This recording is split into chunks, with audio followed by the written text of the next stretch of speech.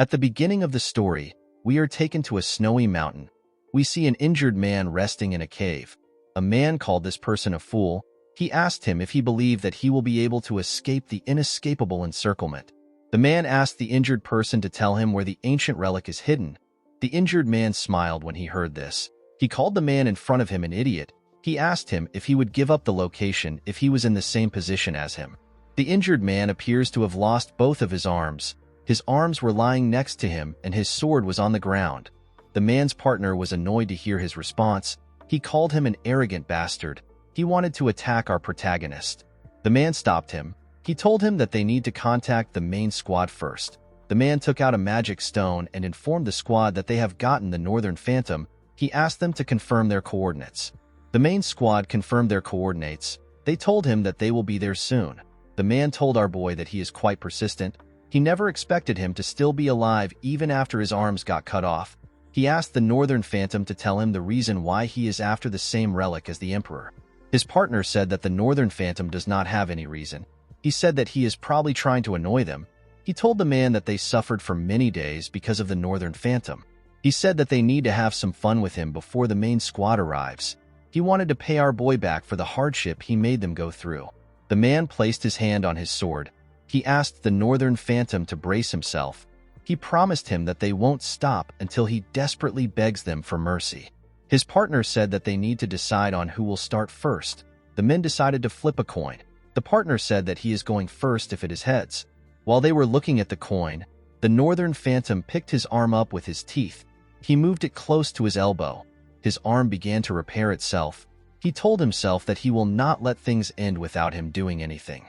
The Northern Phantom is the first failed awakener of the Draker household. His real name is Zeke Draker. Because he was born into the Great Dragon Slayer household with a body that can't use aura, he failed to awaken. This should have been impossible for a knight. He was treated like trash and chased out of his household. This is why he did everything he could to become stronger. The moment his arm got healed, he stood up and charged at the men at the same time. The coin just landed in the partner's hand. When he opened his hand, he saw that it was on heads. He was happy to see this. While he was smiling, Zeke beheaded him. Someone once told our boy that if all he pursues is strength, he will have nothing in the end. Zeke believed that this was some bullshit only said by the strong. He knew that those who are weak will be trampled on by the strong and what belongs to them will be stolen. This was the truth of this world. The man was shocked to see that Zeke killed his partner. He quickly took out his sword. The Northern Phantom turned around and charged at him. He destroyed his sword with a single strike and cut him down. The moment he did this, he sensed someone's presence. He used his right hand to pick up his other arm. He moved it close to his elbow and began to heal it. When he saw the men from the main squad, he told himself that he won't be able to escape. The men were shocked to see how Zeke was attaching his arm back together. They realized that he was an irregular. They were grossed out by him. One of them said that Zeke will still die if they cut off his head. The moment he said this, they charged at him. They surrounded the Northern Phantom and attacked him from every angle. By the time the fight was over, Zeke had multiple swords sticking out of him. Fortunately, he managed to eliminate every single person from the main squad. Our boy spat out some blood. He realized that he was going to die soon. Even though he couldn't take his revenge, he still managed to steal something the Emperor was after. He believed that this was an achievement. He put his hand into his clothes and took out a small sculpture of a dragon. With a smile on his face, Zeke said sorry to someone known as Alicia. While he was smiling, blood from his head dropped on the sculpture's head. The moment this happened, the sculpture released a bright golden light. A huge golden dragon appeared behind Zeke. Someone was underneath this dragon. The person stood behind our boy. A status window appeared and said that the soul of the Elder Dragon has been engraved upon the will of the one who persists. It said that an urgent measure has been activated. It asked Zeke if he agrees. Our boy believed that he was hearing random noise now that he was about to die. The system asked him again if he agrees. Zeke asked the system to keep quiet. He asked it to do as it pleases. The system took this as Zeke agreeing to its measures. It said that an irreversible promise power is being activated. It said that a countdown will begin now. The system began to count down from 5. This was the last thing Zeke remembered before he woke up in the body of a little boy. He wondered if he went back in time. He took a look at a mirror. He could not believe that he had returned to his younger body. he could still vividly feel the sensation of the sword stuck on his body. Zeke fell on the bed. He noticed that the place looked familiar. He quickly realized that he was in the Cradle. The Cradle is the Draker Household Training Institution. The Draker family is the Dragon Slayer family. It is one of the top 3 great transcendent households. Tarakan Draker was the hero who saved the continent by killing the evil dragon Bahamut in the war 1,000 years ago. His descendants founded the current Draker household. Perhaps it was because they were descendants of the Dragon Slayer. But all the descendants of the Draker bloodline had the blessing of aura. They were able to easily awaken their high-level aura. They became knights. All of them were able to do this except Zeke. While he was resting, the administration system told him that it was restarting. Zeke quickly stood up. He wondered if he was hearing things. The system said that his soul has been confirmed. It said that his soul has been 100% aligned. It said that the soul of the Chosen Awakener has received the will of the Elder Dragon and has completely merged. Zeke was shocked to hear this. The system told him that he has the authority to a part of it. It welcomed our boy and activated the status window. It showed him several windows. Zeke was surprised to see the magic video-like things. He wondered if an artifact got activated. The system opened the status window and displayed Zeke's information to him. It showed him a low-rank administrator status window. It displayed his name. It showed his class, which was healer. His class was rare. The title he had was the one who received the blessing of the ancient dragon. He had class skills, normal skills, and draconian skill. Our boy noticed that he could push his hand through the status window and he could also navigate through it in the same manner. He wondered about what class skills were. The class skills he possessed were healing, composed mind, vigor recovery, and heightened senses. While looking at his class skills, Zeke remembered something that his master told him. His master once said that people of the ancient world categorized themselves into classes depending on what they were good at. Each class would train in specialized techniques known as skills. He told Zeke that his skill will be known as healing since his class is healer. After he awakened, his master trained him to the point that he was on the verge of death. According to his status window, Zeke is already a healer. He decided to test it out. He wanted to see if the status window was telling the truth. In his past life, Zeke became a healer when he was in his 20s right after his ether hall was unlocked. Zeke carefully circulated an energy around his body. He was happy to see that his ether hall is already unlocked. Thanks to this, he was able to understand his situation. Even though his trained body no longer exists, he returned to the past with his skills and memories. Compared to who he was before his regression, Zeke was in a much advantageous position. In order to make use of the system, he needed to find out about the things at his disposal. Before he could carefully assess his status window, someone knocked on his door. The person referred to him as Master Zeke. He asked him if he can step in. Our boy began to panic. The man outside asked him to stop acting like he isn't inside. Zeke did not know what to do. He had not yet finished reading the status window. He wondered about how he was going to turn it off. The man opened the door and stepped into our boy's room. Zeke tried to ask him to wait. The man who appears to be his butler asked him about why he is not prepared. He asked him about what he has been doing. This man is Zeke's exclusive servant. His name is Decker. Zeke moved his hand around his status window. He noticed that Decker could not see his status window. He asked him about what he is supposed to prepare for. With a scary look on his face, Decker asked his master if he is really asking him this question. Zeke began to tremble when he saw the look on the man's face. He remembered that he was quite scared of Decker when he was young. Although he had the mind of a 32-year-old, he could still feel the fear that was engraved into his body. While he was trembling, the system activated a class skill known as Composed Mind. He quickly stopped shaking. He was surprised to see that his nervousness disappeared in an instant. Composed Mind allows the mental state of the user to not be shaken regardless of the situation. Zeke did not expect this to be a skill. He found it convenient that it activates automatically. Decker told his master that he has repeatedly said that the event is important. He noticed that Zeke wasn't looking at him. He asked him if he is listening. Our boy assured him that he is. He told him that he must be talking about the evaluation test. The test is known as Pancration. Our boy seemed to have a bad memory of this event. All Drakers go through a training system called the Cradle starting from when they are 7 years old. For 5 years, they go through strict basic training. The instructors evaluate the incoming students each year through competitions of swordsmanship as well as combat of Pancration without rules. The opponents are chosen by the instructor, but there are occasions where the students choose who they want to fight. Both combatants must consent to the fight. Because there are no rules, there are people who come out of the fight with injuries. In some cases, some don't make it out alive. Because this competition is what chooses the class the students are placed into within the academy, the children have no choice but to fight with all they have. The scene shifts, and we see the students gathered at the training ground. Their instructor was speaking to them. He told them that this is the last part of their evaluation. The man is the head instructor. His name is Mark. Mark told them that they will start right away. He asked them to prepare themselves. The students accepted his order. While Zeke was standing in line, the other students spoke about the humiliation he faced last year. They wondered why Zeke would come there after facing such a terrible humiliation. They said that they would have ran away if they were him. The students questioned if our boy was really from the direct bloodline of the family. Zeke could not believe that they were openly speaking about him. A boy known as Aaron was asked to get on the stage. He and his opponent took a stance. Mark swung his hand and asked them to start the fight. Aaron charged at the boy.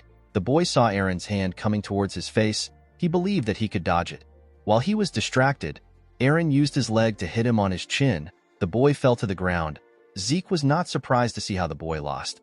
He believed that it was expected because the boy did not get into a proper defense position. Since the boy known as Gata was unable to fight again, the instructor announced that Aaron won the fight. Zeke could not believe that he was terrified of this stupid match when he was younger. The students were nothing to him. He yawned because he found the match boring. On the other side of the arena, a student watched our boy. With an evil smile on his face, the boy cracked his knuckles. The scene shifts and we see Zeke and his opponent on the stage. His opponent was the boy that was cracking his knuckles. The boy's name is Leon. The instructor asked the two of them if they are ready. They both said that they are. Zeke did not like the fact that his opponent was Leon. With a smile on his face, Leon asked our boy about why he is back. He asked him if he didn't get enough of his attention last year. Zeke remembered how he begged for his life from Leon when he was younger. The boy beat him up badly. He had to beg him to spare him. Our boy was not surprised to see that Leon was his opponent. The boy is always his opponent every year. He knew that Leon must have pulled some strings from behind the scenes. Our boy knew that his household would tell him that he needs to be able to overcome such dirty tricks in order to be a true dragon slayer. Zeke found this to be bullshit. He could not believe that this piece of shit was his cousin. In his past life, the 4 siblings of the direct bloodline never had the chance to meet. However, there were more than a dozen cousins who were more than willing to bully him. Leon commended Zeke for coming back out after getting beat up. He told him that he is really brave. He asked him if he did not learn his lesson because he is so inferior. The system activated the composed mind skill to calm our boy. He realized that it had been a while since he last heard his cousin's stupid insults. With a serious look on his face, he told Leon that he won't be nice if he calls him inferior again. Leon placed his hand on his head. He asked Zeke about what he is going to do. He called him an inferior piece of shit. The moment he said this, Zeke gave him a punch on his face. The attack pushed him back. When our boy punched his cousin, critical strike was activated. The skill inflicts critical damage on the enemy. It may be countered if the attack failed to hit the person. Leon screamed out in pain. Zeke took a look at his hand. He only wanted to knock Leon out. He did not expect a skill to be activated when he punched in his normal style. The instructor asked Zeke about what he is doing. He quickly ran to check on Leon. He told our boy that he attacked before he asked them to start.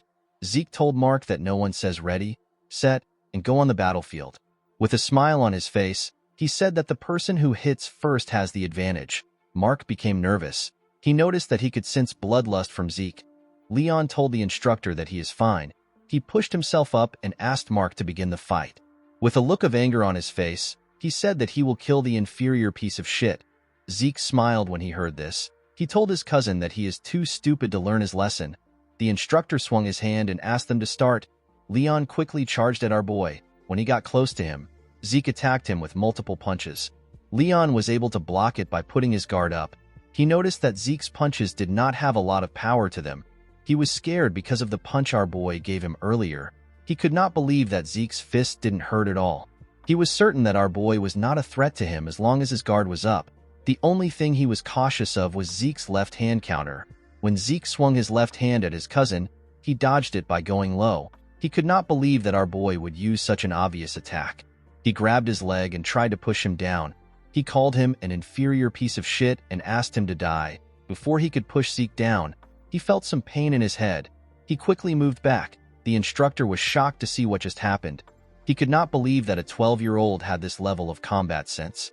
The moment Leon dodged Zeke's counter and tried to take him down, Mark assumed that Leon was going to win. However, Zeke punched Leon's chin and got out of his grasp. It was Leon's fault that he let his guard down thinking that he had our boy. However, Zeke was different. He was still composed despite the fact that his counter failed. The concentration and precision needed to inflict such exact and effective damage is crazy. Mark wondered if this is the same Zeke that he knows. Leon was trembling. He had not recovered from the damage. He knew that he needed to create some distance between himself and our boy. Before he could move, Zeke closed the gap between themselves. He hit him in his leg. Leon was shocked to feel the pain in his leg. He wondered about how Zeke was so strong when his body is so small. He charged at him out of anger. Our boy realized that he was able to control his strength when he hit Leon in his leg. When Leon's fist got close to his face, another class skill got activated. The skill is known as heightened senses. It heightens his senses temporarily. Zeke saw his cousin's hand moving in slow motion. The feeling of the skill felt familiar to him. Since he had gotten used to controlling ether, our boy decided to end the fight. He covered his arms with the energy and grabbed Leon's hand. He slammed the bastard on the ground with a large amount of force. The instructor was shocked to see this. A skill known as precise stab got activated. The skill allows Zeke to stab the weak point of the enemy for critical damage. Zeke used his elbow to hit Leon's rib. He got on top of him and covered his hand with ether.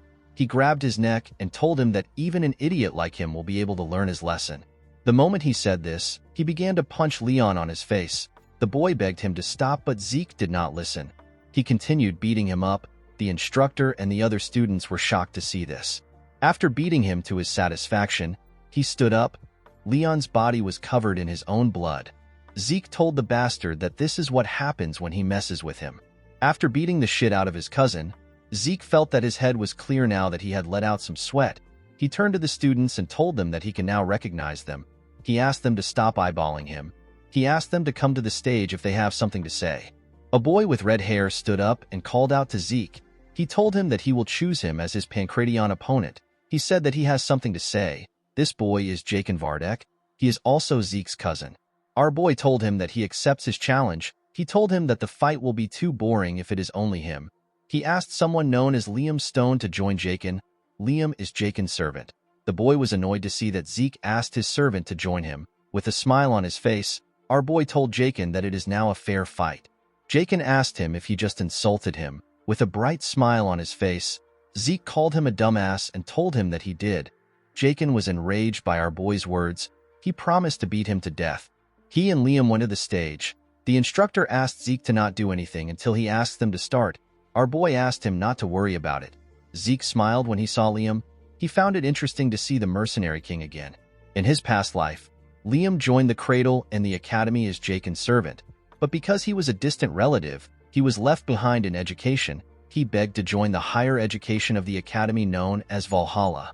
He eventually ended up joining the Knight Order of a small nation called Baranon. Once Baranon fell, Liam became a mercenary. In those chaotic times, people flocked to the strong. With his long tenure as a mercenary, he became a Red Knight and started his own stone mercenaries. He united the three largest mercenary groups and was soon called the Mercenary King. As the Empire hired the stone mercenaries, Liam entered the Continental Wars. Our boy and the Northerners faced Liam as a foe.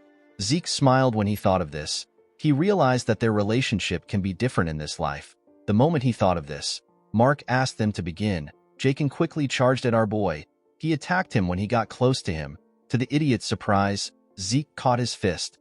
With a scary look on his face, he reminded the boy that he asked him to fight with Liam. Jakin took his hand back. He told Zeke that he will not play along with his cheap tricks. He quickly used his leg to attack our boy. He felt a large amount of pain in his leg. He quickly moved back. Zeke covered his elbow with ether and used it to block the attack. He advised his cousin to look properly before attacking. The pain in his leg was quite much. He wanted to take a look at it. The moment he looked at his leg, Zeke charged at him. He asked him if he is looking away. Jakin quickly put his arms up to block the attack. Immediately he did this. Zeke told him that he is too scared. He hit his injured leg when he said this. He told Jakin that he couldn't even predict this feint. He told him that this is the reason he asked them to fight together. He moved to his side and gave him a heavy punch on his ribs. Jakin spat out some blood. With a smile on his face, Zeke told the idiot that he is not enough alone. Jakin called out to Liam. He asked him to kill our boy. Liam took out a cloth and wrapped it around his arm. Zeke could not believe that this huge boy was also 12 years old like them. The most annoying thing about fighting Liam is his insane reach. Zeke knew that he won't be able to do anything if he lets Liam attack first. He realized that he needed to take the lead. He quickly charged at him. He launched several punches at him, but the boy managed to block them with his arm. A skill known as Slash got activated. It launches a barrage of attacks at the enemy. It allows Zeke to interfere with their sight. Our boy's attacks got faster. It was leaving afterimages everywhere. The other students were shocked to see this. They did not know what they were looking at. Even Mark was shocked. He knew that the students would be curious because they have never seen anything like this before. The technique Zeke was using was the Northern Fist fighting technique from the Midlands, a place where swords dominate. He wondered about how Zeke knew this technique. While he was attacking Liam, he began to breathe heavily. He realized that his body was really bad when he was younger. He could not believe that he was already tired from using this simple technique. Aside from this, Liam's monstrous physique was also a problem for him. He did not attack, neither did he dodge. He was simply taking it all in with his guard up. Zeke remembered that Liam was more aggressive in his time as a mercenary. Unfortunately for Zeke, his body was reaching its limit. He clenched his fist and gathered a large amount of ether. He wondered about how strong Liam's body is. He decided to take him down through his guard. He charged at Liam. To his surprise, the boy dodged his attack this time. He could not believe that Liam actually dodged the attack even though he can't see ether. Zeke realized that everyone in this place has some insane level of sense. Liam grabbed his hand and raised him up. He wanted to slam him on the ground. Before he could slam his body, Zeke hit him on his head and broke free from his hold. While he was above him, his heightened senses activated. He grabbed Liam's hand and moved to the ground. He locked his hand down and put his leg on his neck to choke him out. Zeke believed that no one can last without oxygen in their brain. While he was choking him, Liam began to attack fiercely. He punched him in his ribs. Zeke spat out some blood. He did not expect Liam to be this crazy. He decided to see who will come out on top. He held on to Liam. The boy did not give up. He continued to punch our boy. Apart from a single student, the rest felt disturbed by the sight they were seeing. Even Mark was nervous. Eventually, Liam's body gave out and our boy won the fight. The girl who was happy to see them fighting said that she expected this much from Zeke. With a smile on her face, she said that it will be worth it to take our boy down. The scene shifts and we are taken to Zeke's room. Decker was in the room with him. He heard that his master was greatly injured. He asked him if he is all right. Zeke assured him that he is fine. Decker asked his master to forgive him for his rude behavior. He told him that he wants to check his pulse. Zeke knew that his servant wanted to check if he had awakened his aura. He asked Decker to wait a bit. He put his shirt on and stretched out his hand. Decker grabbed his master's hand and pushed a blue energy into his body. Zeke was shocked to feel his energy. He did not expect Decker to be a blue knight. In order to check if someone has awakened, people take a look at their dantian. However, Decker was really thorough with the process. He was checking every part of Zeke's body. Imbuing someone else with aura is already quite difficult, yet Decker was able to precisely control his aura. Our boy was certain that he had to be a blue knight. Not all knights are the same. They are classified in accordance to their martial prowess and aura manipulation proficiency. The white swordsman is the novice level. Most children before the blessing rite are white swordsmen. Yellow swordsman is the level where a person has awakened aura and opened their dantian. All students of the cradle become yellow swordsmen after the blessing rite. Once they have learned to freely control aura, they receive the title of knight. The next level is purple knight. At this level, a person can reinforce their sword with aura. Blue knight is the next level. At this level, a person can manifest an aura blade. The realm for those who have transcended their limits. The realm which the mercenary king was in and the realm which our boy reached before his regression is known as Red Knight. There is another realm above this. It is the realm of Black Knights. There are very few monsters on the continent that are at this level. Zeke wondered why someone who is skilled enough to become a commander was babysitting him. Our boy knew that Decker won't be able to sense his ether. This is something only 2 people in the entire world can use. Decker let go of his master. He asked him if he is hiding anything from him. Zeke asked him if something is wrong. He asked him if he is also hiding something from him. Decker did not know what to say. Our boy told him that he was simply joking. Decker asked his master about the reason why he suddenly changed. Zeke told him that he is asking the wrong question. With a scary look on his face, he told his servant that he should be asking him why he changed now. He assured him that many more things will change from now on. He said that things are simply going to be in their rightful place. He told the man that he simply needs to follow him. Decker bowed his head and told his master that he understands. He revealed to him that he has already prepared the training room he asked for. Zeke told the man that he likes the fact that he is always fast. Decker told his master that he will see him later. Our boy stepped out of the room and asked the man to rest. Zeke realized that he needed to keep Decker close in case he was ordered to keep an eye on him. He wanted to get some information out of the man. The problem our boy had was that he did not know who ordered Decker to keep an eye on him. He was certain that it was not someone from his mother's family. He believed that it must be one of his siblings. When Zeke arrived at the training room, he took a look around. He was surprised to see how big a personal training room is. He said that his household really lives up to its name. He decided to check out the system before he starts training. The system presented his information to him. Zeke noticed that his slash skill is now at the proficient stage. He wondered if his skills go up the more he uses it. He remembered that the skill was naturally activated based on his actions. He wondered if he already had the skill before his regression. He wondered if another skill will be added if he learns something new. He was also curious about the difference between skill and class skill. He knew that the two of them were activated in the same way. He noticed that the draconian skill was locked. The system told him that he is unable to view the skill. It told him that he needs 10 points to unlock it. When he tapped on karma points, the system informed him that he can earn karma points by killing monsters. He currently had 0 karma point. Zeke remembered that there are a large amount of monsters in dungeons. Unfortunately, he has to be on the level of a purple knight before he can get into a dungeon. Zeke was more curious as to why he regressed to the past and what the system is. The skills and the class made him realize that his current situation is related to the ancient relic. However, he had very little information about the relic. Our boy decided to not think too much about it. He picked up a sword and said that he is willing to use anything to become stronger, whether it is the system or a Draker. There are 2 known powers in this world, the aura of the knights and the mana of the mages. Knights reinforce their aura in their dantian, while mages handle their mana through circles. The 2 powers are on opposite ends of the spectrum. If you awaken one, you cannot awaken the other. Unfortunately for Zeke, he was not able to awaken neither his dantian nor his circle. He was abandoned by his household. He met his master during his vagabond days. His master taught him a lot of things, but the most useful thing he taught him was healing in the Ether Hall. Through the Ether Hall, which his master developed, Zeke was able to handle the energy of nature, which is known as ether. Zeke and his master are the only ether users in the world. After training for 2 hours, our boy's hands were covered with blood.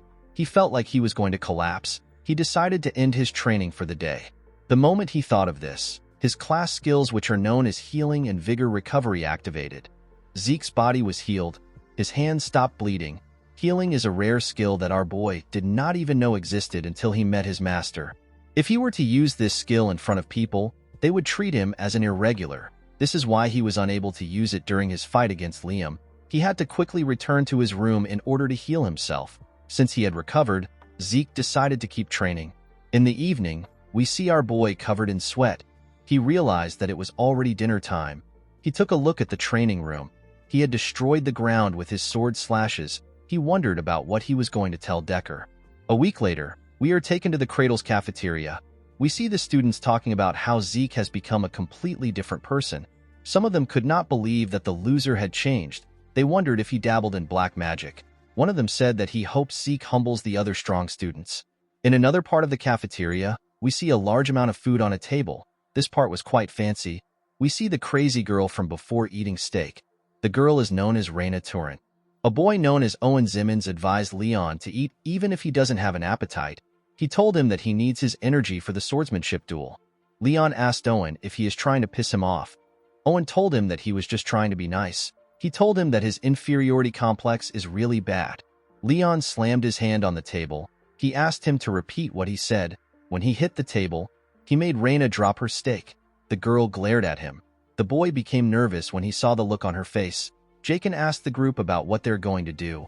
Although he didn't mention Zeke's name, they all knew that he was talking about our boy.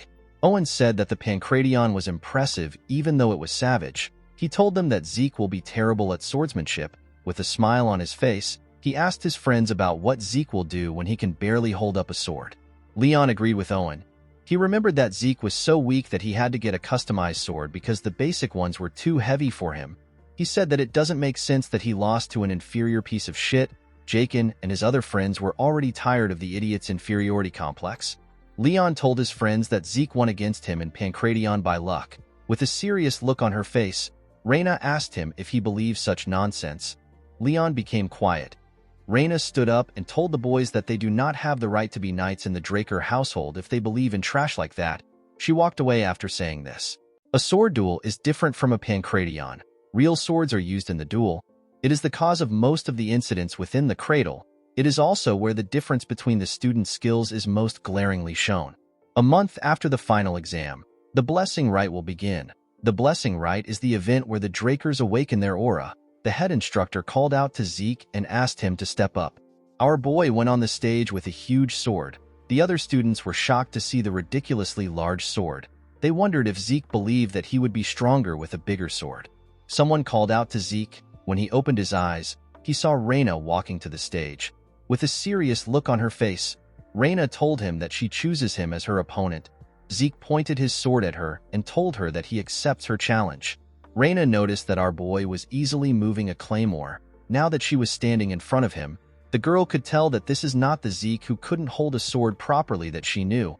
She wondered if his aura was more intimidating because he grew taller. Reyna grit her teeth to get control of her thoughts. She told herself that she cannot be intimidated by Zeke before the duel begins. She decided to act confident. She took a stance and pointed her sword at Zeke. Our boy knew that he simply had to fight in the same way he always has. However, it was quite nerve-wracking for him to be fighting the Lightning Knight. Reyna Turin is also known as the Lightning Knight. She is one of the knights who made a name for herself during the Continental Wars. She was also noted to be one of the greatest of the next generation of Drakers. This is because she was the one who awakened her aura even before she went through the blessing rite. Zeke realized that Reyna must have already awakened her aura at this point. However, she didn't use her aura in the cradle. She said that she wanted to improve her fundamentals. Mark swung his hand and asked the two of them to start. Reyna quickly charged at our boy. Zeke managed to block her first attack. Reyna got pushed to the side. She disappeared and reappeared behind our boy. She thrust her sword at him. Zeke managed to block the attack, but it pushed him back. He was surprised to see that Reyna was much better than he expected. Reyna charged at him again. She attacked him with a lot more strength. Leon cheered for her from the side. He asked her to kill Zeke in one strike. Jakin called Leon an idiot. He asked him if it looks as if Reyna is toying with Zeke. Our boy was easily directing her attacks. Even though it was narrow, Reyna could still sense the gaps in Zeke's defense. However, no matter how hard she tries to take advantage of the gaps, Zeke's sword always blocks her. It was as if Zeke was applauding her for her attempts. Immediately, he blocks her attack. Another gap opens up. It was almost as if Reyna was in a training duel that was meant to teach her a lesson. Zeke blocked her attack again and pushed her back. The girl began to breathe heavily. Our boy looked like he was disappointed. He could not believe that this was how the Lightning Knight fought when she was in the cradle. Her swordsmanship was honest. Zeke expected this from someone who was obsessed with their fundamentals. It was this fundamentals that were holding her back. Zeke took a low stance. He decided to help the girl break out of her shell. Reyna was surprised to see his extremely low stance. She believed that Zeke intends to close the gap in one go. She knew that her speed was nothing to scoff at. She decided to face Zeke head-on. Before she could take a stance, Zeke appeared in front of her. He made a huge swing. Reyna managed to dodge the attack. His sword hit the ground and destroyed it, since there was some distance between them. Reyna believed that it was possible for her to react to Zeke's moves. Our boy raised his sword and swung it at her. The attack missed her body. Reyna's eyes followed the movement of his sword.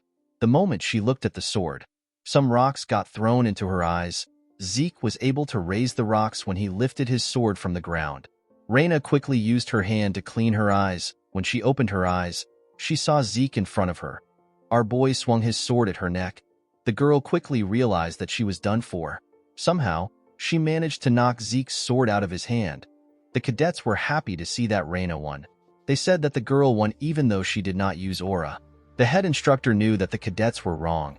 As Zeke's attack closed in on Reyna, she used the faintest amount of aura. It was an amount that was barely noticeable. Mark couldn't believe that the girl who promised to never use aura until she got into the academy was forced to use it. Zeke forced her hand. Reina was feeling bad for what she did. While she was thinking, Zeke appeared in front of her with his fist. He asked her about what she is doing.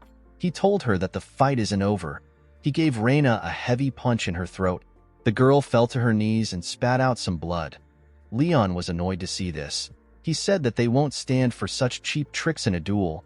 The other cadets agreed with him. They said that Reina won the duel. They pointed their fingers at Zeke and told him that he doesn't have what it takes to become a knight. They asked him if he has no shame. Our boy did not care about what they were saying. While Reina was struggling to get up, Zeke asked her if she wants to continue. Reina realized that she hasn't lost yet. She understood that Zeke only struck her because she let her guard down. The girl realized that Zeke would have killed her if he was using a dagger when he attacked her. She told him that it is her loss. The other 3 boys were annoyed to hear what she said. The head instructor announced that Zeke won the fight. The cadets could not believe that someone who used to be called a human scum a few days ago achieved victory against one of the most talented children among the famed houses. In the next scene, we are taken to a ruined town. We see the town burning and the castle ruined. Some soldiers were dumping the corpses into a large hole. They had dumped several bodies into the hole. Inside the castle, we see a man wearing glasses talking to a red-haired man. He asked the red-haired man, whose name is Abel, about how he can drink tea in this situation. The man told Abel that the bastard known as Zeke defeated Reina. Abel placed his tea on the table and told the man that he is always serious. He stood up and asked the man about the amount of time they have before the blessing rite. The man told him that they have until the next full moon. Abel said that this is the right moment to pay the family a visit. The man was shocked to hear this. He asked Abel if he is really going there by himself. Abel placed his hand on his sword. He said that the situation has piqued his interest. With a smile on his face, Abel said that he is interested in knowing the kind of awakening their youngest is going to go through. Although Zeke's victory left the entire cradle in shock, he simply returned to the training room and resumed practice. A month later, we are taken to the day of the blessing rite. Zeke was in his training room. He used a cloth to clean his sweat. He wondered about how he became a red knight in his previous life with this terrible body. He opened his status window to see the state of his skills. Zeke noticed that once his mastery surpasses the expert level, the skill ranks up and resets. Our boy managed to raise the mastery of his swift steps. This was a skill he gained during the duel. While he was looking at his status window, Zeke asked Decker about what he wants. The man was at the entrance. He informed Zeke that they will be leaving in 2 hours. Our boy told him that he will join him soon. He asked him to get everything prepared. In the next scene, we see the students in carriages. They were all going to the same place. While he was inside the carriage, Zeke realized that it had been a while since he was at the main estate. The estate belongs to the Draker family, and it is situated in the Duchy of Troy. Although the family's main residence is located in the heart of the continent at the Four Seasons Fortress in the Midland, the blessing rite must be held at the main estate where the legend of the Dragon Slayer began. The main estate is known as the Dragon's Nest Lair. The cadets gathered inside the building. While looking around, Zeke realized something. All the onlookers were famous people that you hear about from the Continental newsletter. Our boy knew that his family must have also sent some informants to keep an eye on him. Zeke did not really care about what their intentions were.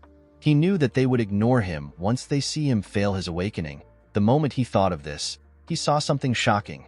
He was quite angry to see that a certain bastard came to the blessing rite. The person he was looking at greeted the other people around him. The person was asked about why he came to the blessing rite. He was asked if someone in the class caught his eye. The man said that he is there for other reasons. With a smile on his face, he said that his adorable youngest brother is in this class. This man is the second son of the Draker family. His name is Abel Draker. He is also known as the Lion Blade. Zeke glared at his elder brother. He referred to him as the Butchering Knight. He quickly turned his head away. He knew that there was nothing he could currently do to Abel. Zeke knew that Abel would have never come to see him during the blessing rite in his past life. He wondered if his actions changed the future. Our boy clenched his fist.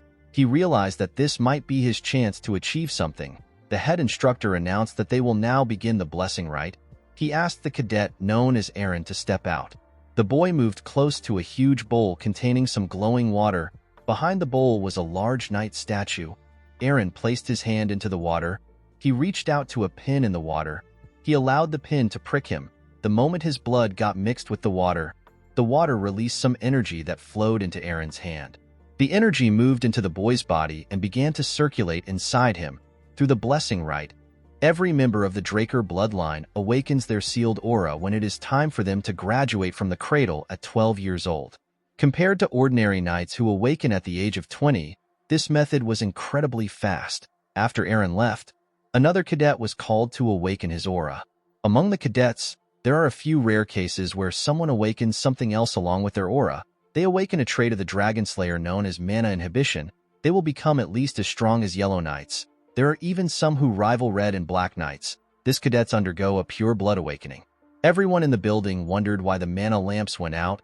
They noticed that the statue's sword was releasing a red bright light. It turns out that Reina had undergone a pure blood awakening. Mark asked someone to bring the gloves for him. Those with mana inhibition will require special gloves made by their family, or else they won't be able to live a normal life.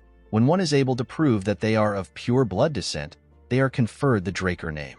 They are also provided with the unimaginable support of the family and countless benefits. After Reina's awakening, the nobles became excited when they saw who was next. They wondered about how the person would awaken. One of them said that it will be a pure blood awakening since the person beat Reina. The person they were talking about was Zeke. Our boy smiled when he saw the statue. He never expected that he would be standing in front of the statue again. The last time was horrible for him. Even though the blessing rite was the only thing that pushed him through the cradle, he failed to awaken and was subjected to mockery. However, things were different in this life. Not only can he heal, but he can also manipulate ether. On top of this, he didn't give up and surrender. He stood up for himself with his own will. Because of the things he had done in this life, Zeke hoped that the bronze statue would take care of him. When he put his hand into the water, the statue began to shake. Zeke became excited. Unfortunately for him, the statue stopped moving. Everyone was shocked to see this. It had never happened before. Abel also wondered about what was happening. Zeke became angry. He realized that he should have never expected things to change. He became too confident thanks to his brother. The onlookers could not believe that Zeke failed to awaken.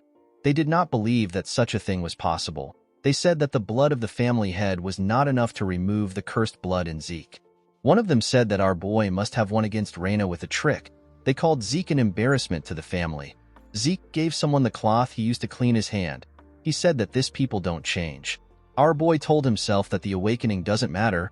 There were plenty of ways to get stronger other than awakenings. The moment he thought of this, the system sent him an apology. It told him that a message got delayed due to an error during processing. Zeke did not understand what the system was talking about. The system explained to him that necessary information has been found missing from the identification terminal during class identification. It said that class information has been input using its authority. Our boy wondered about what the system meant when it said that information has been found missing. The system informed him that the class information input is complete. It told him that the terminal has identified his talent as a healer. It said that his class has been unlocked. Zeke obtained a rare class. He quickly turned around. He saw the statue release a red light. Everyone was surprised to see that Zeke had a pure blood awakening. The system appeared in front of Zeke again. It told him that the terminal has made a connection. It said that the ancient dragon's blessing within his soul has been activated.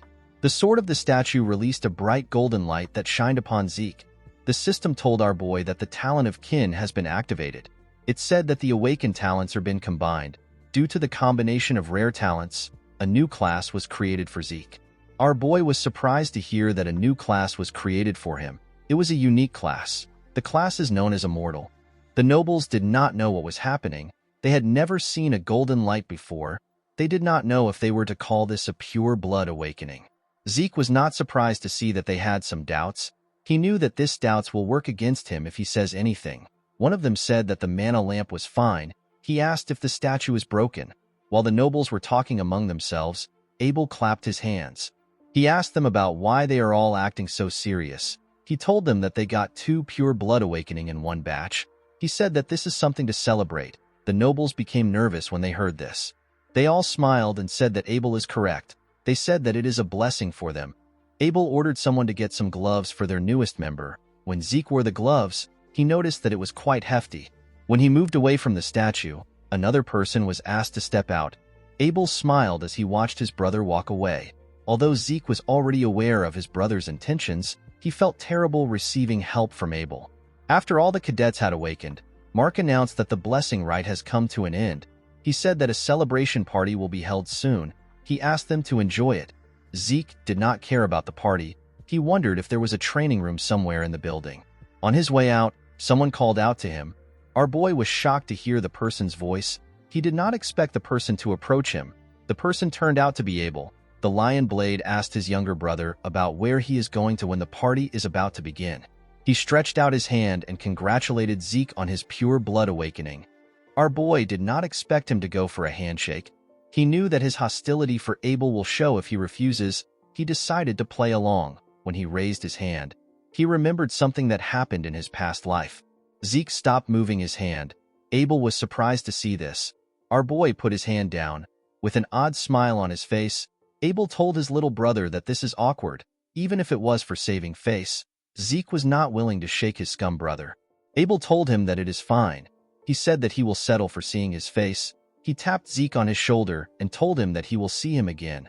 With a look of anger on his face, Zeke said that he will see him too. At the party, the nobles rejoiced at the fact that they experienced 2 pure blood awakening. One of them said that Zeke's golden light was quite shocking. This is because this is the first time it was happening. They wondered about where Zeke was. The scene shifts and we are taken to our boy's room. He took off his gloves and jacket. He was relieved to be inside the room. He felt suffocated in the hall. Zeke took a look around. He wondered about why he was fine. All pure bloods have the ability of mana inhibition. It is the ability that proves that a person is in opposition of the dragon, which is the source of mana. However, because most machines use mana as their fuel, a pure blood requires the use of the house's gloves. Zeke knew that he should have been experiencing some problems the moment he took off the gloves. This means that he was not a pure blood. He opened his status window. It was much different from before. He got the ability of mana reflection and not mana inhibition. He sat down to check his skills. Mana reflection allows him to create a distortion field to nullify nearby mana. Because the mana lamps were fine, Zeke believed that the skill was not a passive one. Our boy also noticed that he was a rare healer before the rite. Now he is a unique immortal. All the graduates had regular awakenings with blue aura. Only Reina had a red pure blood awakening. Zeke's awakening was red at first, then it later turned gold. Our boy wondered about what it meant. He remembered that the system said that the classification terminal lost critical information. He wondered if the bronze statue was the classification terminal. As soon as the system put in the information, the halted bronze statue began to emit a red light. When he remembered this, Zeke understood what happened. He realized that the bronze statue does not determine whether or not a person is awakened. It determines the user's class. Red is for rare class and gold is for unique. Zeke remembered that the bronze statue is an ancient relic used even before the time of the founder of the family. The concept of class does not exist anymore, so the statue was only used to check if one has awakened or not. The family has mislabeled the red light shown as a sign of pure blood awakening instead of rare class. Zeke could not believe that no family had ever realized this. He noticed that he had also acquired some karma points. He got 100 karma points. He decided to use 10 points to view his draconian skills. The system told him that he can now browse through his list of skills. His draconian skills were all at level 1. He got a skill called Dragon Eyes. The skill allows him to view detailed information of an individual after careful observation. He needed 20 points to unlock this skill. He received a skill called Might of the Dragon. The skill allows him to make his enemies surrender with his aura. He needs 30 points to unlock this skill. The third skill he received was Devour. It allows him to eat and digest a lot. It will cost Zeke 50 points to unlock this skill. Zeke understood the abilities of Dragon Eyes and Might of the Dragon, but he did not understand why he would need a skill like Devour. He decided to get something that is obviously good. He did not want to take a chance. He unlocked the Dragon Eyes and the Might of the Dragon. He believed that the Might of the Dragon was too dangerous to use here. He decided to activate the Dragon Eyes. His eyes turned gold. They looked like that of a dragon. He looked around to see what would happen. He expected to get more details from his surroundings, but nothing happened. He stood up and opened the door that led to the balcony. When he stood on the balcony, he saw something amazing. The statue in the center of the garden looked like it was right in front of him. He realized that this skill will be very useful to him. When he closed the door of the balcony, the system asked him if he wants a detailed information of the object. Zeke was surprised to hear this. Multiple windows appeared in front of him. The system told him about where the items around him were made. His carpet was made from the Room Empire and his drawer was made from the Merc Empire. While he was looking around, Zeke became tired. He quickly sat down. While breathing heavily, he wondered if all draconian skills are like this. He couldn't use them for a long time. While he was breathing heavily, the system activated his healing factor and vigor recovery. Zeke was surprised to see this. He never intended on using the skills. When he opened his status window, he noticed that all his class skills have changed into passive skills and their levels have increased by 1. His healing factor allows his body to automatically repair itself. Zeke smiled when he saw this description. The skill was too broken. Healing may seem like an overpowered skill, but it is not something Zeke can constantly use and its effects are limited. However, healing factor is infinite. Our boy decided to test out the skill. He grabbed a table knife. He used it to cut himself. The moment he did this, his healing factor got activated. When he cleaned the blood on his arm, he saw that his hand looked normal. Zeke remembered that it takes 5 years to finish the academy. With a smile on his face, he said that he will finish within 2 years. Draker Academy is the greatest knight academy on the continent. It is a place that any aspiring knight would give an arm and a leg to enroll in. The academy is located in the Duchy of Troy. It teems with life each time a new semester rolls around. At the academy, we see several students looking at Zeke. Our boy remembered that higher-ranked students in this place are no different from adults. All of them have been trained to perfection. Zeke noticed that the students from the great families have already established their authority. He believed that his family was rotten to the core. Among the countless branch families supporting the transcendent Draker family, there are 3 families that have the largest amount of influence. These families are the great families. The Turin of Strength, which is Reyna's family, is the first one. Zimmons of Wisdom is the second family, and the Vardek of Gold is the third family. Zeke decided to ignore the great families. He believed that he had nothing to do with them. He went to his dormitory. Our boy was given a high-class dormitory in the Platinum Mansion. Zeke was given a dormitory in this place because he is a pure blood. The Platinum Mansion is a dormitory furnished with a training hall, a library, and various kinds of facilities. It is only open to the highest-ranked students. Even those from the cradle can't easily get inside. Pureblood awakeners like Zeke and Reyna are given the special privilege of a floor master. They are given an entire floor at the top of the building. These floors are known as the Platinum Floors. When Zeke went into the building, a maid welcomed him. She told him that she has been expecting him. The maid told him that she will escort him to his assigned floor. When our boy arrived at his floor, a large amount of servants greeted him. Zeke felt like this was too much. He believed that no student deserved this kind of treatment, even if they are purebloods. An older servant informed him that Decker is waiting for him in his room. When Zeke stepped into his room, Decker bowed his head and greeted him. Our boy asked the man to tell him what happened. Decker told his master that he has something to deliver to him. He presented Zeke with a box. When our boy opened the box, he found some gloves inside. They were new gloves given to him for his mana inhibition. Zeke said that the new gloves are quite different from the temporary gloves. Decker was happy to hear that his master liked the gloves. Zeke picked up his sword. He told his servant that he wants to get a new sword. He asked the man about what he thinks. Decker said that it is an excellent decision. He explained to his master that the Duchy of Troy is close to the Giant's Mountain. It is abundant with good quality iron and excellent craftsmen. People even say that the first weapon of an academy alumni is always a Trojan. Decker assured his master that he will find a decent craftsman. Zeke asked him not to worry about it. He said that he already has someone in mind. He wrote the person's name in a paper. With a smile on his face, he told Decker that he will meet the person himself. He asked the man to set up an appointment for him. He stretched out his hand and gave the man the paper. Decker quickly opened the paper. He saw the name of Galleon Halberd. He said that he has never heard of this name before. He assured Zeke that he will contact the person immediately. He reminded our boy that classes are starting tomorrow. He asked him to review the relevant documents beforehand. Zeke told him that he will do it. While he was reading the documents, Zeke realized that he has a lot of freedom to develop his draconian skills because the Platinum Floor is completely isolated. The moment he thought of this, someone knocked on his door. He asked the person to step in. A maid informed Zeke that Reyna has sent him a dinner invitation. Our boy found this odd. He asked the maid to take him there. When Zeke arrived at the top of the building, he saw something weird. He saw members of Reyna's gang standing behind her. The girl was sitting. Our boy wondered about why they were acting like the Southern Cartel. Reina welcomed him to her floor. She apologized to Zeke for the crowd. She said that her family's people are rather peculiar. Our boy sat down. He asked her not to worry about it. Reina said that they can discuss their business after their meal. Zeke noticed that the lightning knight was fully utilizing her lower abdomen to control her aura. He realized that she was getting close to becoming a purple knight. He wondered why her swordsmanship was stuck in a rut. He believed that this was a waste of her potential. After they were done eating, Zeke could only laugh in a nervous manner. He always knew that he was a big eater, but Reina was beyond his expectations. The girl basically devoured her food.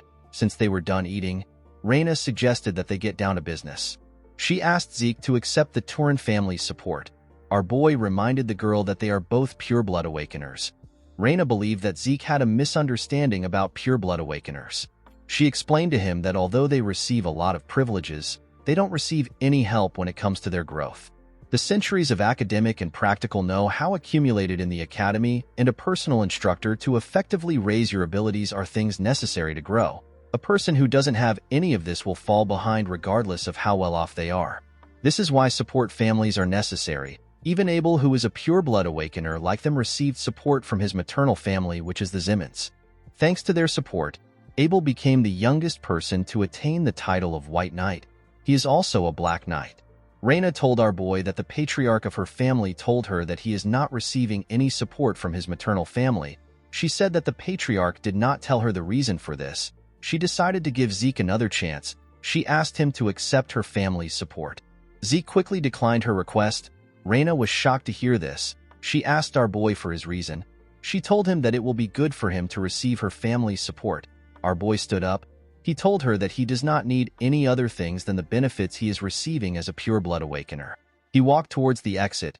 He placed his hand on a tree. He told Reina that he will give her a piece of advice to thank her for the meal.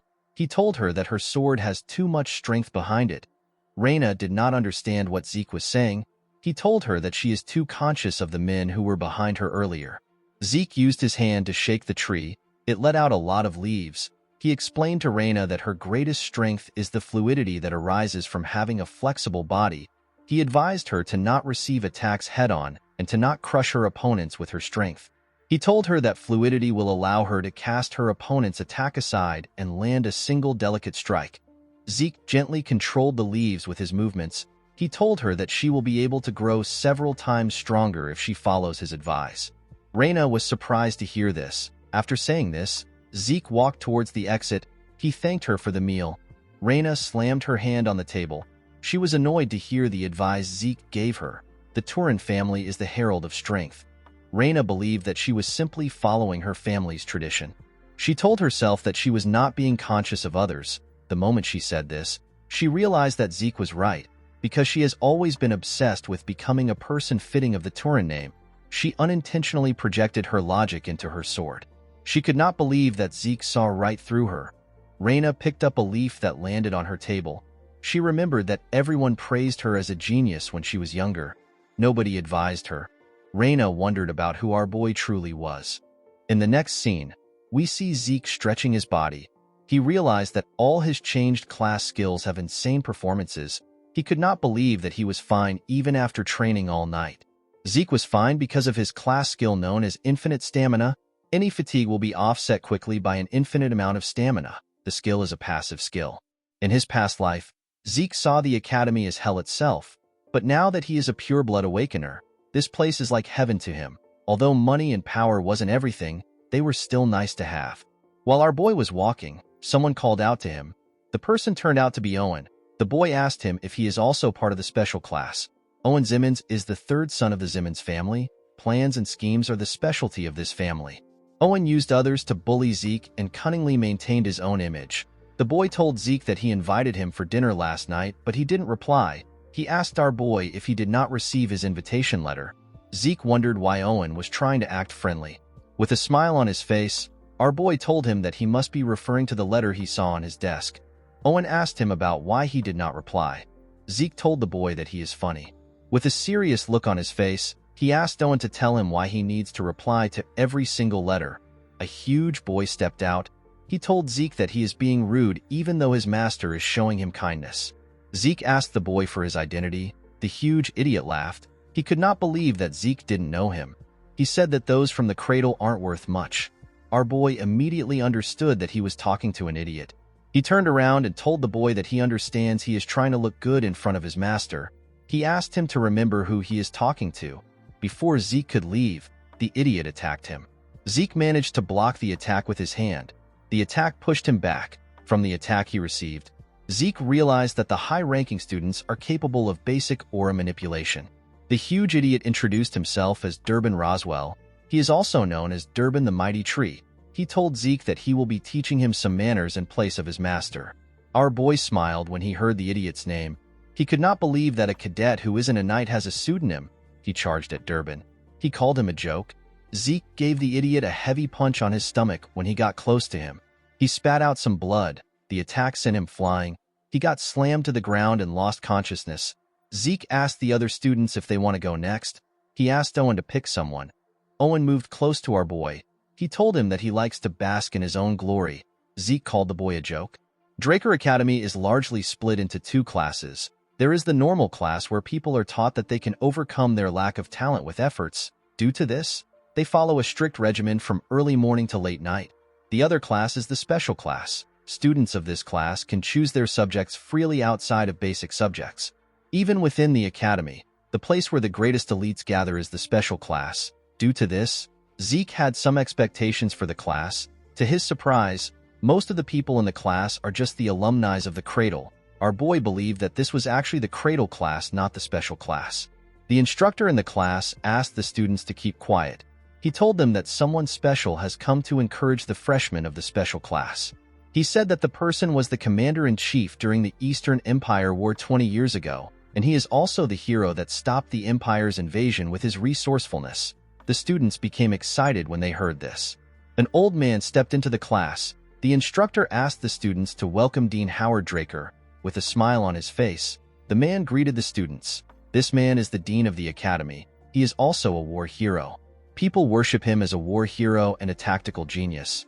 But the truth was that the information he leaked to the enemy for his own survival just happened to throw the enemy into chaos. Howard was simply a traitor that got lucky. Zeke was aware of this fact. He remembered that Howard was the main perpetrator that got him kicked out of the academy.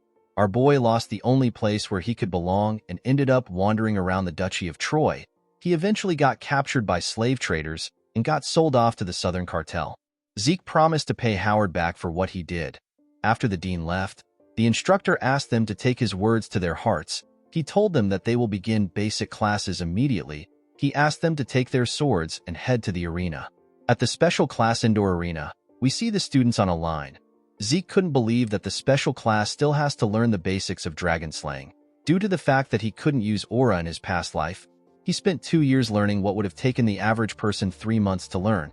Zeke hoped that the class would be easy. A blond man welcomed the cadets. He introduced himself as Andre Draker. He told them that he will be teaching them the dragon slaying basics. The cadets were surprised to see that someone so young was their instructor. Andre is also known as the Rose Knight. Even though he was not a pure-blood awakener, he graduated early from the academy and he graduated from Valhalla as the valedictorian.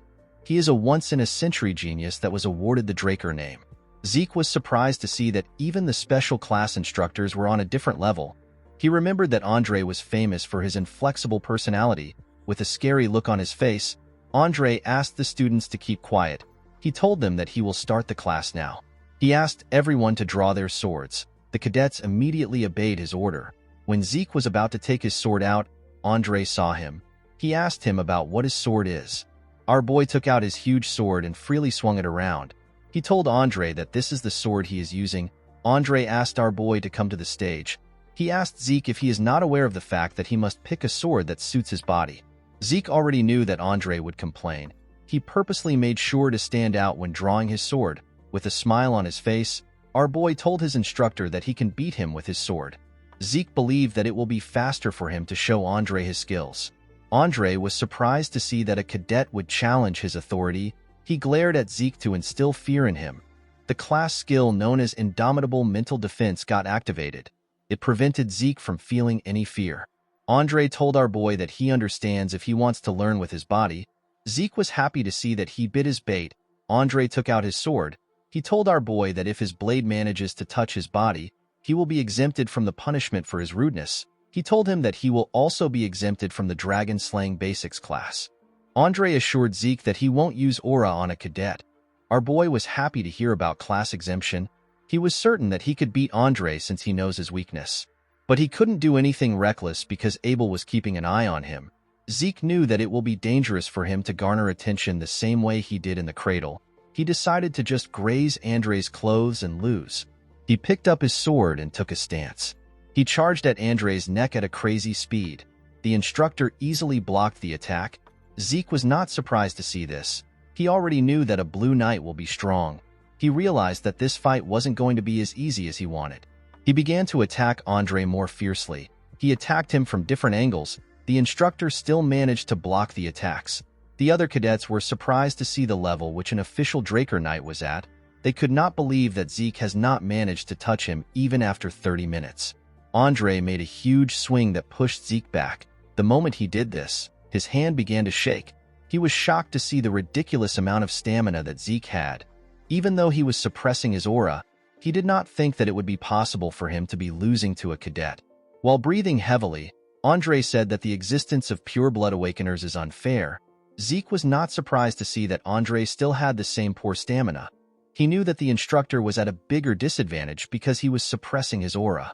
The Draker aura cultivation method is known for its peculiarity. A person must activate their aura during training, during daily tasks, and even when eating and sleeping. A person must maintain it as if they are breathing. In other words, Andre is basically holding his breath. Zeke charged at him. The instructor managed to block his attacks. He pushed him back. Although our boy planned on losing, it didn't feel right for him to lose this way. He charged at Andre again. He decided to force him into using his aura. Andre still blocked his attack. Zeke realized that creating situations that can be easily handled is useless. He knew that he needed something that will make Andre unconsciously use aura. He needed to create an extreme situation. The instructor pushed him back again. Before his legs could touch the ground, he charged at Andre again with a crazy speed.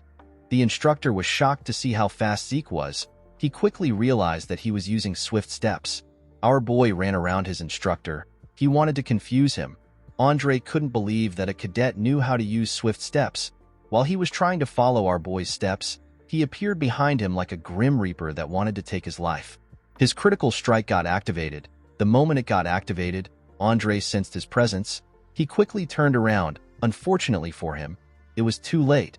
The sword was about to cut him. Andre quickly took a step back in a skillful manner. He raised his sword.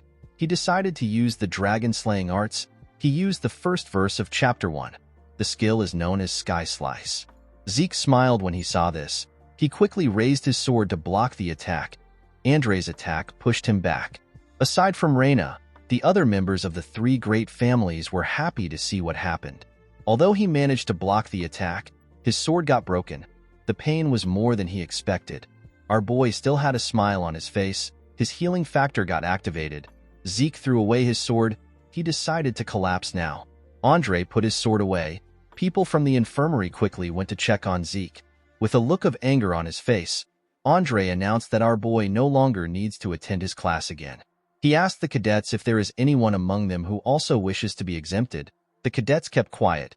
They knew that they were screwed if they raised their hands up. With a scary look on his face, Andre told them that he will assume that no one wants to leave.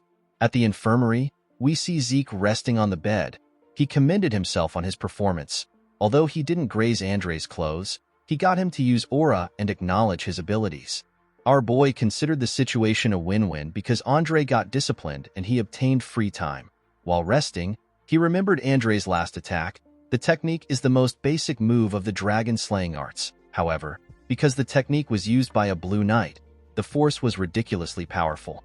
Although Andre was powerful, Zeke was still certain that he could beat a blue knight, especially since he had limitless stamina and healing. Even though he was already strong, Zeke did not believe that it was enough for him to live freely. He wanted unrestrained power to live a life where he was not restricted. He wanted the power that won't let him submit to anyone. While he was thinking, someone holding a bottle of liquor asked him if he is Arthur's youngest son. Our boy was shocked to see the man. He did not know who he was. With a smile on his face, the man told him that he has the same eyes as his father. He called Zeke's father an arrogant bastard. Zeke could not believe that he wasn't able to sense the man's presence despite the strong stench of booze. He could not believe that someone had the guts to call his father, who is the current patriarch of the Drakers, an arrogant bastard. He asked the man for his identity. The man asked him about how he did something. Zeke asked him about what he is talking about. The man chugged a large amount of booze. He asked our boy to stop feigning ignorance. He reminded him that he was inflicted with an internal wound. With a smile on his face, he asked Zeke to tell him how he instantly got healed. Zeke was surprised to hear that the man has found out about his healing factor. The moment he thought of this, his indomitable mental defense got activated. Our boy became calm. He realized that it was impossible for anyone to know about healing in the academy. He grabbed his bedsheet. He told the man that he does not know what he is talking about. The man could not believe that Zeke was still keeping up with his charade. He swung his hand at our boy. Zeke managed to react and dodge the attack. The man's hand cut through the pillow and the bed. Our boy assumed that the man was an assassin. He quickly threw the bedsheet at him. It covered the man's face. The man said that our boy has some tricks. Zeke grabbed his sword. He quickly activated his swift steps, his precise stab, and his critical strike. He charged at the man. His instincts were telling him that he will die if he does not kill the man now. To his surprise, the man stopped his sword with his hand. He commended our boy on his ability to adapt to the situation. He pushed Zeke's sword down. Our boy could not even move it. With a smile on his face, he told Zeke that he fights like a mercenary. Our boy was shocked to hear this. He wondered about who the man was. He quickly stepped back when he heard this. He wondered about why the man called him a mercenary. He wondered if the man knew something about his past life. The man played with Zeke's sword. He found it odd that a Draker abandoned his sword and stepped back. He threw Zeke's sword back to him. He told him that he is better suited to be a mercenary than a knight. Our boy caught the sword. Zeke felt something that he only felt from his master. He became certain after having a brief fight with the man. Our boy felt the overwhelming gap between their abilities. It was to the point where this man could kill him anytime he wanted. Zeke was certain that this man was at least a red knight. The man realized that our boy was using a claymore from the basic supply of the cradle. He told Zeke that he is talented. He asked him about why he is using such a weapon. The moment the man asked his question, someone opened the door. The person seemed to have been searching for the man. The person turned out to be Andre. Zeke wondered why the instructor came there. Andre referred to the man as Garden Keeper Dexter. Our boy was surprised to hear that the man was a garden keeper. The man referred to Andre as a leech-like bastard. He asked him about how he knew he was there. Andre told him that he saw him at the training ground. The man was annoyed to hear this. He realized that Andre is quick-witted. Andre asked Zeke to leave since he is done getting his treatment. Our boy quickly went to the door. Before he left, the man asked him to visit the Academy Western Greenhouse if he has some time. He told him that he will teach him something useful. Zeke declined the offer and stepped out of the room. The man was annoyed to hear this. He told our boy that he has the same personality as his father. Our boy closed the door. He could not believe that the man was pretending to be a garden keeper, someone who has the rank to call the current patriarch by his name. Zeke remembered that this man is the one who only had one disciple throughout his life. Andre was his disciple. This man is Duke Draker. He is also known as the Gale Knight. He is one of the Black Knights who have the martial power to go against a whole kingdom alone. Duke was quite the talk of the town in the past. He suddenly disappeared one day. Zeke could not believe that Duke was living a secluded life at the academy. He realized that this must be the reason why Andre came to the academy. Our boy remembered hearing a rumor that Duke obtained Black Knight status simply because he likes the color black. Right now, Duke is showing some interest in Zeke, however. Our boy was not interested in receiving light teaching due to a simple interest. He wanted to learn Duke's secret move. He promised to change the man's interest into tenacity. In the next scene, we are taken to a classroom. We see an instructor explaining things to the cadets. This man is the Academy's magic theory professor. His name is Fannin. Fannin asked the cadets if they know the next step to what he is teaching them. None of them replied. They were all bored. Fannin decided to just explain it himself. Before he could say anything, Zeke told him that the person will take damage due to resistance.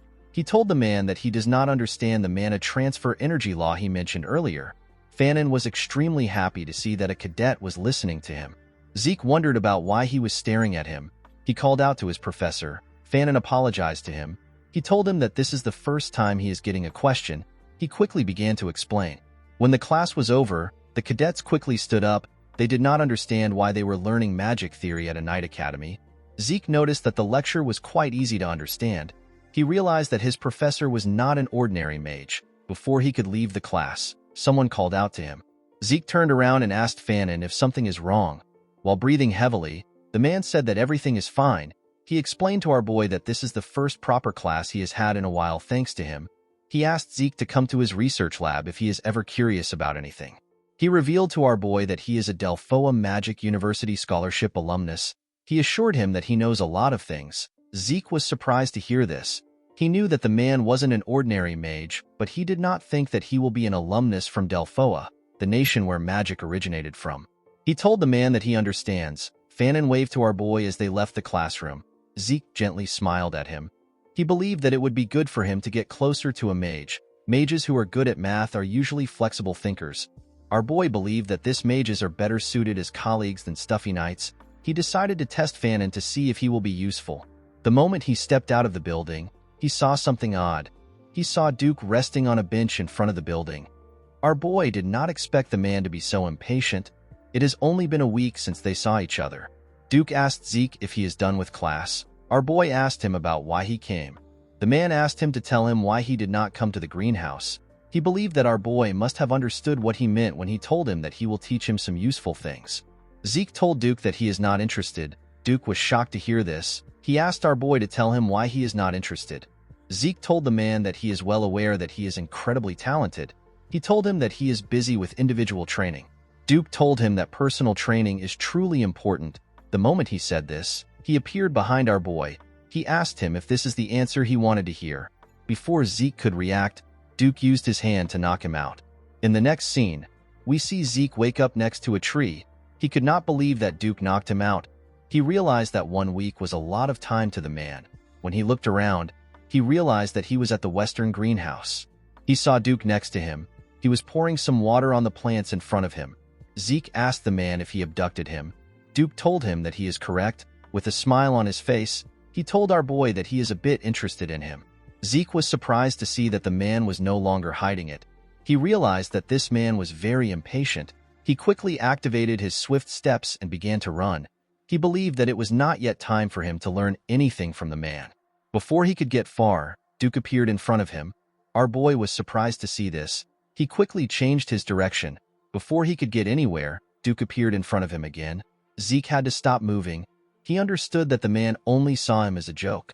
He realized that he needed to light a fire within him. He asked him to tell him why he is interested in him. Duke reminded him that he asked him about how he was able to heal his injuries instantly. Zeke was surprised to hear this. He smiled when he heard the man's answer. He could not believe that this was what bothered him. He asked Duke to make him give him an answer if he is curious. Duke thought about our boy's answer. He disappeared in front of him. Zeke was shocked to see this. He took a look around. He wondered about where Duke was. While he was looking around, a sword flew towards him. When the sword got close to his head, our boy managed to dodge it. He caught the sword hilt. He asked Duke about what he is doing. The man reminded Zeke that he asked him to make him answer. He told our boy that this is too easy for him. He suggested a bet. He told him that he will grant him any wish if he grazes his clothes. Zeke was surprised to see that both the master and the disciple bet the same way. With a scary look on his face, Duke told our boy that he has to reveal everything that he is hiding if he gives up on the duel. After fighting Zeke for a while, Duke began to wonder if our boy is really a child. They had already fought for 3 hours, and yet Zeke did not seem tired. Duke noticed that Zeke's stamina and wounds are being healed endlessly. Our boy stood up from the ground. He tried to hold himself up. His healing factor and his infinite stamina got activated. He got a hold of himself.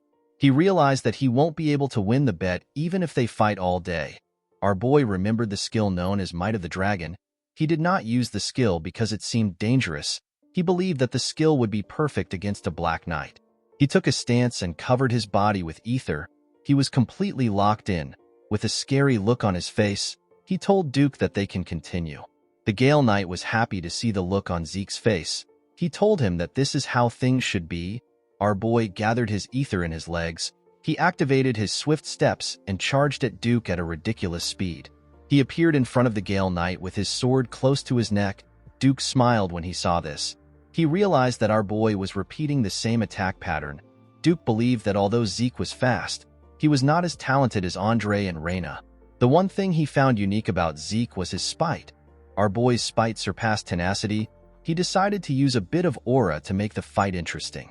Before he could use the aura, Zeke activated the might of the dragon. Duke felt the pressure of a dragon coming from Zeke. The pressure made him panic. He quickly destroyed Zeke's sword with his hand. He did not understand what was going on. Our boy quickly blocked his vision by hitting his sword on the ground to create dust. Because everywhere was covered in dust, Duke assumed that it will also be difficult for Zeke to find him. The moment he thought of this, our boy jumped out of the dust. He came out behind Duke. He activated his dragon eyes and swung his broken sword at the man. Zeke felt his sword pass through the man.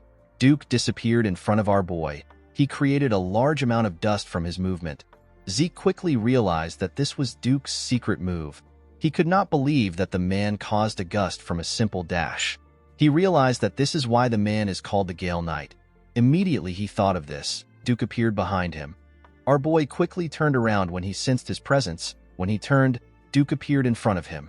He clenched his fist and covered it with aura. He told Zeke that they can call the duel a draw. The moment he said this, he gave our boy a heavy punch. Zeke spat out some blood. The punch sent him flying. Due to the excessive usage of his skills, his fatigue surpassed the acceptable limit.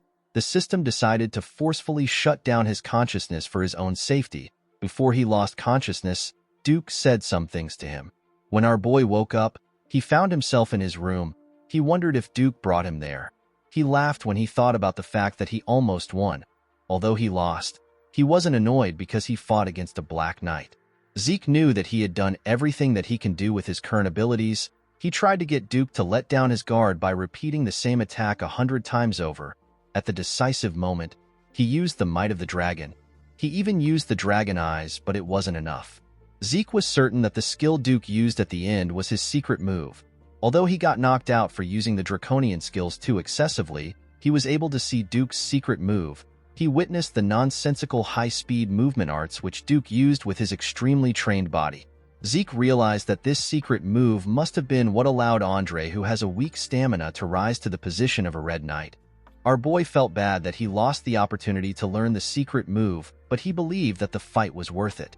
He remembered how the might of the dragon had the pressure that made a Black Knight hesitate. He was certain that most small fries would submit the moment they are exposed to the skill. While he was thinking, a status window appeared above him. It told him that he has an unopened message. When he opened the message, he saw that the Swift Steps has changed into a rank C skill known as High Speed Movement. The system told him that his soul has developed due to the demonstration of strong will. Along with the development of his soul, his system functions got activated. The system told him that it is possible to activate the next function using karma points. Our boy was surprised to see this.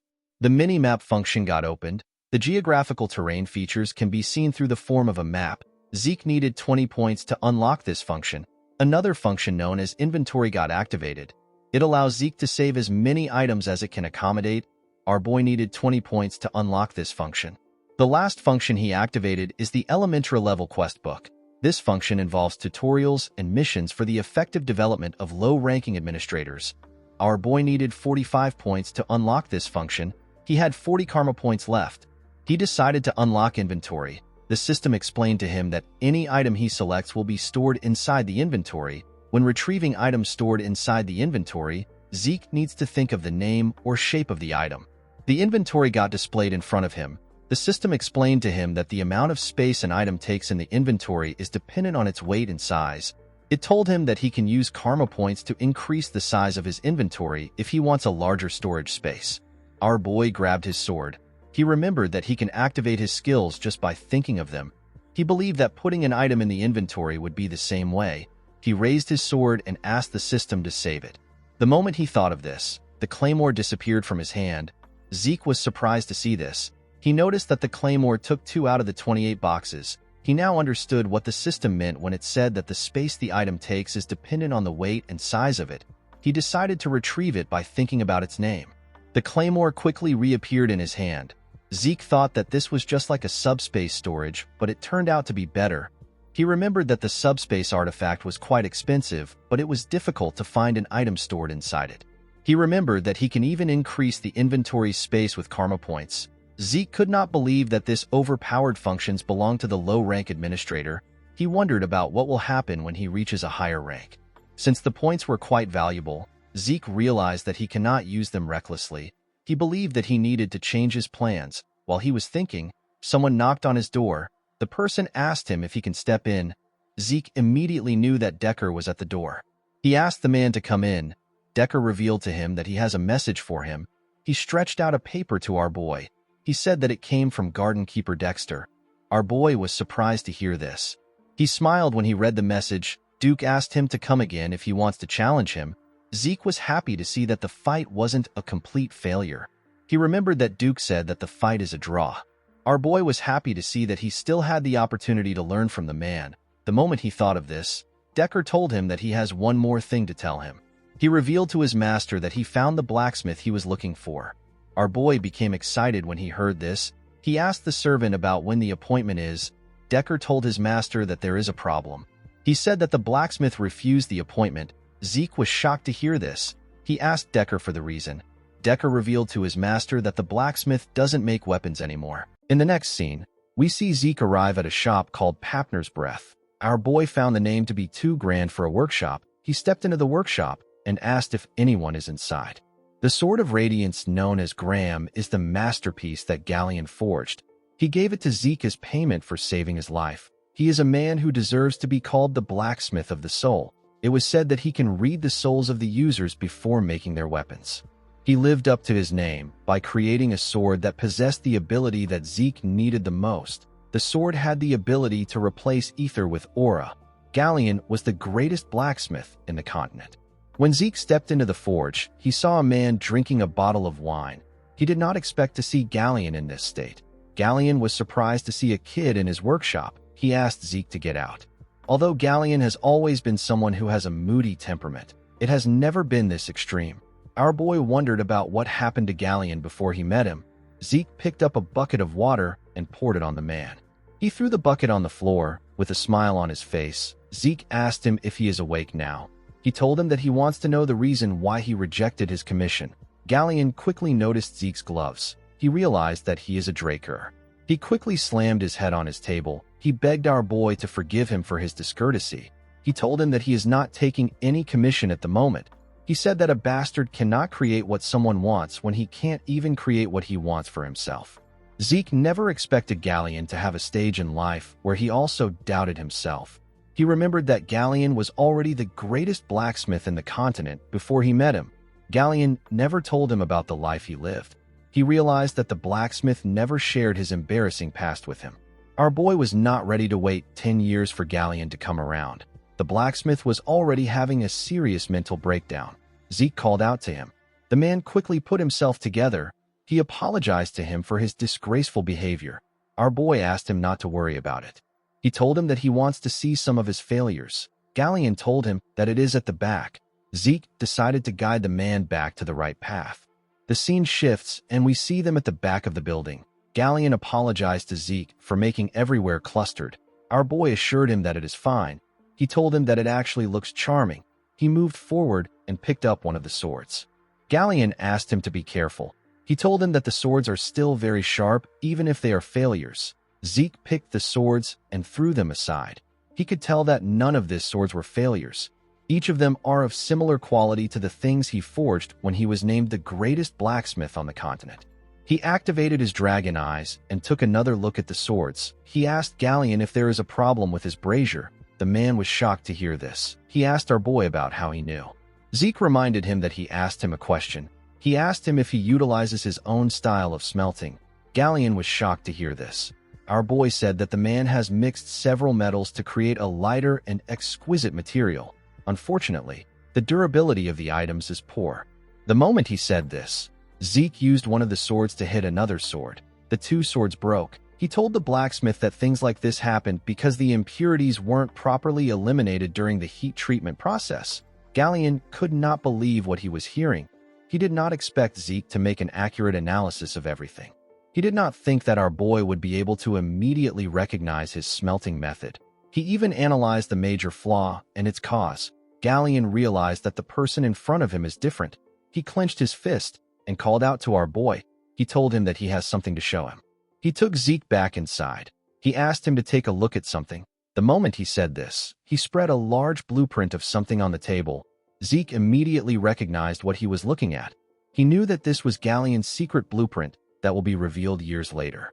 It is the blueprint of a magic brazier. In the past, Galleon showed our boy his brazier. He said that there is no point in hiding something from his savior. He explained to Zeke that it is a brazier where the temperature can be freely adjusted with magic. In the present, our boy told the man that his smelting method will work perfectly with the brazier. Galleon was happy that Zeke was able to understand his idea. Our boy asked him about why he is not making it when he has the blueprint. Galleon explained to him that the most important part of the brazier is the mana energy laws. However, the Magic Tower's commission fee is 10,000 gold. Zeke was shocked to hear this. The monthly expenses of a normal family is 10 gold. 10,000 was a ridiculous amount. Our boy realized that it must have taken Galleon 10 years to gather the money. He said that the price is too absurd. Galleon told him that this is why he wanted to show him, because he is a Draker and a pure blood. He promised Zeke that he will accept any commission from him for free and without any conditions for as long as he lives if he makes the brazier for him. This was a tricky situation for Zeke. It would have been possible if he were the family's guardian knight. Unfortunately, it is impossible for him to get 10,000 gold even if he is a pure blood. However, our boy could not give up on the Sword of Radiance. While thinking, Zeke got an idea. He remembered that the issue is related to mana energy laws. He rolled up the blueprint and told Galleon that he accepts his request. The man was surprised to hear this. Zeke explained to him that he will ask for a favor from a mage he knows. He told Galleon that he will let him know when he gets an answer. He advised the man to stop drinking. The moment he said this, he saw Galleon holding his leg. With tears in his eyes, the blacksmith thanked our boy. He promised to serve him for the rest of his life as his savior. Zeke asked him to let go. He assured him that he will contact him once it is complete. The scene shifts, and we are taken to the professorial research buildings. We see Zeke walking somewhere. He wondered why the Magic Tower's commission fee were so high. The structure of the brazier itself was quite simple. Our boy was on his way to meet Fanon. He remembered that the instructor's major is the design of mana energy laws. While thinking, our boy hears a sound. He turned to the side. He noticed that the noise was coming from an alley. When he went to check it out, he saw a boy getting beat up in the alley. The boy was begging his bully to forgive him. The bully turned out to be Leon. Leon asked the boy to repeat what he said. He saw the boy as Zeke. The poor boy referred to him as Sir Leon Conrad. He apologized to him for putting his lowly hands on him. The bastard referred to the boy as Zeke and told him that he said it well. He slammed his head on the ground with his leg. He told him that he will give him the opportunity to clean up the land that he messed up. The poor boy had no choice but to thank him. Our boy felt sick when he saw this. He decided to leave. Leon continued to beat the boy up. He told him that his existence is an hindrance. He said that Zeke is also an hindrance. He could not accept the fact that Zeke got a golden light during his awakening. He did not like the fact that he had a pure blood awakening that was better than others. He kicked the boy repeatedly and asked him not to mess with him. The idiot believed that his loss against Zeke could not be helped because our boy attacked him before the fight started. He referred to Zeke as a stupid bastard and wondered about how he became a pure blood awakener. He said that it was all luck. While he was beating the boy up, someone called him Freckles. Leon quickly recognized the voice. He stopped hitting the boy.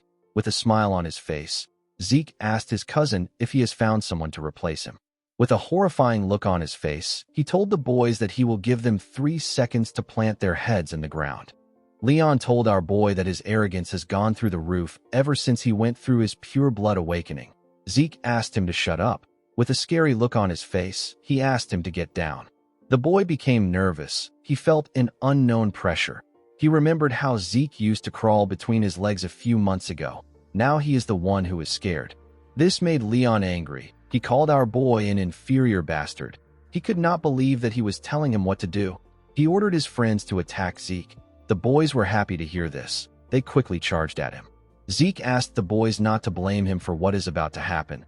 The moment he said this, one of them stretched out his hand to punch him. Our boy easily dodged the punch. The boy was annoyed to see this. Zeke gave him a heavy punch that slammed him to the ground and knocked him out.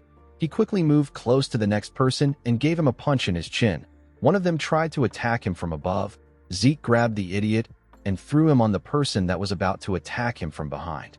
He charged at the next person and used his knee to hit him in his face. He went low and punched the boy that he threw. The poor bastard spat out a lot of blood.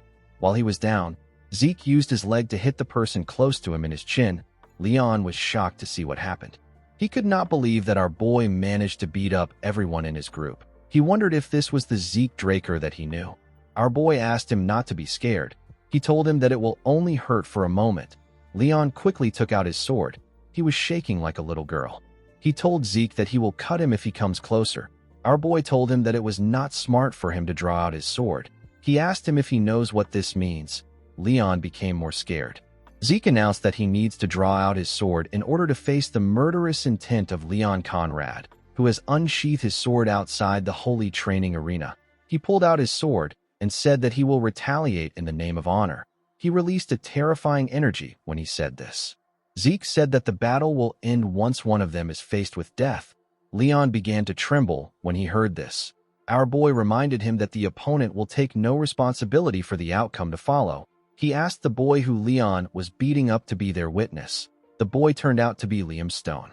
After saying this, he told Leon that they can begin. The idiot quickly dropped his sword on the ground. He said that he is sorry. He actually peed himself. He referred to our boy as Sir Zeke Draker and begged him to let him leave.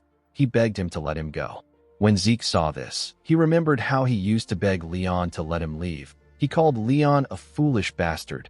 He attacked him with a quick slash. He put away his sword and told his cousin that he will be taking his ear as payment. The boy began to scream when Zeke said this. His hand was covered in his blood. Zeke grabbed his head. He told the boy that he will take something else if he sees his ear reattached when they meet again. With a scary look on his face, he told Leon that he will be taking his head next time. He slammed his head on the ground after saying this. He stood up and turned around. Before our boy could leave, Liam stood up and asked him about why he helped him. Zeke asked him not to worry about it. He told him that he wasn't helping him. Our boy was just helping his past self. As he walked out of the alley, he wondered if Galleon's nature rubbed off on him. He could not believe that he almost said something that embarrassing out loud. The scene shifts, and we are taken to Fanon's research lab. Zeke asked the man if it is possible for him to make the brazier. Fanon said that it should be. Our boy told him that he wants him to take care of it. The man asked Zeke to wait. He told him that it is better he listens to his explanation. He told our boy that he is correct about the overall structure being simple. However, the problem is the core in charge of power output. The core is considered the heart of the machine, but the circuit has an extremely tricky restriction. Even though it is small, it requires enough power. They will also need a way to adjust output without delay. Fanon said that something like this is unprecedented. Zeke asked him if it is possible. Fanon said that it is. He explained to our boy that they have two options. He said that he can personally adjust the design with the core in mind. He told him that it will take at least 15 years to redo the design for the core. Zeke was shocked to hear this. The instructor said that it really takes a long time. He told our boy that they still have another method. He said that they can avoid designing the core and use an alternative material. Although this would save them a lot of time, the material needed is a high-compression mana stone. Zeke could not believe what he was hearing. He reminded the instructor that this is an ancient artifact that can't be made with modern technology. Fanon told him that he is correct. He said that it is extremely hard to find an artifact in the ruins. To come across a mana stone that can withstand their design, it will cost them over 3,000 gold. Zeke was shocked to hear this. The situation was not looking good for him. He knew that he will get kicked out if someone finds out that he can't use aura. 15 years was too long for him to wait. Unfortunately, he did not have 3,000 gold, but he was still not ready to give up on the Sword of Radiance. Most people think that Zeke is an aura user thanks to the events that occurred during the Blessing Rite. They did not know that it was merely a reaction created from ether and healing. The fact that he is unable to use aura still remains the same. Ether is considered to be a difficult power to be controlled by humans. However, excluding the skill known as the Spirit of the Soul, which his master taught him, Zeke can't use any sword skill that utilizes aura. Even with the skill, our boy can only reinforce and swing his sword around. Compared to ether, aura is easier to use and more versatile. This is why Zeke needs Graham. Our boy wondered about how he was going to get a high-compression mana stone. Fanon said that the creator of the blueprint is amazing. Even if they took the complicated core into account, it is still an efficient design. He said that this brazier will be difficult to create even more than the Golden Age relics. The moment Zeke heard about the Golden Age relics, he got an idea. He could not believe that he did not think of this idea earlier. He stood up and asked his professor to take care of his design until he is back. Fanon was surprised to hear this. He asked Zeke if he wants him to use the 15 years to complete the design. Our boy laughed when he heard this. He said that he is going to bring something. With a smile on his face, he told him that he will bring back a high-compression mana stone. The Golden Age is the time when the Liberation War was fought to escape the rule of dragons. The war ended with the defeat of the evil dragon Bahamut. The dragon was slain by Tarakan Draker. This granted humanity a century of peace. During that time, ancient relics were uncovered within the dragon's lair. They were the remnants of the age of the Hero King. This was the prime age of magic. All the discovered relics, techniques, and magic far surpassed modern standards. Among these items was the high-compression mana stone. It is an item that is capable of sustaining the mana needs of a village. It is a relic from the age of the Hero King. In the next scene, we are taken to the Draker Academy's central library. Despite being rarely used, the central library continued to be maintained. It is believed to have been established by Tarakan himself. During the expansion of a records room, relics from the Golden Age were discovered. This led to the involvement of the Magic Tower and the Archmage of Nirvana, who is a member of the three great families. During those few months, countless relics from the Golden Age were discovered. News of it spread through the Continental newsletter. This event will take place 10 years later. For now, no one is even aware of the existence of the treasures. We see Zeke looking around the records room of the library. While looking around, our boy realized that he can search for it all day and still not find it. He activated his dragon eyes and began to search again. While looking around, he saw a tile that had a red glow. When he tapped the tile, he noticed that it sounded hollow. He activated the soul of the spirit and formed a blade made out of ether with his hand. The technique is known as cut. This was the only ether application for the soul of the spirit skill, which he learned from his master.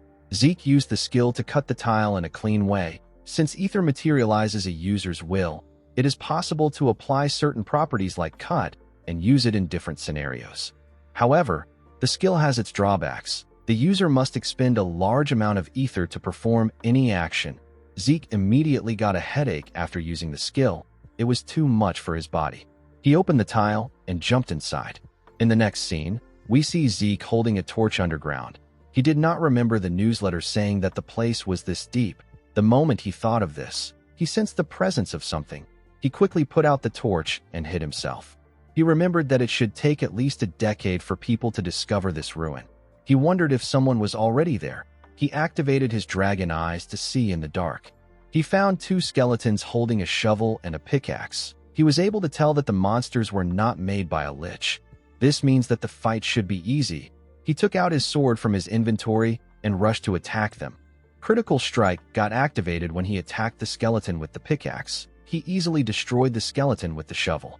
After he defeated the skeletons, the system informed him that he has obtained 2 karma points for defeating the 2 skeletons. His current karma points was now 22. Zeke was happy to see that he can gather karma points by killing monsters. He remembered that the system once said he can do this. He forgot, because he was focused on the artifact. While looking like a madman, Zeke realized that this was a good time for him to farm points. He began to hunt the skeletons in the ruins. He killed 18 more skeletons. After doing this, he took a look at the system. He wanted to see if he could find something he could unlock with his points. The beginner quest book requires 45 points, and the minimap is going for 20 points. To unlock the draconian skill known as Devour, he needs 50 points, and to raise the draconian skill section to level 2, he also needs 50 points. Zeke decided to purchase the minimap. The feature was activated immediately. It showed him his position in the ruins. Our boy realized that it was similar to a magic map. He touched a section and asked about what it is. The minimap converted itself from a 2D structure to a 3D structure. Zeke was surprised to see this. He found it amazing. He noticed something odd. He asked the system why a particular section is in a different color. The system asked him if he wants the direction to the selected area, which is the grave of the Dragon Slayer and the storage room. Zeke was surprised to hear this. He remembered that it took the search party several days to get this location, and yet he found it with ease. He accepted the system's offer. The system said that it will provide him with the quickest route to his destination. It showed him a clear path to his destination. Zeke could not believe what he was seeing. He realized that it is impossible for him to get lost. In the next scene, we see our boy arrive at the entrance of the storage room. The system informed him that he has arrived at his destination. Zeke wondered about how he was going to get inside. He placed his hand on the door. He realized that he couldn't push it to get in. The moment he thought of this, the door released some magic. Zeke quickly moved his hand away. He realized that this was a security spell. He now understood why the magic tower and the Archmage of Nirvana were involved. He was certain that it was because of the door. He realized that he would have lost his hand if it weren't for his gloves. He had no means of getting past the spell. He asked the system if it can't open the door for him. The system informed him that it has received the administrator's request. It said that it will connect with the security spell. It said that the activation of the automatic devices has been unsuccessful. It decided to activate the manual device. Zeke was shocked to see what was happening. He asked the system if it is responding to what he said. The system said that it is. It referred to our boy as Administrator Zeke Draker and asked him if he has any more requests. Zeke could not comprehend what was happening. He asked the system to tell him why it forced him to regress. The system said that it cannot answer the question. Our boy decided to ask another question. He asked the system to tell him what the administrator system is. The system said that it cannot answer his question. He asked the system to tell him who made it. The system said that it cannot answer the question again. It asked him if he has any more questions. Zeke felt frustrated that the system was not answering his important questions. He asked the system to just open the door. The system confirmed the request. It informed him that the grave of the Dragon Slayer, which is the storage room, has been opened. The moment it said this, the door got opened. When Zeke stepped into the room, he was surprised to see how large it was. He saw several treasure chests in the room. A treasure chest is a chest filled with valuable relics and treasures. Finding even one of these relics would be considered a miracle. When Zeke opened a chest, he saw gold coins and several valuable items. He could not believe that he was surrounded by hundreds of these chests. He quickly began to open them. While checking the chest, he found the item he was looking for. He found the high compression mana stone. He actually found a box filled with 4 of them. He used 1 point to create 4 more slots in his inventory. Unfortunately for him, he didn't have enough space for everything in the storage room. He decided to return to this place regularly until he graduates. Since he had found what he wanted, he decided to return back to the surface. Before he could take a step forward, he felt something. He felt an ominous energy coming from somewhere. He moved close to the wall to check the place. The moment he touched the wall, it released some magic. Zeke was shocked to see this. Before he could do anything, a magic circle got activated. The magic circle teleported our boy somewhere else. Zeke found himself in another room. He quickly called out to the system and asked it about where he is. The system informed him that he is at the home of the Dragon Slayer. Zeke looked around. He was certain that he did not hear anything about a room filled with coffins in the newsletter. He opened the mini-map to check his location. He noticed that he was not far from where he previously was. The only odd thing was that there wasn't a path connected to this room. Our boy realized that this is a hidden area that was never found. He decided to explore the place. He opened one of the coffins. He saw a knight's armor inside. The system informed him that he has found unknown Dragon Slayer exclusive equipment. Our boy found the name to be weird. He raised the armor up. He believed that the armor must be different because it is from the Golden Age. While inspecting it, he noticed a hole in its neck. The moment he saw the hole, Zeke got an idea.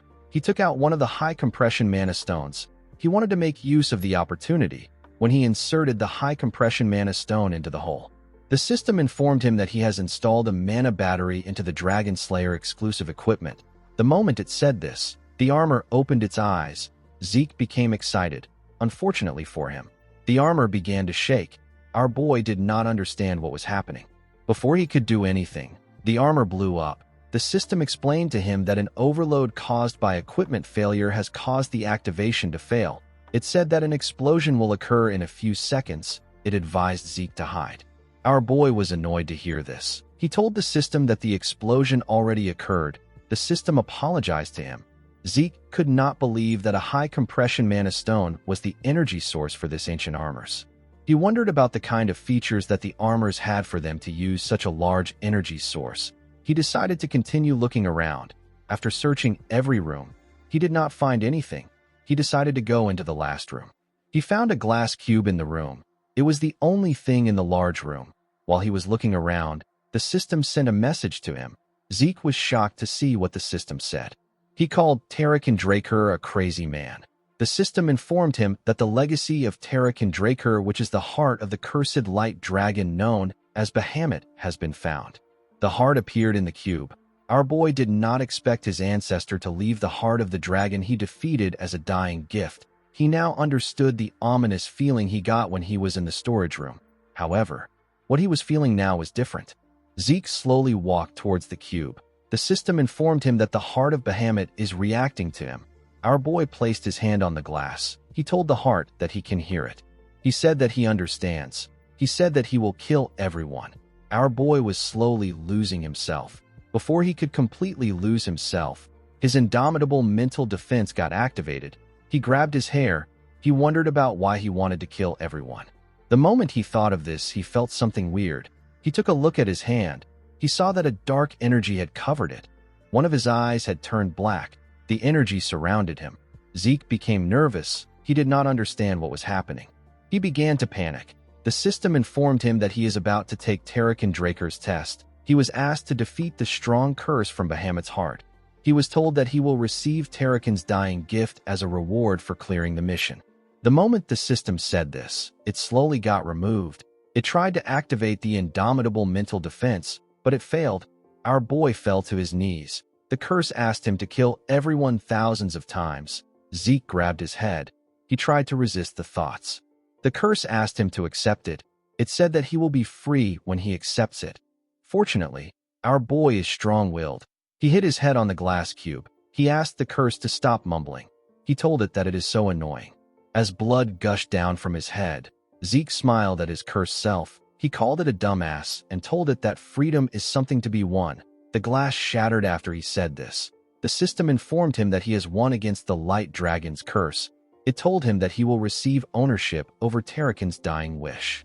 Zeke was relieved that the quest was over. He knew that things could have gotten worse. He did not expect a skill activation to fail.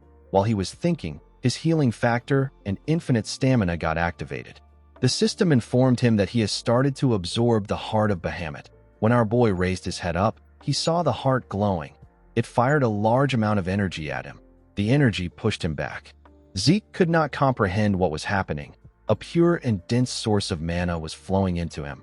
Unfortunately, Zeke did not have any circles in his body to accept the mana into. Without a place to store this mana, his body was getting destroyed. He realized that he had to do something. He released his ether and activated the spirit of the soul. He put his hand together to form a hole. He used a technique known as seal. He decided to use ether to cover the mana and seal it in an ether hole. He grit his teeth and forcefully put his energy together. While he was struggling, an explosion occurred. The explosion was quite large. Our boy was pushed down. When the smoke cleared up, we see Zeke struggling to stand. He let out some smoke from his mouth. He did not expect to actually survive. We see a mark of the dragon on our boy's chest. Zeke moved close to the glass. He noticed that the heart was gone. He realized that the mana must have really come from Bahamut. While looking at the glass, our boy noticed something. He saw a reflection of his chest. He saw the dragon's mark on it. He wondered if this happened after he sealed Bahamut's mana. While he was thinking, the system informed him that he has absorbed Bahamut's mana. It told him that the absorbed mana has changed his body. It told him that his constitution has changed to divine body. The system informed him that it has detected that he is unable to control the power. It told him that 95% of the power has been compressed and sealed. It told Zeke that he has the right to open Tarakan's secure library as the herder. It revealed to him that the beginner quest book has been unlocked. It said that tutorial for the low-level administrator has been provided. Zeke did not understand anything the system was saying. He told the system that he will check it later. He asked the system to get rid of them. The moment he said this, he asked the system to wait. He asked it to keep one status window open. He smiled when he saw what was written on the window. He said that his ancestor must have felt generous. Our boy was asked if he wants to open Tarakan's other dying gift. He asked the system to open it. The system accepted his request and told him that it will open Tarakan's gift. When the gift was open, Zeke saw something shocking inside. The scene shifts, and we are taken to the Platinum Mansion. Our boy put away his clothes. He decided to take a look at his status window. The system informed him about a draconian skill known as incantation. It told him that the skill has been added. The skill allows his words to be filled with power. The skill was currently locked because he lacks experience. Zeke noticed that authority, constitution, and several other things were added. He realized that he can only use incantation once he becomes stronger. Under authority, our boy was given a skill known as Dragonic Control. It gives him control over dragonkind. Dragons under his control can be summoned and will follow his orders. Under Constitution, Zeke was given the skill known as Divine Body. It allows his body to perform at the highest level. His rate of learning techniques and his transfer rate of ether in his body will increase. The descriptions were not really helpful to Zeke. He went into a training ground. He remembered that there was another status window related to Tarakan. He asked the system to open the status window related to Tarakan. The system informed him that an information update is needed in order to open Tarakan's secure library. It asked him to move to a location where an information update is possible. It asked him if he wants to see the location on his mini-map. Our boy did not expect that he would have to go somewhere. He asked the system to show him the place. When the system showed him the place, our boy immediately recognized it. He referred to the place as Valhalla. Valhalla is the most prestigious knight training institution. People who are not administrators like him are unable to view the place, let alone enter it. Even Zeke would have trouble entering Valhalla.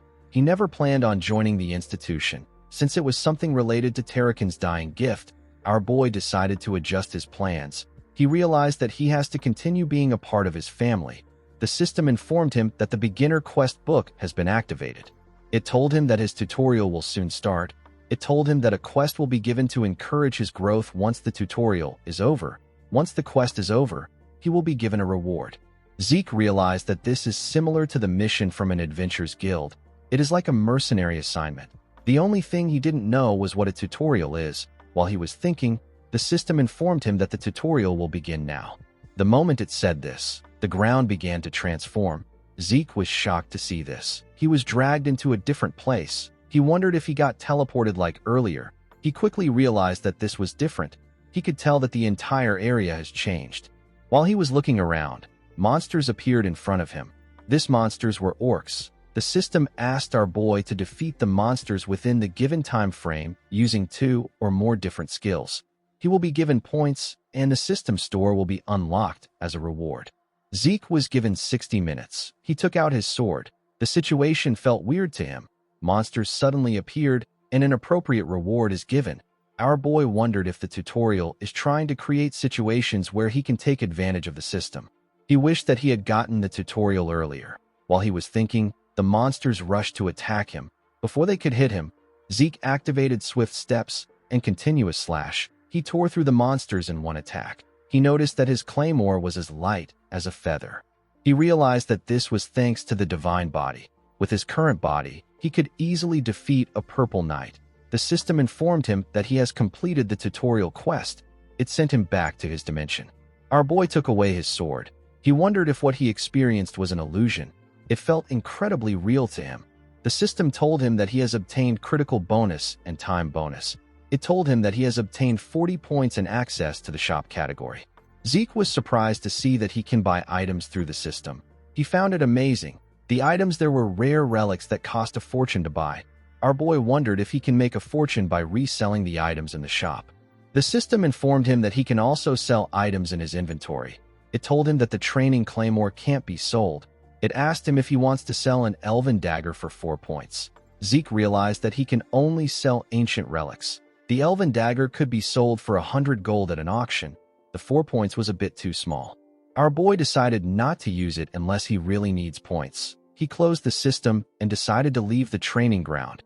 He wanted to get a good night's sleep. The next day, we are taken to Fanon's office. The man could not believe that Zeke actually found a high-compression mana stone within a day. He asked him about how he did it. Our boy said that it is too complicated for him to explain. He asked the man to tell him how long everything will take. Fanon said that it is already complete. Zeke was surprised to hear this. He told the man that he is incredible. Fanon told him that he finds it more amazing that he was able to get a high-compression mana stone. Our boy took a sip of his tea. He realized that his instructor is suspicious of him. Every time high-compression mana stones are found in the continent, they are registered using a variety of ancient texts. They are used to manage the ownership of some of the more expensive mana stones. By checking the registration number, a person can confirm where and when the mana stone was found, as well as the current owner of the mana stone. However, there is no way the mana stone Zeke has is registered. Fanon looked through the Central Continent high-compression mana stone registration encyclopedia. He was not able to find anything because Zeke is the first person to find it. Our boy liked Fanon's ability to suspect him rather than just blindly trust him. His judgment and skills were very good. He believed that his instructor is too talented to rot in a place like this. He moved close to him and asked him if he has now confirmed the registration number. Fanon was shocked to see that our boy knew. In the next scene, we are taken to Galleon's workshop. We see the blacksmith activate the brazier. He wore some gloves and used his hand to control the magic in the brazier. Galleon was extremely happy to test the brazier. Fanon was happy to see that the brazier worked. He told Zeke that he has a lecture to attend. He told him that he will see him later. Zeke thanked his professor. Galleon thanked our boy for completing the magic brazier. He said that he never expected to finish it in his life. Zeke asked him not to thank him. He reminded him that it is part of their deal. He asked him if he has not forgotten his part of the deal. Galleon told him that he hasn't. He asked Zeke to tell him what he wants. Our boy opened a box. He asked Galleon to make the item in the box into a sword. The blacksmith was shocked to see what it was. He could not believe that he was looking at a dragon's fang. This was Bahamut's sharpest fang. Galleon was extremely impressed. He said that he has never seen a fang of this size in such a perfect condition. He asked Zeke about where he got it. The fang was Tarakan's second dying gift. Our boy did not expect his ancestor to take the dragon's heart and fang. He realized that Tarakan must have loved to collect things. He told Galleon that it is a bit complicated. The moment he said this, he noticed that the man was shaking. He moved close to him and asked him if he is all right. Galleon could not believe that Zeke gave him a magic brazier, and now he is giving him the chance to work with the dragon's fang. With a look of determination on his face, Galleon promised Zeke that he will exceed his expectations. He said that he will create his blade even if it costs him his life. Our boy believed that this is expected because it is a request from someone that saved his life. He remembered that Galleon also made the same promise in his past life. At that time, he begged the man not to do too much. He smiled when he realized that Galleon was still the same. He told him that he will leave the rest to him. As he walked out of the workshop, he wondered about the kind of sword that Galleon will make this time. He was looking forward to it. The scene shifts, and we see our boy arrive in his room. He was quite tired. He did not expect to go through so much stress just to make a sword. He remembered that it has been a week since he received a note from Duke. Duke asked him to come find him. He believed that something will happen sooner or later. While he was thinking, he sensed something. When he turned around, he saw Duke step into his room through his balcony. The man seemed to be angry. He asked Zeke to tell him why he didn't come. Our boy began to shake. With a scary look on his face, Duke asked him to tell the truth. Zeke could tell that the man really wanted to kill him. He reminded the man that he told him to find him if he wants to challenge him again. He told Duke that he didn't come because he had no intention of challenging him again. Duke grabbed Zeke's clothes. He reminded him that he asked him to tell the truth. The moment he said this, he threw Zeke out through the balcony. Our boy was shocked to see himself in the air. He noticed that he was in a really high place. He realized that he will die before he gets the chance to heal. He quickly reached for the balcony. Before he could touch it, Duke grabbed his neck. He asked Zeke if he really has no intention of challenging him again. He told our boy that it is impossible for him not to be aware of his intentions. He realized that Zeke didn't come even after reading his message on purpose. He did the same thing when they met at the infirmary. The man realized that Zeke was trying to irritate him. He told him that he will give him 5 seconds. He advised him to tell the truth this time. Zeke smiled at him. He told him that he is funny. The man started counting down. Our boy reminded him that he has not yet even revealed his true identity to him. He reminded him that he is known as Garden Keeper Dexter. Duke smiled when he heard this. He threw Zeke back inside the room. Our boy slammed his head on the wall. Duke told him that he is right. He stretched out his hand and revealed to him that he was once a black knight of their household. He told him that his name is Duke Draker. Zeke placed his hand on his chest and apologized to him for disrespecting a member of the family and an honorable Black Knight. Duke was surprised to see how fast our boy accepted the truth. He asked him if he was planning this. Zeke said that he wasn't. He reminded Duke that he said he was once a Black Knight. The man said that it is not a big deal. He said that he is no longer a Black Knight. Our boy was surprised to hear this. He wondered if this is possible. He knew that it was normal for people to rise in ranks, but he has never heard of anyone who dropped in ranks. Duke asked Zeke to stop talking about it. Our boy noticed that the man's hand was shaking. He decided to drop the matter.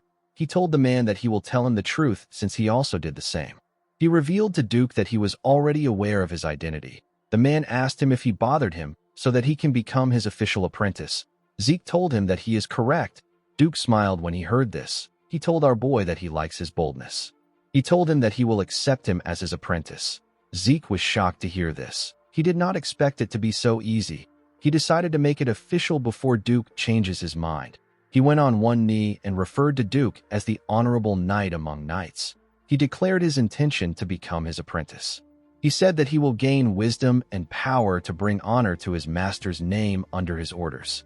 Duke did not expect Zeke to know the apprentice's vow. He said that most people don't use it anymore. Zeke said that culture is a necessary virtue of a knight. Duke called him a sly snake. Our boy said that he will accept it as a compliment. Zeke referred to him as master and told him that he has a question for him. The man felt a little embarrassed that our boy called him master. He asked him to ask his question. Zeke asked his master to tell him why he accepted him as his disciple. Duke was famous for not accepting disciples.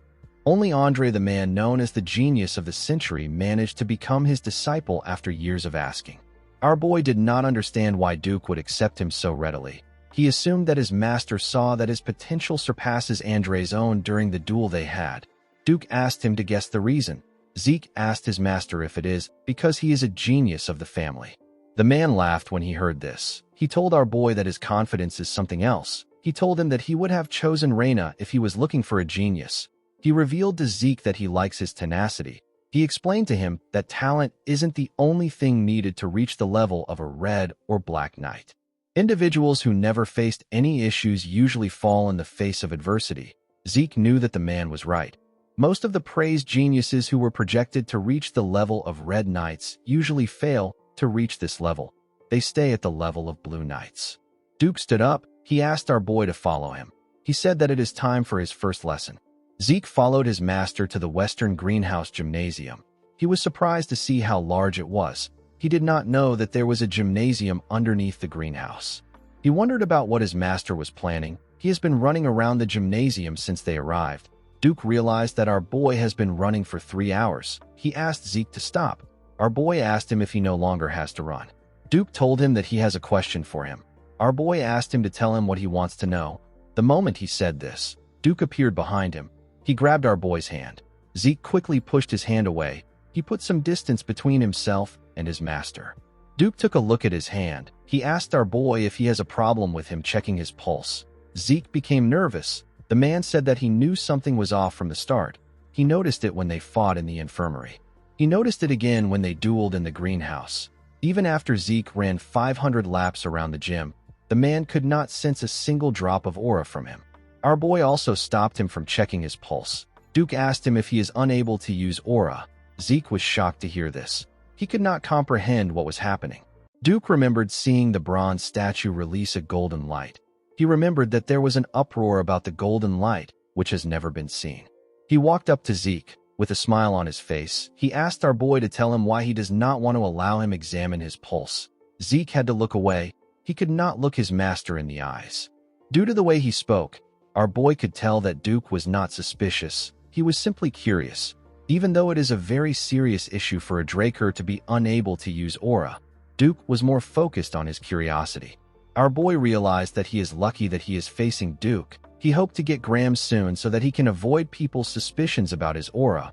He knew that he needed to be cautious until the time he gets his sword. Zeke believed that there was no need for him to tell lies. Unlike his previous life where he was the first failed awakener in his family, Zeke was different in this life. He believed that the truth will cover up his lies. Zeke took off his gloves and told his master that he is correct. He revealed to him that he has mana reflection, which is the proof of his pure-blooded nature. The moment he said this, he activated his mana reflection skill. He was able to turn off the mana lamps in the gym. He informed Duke that he cannot use aura for some reason. Duke was surprised to see that his guess was correct. Zeke apologized for his behavior earlier. With tears in his eyes, he told his master that he will be chased out if people find out that a Draker can't use aura. He told Duke that he is scared. Zeke believed that it will be beneficial for him to put on an act that is befitting of his current age. Duke used his aura to check our boy's pulse. Zeke asked him about how things are. Duke noticed the look on our boy's face. He noticed how desperate and sad he looked. He found this a bit odd. He remembered that Zeke kept malice that was unbefitting of his age. He believed that a child will still be a child regardless of how mature he behaves. Duke wondered why he couldn't sense any aura from our boy despite the fact that he successfully awakened. The man began to think deeper about it. Zeke knew that his master will not be certain even after examining his pulse. This is the level at which the blessing right is absolute for a Draker. The Draker family places all their faith on the blessing right. Even though our boy told him the truth about his aura, he knew that Duke would find a way to deny it to himself. While he was thinking, his master placed his hand on his shoulder and told him that he is an irregular. Zeke was not surprised to see that Duke came to this conclusion.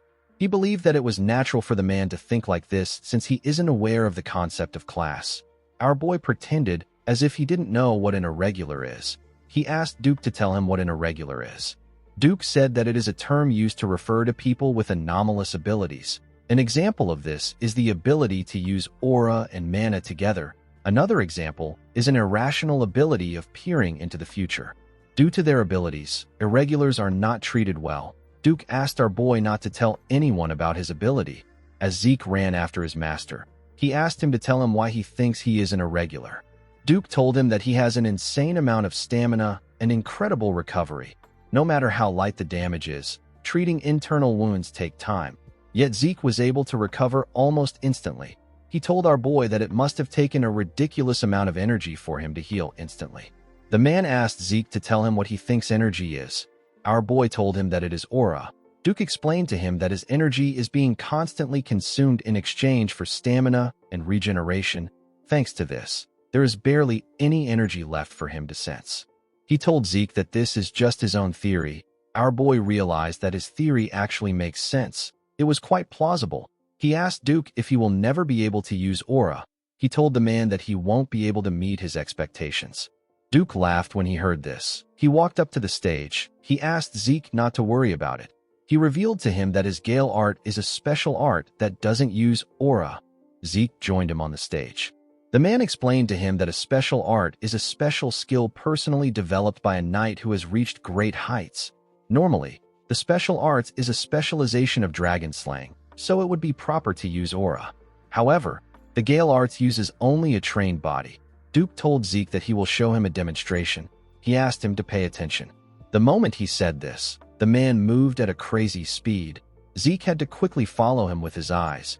All he was seeing were afterimages of his master. After displaying his technique, Duke returned back to his original spot. He asked Zeke if he was able to see it. Our boy stood up. He asked him if he can follow his footsteps. Duke asked him if he will be fine if he does not show him again. Zeke told him that this is enough. The man smiled when he heard this. He told our boy that his confidence is that of a black knight. He asked him to give it a try. Zeke crouched and took a stance. He looked around and began to move. He put his legs exactly in the same place Duke left his footsteps. Duke was shocked to see this. Now that he was directly mimicking the man's movement, our boy could see things that he couldn't before. He noticed that Duke moved as if he was sparring with someone. Each and every step has a purpose behind it. Some were for attacking, some were for dodging an attack, others were for closing the distance, and also to increase it. There were no wasted movements. After he was done copying it, Zeke went back to his original position. Duke could not believe what he was seeing. It wasn't as if Zeke wasn't gifted a week ago, but he wasn't this good. He wondered about what happened to our boy during that 1 week. The difference was like heaven and earth. Duke smiled like a crazy person. He said that Zeke is perfect. With an arrogant look on his face, Zeke asked him if he has done enough for him to get the confidence of a black rank. Duke realized that his disciple's only problem is his arrogance. He put him in a chokehold. He reminded our boy that he was just crying his eyes out some seconds ago. He asked him to be humble. Zeke asked his master if he is going to spread this story around. Duke referred to him as his arrogant disciple and told him that it depends on his attitude. Our boy told him that a black knight shouldn't have such a loose tongue. The scene shifts, and we are taken to the academy's dining hall. We see Zeke put a large amount of different foods on his plate. It has already been a month since Duke started training him. His appetite just keeps on increasing. While Zeke was shoving his food down his throat, someone approached him. The person turned out to be Andre. The instructor asked him if he could give him some of his time. Zeke told the man that he is a bit busy. He told him that they can talk now. Andre sat down and asked our boy to tell him how he managed to convince Sir Dexter. Zeke did not expect him to go straight to the point. He understood why Andre was acting like this. Since the man has not yet become Duke's disciple, the news that our boy became his disciple must have made him a little anxious. Zeke told the instructor that he didn't really do much. He said that Sir Dexter chose him on his own. Andre was annoyed to hear this. He watched Zeke as he stuffed his face with his food. He asked him if he was chosen because he is a pure blood. Our boy was surprised to hear this. He put his cutleries down and told Andre that he has a serious inferiority complex. The man was shocked to hear this. His hand began to shake. He asked Zeke if this is all he has to say. Zeke told him that he is not halfway through. He told the man that his bloodline might have been what made Dexter interested in him in the first place. He asked Andre if he believes that Dexter is a man who will choose a disciple for this simplistic reason. Zeke told his instructor that he was able to use the man's intrigue as a foundation to become his disciple. He said that this is a testament to his own abilities. Our boy wiped his lips and threw the cloth at Andre. He asked the man to stop wasting his time patting his ego with his inferiority complex. Zeke stood up and asked the instructor to put in some efforts if he wants to be chosen. Andre did not like what he was hearing. In the next scene, we are taken to the Western Greenhouse Arena. We see someone running around the arena. Zeke asked his master if he knows what is happening. Duke said that he is also curious. He revealed to our boy that he does not know what has gotten into the man. The man turned out to be Andre. The instructor was breathing heavily as he ran. Duke explained to our boy that Andre came to beg him. He said that he is fine with being a servant as long as he can stay by his side. Duke told the man that he will take him in if he can run 300 laps without aura. This is why Andre is running around the arena. Zeke was surprised to hear the amount of laps he had to run without aura. Duke told him that Andre is a tenacious person. Our boy agreed with him. He always thought of Andre as a self-righteous nerd. He was happy to see that the man has quite the backbone. In the next scene, we see the students of the academy gathered outside. Someone asked his friend if he knows why they are there. The boy called him an idiot and asked him if he has forgotten what today is. He said that today is the day of the patriarch's visit. The moment he said this, we see a carriage arrive at the front of the school. Someone announced that the patriarch has arrived. The dean ordered everyone to get ready. They all accepted his orders. A knight moved close to the carriage and opened the door. The patriarch stepped out of the carriage. He told Howard that it is good to see him again. The dean bowed his head and said that he greets the master of the Drakers. The knights that were in front bowed their heads and also greeted the patriarch. The knights behind them all held their swords and stood in an upright position. The patriarch walked up to Howard with his overwhelming energy. He reached out his hand to Howard.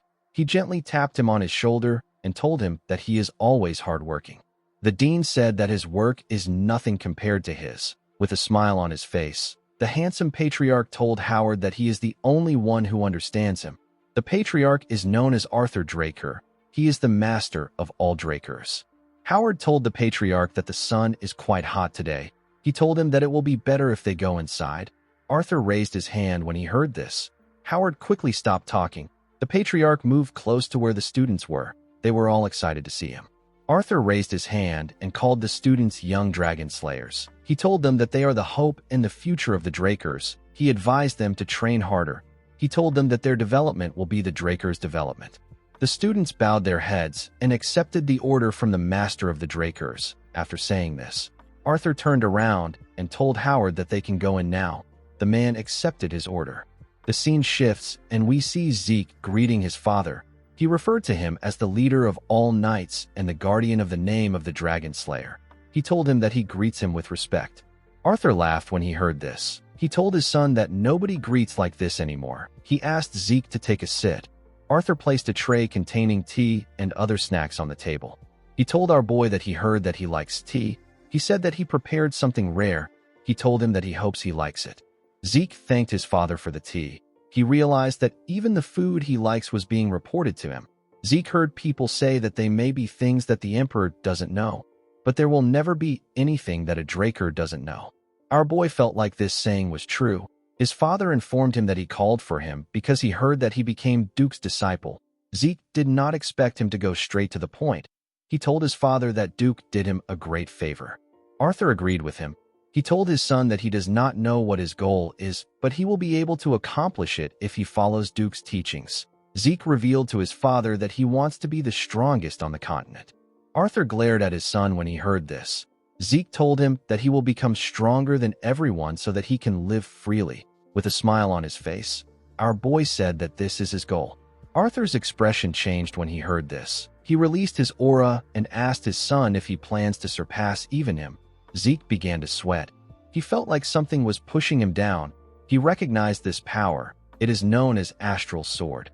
It is said to give a person power over all living things within its radius. It is the pinnacle of aura usage that only Black Knights can reach. Arthur began to smile. He noticed that his son was pushing back. Zeke told his father that he will surpass him. The patriarch seemed to be pleased. He took away his astral sword. He told his son that this is the most interesting thing he has heard in ages. Zeke did not expect the master of the Drakers to be this powerful.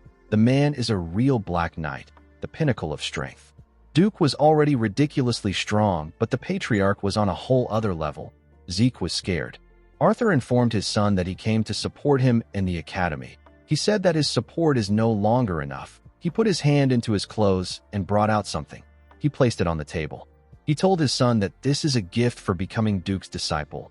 Zeke was shocked to see what it was. It was a card that had the Draker emblem on it. Our boy called it a black card. Due to his son's reaction, Arthur was able to tell that he already knew what it is. The black card is a credit card only given to a select few. Our boy never thought that he would get to see one in person. Just having the card gives one incredible benefits. The card also doesn't have a limit. Arthur explained to his son that he will put the card under both their names so that he can use it freely. Zeke bowed his head and thanked his father. He said that he will use it only when necessary. Although his father was acting nice, Zeke was aware of his true intentions. Using a credit card leaves a record. Arthur wanted to keep track of what his son is doing. Due to the fact that his father was using this method instead of opting for the Black Martial Squad, Zeke was able to deduce that his father must not yet see him as a threat. Arthur told Zeke that he doesn't want to waste any more of his time. He said that he must be busy training to become the strongest on the continent. He told our boy that he is excused. Zeke bowed his head and left the room. The patriarch rested his head on his chair. The moment he did this, Duke told him that he is sickening. Arthur asked Duke to tell him why he is so angry. Duke told Arthur that he is suddenly playing father to his son after he neglected him for a long time. The patriarch told the man that he had no choice as the head of the household. He told him that what he just said counts as defamation of his character. Duke sat down on the chair and asked Arthur to take him away. The patriarch smiled when he heard this. He told the man that he is the only one that he can talk to without worries. The moment he said this, he put his hand into his clothes and brought out something. He showed Duke a bottle of liquor and told him that they can have a drink to go with their conversation. Duke became very excited. He referred to the drink as the dragon's breath. The patriarch poured his friend a drink. He asked him if he knows that the atmosphere in the continent has been very strange lately. Duke said he cannot know anything because he has been cooped up in the academy. He asked Arthur to tell him how he is supposed to know. The patriarch reminded his friend that he has eyes and ears all over the place.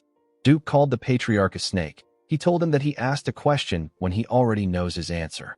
Duke told his friend that he heard that the Emperor has gone crazy over the idea of immortality and is looking all over the continent. Arthur asked his friend if he thinks that it is possible to be immortal. Duke told him that magic can make a person look younger, but it can't grant them immortality. The patriarch agreed with Duke. He asked the man if it will be different when the relic the Emperor is looking for is related to the Elder Dragon. Duke was shocked to hear this. While the patriarch and Duke were talking, we see Zeke in another room. He activated his ether and used the spirit of the soul, which is also known as soul manifestation. He used a skill known as hearing. He was able to spread his senses around the floor. Zeke began to listen to what his father and Duke were talking about. Duke told the patriarch that it might be possible if it is related to the Elder Dragon. He asked Arthur if the Emperor has already located the relic. The patriarch said that it is possible that he has. He revealed to him that the Order of Black Knights has already reported to him. He said that the relic is most likely within the northern continent. Duke asked Arthur if the Empire's people have gotten this information. The patriarch said that they haven't. He said that it is only a matter of time before they find out. Duke was reminded of the past. He reminded his friend about the time the crazy emperor first ascended to the throne. He started a war to unite the continent. Only after he took over half the central continent did the war stop. Duke told his friend that he assumed that the emperor would give up on his decrepit, absurd dream. Arthur said that if even one of these artifacts can grant immortality, then the continent will be engulfed in a sea of flames again. He revealed to his friend that he agreed to go to the north himself due to how important the issue is. Duke was shocked to hear this. He could not believe that the patriarch wanted to leave his seat empty. He told him that the bastard of an emperor would run amok if he does this. Arthur told his friend that this is why he wanted to see him. Duke told the patriarch that he is as sly as a fox. He clinked his glass with Arthur's own. Arthur told him that he is the best. Duke told him that he only ever picks him for annoying things. The moment he heard this, Zeke began to sweat. He was struggling to maintain his skill. He had to give up. He fell to his knees and began to breathe heavily. He had used the soul manifestation for too long. Even after our boy absorbed the heart of Bahamut, he couldn't do anything about the side effects. Zeke remembered that the statue he was holding before he regressed was an artifact of the Elder Dragon. The voice he heard just before he died and the system messages he saw after regressing were all functions of this artifact. Things began to make sense to our boy. He realized that he stole the artifact that the Emperor wanted to use to make his wish come true. The Emperor even mobilized a unit under his direct control to chase after Zeke. The unit is known as the Hunting Dogs. At the time, Zeke was so obsessed with revenge that he did not care about any of this. Now he has gotten a clue that the administrator system that sent him back to the past was a function of the Elder Dragon's artifact. This made our boy wonder about who created the artifact and why the person created the artifact. In the end, Zeke just ended up with more questions. While our boy was thinking, Duke stepped out of the room with the patriarch. He told him that it was a good drink. He said that he will make his move immediately. Arthur told him that he will put his faith in him. As he walked towards the door of his room, Arthur stopped moving. He looked at another door in the hallway. Something was off about the room. Zeke was still thinking about his situation. He wondered about how the artifact of the Elder Dragon was related to immortality. While he was thinking, he sensed something. His father opened the door. Somehow, the room was empty. Arthur was relieved to see that there was no one there. Zeke had actually jumped out through the window. In the next scene, we see Zeke on the training ground. Someone knocks on the door. Our boy reminded Decker that he doesn't like to be disturbed when he is in the training hall. The man apologized to him. He told him that a fellow student has come looking for him. He asked Zeke if he should send the person away. Our boy was surprised to hear that someone came to look for him. He knew that he didn't have any friends in the academy. He asked Decker to let the person in. To his surprise, the person turned out to be Liam Stone. The boy went on his knees and bowed his head to Zeke. Liam begged our boy to take him in. Zeke remembered saving the boy from his cousin before. He realized that he should have just left him alone last time. He asked Liam to explain what he means. He asked him if he is trying to become his subordinate. Liam told him that he is correct. He pledged his allegiance to Zeke. Our boy asked him to tell him why he is not with Jakin. Liam scratched his hand on the hard concrete ground. He told Zeke that Jakin abandoned him. With a desperate look on his face, Liam said that he must go to Valhalla. He begged Zeke to take him in.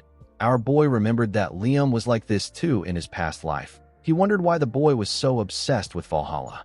Zeke asked Liam if he is stupid. He asked him to go to the Turin or the Zimmons. He turned around and told Liam that he is not a support family. He told him that he won't be of any help to him in entering Valhalla. Zeke grabbed his sword and asked the boy to tell him how he is supposed to believe him. He told him that he could be a spy sent by Jakin. Liam was shocked to hear this. He took out a knife. He held his ear and cut it off with his own hand. He told Zeke that it is natural for him to doubt him. He promised to prove himself to him no matter what it takes. He said that he will cut off his tongue if he wants him to become mute. While shaking in pain, He told Zeke that he will cut off his foot if he wants him to become a cripple. He referred to our boy as his lord and told him that he will place his life in his hands. Zeke did not expect this. He remembered that he cut off one of Leon's ears before. He believed that Liam was trying to show him how serious he is. The boy begged Zeke to take him in. Our boy was reminded of the time he met his master.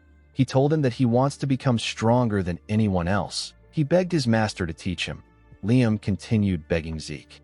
Our boy threw a sword at him. He told the boy that he will take him in if he manages to withstand even one strike from him. Liam was happy to hear this. He thanked our boy for the opportunity. Zeke asked the boy to get himself treated before he fights. After getting treated, Liam went back on the stage with some bandages tied to his head. The boy believed that one strike from Zeke would be easy because he is someone who can also use the Draker aura. However, now that he was standing in front of our boy, he realized that they were not in the same league. He could not believe that Zeke is actually the same age as him. He was scared. It became hard for him to breathe properly. Zeke charged at the boy. Liam raised his sword and managed to block the heavy attack. The attack sent waves around the training hall. Unfortunately for him, he could not withstand Zeke's attack. Our boy was able to push him back and knock his sword out of his hand. Zeke asked Liam if this is all he has. He told the boy that he is quite miserable. He told him that he can tell he is determined. He advised Liam to give up on going to Valhalla. The boy called out to Zeke. Our boy realized that Jaken must have really cast Liam aside. He remembered that Liam is a descendant from a very distant family. If he didn't become Jaken's attendant, he wouldn't have been able to enter the cradle. The academy is a place where power is limited.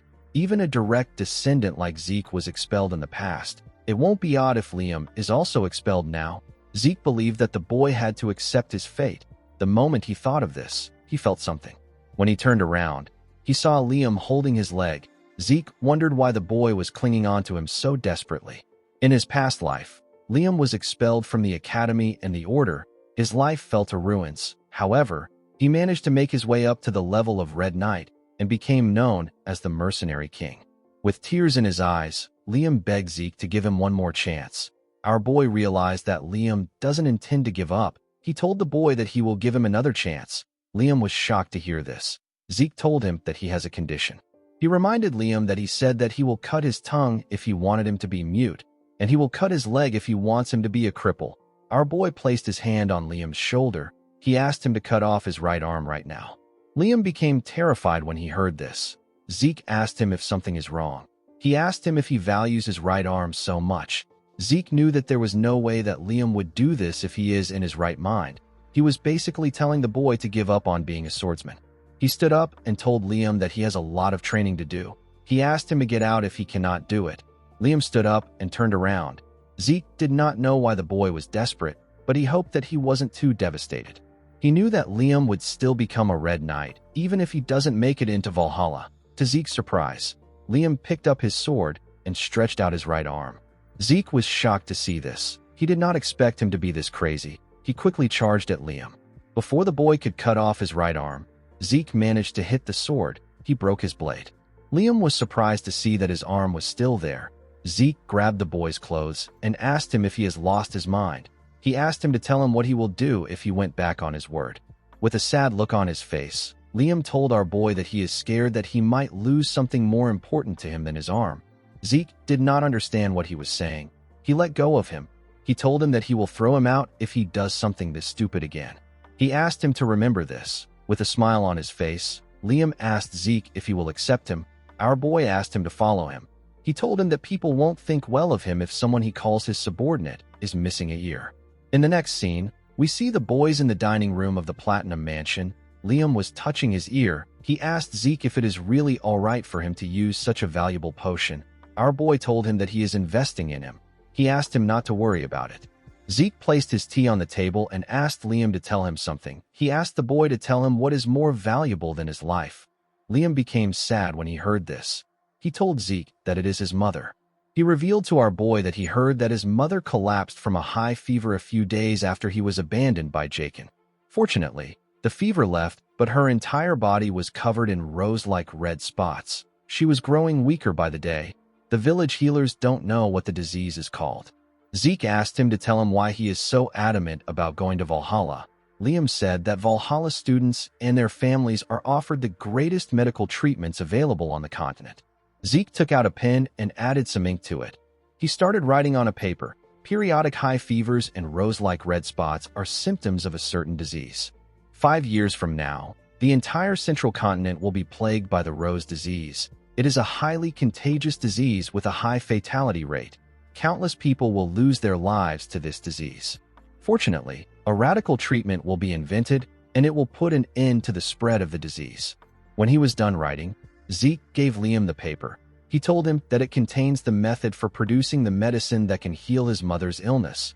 Our boy told him that it is not very difficult to make. He assured him that his village healers will be able to make it. Liam was shocked to hear this.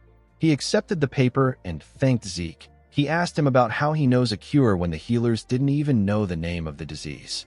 The cure was invented by the genius alchemist brothers known as Al and Jeff. They invented it to cure the disease plaguing the central continent. However, the greedy Alchemist Association took advantage of the desperate people's lives to make profit. Upon learning this, the brothers publicly revealed the production method. The production method quickly spread across the continent to the point that even a warrior like Zeke got to know it. With a smile on his face, our boy told Liam that he knows an alchemist. He told the boy that he no longer needs to go to Valhalla or become his subordinate now that he has the treatment in his hands. Liam said that this is not true. He told Zeke that his life belongs to him already. He went on his knees and bowed his head. He referred to Zeke as his lord and swore a lifelong loyalty to him. Our boy smiled when he heard his oath of loyalty. He found it reassuring that the mercenary king from his past life was now his subordinate. He told Liam that he will abandon him if he lags behind. He asked him to follow him well. Liam said that he will. In the next scene, we are taken to the dean's office. We see Owen greet the dean. He told the man that he has come to see him for a proposal. He asked Howard to tell him how he feels about raising the difficulty of the examinations this semester. Howard gently stroked his beard. He asked the boy to tell him the reason for his proposal. Owen said that the first years are quite skilled. He told him that all the children from the great families are there, and there are 2 pure-blood awakeners. He said that if the examination has the same difficulty it had last year, it will end up being a poor assessment. Howard told the boy that what he said makes sense. He told him that he is truly a child of Zimmons. He said that he will consider his proposal positively. Owen bowed his head and thanked the dean. He left his office. Howard turned to the window. He said that the apple doesn't fall far from the tree. He said that Owen thinks just like someone. He realized that he needed to nip the issue in the bud in order to avoid future problems. In the next scene, we see the students gathered somewhere. They were there for the semester exam. They came for dungeon exploration. The Dungeon Exploration Exam is a semester exam only done at the Draker Academy, in which groups of 2 people have to escape a dungeon within a given time. There is a multitude of difficulties when it comes to these dungeons. Each group is assigned one at random. Zeke asked Liam if he is nervous. The boy said that he is a little nervous. Our boy told him that this is natural. He said if a person is too nervous, they can make a mistake, and if they are too relaxed, they can become arrogant. He said that a suitable amount of tension will guard against both these outcomes. While he was talking, we see Reyna trying to calm her nerves. Zeke and Liam were asked to step out. Someone stopped them from entering a dungeon. He pointed at another dungeon and asked the boys to enter it. Zeke glared at the man. He felt like something was off. The man referred to him as Cadet and asked him about why he is just standing. Our boy said that he will do as he ordered. He walked into the dungeon. He and Liam walked down the stairs of the dungeon. Although the difficulty varies from dungeon to dungeon, they are all still exam-used dungeons under the management of the Drakers. Due to this, there isn't a lot of danger, since escaping within the time limit is the goal. Each group is given a timer that activates upon entry. Each timer is given 96 hours. Because basic battle abilities are graded as well, a group can earn extra points by bringing the heads of the monsters they subjugated. The most important thing is to leave the dungeon before the time elapses. If they are not able to escape within the time limit, they will receive a failing grade. After eating, Zeke told Liam that it is better he get some sleep. The boy reminded our boy that he set up camp and prepared their meal all by himself. He asked him to rest first. Zeke told Liam that he will be fine even if he doesn't sleep for 4 days. Liam said that he feels shameless. He told our boy that he will sleep first. Zeke assured him that he will wake him up if something happens. After Liam slept, our boy watched the campfire. He looked at their timer. He noticed that it has been 16 hours since they entered the dungeon. Zeke had been training before the day of the exam. Due to this, he has been awake for 3 days. In other words, he has spent 90 hours awake. Infinite stamina only recovers physical fatigue. It does not recover mental fatigue. Within a dungeon where a person doesn't know what to expect, our boy believed that he needed to reduce as many risk factors as possible. As he slowly dozed off, our boy remembered that he will switch out with Liam once he wakes up. The scene shifts, and we see a bell ring in a place filled with snow. The bell was attached to a pillar. There was a flag in this place. On the ground, we see a blonde woman covered in blood. As Zeke heard the bells ring again, he woke up from his dream. He began to breathe heavily. He could not believe that he had this same dream again. He remembered that he heard a bell in his dream. The moment he thought of this, Zeke recalled that they set a string of bells at an entrance to alert them. Our boy quickly took a bottle of water and poured it on the fire. He woke Liam and told him that they have an enemy. He said that he will check out the situation first. He asked the boy not to light the fire. Liam told him that he understands. Zeke stood next to a wall close to the entrance. He knew that it will be dangerous for him to use dragon eyes in an exam that will last for 4 days. He decided to adjust his eyes to the darkness. While he was trying to look around, he caught a particular scent.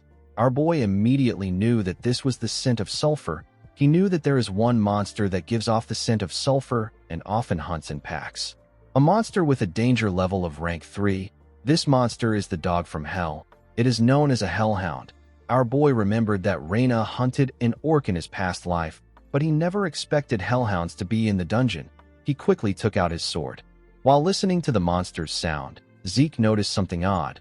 The leader of a hellhound pack will weigh several hundred kilograms at most. Judging from the echoes, it sounded like it weighs several tons. Our boy wondered if it is a mutant. He used his sword to carefully mirror the entrance in front of their room. He saw something shocking. He did not expect to see this monster. The monster charged at the entrance. Our boy quickly jumped back. Liam grabbed his sword and took a stance. Zeke managed to stop himself when he got close to Liam. The boy asked Zeke if he is all right. Our boy remembered that the instructor who asked them to step into this dungeon had the emblem of the Zimmons on him. He called the Zimmons crazy bastards. He wondered about what they were planning. The head of the hellhound leader stepped into the room. It turns out that another monster was holding this head. The monster threw away the hellhound and screamed loudly. It was holding a giant club. Zeke realized that the Zimmons are out to kill him.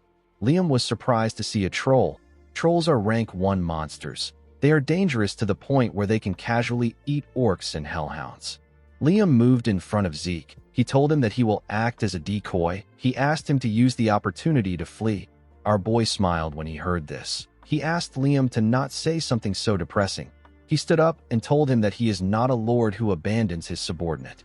Zeke asked Liam to not believe in him. He asked him to believe in his own efforts. He told him that he is not weak. He asked the boy to do whatever he likes. He assured Liam that he will support him. The boy smiled when he heard this. He thanked his lord. The two of them charged at the troll. They both landed several slashes on the monster. Our boy attacked the troll from the air, while Liam attacked it from below. While he was in the air, Zeke took a look at Liam. He realized that the boy is very good. It was already impressive that he managed to wound a troll despite its tough skin. Liam actually landed his attacks precisely on the monster's joint. Zeke realized that Liam was studying monsters in his spare time. The troll fell to its knees. It swung its club at Liam from behind. Zeke managed to land behind the boy in time.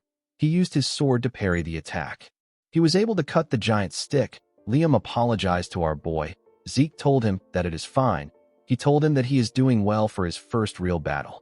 He told him that he made a good decision by aiming for the comparatively soft joints. However, he overlooked the troll's regenerative ability. The troll was annoyed to see that Zeke broke its club. Our boy explained to Liam that trolls are able to instantly heal small cuts.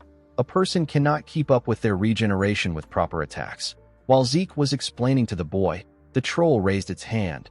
Zeke told Liam that this monster is too much for him. He took a stance and said that he will finish things up. Zeke easily killed the troll. The system informed him that he had subjugated the troll. He received 30 karma points for this. He asked Liam to dissect the troll. He told him that this should get them a lot of extra points.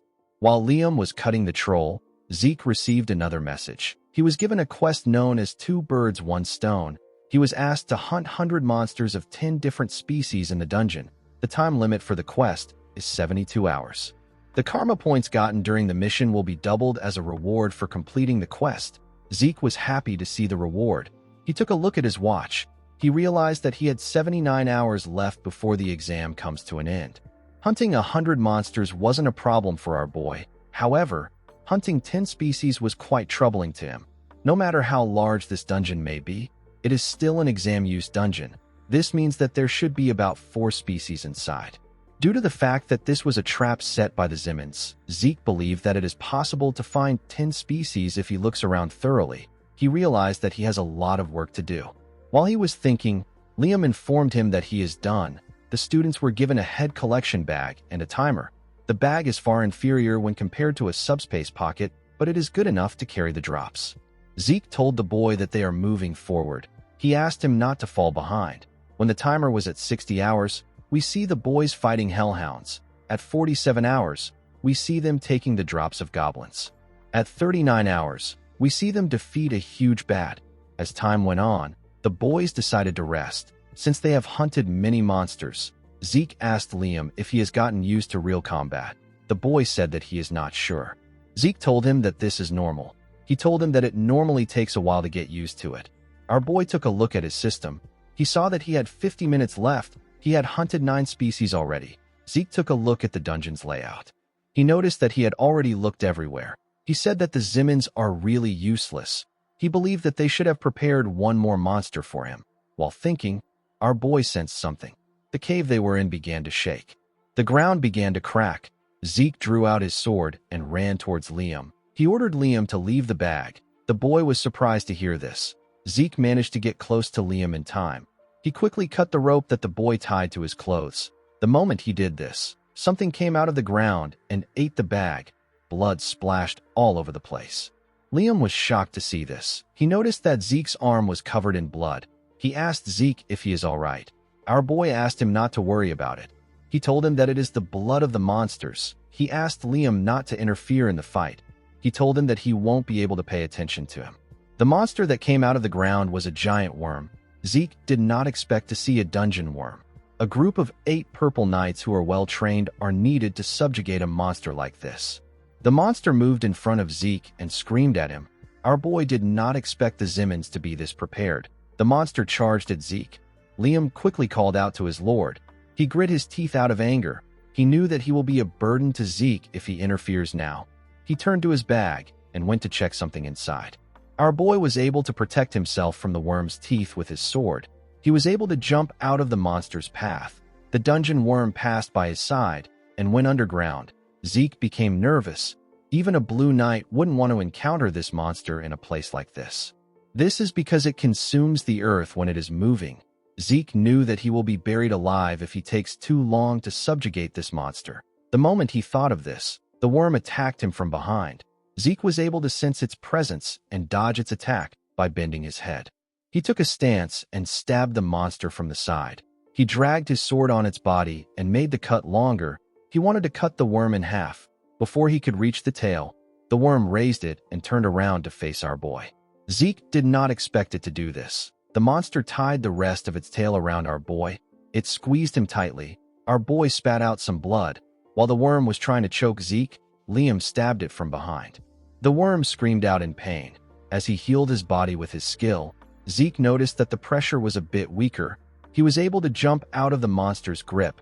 Liam asked him if he is all right. Zeke asked the boy to tell him what he did. Liam revealed to him that he applied an anesthetic to his sword. Our boy remembered that the main ingredient in an anesthetic is belladonna. For a human, it simply weakens their senses. However, it is a deadly poison for a worm. In this urgent situation, Liam recalled that worms are incompatible with belladonna, and he quickly adapted by using anesthetic as a substitute. Zeke believed that Liam's judgment and adaptability reflect his title as Mercenary King. He realized that he made a smart choice when he took Liam in. He asked the boy to stab the worm with his sword again when he gives him a signal. Our boy ran to the top of the monster. He jumped and called out to Liam. The boy stabbed the worm when he heard his name. the monster screamed out in pain. While it was screaming, Zeke appeared in front of it. He activated his soul manifestation. He used a technique known as lacerate to cut down the worm from the top. The moment he landed on the ground, the dungeon worm split apart. The system informed Zeke that he has completed the sudden quest. It told him that the karma points he earned will be doubled as a reward. It also provided him with 2 random boxes as a reward. Our boy received 780 karma points. In the next scene, we see the cadets gathered at the entrance of the dungeon. They were asked to line up in front of their instructors to receive their grades. Those who were done were asked to leave. Reina was the next person being graded. She and her teammate received 30 points for escaping the dungeon. After calculating the amount of monsters they hunted, their total point was 180. The cadets were shocked to hear this. It was close to Abel's record of 200.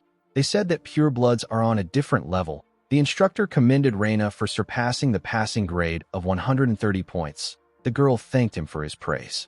After Reina, Owen and his teammate were graded. They received a total of 120 points. They surpassed the passing grade of 70 points. The instructor commended them on their efforts. Owen's teammate was very happy with his score. Owen hated it. He turned to Reina. He saw her talking to members of her clan. He was annoyed to see this. He said that the girl won't be able to act cocky forever. He believed that he could always take care of her just like he did with Zeke. The moment he thought of this, someone asked his teammate about how long it has been since they last saw the sun. Owen was shocked to hear this. He recognized this voice. When he turned around, he saw Zeke and Liam walking out of their dungeon. Liam was dragging the head of the dungeon worm. Owen did not understand what was happening. The other students were shocked to see the head of the worm. They believed that orcs were supposed to be the highest scoring monster. Liam dropped the worm in front of the instructor. Zeke moved close to Owen. He told the boy that he looks pretty surprised. He asked him if he is so happy to see him. Owen was annoyed to hear this. He frowned his face out of anger. He could not believe that Zeke was taunting him. Our boy asked him about why he is no longer maintaining his poker face. He told him that this look suits him more. Owen turned around and began to walk. Our boy asked him if he is leaving already. Owen was annoyed to see that the 2 purebloods surpassed him.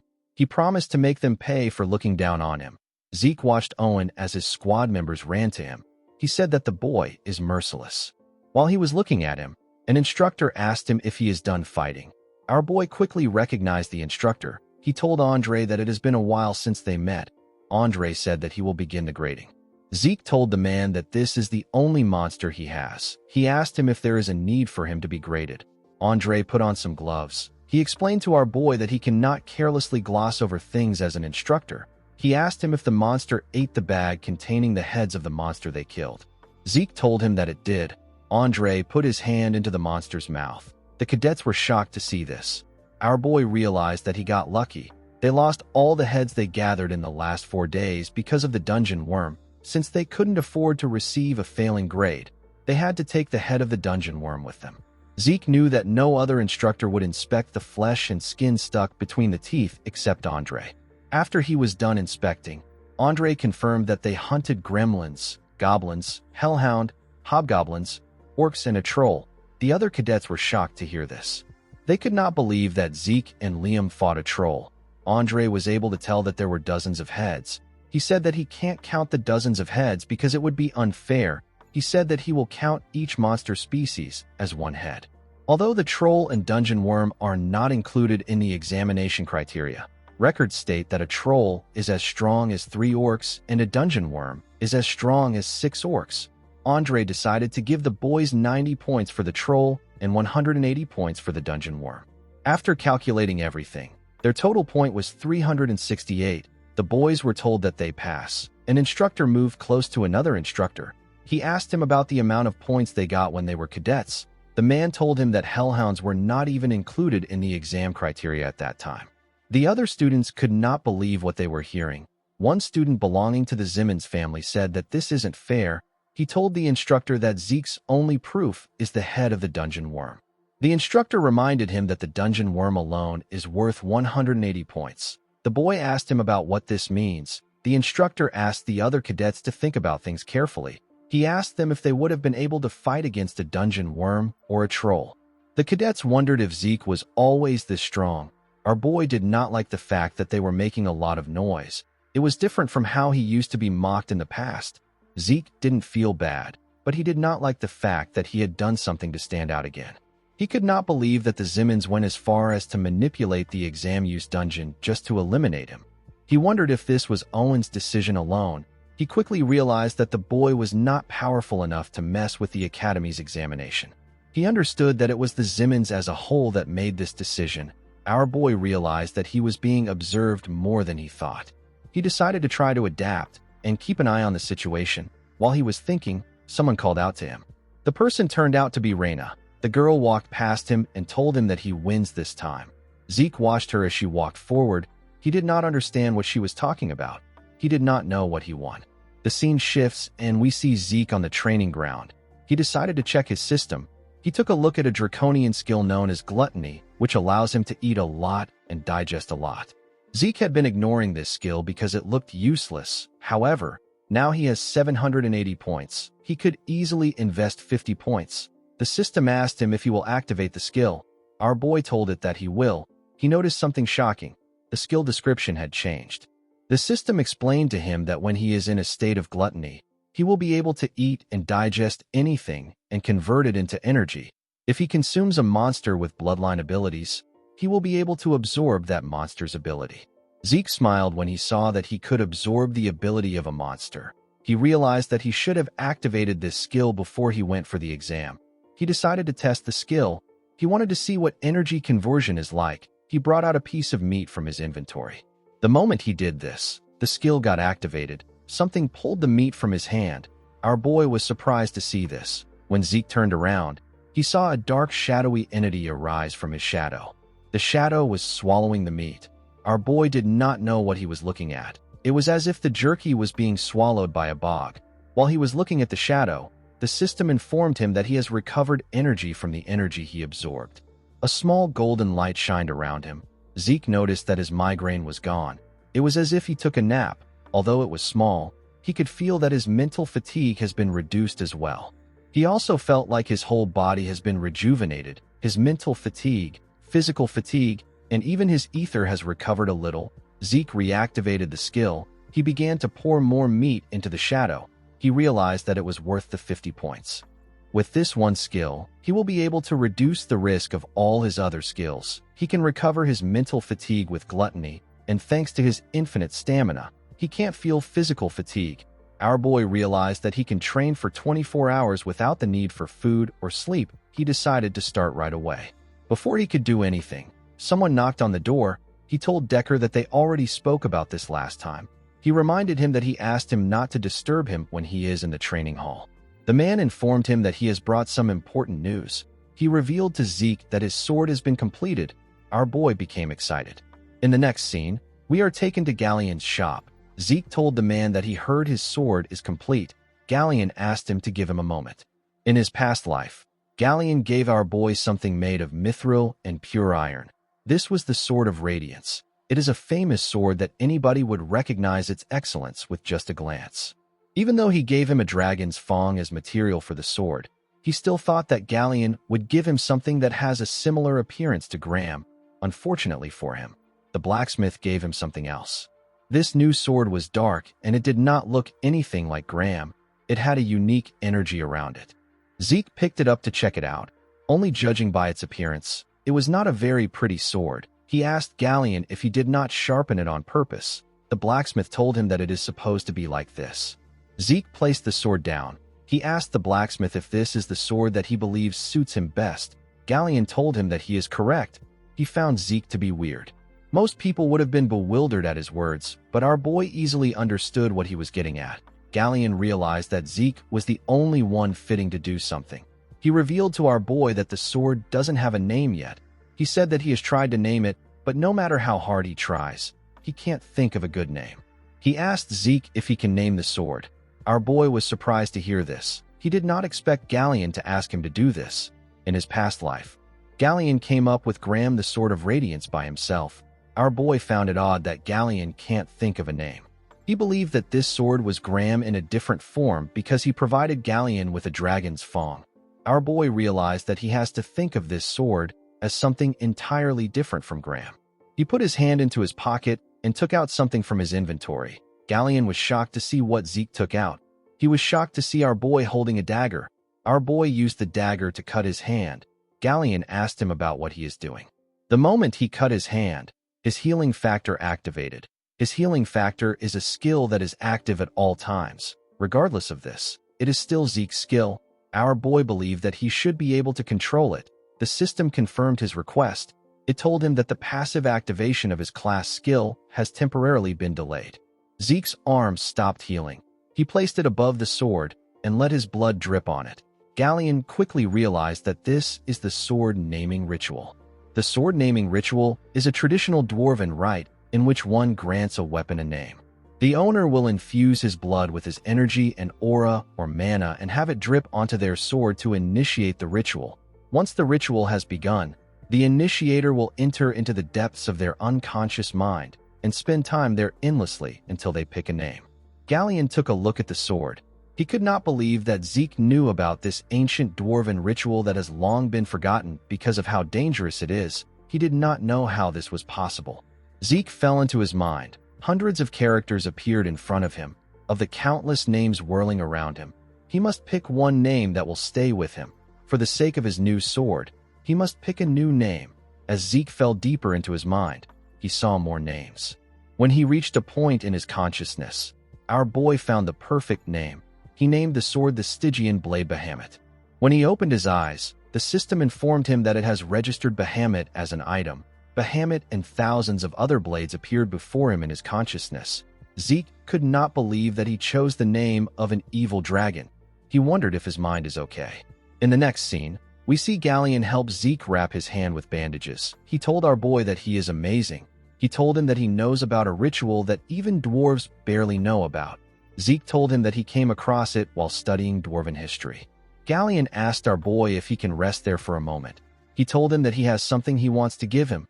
Zeke asked him not to worry about it. He told him that he can take his time. The man thanked him for his patience. Our boy took a look at his arm. He remembered the system telling him that he has temporarily stopped his healing factor skill. The fact that he could suppress the activation of a passive skill was a big deal to him. This means that he will be able to avoid other people having to find out about his abilities just like Duke did.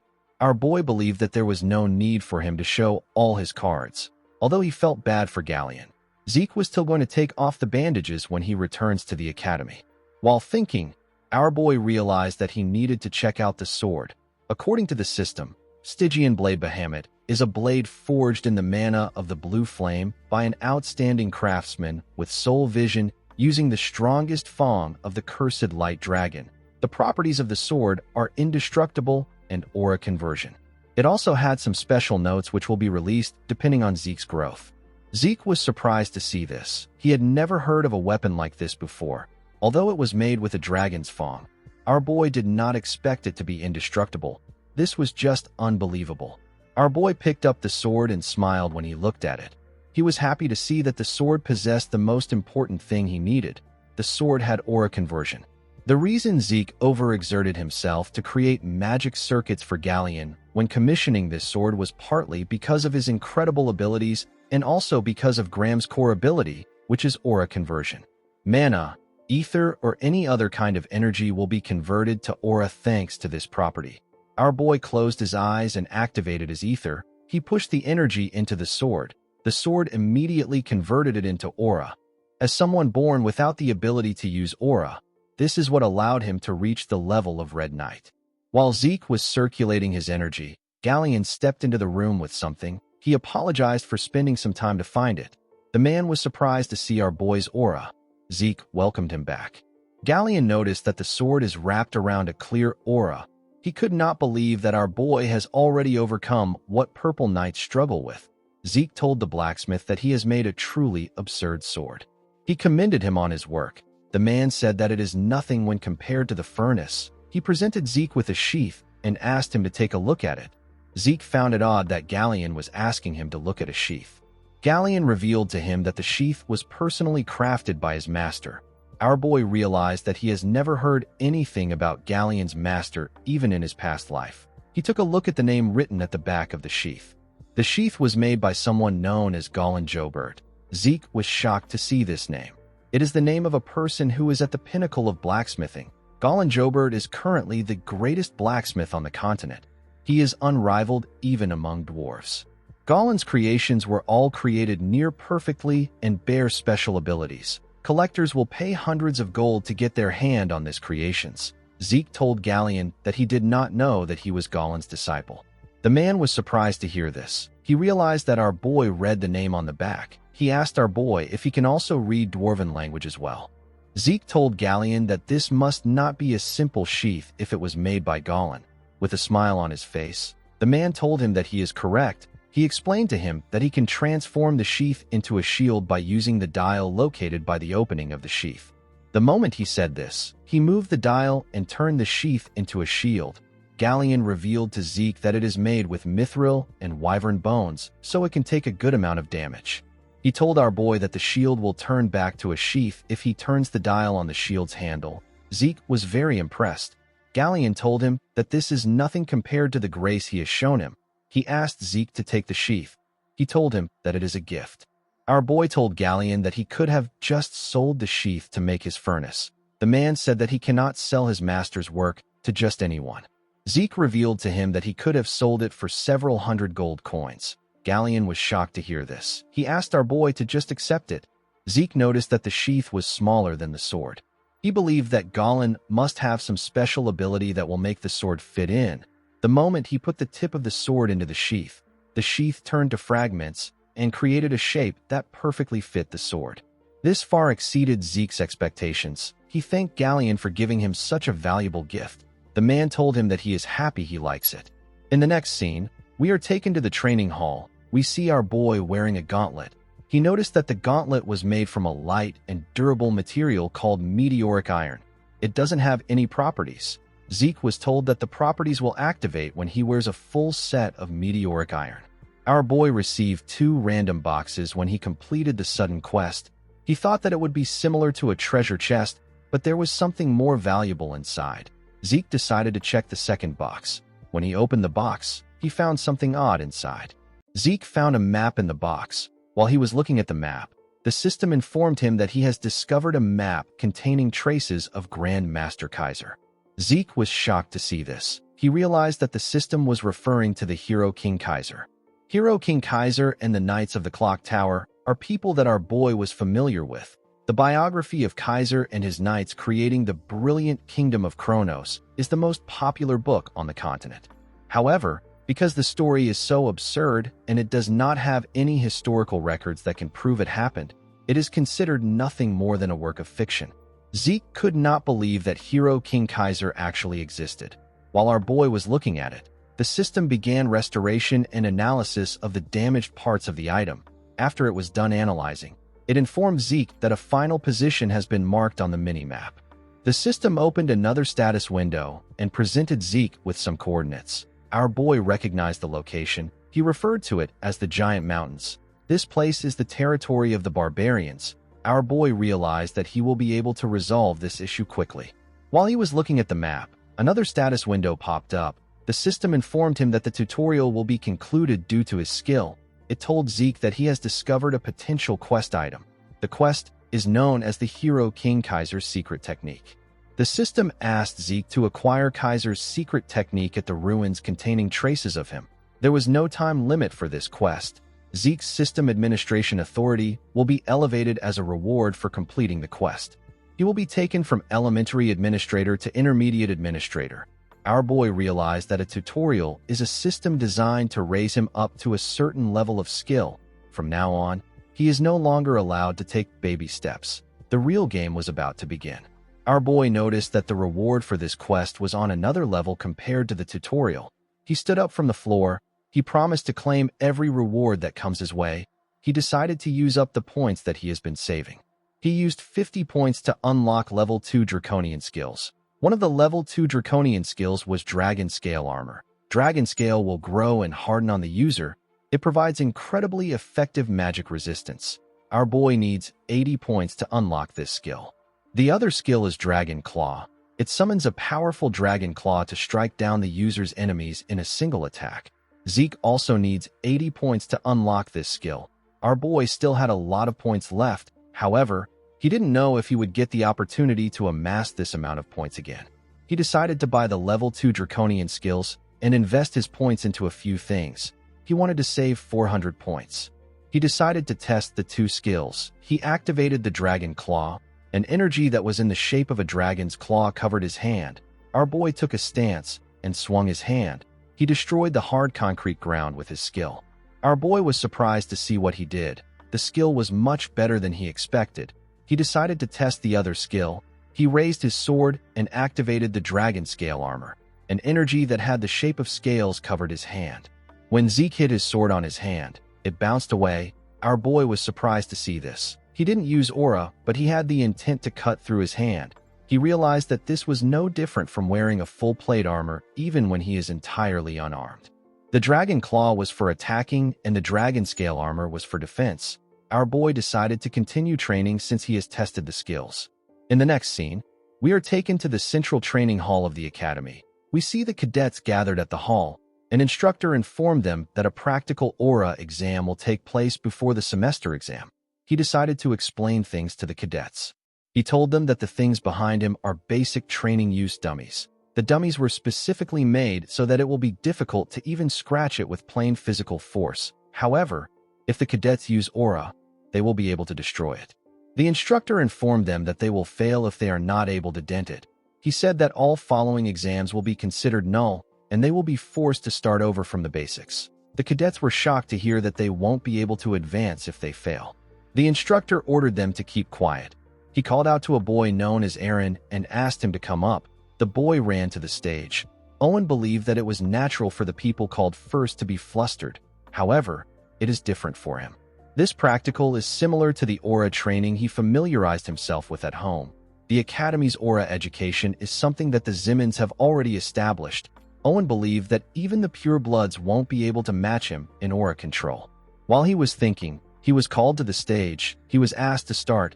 The boy drew out his sword with a smug look on his face. He took a stance and released his energy. It shined brightly. The students were shocked to see that Owen had achieved sword resonance. The instructor who was jotting down information about the cadets was quite impressed with Owen. He told his superior that Owen is using sword resonance at barely 13 years old. He said that he is incredible.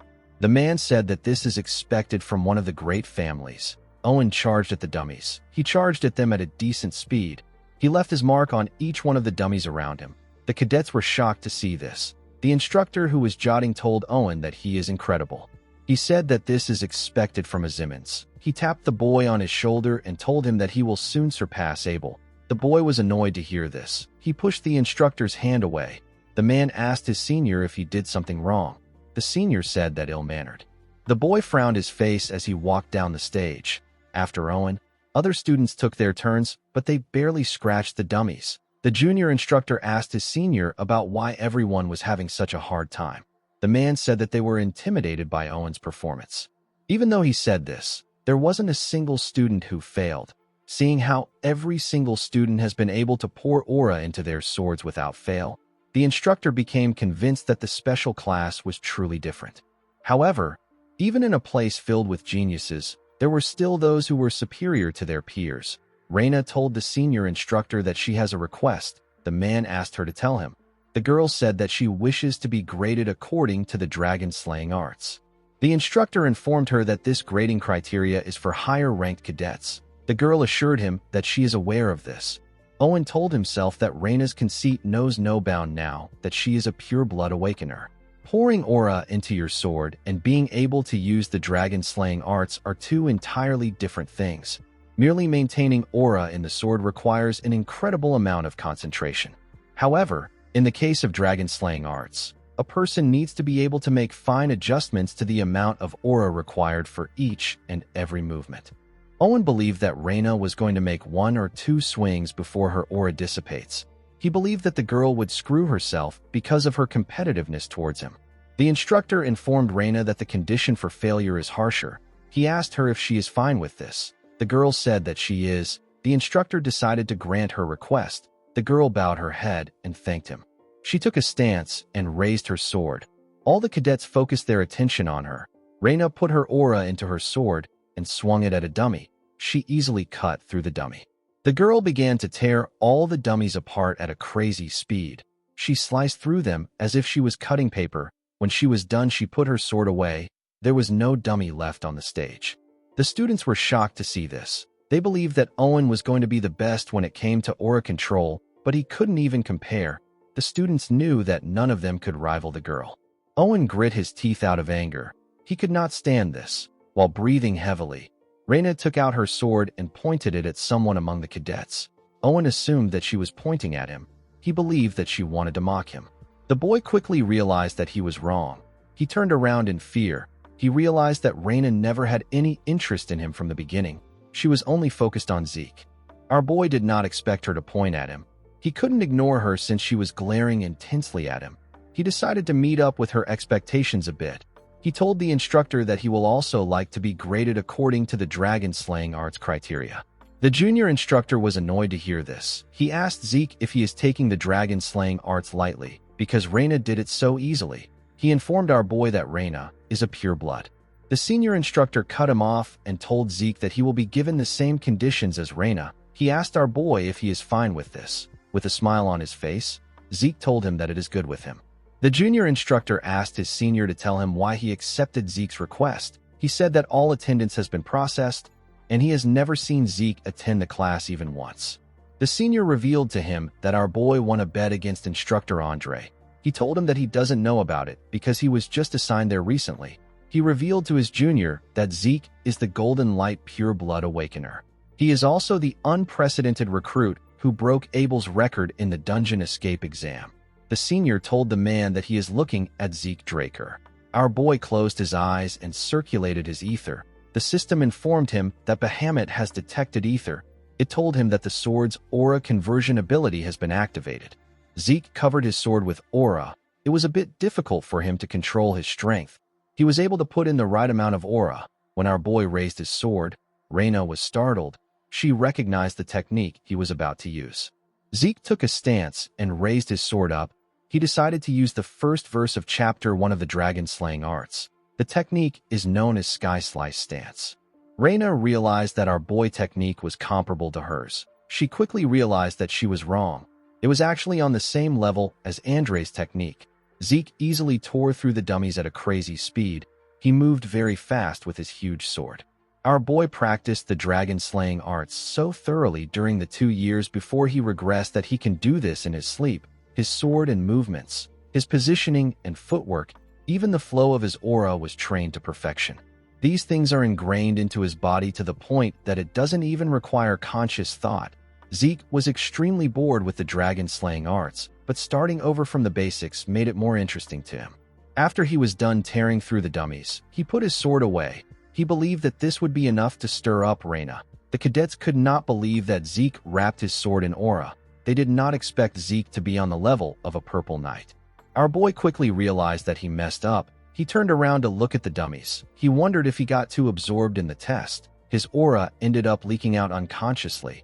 He wanted to do something on the same level as Reina, but he ended up standing out again. The instructors could not believe their eyes. They could not believe that a first-year student is a purple knight. Owen began to shake. The boy became hopeless. He could not catch up to the 2 geniuses in his class. Reina actually became excited. She was happy to see her rival ahead of her. In the next scene, we see Zeke having tea with the dean in his office. Howard informed our boy that he heard about his participation in the semester exam. He told him that he got some very surprising results. Our boy told him that he was simply lucky. Howard laughed when he heard this. He said that luck does not make a person reach the level of a purple knight at age 13. The man took a sip of his tea and asked Zeke to tell him how he feels about taking the grade advancement exam. Zeke asked him if he will skip a grade with this exam. Howard explained to him that it can be more than 1 grade. He told him that it depends on his performance. He told him that it is a system designed for remarkable cadets like him. Zeke knew that Howard would come looking for him because he stood out more than he planned, but he did not expect the man to take his bait so fast. With a smile on his face, Zeke told the dean that he will take the exam. As he walked out of his building, Zeke realized that Howard has something planned. He decided to play along with the man. After Zeke left, Howard turned to the window and took out something from his clothes. He took out a stone. He used the stone to inform someone that Zeke and Reina have decided to take the exam. the person gave him some orders. Howard told the person that he understands. He said that he will take some measures. With a smile on his face, Howard said that things are getting interesting. The scene shifts, and we are taken to the upper-class training hall of the academy. We see Zeke and Raina inside the hall. The girl was staring at our boy, but he looked away. He wished she could pretend that she was not staring at him. While he was looking away, someone apologized to them for making them wait. He presented their examiner to them. He introduced the man as an upper-class knight from the main family. The knight had white hair and a scar on his face. He was introduced as Sir Al Draker. Zeke was shocked to see the man. He quickly realized that he was looking at Dieback Blade. The scene shifts, and we are taken to the past. We see an older Al carrying a dead young boy in a destroyed town. While Al was digging a hole for the boy with his hands, someone walked up to him from behind. The person turned out to be the older Zeke. Our boy quickly recognized the Draker uniform on the man. He grabbed his sword and called Al a damn dog of the Empire. He asked him about what he is doing there. Al didn't say anything. He just continued digging a hole. Zeke saw the dead boy next to the man. When he turned to the side, he saw a large amount of graves that Al had made with his hands. While the man was still digging, our boy pushed a shovel into the ground. Al quickly covered his hand with aura when he heard the sound of the shovel. Zeke asked the man if he needs help. He pushed his shovel into the ground and began to dig. He told Al that he will help him even if he says no. Al did not expect this. Our boy introduced himself as Zeke Murray. He said that he is a member of the Northern Allied Forces. He asked Al if he is a Draker. The man said that he is no longer a Draker. He said that he left. Zeke revealed to him that he also did the same. He asked the man to tell him what he wants him to call him. Al asked him to call him Dieback Blade. In the present, Zeke was surprised to find out that his real name was Owl. He believed that it fit the Kurt Dieback Blade perfectly. Our boy and Raina bowed their heads to greet the man. Zeke did not expect them to bring an upper-class knight for a first-year grade advancement exam. The supporting pillars of the Drakers are the upper-class knights. One must possess power and experience equally in order to be granted this title. It is a high-ranking position. An instructor explained to Zeke and Raina that the examination method is one that is familiar to the alumni of the Cradle. It is a swordsmanship battle. He told them that they can continue as long as they don't lose consciousness or give up. He advised them to do their best. Raina placed her hand on her sword. She said that she will go first. Al declined her request. He told her that there is no need to fight separately. With a serious look on his face, he asked Zeke and Raina to fight him together. Raina was annoyed to hear this. She wanted to charge at him. Zeke placed his hand on her shoulder and asked her not to get too heated up. He told her that she should be aware of the difference in their skills. He revealed to Raina that the test has already began. He explained to her that she would have lost some points if she had failed to control her anger and charged at the man. When Raina heard this, she turned around. She saw that the instructor was jotting down things that were happening. She took a deep breath and calmed herself. She asked Zeke about what they should do. Our boy was impressed that the genius was able to make a quick judgment. He revealed to her that there is a perfect strategy that they can use in this situation. He said that they have to get one strike in. The two of them surrounded the man. Al drew his sword. Zeke found his sword to be weird. It only had a single edge. It came from the Eastern Empire. It is known as the Wando. Our boy realized that Al has been using the sword since he was young. He noticed that Raina was looking down a bit. He realized that her pride has been hurt. However, Zeke didn't care because pride and honor is worthless to the weak. He hoped that she wouldn't make things personal and she would just focus on the strategy. Zeke and Raina charged at Al at the same time. Al was able to block our boy's attack first. Raina tried to use the opportunity to attack him, but he blocked the attack too. She attacked him again from behind, but the man was able to block it again. The girl was impressed with the power of an upper-class knight. Zeke advised her to focus on attacking Al's blind spots. Raina was not able to land any effective blows on him. She was not even able to scratch him. She decided to attack the man with the intent to kill. She covered her sword with aura and used verse 1 of Chapter 3 of the dragon-slaying arts. The technique is known as half-moon slash. She swung her sword in a clean and swift manner. Al was able to dodge the attack by moving his body to the side. While Raina was still in the air, the knight gave her a kick in her throat. The girl spat out some blood. She was sent flying. She crashed into the wall. Two attendants in the room moved to the wall to check on her. They asked her if she is all right. Reina stood up from the rubble and told them that she is fine. She advised them to step back because it is dangerous. For a moment, the girl lost consciousness. She realized that she had no hope of creating an opening in Al's defense. Even Zeke was getting pushed back. Reina wondered if it was really possible for our boy to create an opening. Earlier before, when Zeke was explaining his plan to Reina, the girl said that she cannot participate in such a shameful strategy. She asked our boy if he intends to tarnish an honorable duel. Our boy asked her if honor puts food on the table. He tapped her on her shoulder and reminded her that this isn't a match between knights. He said that it is an exam. He told Reina that they are testing their ability to kill. The girl told him that she understands. She knew that she was the one who asked Zeke for his help. She asked our boy if he really believes that his strategy will work. She reminded him that Al is an upper-class knight. Zeke explained to her that they have to create a situation where the plan works. He reminded her about the fight that they had when they were in the cradle. He asked her if she knows why she wasn't able to dodge the rock. Reina said that it is because she didn't expect him to use such a method. Zeke told her that she is correct. He said that it is the same thing with Al. He asked her to just wait for his signal. He assured her that it will work. He told her that a small opening is all they need.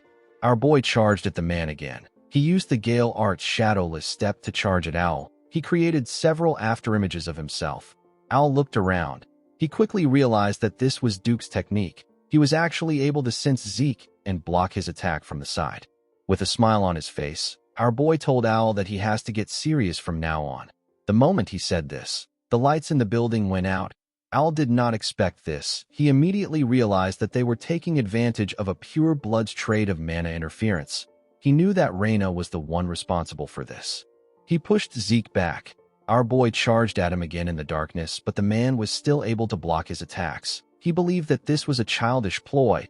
He could not believe that they expected that they would have an opportunity to defeat an upper-class knight like him by simply obstructing his vision. While he was blocking the attacks, the man got a strange feeling. He did not understand how Zeke was able to move within this pitch darkness where even he could barely sense the things around him. It was as if Zeke's vision was unperturbed. Our boy was using his dragon eyes. He put some distance between himself and Al. He decided to use his dragon claw. He has been looking for an opportunity to use the skill. He knew that Al isn't the type of person who would go around talking about what he experienced in a fight. Zeke covered his hand with the golden energy and fired an attack at Al. The man was shocked to feel the weight of Zeke's attack. He was shocked to see that this was the sword strike of a first-year cadet. He quickly realized that this wasn't a sword strike at all. It was something different. Al didn't actually care about what it was. All he knew was that Zeke has long surpassed the level of a cadet. He noticed that Reina couldn't move in the dark like Zeke. He wondered if our boy disregarded unnecessary forces to restrict him. This was something that would only work against an opponent of a similar level. While he was thinking, Zeke charged at him again. The man was able to block the attack. He decided to make his attack faster. He and Zeke moved at a crazy speed. Our boy was able to keep up with his attacks, but it was a bit tough for him. He noticed that Al's attacks are starting to resemble what they were before the lights went out. He did not expect him to have already adjusted to the darkness. While he was in the air, Al swung his sword at him. He noticed that Zeke had disappeared. He could only make out a hazy figure. It was like fighting a shadow. The moment he thought of this, someone appeared behind him. Al swung his sword. He ended up cutting something different. The man noticed that he tore through a mana light. Our boy was cutting the ropes holding the lights in the air. He allowed them to fall on Al. The man realized that this extraneous noises were covering up any traces of Zeke. While he was trying to sense his presence, our boy attacked him from above. Al managed to block the attack. Immediately he did this. Zeke asked Reina to do something. The girl threw something at them. The scene shifts, and we are taken to the past. We see Fanon telling our boy that he can create something since its structure and ingredients are simple. He said that it is only a one-time use item. He asked Zeke about the kind of spell he wants to store in it. He asked him if it is explosion magic. Our boy smiled and told the man that it isn't.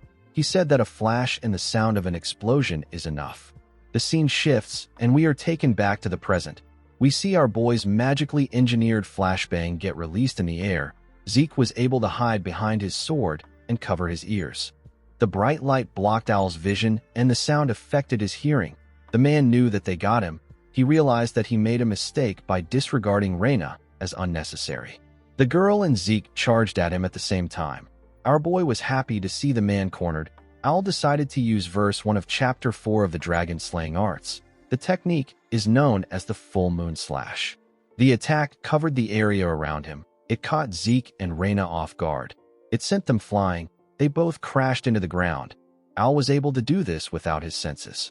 In the next scene, we see the attendants carrying Zeke and Reyna on a stretcher. The instructor commended Al on the match. Before Al could reply, someone yelled at him and told him that he did a number on his disciple. Al quickly bowed his head to greet Duke. He referred to him as the Knight of Gale. The instructor also bowed his head and greeted the man. Duke waved at him.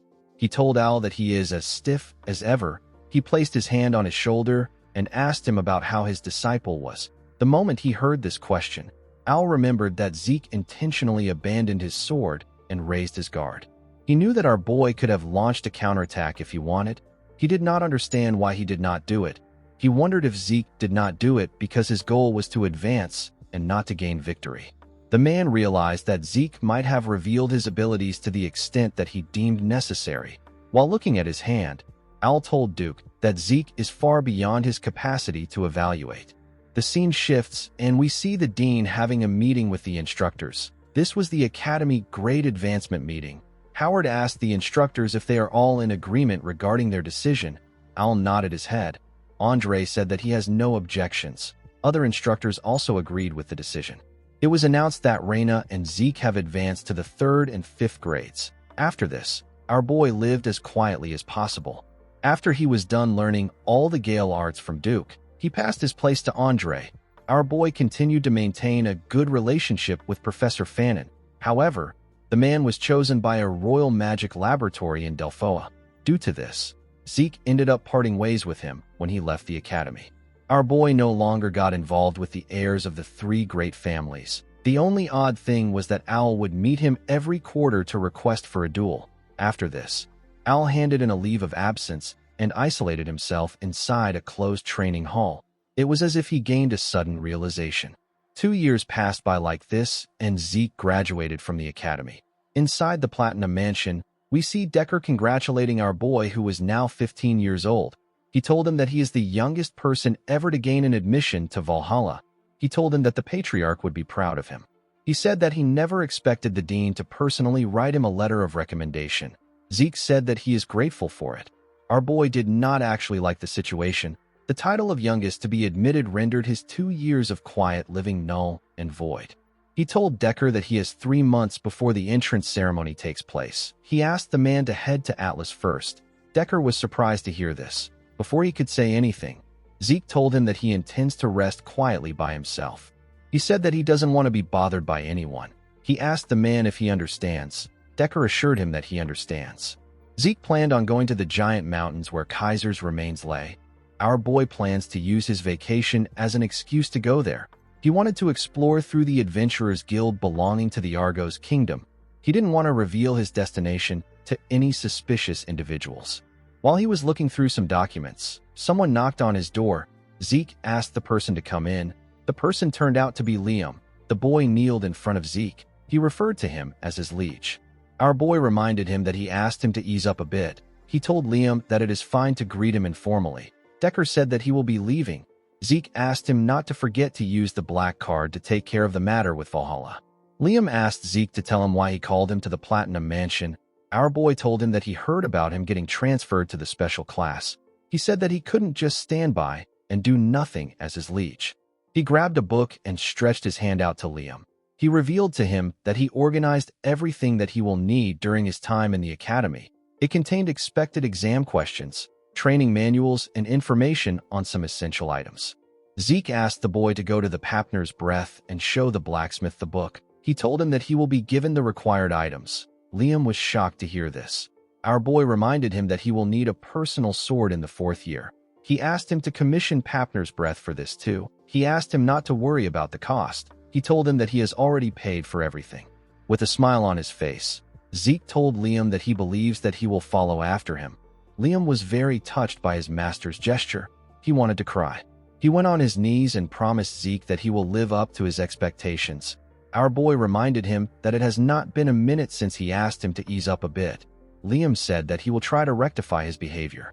The Argos kingdom lies at the northernmost edge of the central continent. It is one of the 4 central kingdoms alongside Delphoa, Thebia, and Alencia. Dungeons of different sizes litter the giant mountains that divide the land of the monsters from the continent. This draws in adventurers aiming to get rich quickly. The first king of Argos recognized this and chose to make his kingdom's central business one that ties adventurers and dungeons together. With the support of the royal family, the giant mountains have been divided into hundreds of regions with shipping routes and bases constructed and managed by the Argos Adventurers Guild, which has now spread across the continent. In the next scene, we are taken to an Adventurers Guild. We see people getting registered in the guild. We see someone register as Zeke Murray. The person was asked to submit his documents to the issue desk to receive his registration certificate. The person turned out to be Zeke. Our boy was wearing a wig and magic lens for his eyes. He knew that it will be best for him to get an adventurer certificate in order to operate in peace. Going around as a Draker would cause him to stand out. Zeke decided to start his treasure hunt immediately. He got his certificate. He went to a place where several carriages were in order to get a ride to his destination. He ended up joining other people in the carriage. Our boy was relieved that he was able to get a caravan during such a busy season. While he was resting, someone asked him if he is an adventurer too. With a smile on his face, the man told Zeke that he looks nervous. He asked him if this is his first time going into a dungeon. One of the man's teammates moved close to our boy. He asked him if he wants to join them. He said that they are actually veterans despite how they look. The man and the woman next to him smiled at Zeke. Their teammate said that dungeons have been dangerous recently. He told our boy that he will be monster food if he makes a mistake down there. Zeke realized that trash like this will always be everywhere he goes. With a smile on his face, the man asked Zeke if he knows that the first party to go into the dungeon takes half of the adventurer's livelihood. Our boy was already familiar with this tactic. People like this use new adventurers as monster bait or sell them off to slave traders. While he was thinking, Zeke sensed something coming from the mountains. He stood up and asked the idiot next to him to shut up.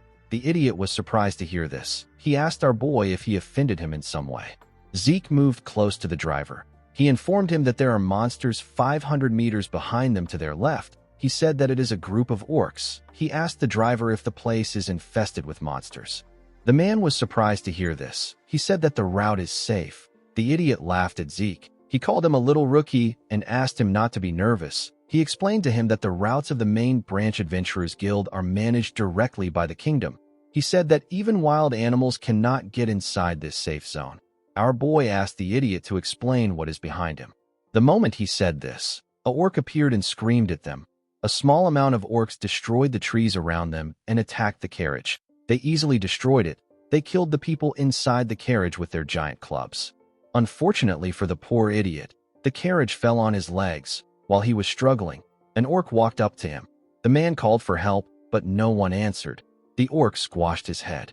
Zeke hid behind a tree and watched as the orcs tore the carriage apart. He realized that the base was not operating properly for there to be orcs roaming around in a safe zone. When our boy arrived at the base, he saw dead bodies everywhere. He did not expect the Argos soldiers to lose. With this much manpower, most monsters wouldn't even stand a chance. While looking at the bodies, Zeke noticed something odd. He saw the cuts on the bodies. He quickly realized that the soldiers didn't lose to the monsters. They were actually killed by humans. The humans intentionally left massive damages on the bodies to make it look like a monster attack. However, if this was truly done by a monster, the cut wouldn't have been so clean. On top of this, there is almost no trace of resistance. The men were killed in a clean manner with a single attack. Our boy realized that the people who did this must be on the level of a purple knight. He knew that he will create some misunderstandings if he stays there any longer. He decided to leave. Finding traces of Kaiser was his top priority. As he walked deeper into the forest, Zeke saw a basket filled with human skulls. He knew that this is a symbol that marks the barbarian territory. The mini-map informed him that he is almost at Kaiser's ruins. While looking at the skulls, Zeke wondered about what the Empire's hunting dogs were doing there. They were hiding behind some trees and watching our boy from afar. The hunting dogs were recruited from the greatest talents among the Empire's knight trainees. They are a unit under the direct control of the Emperor. They are trained in tracking and assassination techniques. Presently, They are hidden from the eyes of the public. Only those in the highest positions are even aware of their existence. However, they will make a grand entrance in the public eye as the main fighting force during the Continental War waged by the Empire. On his way here, Zeke had been watching their movements. He could never forget their unique tracking techniques. This is because they were the ones who killed him. Zeke remembered that Duke mentioned that the Emperor is obsessed with immortality, and he is turning the continent inside out to find it. Our boy remembered that the Emperor was obsessed with rare artifacts even before his regression. Not only did he bear the foolish dream of unifying the continent, he also dreamed of something as insubstantial as immortality. Zeke wondered if the Empire has already discovered Kaiser's ruins. He realized that he needed to confirm this by himself. He disappeared in front of the hunting dogs when he thought of this. They were surprised to see what happened. They turned to a man to signal him to do something. The man put his hand into his clothes. He brought out a flare gun. Before he could fire the gun, Zeke reappeared and cut off his hand. Our boy looked at the gun, which fell to the ground. He saw a golden robe tied to its bottom. He realized that the man was going to fire a gold flare, which signifies an emergency. He became certain that the man was the team leader. Due to the fact that there were only 3 of them, our boy asked the man if they are the perimeter guard team. He said that they should normally be 12 men on a team. One of the man teammates asked Zeke to tell him who sent him. Our boy cut off the head of the man in front of him when he heard this. The other 2 were shocked to see this. Zeke asked them if they do not understand the situation. With a scary look on his face, he told them that he is the one asking the questions in this situation. He advised them to think carefully. He told them that he can see 2 mouths that can talk. He asked them if the other person will die quietly if one of them dies. The men became scared. Our boy advised them to think carefully and make a wise decision. Zeke was able to get the location of their temporary base. It was filled with hunting dogs. Our boy realized that these hunting dogs were probably the ones who killed the people at the base. Due to the fact that they harmed the kingdom's soldiers, Zeke wondered if they have really found Kaiser's ruins. He decided to check it out by himself. Zeke beheaded the other 2 men and placed their heads in their hands. He drew a symbol on the tree where he placed their bodies. This was the sign of the McCain. There is a rule that states that those who draw their swords against a McCain will be put to rest. The scene shifts, and we are taken to the base of the hunting dogs. We see 2 men guarding the entrance of the cave. One of them yawned and said that no crazy bastard would even bother entering the territory of the barbarians. He said that there is no point in watching. The man on the other side agreed with him. The moment he said this, a blade got fired at the man's head. The other man was shocked to see this. Before he could react, a blade got fired at his head too. Zeke ran into the cave at a crazy speed. One of the hunting dogs heard the sound of something. His colleague asked him about why he stopped moving. The man asked him if he didn't hear something coming from the entrance. His colleague said that he didn't hear anything. Before he could react, Zeke stabbed the man in his neck. He swung his dagger at the colleague, but he was able to dodge it by moving his head. The man screamed "Intruder!" Before he could say more, Zeke put his hand into his mouth and slit his throat. The other hunting dogs surrounded him in no time. As he looked around, Zeke was reminded of the old times. He remembered the time when he was ordered by his boss, who was tired of a 5-year-long power struggle. His boss ordered him to raid the Pabella cartel. This was how our boy felt in that moment. The boss of the hunting dog said that this is the knifemanship of a southern hitman. He wondered if Zeke came from McCain or Pabella. He didn't actually care. He told our boy that they can't let him leave alive now that he has gotten here. He promised to grant him an easy death if he surrenders. Zeke was surprised to see that this was the man in charge. The man was probably staring at the ceiling of Blue Knighthood. These hunting dogs were far weaker than the hunting dogs he fought in his past life. Zeke asked the leader if he is allowed to say something like this to the person who killed their comrades. The other hunting dogs were annoyed to hear this.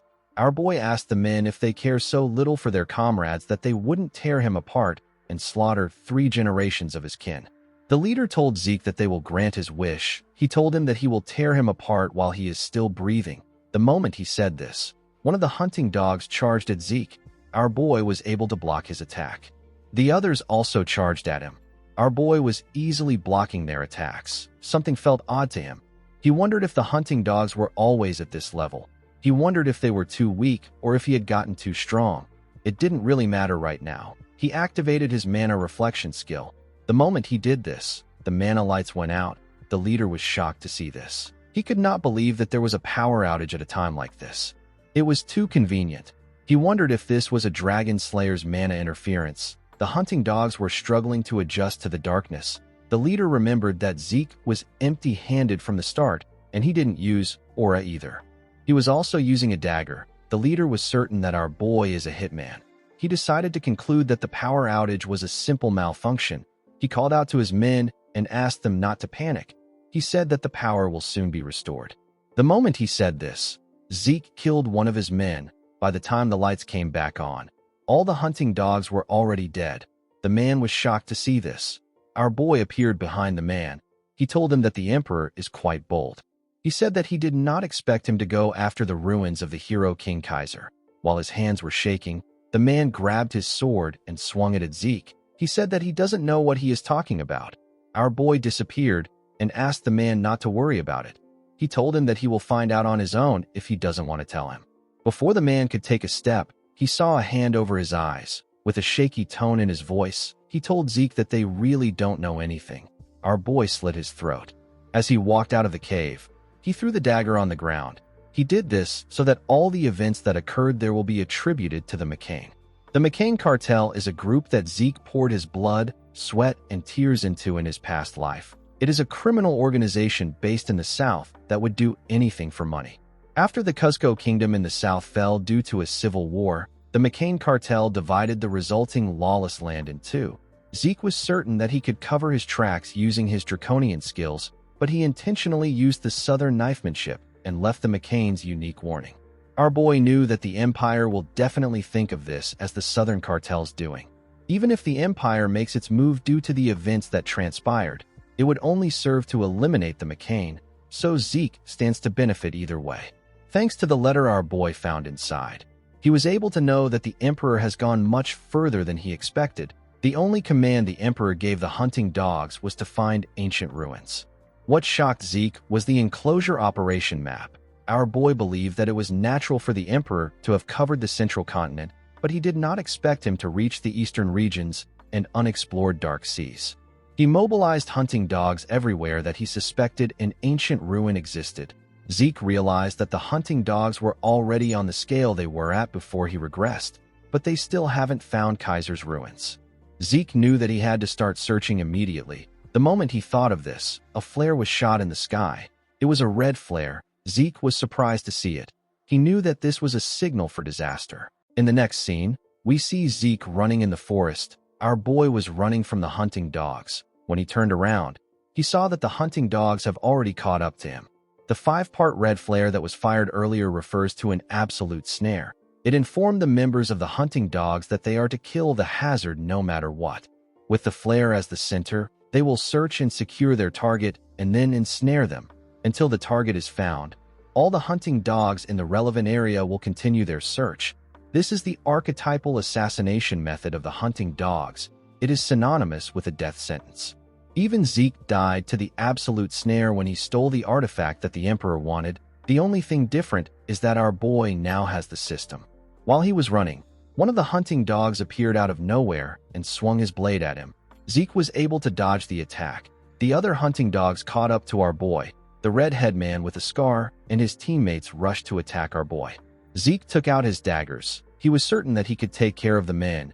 He used his daggers to block their attacks. Immediately he did this, he jumped out of their midst. He moved behind a tree.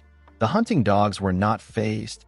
Zeke became certain that these men were on a different level compared to the ones he met in the cave. More hunting dogs appeared behind our boy. They surrounded him from every corner. Zeke gently scratched his head and said that this has become a hassle. He took a look at his mini-map to see his position. Based on the abilities they displayed, our boy was certain that he will be able to escape from them. However, if he uses his plan, he will be tearing down the attempts he made to pin this all on the McCain. Unfortunately, Zeke didn't have a lot of choices. He didn't want to use one of his trump cards here. He took out a small horn that he wore as a necklace. He blew the horn. The sound echoed throughout the forest. The hunting dogs were surprised to see this. They looked around. Their leader quickly turned to Zeke. He saw our boy holding some smoke bombs. He quickly called out to his men. He said that the sound was a distraction. He ordered them to attack Zeke. Before the men could reach him, Zeke dropped the smoke bombs on the ground. He smiled at them and disappeared. Their leader asked them not to panic. He said that our boy can't get too far as long as the absolute snare is in effect. He asked them to guard their stations. He ordered them to search for Zeke if they spot any suspicious movements. The leader carefully looked around. He couldn't sense any traces of Zeke. He wondered if our boy thought that he will be able to retreat if he blocked their sight. He also wondered if the sound that came from the horn had any meaning. It just didn't make sense to him. The moment he thought of this, he saw the body of one of his men in the air. He was shocked to see this. When he turned around, he saw something shocking. He saw barbarians. He saw the barbarians beating up his men. He did not understand what was happening. He was certain that they didn't do anything to provoke the barbarians. It was possible for them to take on 1 or 2 barbarians. However, they were attacking in a large number. One of the hunting dogs drew out his sword and called the barbarians uncivilized brutes. He told them that they have a lot of guts to intrude. The moment he said this, he swung his sword at the barbarian. His sword was not even able to dent his skin. The man was shocked to see that his hand was shaking. The barbarian crushed his head with a single blow. The leader realized that this was his first time seeing them so enraged. He understood that they are at a disadvantage with their current force. He took out a flare gun and fired a flare to the sky. He informed his subordinates that they are withdrawing the absolute snare. The barbarians chased after the hunting dogs. After they all left the area, Zeke came out of the ground. He said that the horn was far more effective than he expected. The barbarian's horn was created to be an efficient means of communication during the chaos of battle. It is a barbarian tool of war. When Zeke looked at his necklace, he noticed that the horn has broken. In his past life, he was able to develop a friendly relationship with the Mohawken tribe. They taught him how to make and use the horn. The signal Zeke sent with the horn was to tell the tribe that there were outsiders intruding upon their sacred motherland. The barbarians are considered to be simplistic and uncivilized savages. However, they have clear cultures and traditions, and they live in their indigenous civilizations. Zeke took off the necklace. He realized that he could only use this shoddy replica once. Our boy ran into the forest. He decided to find the real ruins. When Zeke arrived at the entrance of the ruins, he hid behind some rocks. He saw something shocking. He did not expect to face another problem today. At the entrance of the ruins, there was a monster with multiple heads walking around. The system informed Zeke that he has discovered a fallen dragonborn corrupted by contaminated energy. Our boy did not know what a fallen dragonborn was. All he knew was that the door leading to the ruins was next to the monster. He asked the system if it can open the door. The system confirmed his request and connected to the home of the hero King Kaiser. It informed Zeke that it will now open the home of the hero King Kaiser. The moment it said this, the door began to move up. The Dragonborn also saw this. It screamed when it saw this. Zeke realized that the monster was now on high alert. He knew that he couldn't walk past it. He decided to use the dragon-slaying arts. He charged at the monster. He used the shadowless steps of the Gale arts to create numerous afterimages. The Dragonborn charged at the afterimages. Zeke decided to pass through the entrance after interfering with the monster's view with the shadowless steps. Before our boy could reach the door, one of the monster's heads appeared next to him with its mouth open. It pushed our boy back. Zeke grabbed his sword and used the first verse of Chapter 7 of the dragon-slaying arts known as Dragon Head Severance to cut off one of its head. The monster's blood splashed on him. He noticed that the blood was acidic. His healing factor quickly activated. Zeke realized that he knew this monster that has acidic blood and 9 heads. It is a monster that even his master barely subjugated in his past life. This monster is Hydra, the 9-headed dragon. Zeke decided to face the Hydra. In the next scene, we see the Hydra trying to bite our boy. Zeke stood his ground with his sword. The monster pushed him away with its huge body. Our boy got slammed to the ground. He used his sword to hold himself up. He could not believe that he was struggling this bad. In this age where dragons are extinct, dragonborn monsters are said to be the closest to dragons. Zeke's attacks were not working on the monster at all. No matter how much he cuts it down, it heals itself immediately. This was quite frustrating for Zeke. He realized that the Hydra was too much for his current self. He noticed that he was about 30 meters away from the door. He pointed his sword down and ordered the system to close the door. The system confirmed his request and told him that it will close the door of the home of the hero King Kaiser. The door began to slowly descend. Zeke pressed his sword into the ground and released some energy. The heads of the monsters slowly surrounded him. Our boy dragged his sword on the ground and used the fifth form of the Gale arts known as Wind Splitter. He used the technique to fire an attack that cut off one of the Hydra's heads. He was able to clear a path for himself. He quickly ran towards the door. He decided to give up on the monster and get through the door before it closes. The Hydra saw through Zeke's plan. It quickly charged at him with multiple heads. Our boy carefully used his sword to hold the door and pass through it. He quickly turned around to see what happened to the Hydra. Immediately he did this. One of the monster's heads passed through the door and grabbed his hand with its teeth. Zeke grit his teeth to withstand the pain. He did not expect this. The Hydra used part of its neck to hold the door. Two of its heads were able to enter the ruins. Zeke did not think that the Hydra would follow him here. Since the head was holding on to his hand, our boy added his ether to his sword and used it to cut it off.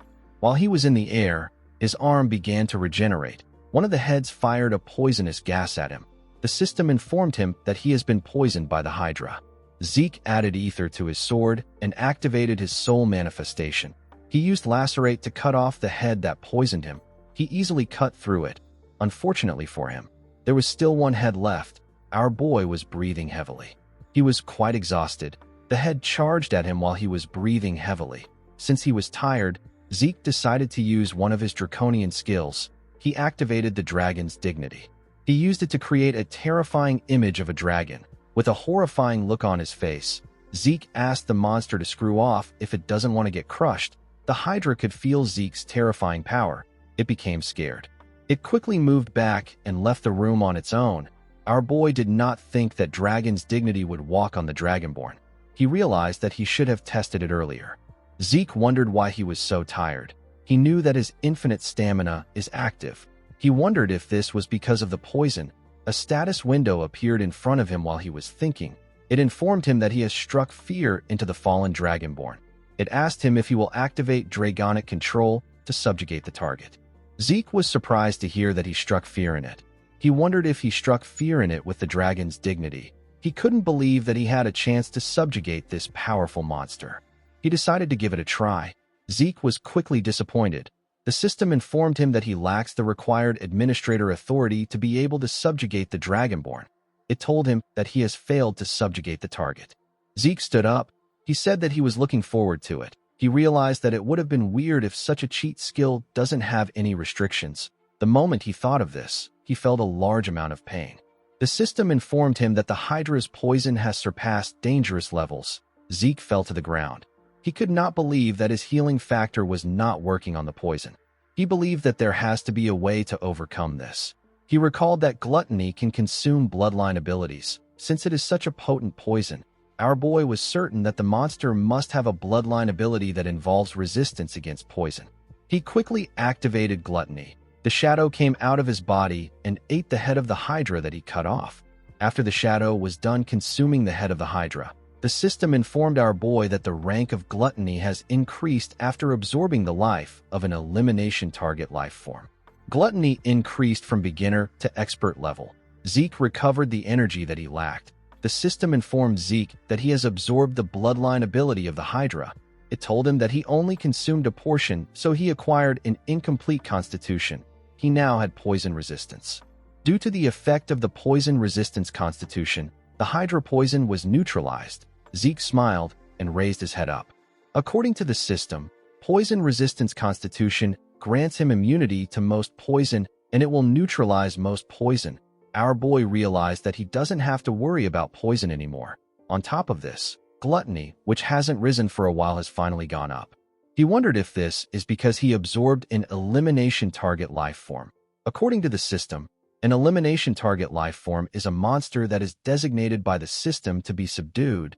Zeke will be given additional rewards for subduing such monsters. Our boy decided to continue his mission. He went into the ruins. The hero King Kaiser was a legendary figure who was half human, half fairy. He was born to the wise sage and the fairy monarch. Like any other hero, Kaiser's life was difficult from birth. He was separated from his parents due to the plans of an evil mage. He was abandoned in a forest. A sacred wolf took in the young lone, and crying Kaiser abandoned deep in the woods and raised him. Thanks to the wolf, Kaiser was able to grow up safely. Kaiser saved the oppressed humans and created a kingdom in the central continent solely for humans. This kingdom is known as Kronos. Every single person in the continent knows about how Kaiser's legend began. Currently, there are hardly any documents left from this time. This made Kaiser's story a legend. However, the proof that the hero King Kaiser and the Kronos kingdom actually existed was right in front of Zeke. While looking around the majestic palace, Zeke noticed that it was smaller compared to what he saw in the books. Our boy didn't think that the ruins of Kaiser would be the Kronos kingdom itself when he arrived at the entrance. He saw a huge door. Zeke realized that the home of the Dragon Slayer was also like this. The system helped him open the huge door. When Zeke stepped inside, he saw a huge glowing rock in the middle of the room. He walked up to the rock. He believed that it contained the secret technique of Kaiser. Before he could touch the rock, the system informed him that a quest linked to the hero King Kaiser's secret technique has begun. Zeke was surprised to see this. The system told him that he can't leave the area until he completes the linked quest. The moment it said this, the door got locked. The system asked him to acquire Kaiser's wisdom from the remnants of his presence left in the ruins. There was no time limit on this quest. He will be given the tears of the fairy monarch as a reward. Zeke was surprised to see what the reward was. He recalled that Kaiser's mother was an existence that grants the wishes of men. He could not believe that he would be getting the tears of the fairy monarch. Although our boy didn't know how to use this treasure, he knew that it is a cheat-level treasure. He asked the system to tell him how he can obtain the wisdom. The system confirmed his request and began to extract the data within the magic video recording device. It discovered entry 546 of Kaiser's magic video records. There were 12 entries in entry 546 that corresponded with Zeke's request. The system decided to play the first video among the 12 magic video entries. It detected that the language used in the video was ancient Kronosian, which is no longer in use. It translated the language into the central continent language which Zeke speaks. The moment it did this, the device released a video of a man. This was the man of legends, the hero King Kaiser. At the beginning of the video, Kaiser said that a sword is simply a sword. He said that the senile old men who don't even know how to swing a sword always spout this kind of nonsense. Immediately he said this, he noticed that his recording device was shaking. He asked someone whose name is Sheltern to get himself together. He told him that the device is shaking. Zeke quickly recalled that Sheltern is the man known as Kaiser's most loyal knight. Kaiser asked our boy about what he needs to do to wield a sword well. He said that a person doesn't need to do much. He said that they simply have to swing their sword often and with vigor. He asked Zeke if he is curious about the amount of times he needs to swing his sword. He told our boy that he needs to reach this goal. The moment he said this, he took out his sword and made a simple and powerful swing. Zeke felt like he was cut in half. He basically died while looking at the attack. Our boy fell to the ground. He began to sweat and breathe heavily. He could not believe that this overwhelming spirit was able to affect him even though it was just a recording. He could not believe that this was the wisdom of the hero king. Zeke smiled nervously. He said that he likes it. He stood up and asked the system to replay the video from the beginning. The system accepted his command. In the next scene, we see Zeke swing his sword. It has been about 4 days since he locked himself in here to train. He discovered 3 other doors across the entrance. The first room is a food storage that contains enough food to last for months. The second room is a rest area meant to allow one to manage their body's condition. The final room contains a variety of books and weapons of war. This room is a training room meant for Kaiser's successor. Thanks to this, Zeke was able to focus purely on training and swinging his sword. Our boy was already able to mimic the form he saw in the video, but it still didn't feel right to him. While he was looking at his sword, the system informed him that he has acquired Kaiser's wisdom. It told him that he has gotten the basic form of the elemental sword. Zeke was surprised to see this. He didn't know what it meant. The system informed him that he has surpassed the basic level and entered the applied level. Our boy did not know what this meant. The system told him that it is going to summon Kaiser's soul. The recording device began to gather a large amount of energy. It brought together something. The device stopped gathering energy when the person had been formed. The person turned out to be the king of the ancient Kronos kingdom, the hero King Kaiser. Zeke could not believe his eyes. The hero King Kaiser was standing in front of him. While he was staring in wonder, Kaiser took out his sword and attacked him. Zeke was able to block the attack. He did not know why Kaiser suddenly attacked him. Kaiser added more strength to his attack and sent our boy flying. Zeke crashed into a wall. The Hero King asked our boy to stand up immediately. Zeke could not believe that he sent him flying. He only felt this kind of strength once in his life. He felt it when he was facing his master in his past life. Kaiser asked our boy if he is going to learn his swordsmanship with such pathetic skills. With a look of anger on his face, he said that the knights of the old would pound the ground and lament at this sight. Zeke did not understand why Kaiser was attacking him. He wondered if the Hero King was trying to test his abilities. Before he could even get up, Kaiser appeared in front of him. He swung his sword at our boy. Zeke was able to dodge the attack by moving to the side. Kaiser's sword destroyed the wall. Our boy became convinced that Kaiser was trying to kill him. He did not know if he will be able to go against the Hero King. Zeke knew that a ridiculously powerful monster was in front of him. He took a deep breath and told himself that there is no need to think about it too much. He threw his training sword on the ground and told himself that he simply has to do what he always does and give it his best. He took out his sword and covered it with aura. He told the Hero King that he is ready. Kaiser did not expect to see Zeke wield aura. He asked him if he is Sheltern's disciple. He had forgotten about the name of the power our boy was using. He wondered if it was called Aurora. While he was thinking, Zeke charged at him. Kaiser blocked his attack and pushed him back with a simple swing. The Hero King was still thinking about the name of Sheltern's power. Our boy's arms were shaking from receiving Kaiser's attack. He could not believe that the Hero King was this strong even though he was not paying attention. The moment he thought of this, he saw Kaiser in front of him. The Hero King said that the name doesn't matter. He said that all that matters is how fun it is. He attacked Zeke again. Our boy was able to block the attack. Kaiser began to make his attacks faster. Zeke was struggling, but he was able to keep up with him and parry his attacks. His body was shaking after he received the Hero King's attacks. Zeke already knew that he couldn't win against this man. However, he didn't think that there would be this much difference in their powers. He was like an ant that Kaiser was playing with. He wondered if Kaiser was trying to show him why he is the Hero King. Even though he was losing, Zeke was still confident in his perseverance. His critical strike got activated. His continuous slash and high-speed movement got activated. His dragon claw also got activated. Our boy charged at the Hero King with his skills. He used his dragon claw to attack him. The attack caused a huge explosion. When the dust cleared up, we see that Kaiser didn't even move. He simply stood there and took the attack head-on. He was actually surprised to see that Zeke was able to wield draconian powers even though he is not a dragonoid. Our boy charged at Kaiser from behind. He activated his ether. Kaiser turned around to see him. He told Zeke that he is also using elemental force.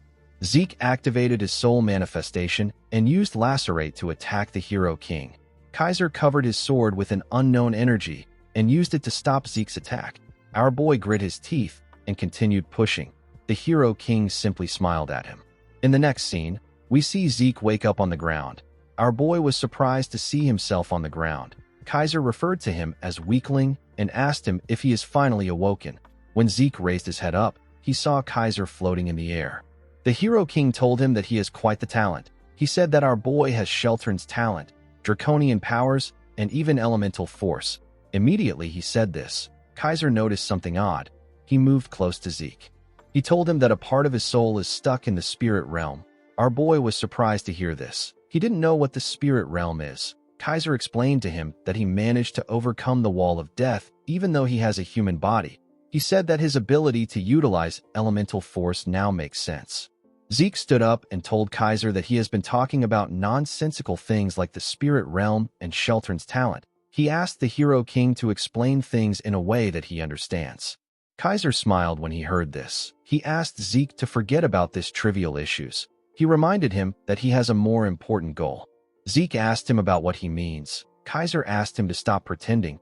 He told him that he is attempting to learn his wisdom. He raised his hand and gathered wind, water, fire, and earth. He told our boy that he is talking about the elemental sword. The elemental force is the pure natural force that makes up all things. Kaiser raised his sword and released water, fire, earth, and wind. He explained to Zeke that the elemental sword is the application of these four basic elements. He swung his sword and used a technique called Wind Field Tempest Sword. He released a tornado with the technique. He explained to our boy that this is the Wind Field Tempest Sword created by the wind. He said that the source of the elemental force that is behind the elemental sword is ether. Zeke was shocked to see the destructive power of the technique that Kaiser used. He believed that Kaiser's explanation and his raw power are closer to magic than swordsmanship. Zeke could not believe that the source of the elemental force is ether. He could not feel any ether from Kaiser. Our boy wondered if there is some kind of secret involved in the conversion of ether to elemental force. He asked Kaiser for the method of converting ether into elemental force. Kaiser covered his sword with fire to show Zeke how it works. He revealed to him that he is just naturally able to do it. He said that he doesn't know how to explain. Zeke wondered why people like this are always his masters. He realized that he could now feel the ether in Kaiser's sword. It wasn't that he didn't feel anything. It was that he couldn't feel anything if he wanted to. This is because Kaiser's ether usage is so perfectly controlled to the point that he needs to completely focus all his senses in order to feel anything. Zeke raised his sword and told his master that he will try it on his own. He told himself that he shouldn't lose himself in what he can see. He recalled that Kaiser called his soul manifestation elemental force. He believed that soul manifestation must be a power that utilizes elemental force. Zeke activated his ether and focused it on his sword. He used a technique known as soul manifestation gale. His sword got covered with wind. The moment he did this, Kaiser used his sword to hit him on his head. He reminded Zeke that he asked him to use elemental force. He told him that he is doing a knockoff imitation with his incantation. Our boy was surprised to hear about an incantation. Kaiser explained to him that incantation is the exclusive domain of dragons. He said that he doesn't know about dragonoids, but humans definitely cannot use it. He asked Zeke if he ends up pushing himself past his limit whenever he uses his soul manifestation. Our boy was surprised to see that Kaiser was aware of his problem. He remembered how he always gets tired after using soul manifestation. Kaiser explained to him that there is a marked difference in the size of human souls and dragon souls. He told Zeke that he might be able to imitate it, but he will never be able to use it to the same effects. With a look of anger on his face, Kaiser said that the ability is pathetic. He said that it is a low-grade knockoff of incantation. He asked Zeke to start again now that he understands. Zeke remembered that he has seen something that spoke about incantation before. This happened when he absorbed Bahamut's heart in the home of the Dragon Slayer. He saw a status window that told him that incantation has been acquired, but he cannot use it. Zeke wondered if he will be able to use soul manifestation freely when he becomes strong enough to unlock incantation. He believed that this should work since soul manifestation is a technique based on incantation. Our boy realized that he has gotten another reason to grow stronger as fast as he can. Kaiser asked him if he needs another blow to get himself together. He asked him to stand up. Zeke quickly stood up. The application training took more time than the basic training. Through the effects of Divine Body, Kaiser's demonstrations, and countless duels, Zeke was able to understand the elemental sword's fundamental principles. Just like how magic is activated using mana as its driving force, elemental sword is founded on the principle of utilizing ether to drive the power of the spirits, which is elemental force. After understanding the fundamental principles and the method of using it, the elemental sword was no longer difficult for Zeke to use. Our boy was able to use his sword to fire the Wind Field Tempest Sword. Kaiser told him that he can finally look at him. He told him that it will be incredibly difficult to reach the next level. He asked him to rest for now. Zeke told him that he understands. When Kaiser put his sword into the ground, Zeke asked him if he can ask a few questions while he rests. Kaiser used the wind to float in the air. He asked Zeke to go ahead. After learning from Kaiser, Zeke now understood that he was floating using elemental force. He asked his master to tell him why he called him Sheltern's disciple when he saw him use aura. He asked him about what it meant. Kaiser realized that the name of the power he was trying to remember was aura. He revealed to Zeke that Sheltern told him that humans can't use elemental force. He told Zeke that Sheltern created the power that he is using. Kaiser was annoyed to see that Sheltern ignored his techniques and only passed down his own. He cursed the man known as Sheltern Draker. Zeke was shocked to hear Sheltern's surname. He could not believe that the right-hand man of the hero king and the man known as the noble knight was the founder of Aura and a Draker. This means that the progenitor of the Drakers was not Tarakan. It was actually Sheltern Draker. Zeke wondered why this truth isn't known by the people. He told Kaiser that he also wants to know what the spirit realm is. He explained to him that he has acquired elemental sword, and he can feel the power of the spirits, but he cannot yet grasp the concept. Kaiser swung his hand when he heard this. A huge wall made from wind rose from the ground. Zeke immediately knew that this was the elemental sword wind field. He did not expect that it could also be used in this way. Kaiser said that the spirit realm is basically the afterlife. He asked our boy to think of their current realm as this life. He told him that he can never return once he leaves his body in this realm and enters the spirit realm. It is as if a person has been blocked off by a wall that he cannot cross. Zeke reminded his master that he said that part of his soul is in the spirit realm. He told Kaiser that he also exists as a soul in front of him. Kaiser snapped his finger and created a hole in his wall. He told Zeke that this is his first time seeing a case like his. He said that there are actually a couple ways to cross between realms. Zeke passed through the hole. Kaiser revealed to him that a dragon actually helped him cross over to this realm. Our boy simply accepted this. He quickly thought about his master's response again and asked him if he is sure. Kaiser told him that he is. He asked our boy if there is a problem. Zeke said that it should be impossible for a dragon to help a human. Kaiser asked him about what he is talking about.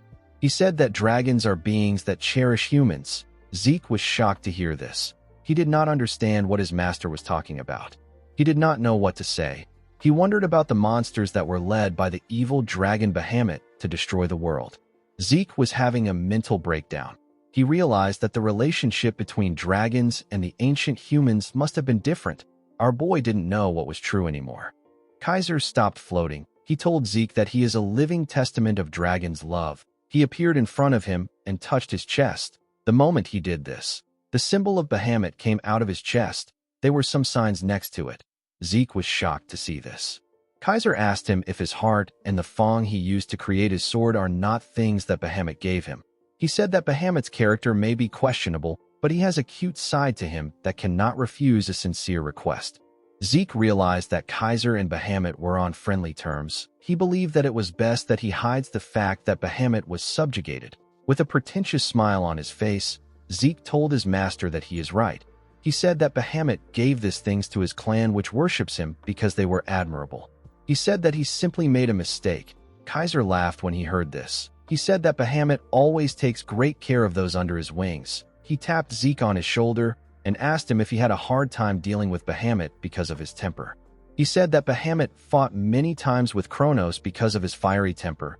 Zeke wondered if Kronos was the name of another dragon. He asked his master if he is referring to the kingdom's dragon. He said that he heard a lot of things about Kronos from Bahamut. He asked Kaiser if the kingdom's name was gotten from Kronos. Kaiser told him that he is right. He revealed to Zeke that he is Kronos' contractor. He said that while someone was racking his brain over the name of the kingdom, Kronos was leisurely drinking tea. When he saw this, Kaiser decided to name the kingdom after him. Zeke was shocked to hear about a dragon drinking tea. He wondered if this was done through the polymorph skill. Kaiser said that Kronos didn't react much. It was as if he expected it. The Hero King said that he wanted the name of the dragon to be known by future generations. Zeke started to piece things together. Thousands of years ago, during the era Kaiser lived in, humans and dragons lived in harmony. However, in the case that an incredibly powerful dragon helped a human without a contract, the balance of the world would collapse. This would endanger the entire realm.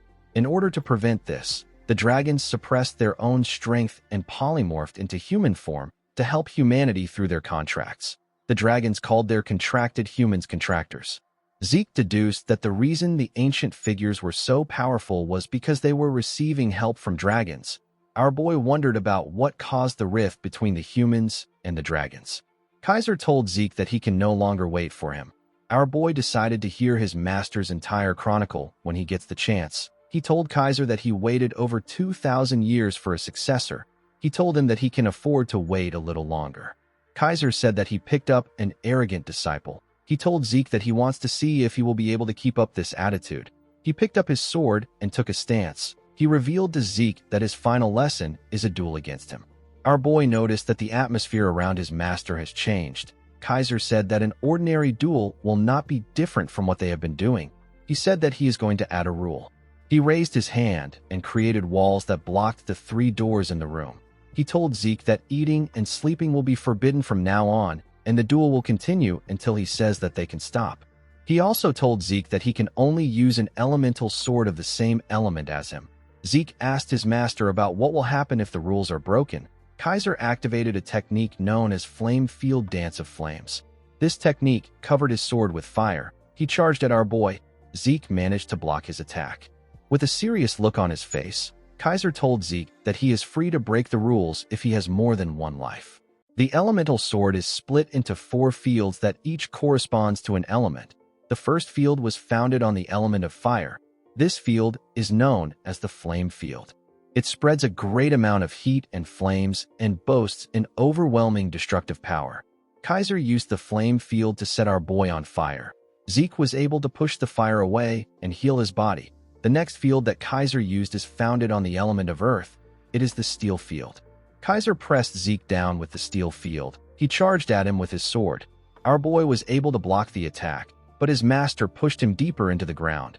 The steel field specializes in subduing and defending. It uses the power to freely control solidity and mass. As Kaiser pressed him into the ground, Zeke grit his teeth and gathered his strength. He pushed Kaiser back with a large amount of energy. Immediately he did this, something cut him on his face. Kaiser activated the wind field, which is founded on the element of wind.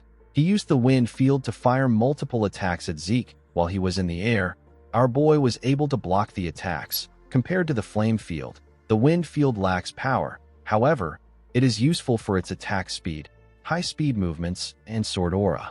Upon seeing that Zeke was blocking his attacks, Kaiser decided to fire a larger attack at him. Our boy dodged the attack and appeared behind him in an instant. He covered his sword with wind. He wanted to attack his master from behind. Unfortunately for him, Kaiser activated the last field, which is founded on water. It is known as the water field. Kaiser used the water to block Zeke's attack. The water field is used for attack and defense, as well as suppression and support. Kaiser used the water field to push our boy back. The water field is as variable as water itself. It possesses a versatile and well-balanced strength. Kaiser used the water to land a huge cut on Zeke's body. Our boy did not understand what was happening. He believed that his power and range should be greater. He could not comprehend why there was such a huge gap between him and his master. Our boy recalled when he was training to use the water field. He made a large amount of water pour on the ground. Zeke was happy to see what he did. Kaiser quickly hit him in the head with his sword. Zeke asked his master to tell him why he hit him. While floating in the air, Kaiser explained to him that the power he used was the power of a waterfall. It was not the power of water. Zeke asked his master if this isn't all right. He told him that the important thing is that he can use the right element. Kaiser moved to the ground. He told his disciple that when it comes to the other fields, he only needs to manifest the right attribute and wield it with all his force for the power to come to life. However, it is different for the water field. He told Zeke that the water field is all about fluidity. He told him that fluidity will trump strength. He asked Zeke if he understands. He asked him to do it again. Our boy stood up out of anger. He believed that his master was spouting nonsense. It did not make sense to him that fluidity would win against strength. He remembered that he submitted in his past life because he lacked the strength to fight back. He lost what was precious to him because he lacked the strength to protect it. In order to survive, in order to adhere to his convictions, in order to protect that which is precious to him, Zeke sought nothing but strength throughout his life. He could not believe that his master was now telling him that fluidity will win over strength. Our boy could not comprehend this concept. He put himself together and covered his sword with water. He used it to block Kaiser's attack. He could not believe that he was thinking of something else during the duel. Kaiser sent Zeke flying with his attack. Our boy used his sword to hold himself down. His body trembled as he slowly pushed himself up. He realized that he stopped keeping track of time after the 15th day. He believed that this insane duel must have been going on for a month. He had been fighting endlessly without food or rest. Thanks to the duel, Zeke realized that infinite stamina isn't all-powerful. It didn't mean anything in front of a monster that overwhelms it. Kaiser charged at him again. Our boy quickly used his sword to block the attack. He noticed that he couldn't put any strength into his arms right now. The floor was also slippery. While struggling to stand his ground, Zeke slipped and caused a huge splash in the water. Fortunately for him, he was able to stand his ground. He did not expect that he would parry Kaiser's heavy attack with the water. Zeke smiled when he remembered what his master said. He now understood what his master meant when he said that fluidity will trump strength. When he casted aside his strength to grip his sword and his strength to remain standing, he finally began to understand Kaiser's words. The methods our boy learned to control a blade's arc and strikes do nothing but bind its freedom. Zeke realized that he needed to cut away this unnecessary shackles. Just like how water flows from above to below, our boy needed to create his own path. He grabbed his sword and charged at his master. He recalled that he has felt something like this in his past life too, when the line between his sword and himself blurred and he felt like he was one with the world around him. Zeke now understood that water could be violent at times and refined too. He moved his sword with the water and pushed his master back. He stood before Kaiser like an equal. Kaiser smiled when he saw this. He was excited. He swung his sword at our boy.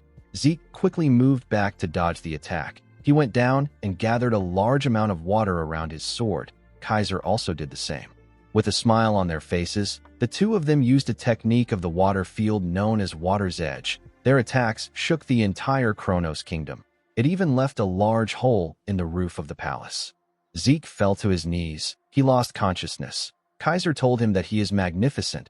He accepted Zeke as the sole successor of his teachings. In the next scene, we see Zeke wake up. He was surprised to see that he passed out. This was his second time losing consciousness. The first time it happened was during his duel with Duke. At the time, the system informed him that the excessive use of his skills has resulted in fatigue that surpasses the allowed amount. The system forcefully shut down his consciousness for his own sake. However, it was different this time. This was the first time Zeke passed out because he reached his body's physical limit. He pushed himself up and called out to Kaiser. He turned around to see that the stone that summoned his master was broken. He realized that his master has returned to the spirit realm. Our boy wondered about what happened to the quest. He felt like he managed to decently use the water field before passing out. While he was thinking, several messages popped up out of nowhere. Zeke was shocked to see the amount of messages that appeared in front of him. The system informed him that he has completed the linked quest. It told him that his reward will be increased due to the time bonus. Zeke was happy to see this. He believed that he deserved the reward since he worked himself to the bone to complete the quest. He received the Fairy Monarch's Tears, 500 karma points, and 3 random skill cards. The system informed him that he has completed the achievement quest. It told him that his reward will increase due to the time bonus. It elevated Zeke's administrator rights and gave him 500 karma points, as well as 3 random boxes. Due to the fact that he was elevated to an intermediate administrator, certain system functions were to be unlocked. Zeke's elementary level quest book changed into an intermediate level quest book. An item hotkey slot was unlocked. The mini-map portal transportation function was also unlocked. The system informed Zeke that his soul has seen some growth. Due to the growth in his soul, the seal on Bahamut's heart was partially unlocked. 90% of Bahamut's power was still sealed off. The messages were quite much. Zeke believed that reading through them will be a lot of work. Our boy decided to first check the seal percentage. He recalled that the seal was at 95% when he first absorbed Bahamut's heart. At that time, Zeke tried to unlock the seal immediately, but the system blocked him. Since he had directly faced the power, he knew that it was something that he couldn't handle. He realized that he can only handle 10% of the power now. Zeke understood that incantation, which he couldn't unlock with points alone, and dragonic control must be related to the seal percentage. He decided to keep an eye on it. He opened the system and unlocked the random boxes he got as a reward. He got some boots created from meteoric iron and a lower body armor that was also created from meteoric iron. The system told him that the property of the items will be activated once he equips a full set of meteoric iron. The third item he got were some earrings that were delicately made from crystals. The earrings grant the user 15% improvement in their mana recovery speed. They also look nice when paired with a red dress. Zeke knew that he could sell the earrings to a mage for a good price. He could not believe that he managed to get the boots and the lower body armor to match with the gauntlet he got from before. Our boy knew that it won't be long before he gets the full set. He decided to check his random skill cards next. When he opened the cards, he saw that he got a C-rank skill known as Static Discharge. The skill allows him to generate electricity to give a target an electric shock through touch. He got another C-rank skill called Flashbang. The skill allows him to shoot condensed energy, which then explodes and generates a bright light that disables a person's vision. The third skill Zeke received was a C-rank skill called Dissonance. It allows him to create an unpleasant sound to interfere with the target's hearing. Zeke did not expect all the skills to be C-rank. He realized that there would be no point to all his hard work if the system just gave him high-ranked skills. Our boy took out a dagger and applied his static discharge to it. It caused a huge spark. Zeke could not believe that this was a C-rank skill. The power was very good. He realized that he could use it in different ways. He believed that he will be able to produce something that surpasses the effect of the artifact he used during the Great Advancement exam if he uses Flashbang and Dissonance together. Zeke opened his messages. He recalled that he unlocked more system functions by raising his administrator level. He clicked on the item hotkey slot. This function allows him to use items in the slot like a skill. Our boy believed that the function would be useful in an emergency. He wondered about what he should keep in the slots. Since he had healing factor and infinite stamina, he didn't need any healing potions. While looking through the system, Zeke realized something important. The skills that he thought would be all-powerful each had their own disadvantages. However unlikely it may be, there is no guarantee that he will never encounter another skilled opponent like Kaiser that can't be managed with infinite stamina. He realized that he hasn't been able to confirm the limits of his healing factor yet. He did not want to take any chances. He bought a top-grade healing potion known as Salvation. He bought it for 350 karma points. He registered the potion in the item hotkey slot. Salvation is the masterpiece of Javor Hassan. It is a top-grade healing potion that will instantly recover any mortal wound and stamina. Because of its incredible performance, anyone who has taken it before will not be affected by it again. It also possesses an unknown effect. Although it was an unexpected expense, Zeke was not mad about it. He knew that he had to get a potion that would work as a replacement for infinite stamina or healing factor. Zeke decided to check the most important reward. He took out the Fairy Monarch's tears. It was in a glass bottle. The tears were said to be spilled after falling to the grief of losing the hero King Kaiser to an evil mage's conspiracy. It can be used as a medium to summon the Fairy Monarch from the spirit world. It can only be used once. Zeke was shocked to see the description of the item. He recalled that the Fairy Monarch appears in legends as an existence that grants human wishes. Zeke wondered if summoning the Fairy Monarch would lead to a wish being granted. He realized that it can only be used once. He decided not to test it now. He kept the bottle in his inventory. He stood up and told himself that a time will come when he will be able to use the item. After saying this, he walked out of the building. In the next scene, we are taken to an outpost. We see Zeke appear in the outpost out of nowhere. When he looked around, he realized that he was at an adventurer's outpost. He could not believe that he was actually transported there. He was able to do this with the new system portal function. He jumped out of the outpost. The system asked him if he would like to use the portal transportation function. It asked him to pick a destination to be transported to. He was currently at the Argos Kingdom's 8th adventurer outpost. As long as Zeke picks a destination from the minimap, he will be able to move there immediately. Other than the fact that the required points increase with distance, there are no restrictions. As long as Zeke has the points, he can travel freely within the continent. This makes traveling easy, and it also helps him to conceal his whereabouts. This ability was very useful to our boy's plans. While he was looking at his map, Zeke noticed that there was a lot of flowers around him. He wondered why flowers would be there in winter. Zeke quickly realized that he messed up. The scene shifts, and we are taken to the Central Continent's top night nurturing facility. The place is known as Valhalla. We see different students wearing white clothes. At the facility, we are taken to the dean's office. We see him trimming his plant. Zeke was in the office with him. He told our boy that he has never seen a case like his in his 10 years as a dean. He had never heard of a freshman that comes to school a month after the entrance ceremony. Zeke did not expect that he would be locked in Kaiser's home for a whole month. In the entrance guide he was given, alongside a letter of recommendation, there was a clause stating that the dean has authority over the entrance into the school if a student fails to participate in the entrance ceremony. Entering next year was too late for Zeke. He needed to get into Terrakin's secret library. He decided to use any excuse to convince the dean. Zeke explained to the dean that he completely lost himself in a state of unity while training in order to make up for what he lacks. He told him that he lost consciousness for a long period of time. The dean, whose name is Flaubert Borges, stopped trimming his plant when he heard this. With a serious look on his face, he asked Zeke if this is all he could come up with in order to make up for missing the entrance ceremony. Flaubert Borges is a knight renowned across the entire continent, hailing from the kingdom of Thebia as a member of the royal guard. The story of how Arthur Draker went to meet Flaubert 3 times to ask him to become the dean is so famous that it is still spoken of 10 years after it happened. Zeke knew that this man is someone who highly values honor and order. He knew that things won't go well for him if he tries to make an emotional argument. He bowed his head and told Flaubert that he has no excuses for his absence. Flaubert did not expect this. He knew that unity isn't something that is easily achieved. If it was any other cadet, he would have dismissed it as a lie. He revealed to Zeke that he received a letter of recommendation from the academy's dean.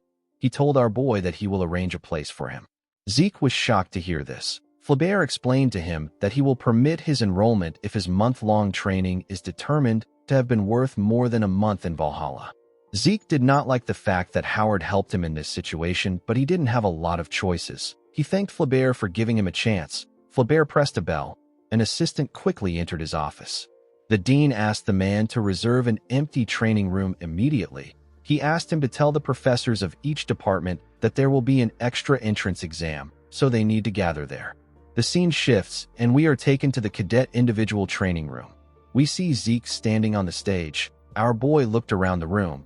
He realized that all the professors here are renowned knights that he has seen in the continent's news at least once. Since everyone had gathered there, Flaubert ordered Zeke to show them the fruits of the training he claims to have undertaken. Zeke grabbed his sword.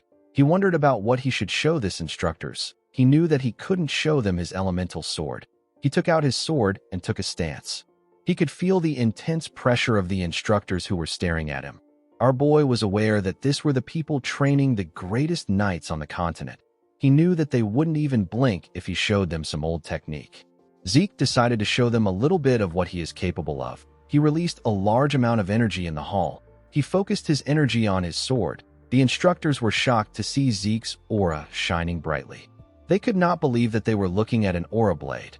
The instructors could not comprehend the fact that Zeke has already reached the level of a Blue Knight at age 15. They recalled that Abel was the one who held the record of the youngest Blue Knight. He became a Blue Knight at age 19. The instructors believed that our boy was able to achieve this because he is a Golden Awakener. Zeke realized that he messed up. He recalled asking Kaiser about what he thinks of aura. The Hero King said that it is a petty trick used by the weak. After facing Kaiser for a while, our boy completely forgot how to hold back his aura. When he saw how the instructors were arguing, he became relieved. He was relieved that they only think of him as a warrior at the level of a Blue Knight. Before meeting Kaiser, Zeke's aura was at the level of a Blue Knight. However, after he learned the elemental sword, his aura broke through to a whole new level, and he managed to reach the level of a Red Knight. The key difference between the two lies in the usage of Aura Blade.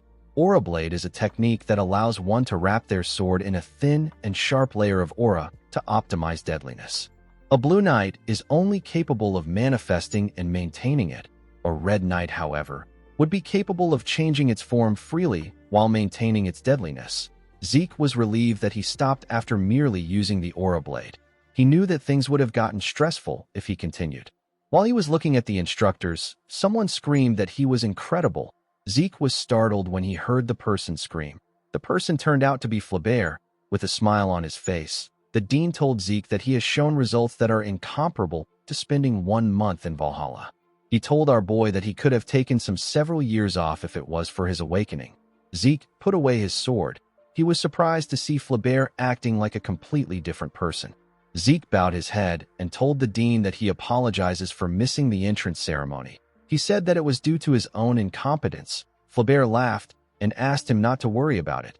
He turned to the instructors and asked them if there is anyone opposed to Zeke's entrance. The instructors realized that the dean is really indulgent towards talented students. The instructors told him that they are not against our boy's entrance. One of them said that such a clear manifestation of Aura Blade is rare even among active knights. He said that they don't need to see anything else. Flaubert agreed with them. He congratulated Zeke on his enrollment. Midland Atlas is a great city that is the size of a kingdom in the center of Midland. It is where the training facility of the greatest knights on the continent is located at. Valhalla and the Drakers' Four Seasons Fortress are located here. Since the Four Seasons Fortress is a place where the patriarch of the Drakers and several key figures reside, it is known as the true castle of the Drakers. In the next scene, we see Zeke arrive at the entrance of a mansion. This ridiculously huge mansion is Zeke's personal house. Even our boy felt like it was too much for him. As he slowly opened the door, we see two people waiting for him inside. The moment Zeke stepped in, someone popped a confetti and congratulated him on his entrance into Valhalla. The person turned out to be Duke. Andre was with him. The two men wore silly clown costumes. Zeke was surprised to see his master. Duke tapped his disciple on his shoulder and told him that he is amazing. He said that it is his first time seeing someone miss the Valhalla entrance ceremony. He told our boy that they need to get started since he has arrived. Zeke did not understand what his master was talking about. It turns out that Duke and Andre prepared a surprise enrollment party for him after they arrived at Atlas. Our boy wondered why people who should be in the academy were in Atlas. It turns out that Duke has been called back to the Four Seasons Fortress by the Patriarch. It has been a month since Duke decided on his own to become our boy's housekeeper at his mansion. Andre revealed to Zeke that he became an assistant professor at Valhalla. He apologized to Zeke for imposing on him. Our boy felt like Andre followed him there. He did not like this people disturbing his peaceful life. He was annoyed that they decided everything without even informing the owner of the mansion. After drinking several bottles of liquor, Duke and Andre passed out. It was already late in the night. The scene shifts, and we are taken to a bar. We see someone place a coin on the bartender's table and ask for a beer. The bartender was shocked to see the symbol of the Drakers on the man's gloves. The person turned out to be Zeke. Our boy told the bartender that he also wants to meet Kay. The bar became quiet the moment our boy said this. Everyone turned to him and took out their weapons. Our boy smiled when he saw this. He raised his hand and asked the men if they want to have a go at it. The men were terrified to see the Drakers symbol on his gloves. They all quickly sat down and continued drinking like nothing happened. With a nervous look on his face, the bartender apologized to Zeke. He said that he should have stopped the men. He raised his hand and pulled a bottle to open a secret door. He told Zeke that he will guide him to the branch manager. While walking inside a tunnel, Zeke noticed that the tunnel has a second and third layer security magic. He knew that only Kay would do this. Before Zeke's regression, there were two groups that could have been called the greatest intelligence organization on the continent: the Drakers' Order of the Black Knights and the Rome Empire's Intelligence Bureau. However, there is another organization that is not well known among people. This is the Syndicate. At first, it was simply a gathering of smugglers, but after Kay joined the organization, she used their smuggling network as the foundation to form an intelligence network. Around this time in Zeke's past life, he would have been chased out of the academy and would have ended up with the McCain. Our boy did everything he could to survive and clawed his way up as one of their hitmen.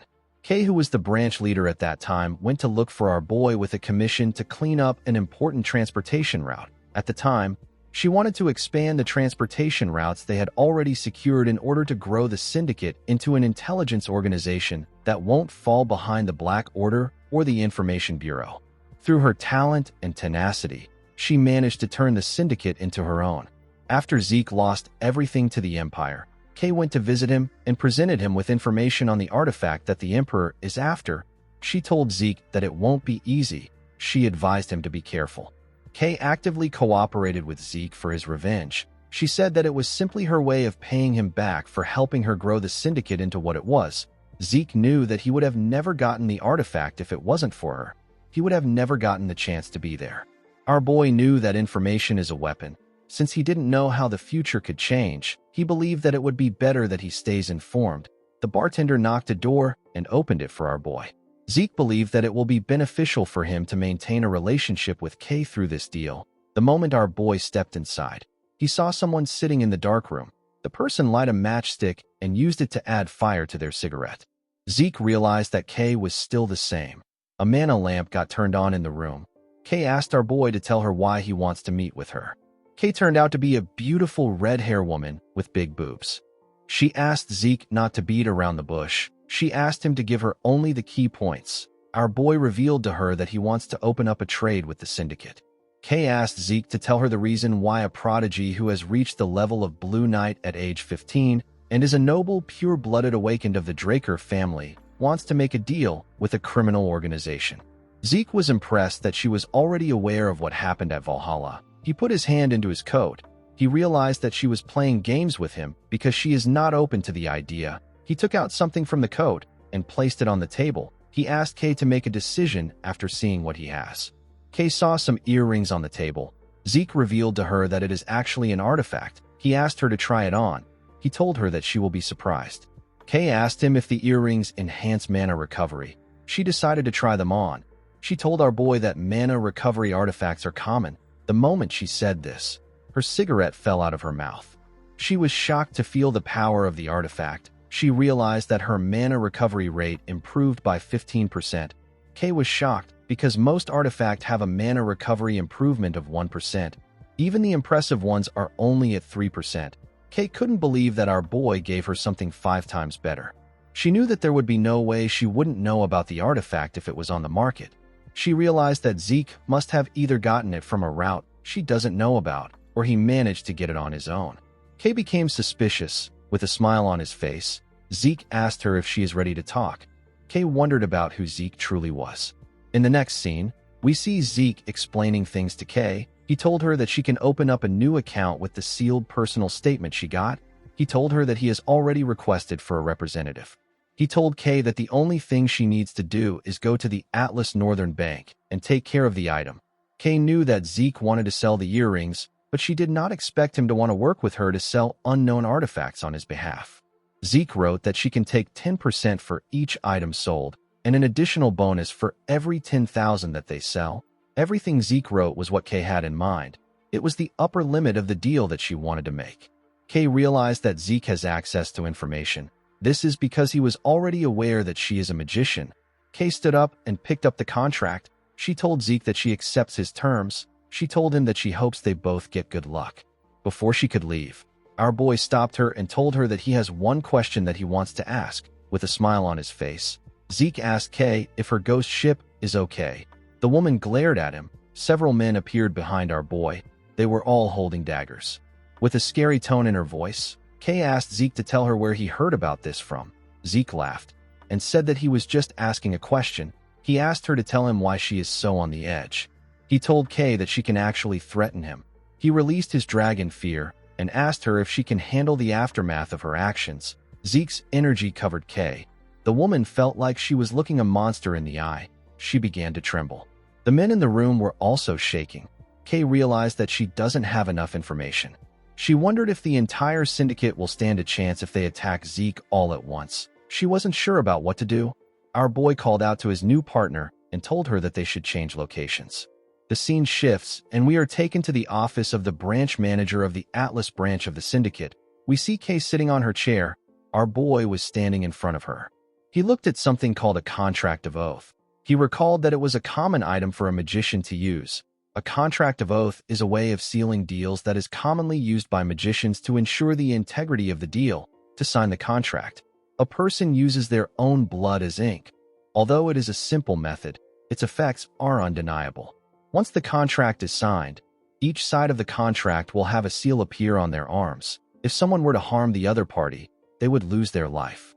Of course, the seal would disappear if methods such as assassinations and betrayal were used. However, it will cause an unending restriction.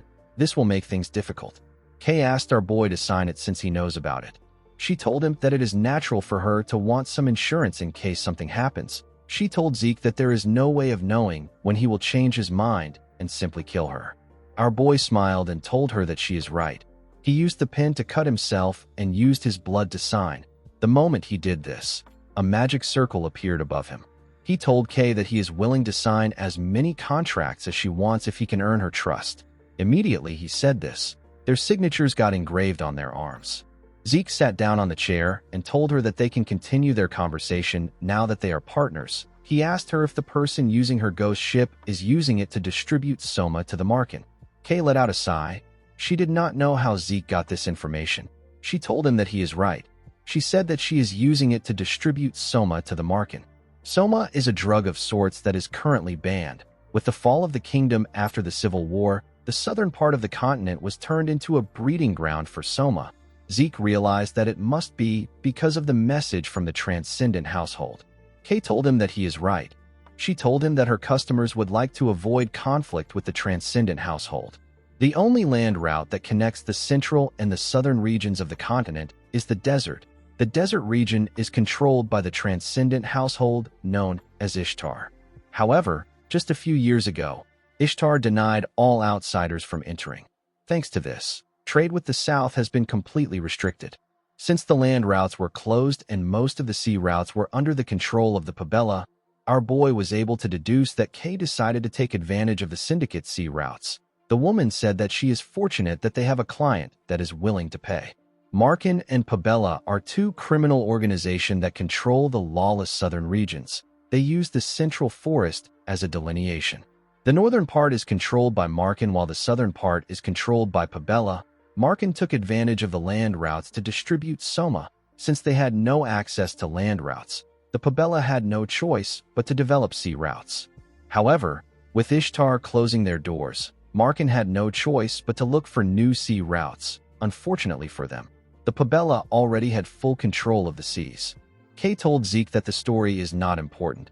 She asked him to tell her how he found out about her ghost ship. The syndicate decided to cast an invisibility spell on an entire ship to avoid unwanted eyes, since they are able to hide from both pirates and the Navy. The ghost ship has become a key part of the syndicate's money. It is a resource they try to keep secret to this day. Zeke couldn't tell Kay that he learned about it in his past life. He asked her if an information broker like herself is asking for information. He asked her if she shouldn't be focused on the Pabella's offer. Kay was shocked to hear this. She realized that there was no point in hiding it from Zeke. She told him that he is right. She said that the Pabella offered double of what the Markin is offering them. They promised to give them double for cutting off trade relations with the Markin. Kay told our boy that they are still looking into things. Zeke advised her to reject the offer. He explained to her that the syndicate can use this to slow down the Pabella and Markin. He asked her to think about the offer carefully. He told her that once she cuts ties with the Markin, she will lose an important client for Soma.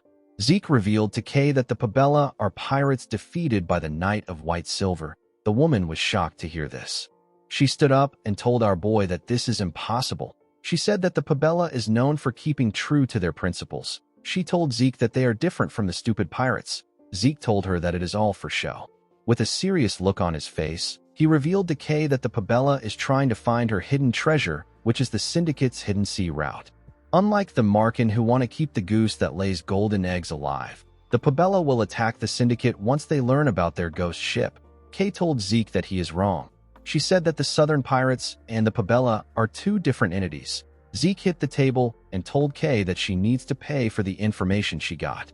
He told her that he simply wants to meet Don Juan, the boss of Markin. He told Kay that he will make her the boss of the syndicate if she can do this. Kay was shocked to hear this. After saying this to her, Zeke stepped out of the building. Although Kay's network of information is impressive, it is still not enough. In the past, the fastest way of gaining access to the syndicate's information was to even the playing field and absorb any organization along the way. Zeke hoped that the small fire he started today will grow in intensity and eventually consume Don Juan. The scene shifts, and we are taken to Valhalla. We see Zeke looking around. He could tell that this place was completely different from the Cradle and the Academy. It has a very free vibe. While looking around, Zeke wondered about when the guide the dean assigned to him will arrive. The moment he thought of this, someone called out to him. The person asked him if he is the guy the dean mentioned. The boy with a face tattoo smiled at Zeke and raised his hand to give him a fist bump. Our boy didn't do anything. He didn't know why the boy was acting friendly. The boy tapped him on his shoulder and told him that he has a long way to go for the Academy blood to get out of his system. Zeke pushed his hand away and asked him if he is the guide that the dean sent. The boy imitated Zeke and showed him how he asked the question. He smiled and asked Zeke to tell him why he is using such a serious tone. The boy gave Zeke a rock and roll sign and asked him not to be so stuck up. He advised him to relax. He told our boy that he is the guide that the dean personally assigned the duty of showing him every nook and cranny of Valhalla. Zeke could tell that this boy talks a lot. While talking, the boy realized that he forgot to introduce himself. He told Zeke that his name is Diego. Our boy was shocked to hear this. Diego introduced himself as the evangelist of New Age fusion music of Southern traditional percussion and central melodies. Diego Villa let out his tongue and told Zeke that he hopes to get along with him. Our boy turned around and told him that he hopes for that too. Diego did not expect Zeke to say this. He moved close to him and asked him if he is already warming up to him. Zeke told him that this depends on his mood. Our boy did not expect to meet Diego Villa, the person who will later be known as the Metered Knight. Zeke did not think that he will meet a man destined to be known as one of the 5 Divine Knights. The 5 Divine Knights are 5 knights that played key roles in the Continental War. The first among them is Bishop Kastek, who is also known as the Silent Knight. The second is Jeffrick Salma, who is known as the Haze Knight. The next person is Asta Eladolf, who is known as the Illusory Knight. The fourth person is Reyna Draker, the Lightning Knight. The fifth knight is Diego Villa, the Metered Knight. While thinking, our boy recalled that people said that all 5 Divine Knights were Valhalla alumni. He decided to confirm if this is true or not. If things go according to his plan, he will be able to strengthen his influence quickly. Diego told Zeke that he is a little hungry because they walked around. He asked our boy if he would like to try some Southern cuisine. Zeke told him that he doesn't have any good memories of Southern food. Diego told him that he hasn't had proper Southern food. In the next scene, we see Zeke take a bite out of a taco. He told Diego that it is pretty good. The boy smiled and told him that it must be. He explained to him that this Valhalla shark dragon food is something that even a Southern native like him acknowledges. Our boy said that it is better than what anyone will find in the South. Diego asked him if he has been to the South.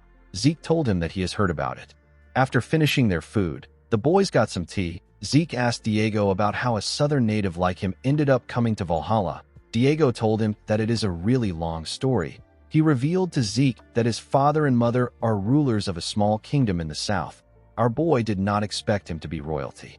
The Southern continent is a coalition of smaller kingdoms with the Cuzco Kingdom at the center. The majority of the residents immigrated to the central continent when the Cuzco Kingdom collapsed after a civil war. Diego raised his cup and told Zeke that he is a prince. He said that he is an important person. Our boy could not believe that he was really a prince. He couldn't believe that royalty this undignified exists. Diego explained to Zeke that there are some really stuck-up old people that insist the royal family's traditional twin swordsmanship must be carried on. Since Diego was such a genius with the twin swords, he ended up getting sent to Valhalla. With a bright smile on his face, Diego told our boy that he doesn't care about swordsmanship. He said that he is going to pursue his music. Zeke wondered about what he will do about the people expecting great things from him. Diego asked our boy if he wants to join the Southern Fusion New Age Music Research Club. Zeke quickly declined his offer. In the next scene, we are taken to a lecture hall. Zeke asked Diego if it is okay to enter the upperclassmen lectures like this. Diego advised our boy to stop acting like he is in the academy. He explained to him that Valhalla is all about freedom. Anything and everything is allowed if it is for the sake of learning. He told Zeke that he can go to listen to any lecture he wants if he wants to. He revealed to him that today's special lecture isn't common. He said that he heard rumors that the school has prepared something huge. Zeke wondered if the boy ever gets tired of moving his lips around. While he was thinking, he heard some people talking about him. They referred to him as the youngest person to ever enroll in Valhalla. The students talked about how our boy is a direct descendant and how he is a prodigy that beat up an instructor. Diego was surprised to hear this. He asked Zeke if he is a Draker.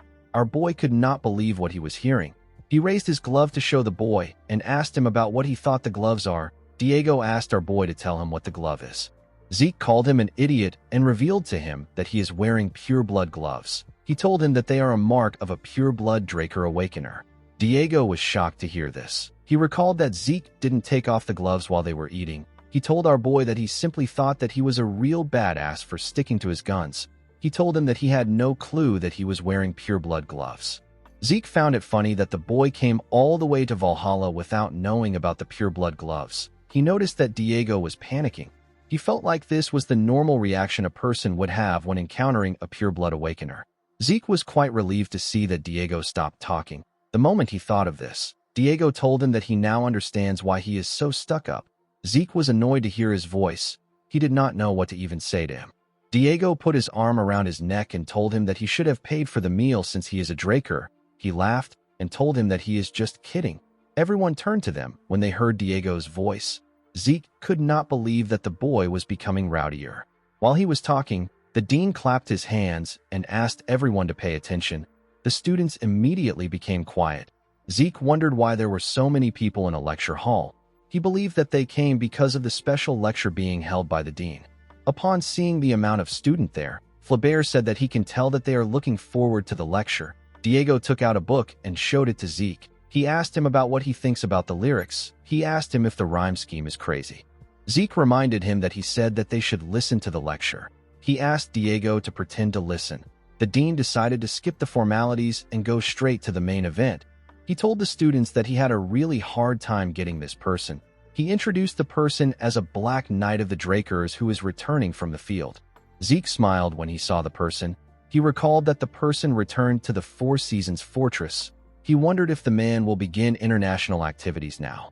The person turned out to be Duke Draker. The students were shocked to see the Gale Knight. They did not expect to see the Black Knight that disappeared. They recalled that rumors were going around that Duke was recently sighted around the Four Seasons Fortress. The students did not expect it to be true. Duke told them that it is an honor for him that they all remember him after he stepped back from the front lines. He advised the students to engrave the lecture in their hearts and soul. He revealed to the students that he became a Black Knight after being part of the normal class in the academy. The content of Duke's lecture was much better than our boy expected. The students did their best to focus on Duke's long lecture. After a while, they began to fall asleep. Diego didn't even listen to him. He was focused on his lyrics. Zeke could not believe that Duke has been bragging for 2 hours straight. He wondered if his master was ever going to stop. Immediately he thought of this. The dean grabbed the mic and said that he feels bad for students who were listening intently. He said that they are out of time. Zeke was relieved to hear this. The dean took a look at his watch and announced that the second speaker is someone they all know. He told them that introductions won't be necessary. He explained to the students that even though the woman is incredibly busy as a guardian knight, she took time out of her schedule to come there. Zeke was surprised to hear this. Within the Draker family, knights are classified as normal knights, intermediate knights, advanced knights, and guardian knights. Because of this, there aren't even 10 guardian knights in the family. Our boy was certain that the second speaker will be a prominent figure. Flaubert took a look at his watch. He wondered why the guardian knight was taking so long. A woman with platinum blonde hair stepped into the hall. Zeke carefully looked at her. Although the woman had platinum blonde hair and a white full-plate armor that stood out, our boy still didn't recognize her. The students were quite happy to see the woman. One of them said that he is so happy he came to Valhalla. He said that he did not expect to see the White Silver Knight in person. Zeke was shocked to hear this. He quickly turned to the woman. He immediately realized that he was looking at the first of the Draker's direct descendants. He was looking at Carly Draker, the woman known as the White Silver Knight. The port town of Isen is an important hub when it comes to sea travel in the central continent. Currently, it is a city with excellent geographical value due to how it can secure trade routes to not only the trade city of the Dolta Republic and the southern continent, it also has access to the eastern continent as well. However, the situation in Isen was completely different just a few decades ago. At that time, southern pirates had occupied the town, and it was a lawless land where all kinds of felonies were being committed. After she became a proper knight of the Draker family, Carly Draker began cleaning up the pirates. 5 years after embarking on this endeavor, no pirate could be found within Isen. After this, Isen became the greatest port city under the Draker's protection. The surviving pirates hid themselves in the deathly water to the south of the Dolta Republic. Carly's achievement of securing trade routes in Isen was acknowledged, and she became the youngest guardian knight. This is a feat that even Abel, who had everything in his hands, was never able to achieve. In the present, Zeke stared at his sister. He knew that the guest would be an important figure, but he didn't expect it to be his eldest sister. He recalled that Carly is currently engaged in a battle of succession against Abel. It was natural for Zeke not to recognize his sister. This is because something happened to her even before his regression. Carly let out a sigh and tapped her finger on the podium. She yelled and ordered everyone to keep shut. The students immediately kept quiet. They became scared. Zeke was not surprised to see that everyone trembled in fear. He knew that this was the natural reaction people would have when a guardian knight yells. Carly told the students that their attitude and behavior of not keeping quiet when a speaker has presented themselves is different from the disciplined Valhalla that she graduated from. She told them that their forefathers would click their tongues if they saw how they are. She asked them if they think that the peace they are enjoying now was granted to them at no cost. She told them that it was gotten through the blood, sweat, and tears of those who came before them. The students did not know how to react to this. Carly told them that it is not important if they just know this. She said that it is only when they reflect this in their actions that this knowledge truly has meaning. Zeke did not expect his sister to be like this. Carly told the students that it is only through rigorous training and a strict adherence to rules that one can grow a healthy mindset as a knight and become a true knight. Zeke realized that his sister is a young boomer. As they walked out of the hall, the students spoke about how awful Carly's talk was. They wished they had listened to Duke more. Zeke knew that his sister gave meaningful advice, but it did not seem to have any effect on the students. While walking, he remembered what Diego told him. With a bright smile on his face, Diego apologized to our boy. He told him that the 5 hours of composition lit a fire in his soul. He said that he has finished the Valhalla tour. He told Zeke that he will be leaving now. Our boy was happy that Diego left. He planned to hunt for talents and live his life in Valhalla. He believed that it will be better for him to search for Tarakan's secret library during times like this. Before our boy could take another step, someone called out to him. When Zeke turned around, he saw his elder sister. Carly asked him if he could spare her some time. In the next scene, we are taken to the Valhalla public training room. We see Carly take out a glowing sword. Zeke realized that this is the mithril sword that the Holy Kingdom gave his sister. The Holy Kingdom was originally bordering Isen, so the pirate problem was a big issue for them too.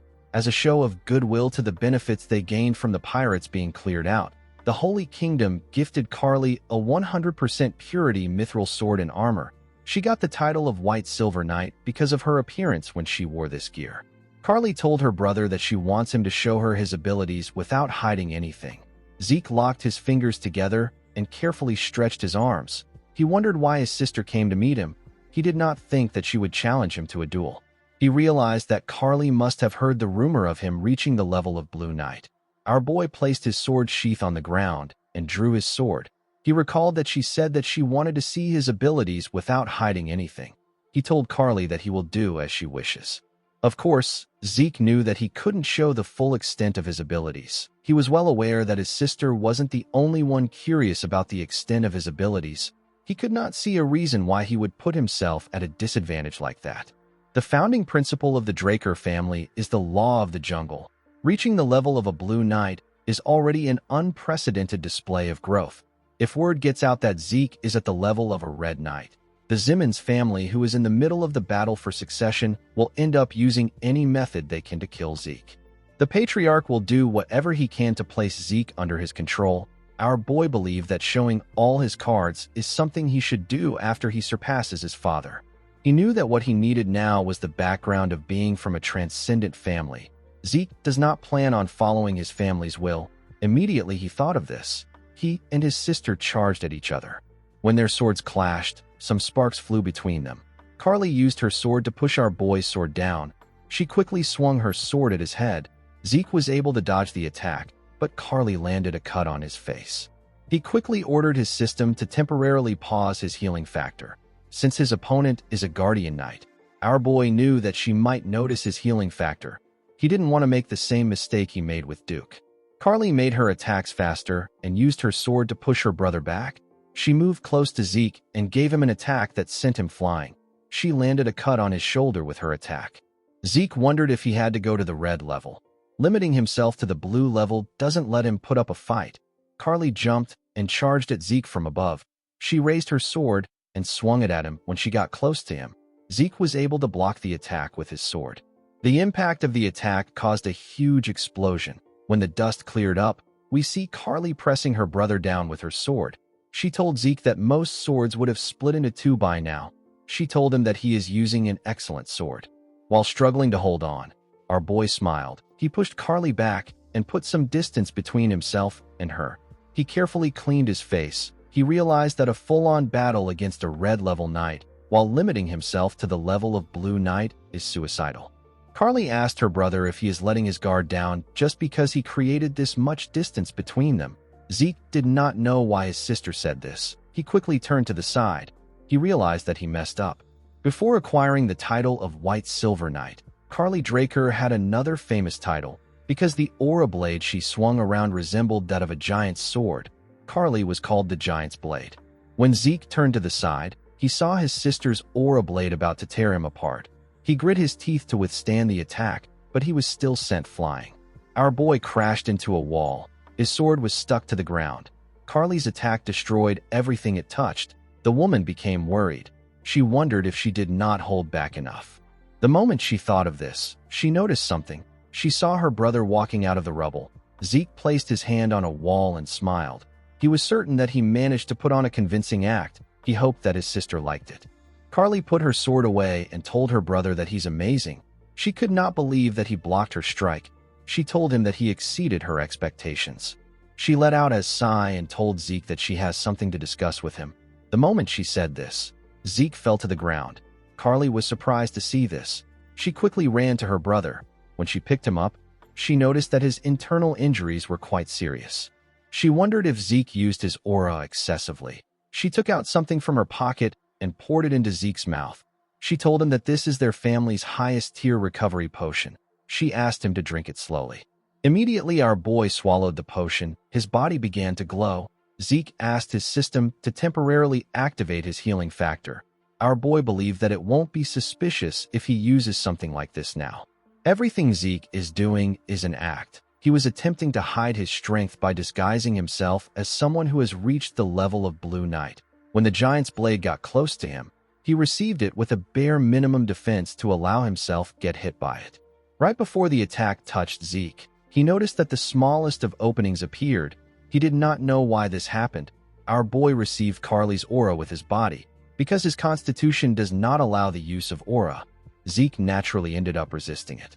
Since Carly believed that he was capable of using aura, she ended up believing that his internal injuries were a result of Zeke pushing himself past his limits. Zeke raised his head up and touched it as if he had a headache. Carly asked him if he is feeling better. Zeke smiled and referred to her as Dame Carly. He thanked her for what she did. Carly stood up and asked him to call her sister. Our boy didn't expect this. The scene shifts, and we are taken to the outskirts of Atlas. We see a carriage moving around. Inside the carriage, we see Carly offer Zeke some tea. She told him that she prepared it for him because she heard that he enjoys it. She revealed to him that it was shipped by air from the eastern continent. Zeke thanked her for the tea. He recalled that his father said something similar the last time they met. He wondered about how far the tale that he likes tea has spread. Our boy was surprised to see that they were sitting inside a carriage. He told his sister that he would have never imagined that the inside would look like this when he saw it from the outside. Carly revealed to him that she used camouflage magic on the carriage. She said that a guardian knight's carriage stands out too much. Zeke found it odd that his sister dragged him from a training room to the city outskirts by carriage. He asked Carly if the subject is something that would cause other people trouble if they should hear about it. Carly told him that it is about the butchering knight. She revealed to her brother that she needs more power in order to stop Abel. Zeke asked her about what she means. He asked her if she is talking about the second son of the household. Carly told him that she will explain from the beginning. She revealed to our boy that one of their family's tenets is the oath of neutrality. She said that Abel has broken the creed to not get involved in national disputes. He is currently siding with the Rome Empire against Alencia in their dispute. Zeke realized that Abel has been making his moves from an early point in time. He asked his sister if the Four Seasons Fortress is unaware of this. Carly revealed to him that the fortress is overlooking the issue. She explained to Zeke that the Four Seasons Fortress is currently divided. This is because supporters of the Empire have appeared in the Elders' Assembly that Abel is receiving support from. Zeke asked her if all the Elders are on the Empire side. Carly revealed to him that some of them are maintaining neutrality. Our boy could not believe that the stuck-up Assembly of Elders was merely maintaining neutrality instead of showing dissent. He told his sister that it is only a matter of time before all the Elders join the Empire's side. Carly told him that it will be appropriate to view the situation like this. She explained to her brother that she is trying to find a method she can use to stop Abel. She said that she can't just wait for him to get caught. She told him that if they leave Abel alone, this will devolve into a great war. Zeke knew that Carly's predictions were correct. It has already been 3 years since our boy regressed. 7 years from now, the Drakers and the Rome Empire under Abel's command will launch a continental war. Countless people will die or get ruined. The skies will go dark and the land will be drenched in blood. Carly revealed to her brother that she has resolved herself to acquire enough power to stop Abel. She explained to him that Abel is currently controlling the higher-ups of the family. He believes that those lower down will naturally follow him. However, Carly believes that true knights do not bow to power. They follow justice and a greater cause. While being true to her beliefs, Carly plans to rally the normal knights in the vicinity of the Four Seasons Fortress. She told Zeke that she does not plan to force him to support her. She told him that he is still young and his future is guaranteed as a pure-blood awakener. Zeke took a sip of his tea and stared at his sister. He now understood the kind of person she was. Although she possesses an iron will, she is prepared to act as flexible as needed if it is for the sake of justice. She is a righteous and pure person. Zeke realized that the reason an opening appeared in her giant's blade was because she was concerned about him. Although she appears as steadfast and as strong as a Draker, she is also a gentle soul. Carly told her brother that he could be branded as a traitor if things go wrong. She asked him to think about it carefully. Zeke thanked her for her concern. He placed his cup on the table and went on his knees. He told Carly that he has made his decision. He told her that he wishes to join her on her path of chivalry, even though he is inexperienced. Carly was shocked to hear this. She gently smiled and thanked her brother. The scene shifts, and we are taken to Valhalla Research Facility. We see Zeke looking at his status window. In his past life, our boy was able to acquire up-to-date information about his family through K. He never expected that this corruption was already in his family even before the Continental War. The reason Zeke intended to leave his family early was because he wanted to avoid Abel's interference while gathering enough forces to prepare for the Continental War. However, now that there is someone sharing the same goals as our boy, it is not necessary for him to leave the family. Zeke actually liked this situation. Remaining in the family would make it easier for him to keep tabs on Abel's actions. With Carly at the forefront, Zeke wouldn't have to face the brunt of any retaliation. In order to achieve his goal, Zeke needed to officially become a knight and turn public opinion on Carly's side.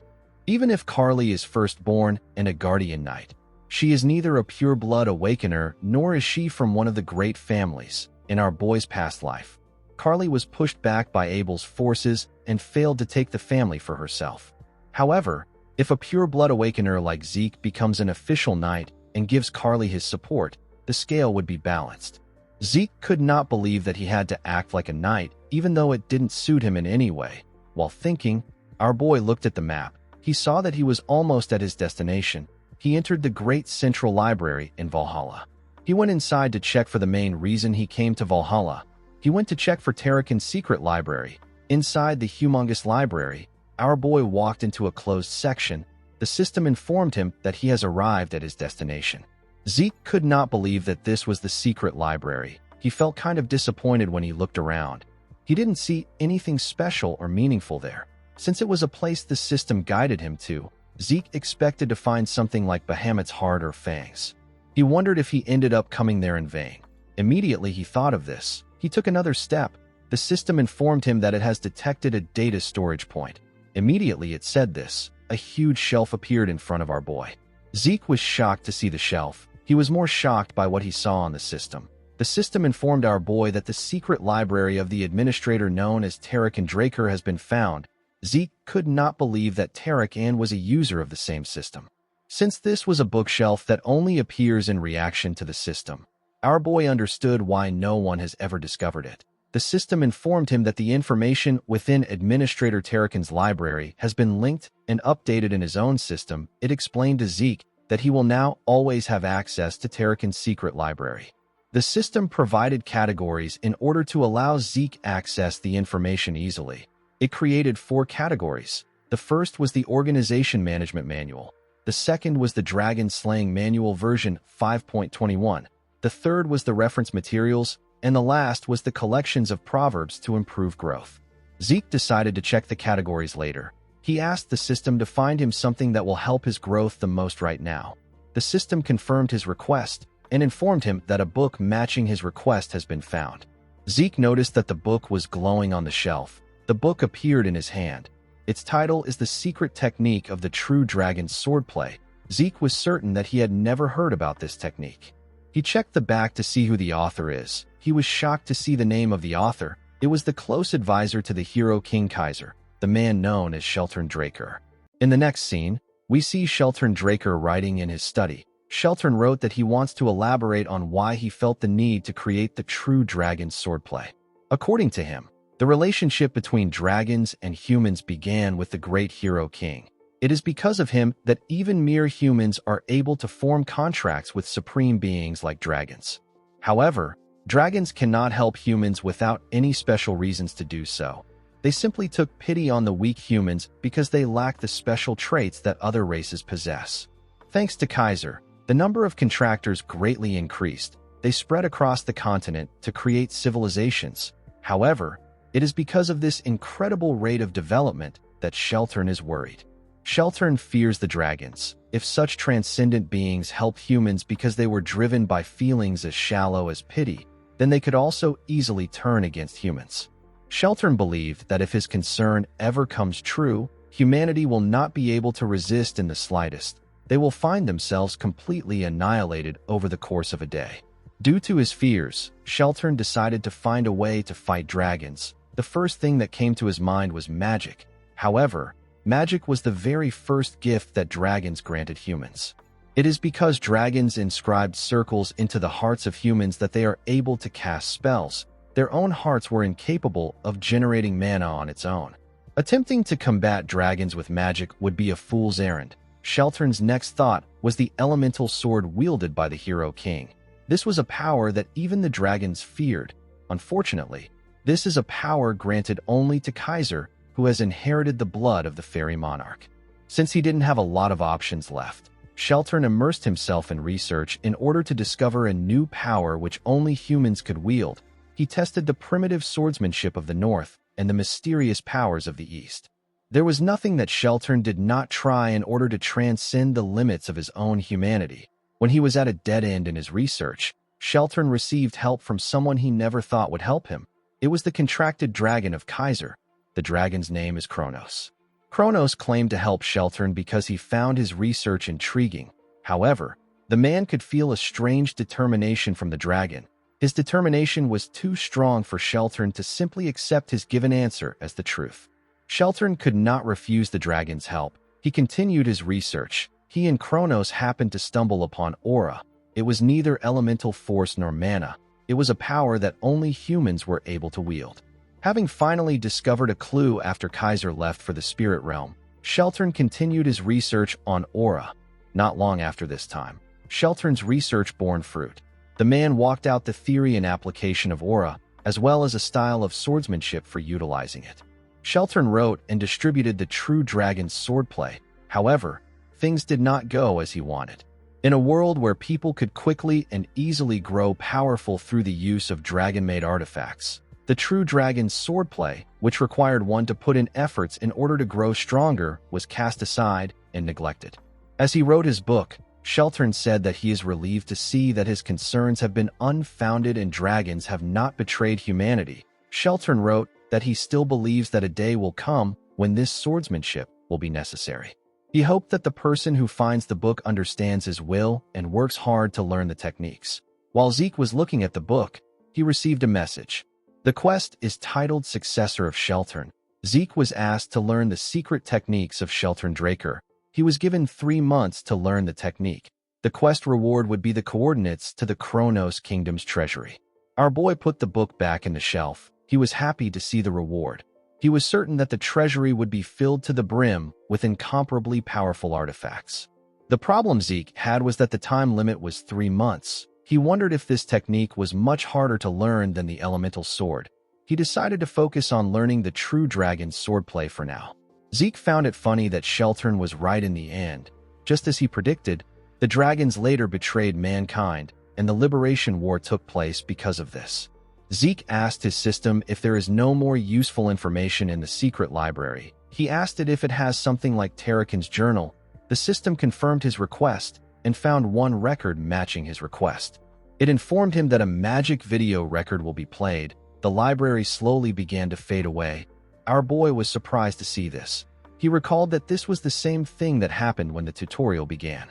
Zeke was taken to a desert. He wondered about where he was. The place felt like a space that the system created. When Zeke turned around, he saw something horrifying. Our boy couldn't move. The thing raised its head and body out of the ground.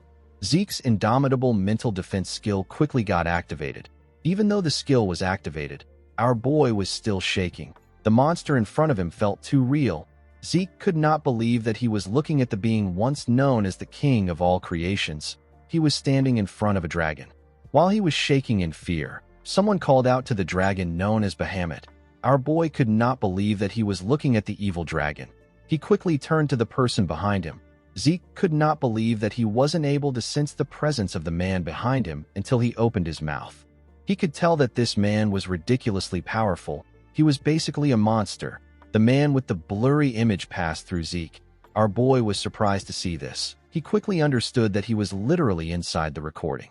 Zeke wondered if this scenario recorded in Tarakan's journal is the decisive battle between Bahamut and Tarakan Draker from the legend of the Dragon Slayer. When Bahamut raised his enormous hand, Zeke smiled. He was quite excited to witness the battle that was passed down only through legends. To our boy's surprise, Bahamut used his claw to hit the ground. Tarakan did not seem fazed by what the dragon did. Bahamut asked Tarakan to tell him why he is hesitating. Tarakan did not say anything. Bahamut referred to him as his contractor and told him that he disappoints him. Zeke was shocked to hear this. He could not believe that Tarakan was Bahamut's contractor, just like Kaiser and Kronos. Zeke could not comprehend what was happening. He did not understand how the legend of the Dragon Slayer came to be and how Tarakan subjugated Bahamut. While thinking, Zeke noticed something odd. The world of the recording began to glitch. Our boy did not understand what was happening. While he was looking around, he noticed that Tarakan told Bahamut something. Unfortunately, he couldn't hear what they were saying. Zeke called out to his system and asked it if it can do anything about the glitch. The system could not accept his request. Zeke did not like this. While thinking, he turned around to see Tarakan. Zeke remembered asking Kaiser if a contracted dragon could kill its contractor. Kaiser laughed and told our boy that he spouts a lot of nonsense. The Hero King said that a dragon can never betray a human. It is more likely for the betrayal to come from the human. The moment our boy remembered this, he saw Tarakan take out his sword from Bahamut's head. Our boy saw Bahamut's corpse slowly getting reduced to ashes and disappearing. He could not believe his eyes. After Bahamut's corpse completely faded away, Zeke saw something in front of Tarakan. He saw the heart and fang of Bahamut that he received at the home of the Dragon Slayer. Zeke wondered if a dragon always leaves behind a part of itself and turn into dust.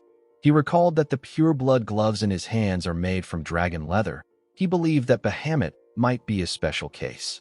While he was thinking, he saw a huge glitch appear in the cloud. Zeke got dragged back to reality. He wondered if the video ended there. He sat on the ground to put himself together. He could not understand what was happening. He decided to head back home. Zeke found out that Tarakan's secret library got connected to the system so that he could access the records wherever and whenever he wanted. Our boy quickly tried to replay the record again. However, there was still so much noise in the part where Bahamut and Tarakan spoke. Zeke couldn't hear their final conversation. Fortunately, our boy was able to gain something from it. Thanks to him consistently looking through the secret library, he was able to discover something new. Zeke found out that the dragon-slaying arts originated from the true dragon swordplay. Tarakan simplified the complex true dragon swordplay and refined it to create the dragon-slaying arts. Because the techniques got simplified, the power behind it also went down. Unlike its name, it became a technique that was unable to deal a fatal blow to even a dragonborn.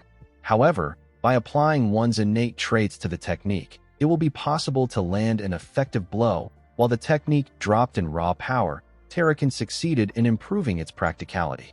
The one thing that bothered Zeke the most was the big difference between the legend of the Dragon Slayer, known across the world, and the contents of Tarakan's journal. The current legend of the Dragon Slayer says that Tarakan slayed Bahamut and ushered in a golden era of prosperity. It is not much different from any other story of a hero that is told across ages. Although the big picture doesn't differ much from Tarakan's journal, the fact that the two were contracted is not mentioned anywhere. This wasn't the kind of information that could have been easily omitted. The scene shifts and we see Zeke outside. He took a letter from a messenger pigeon. It was a letter from Kay.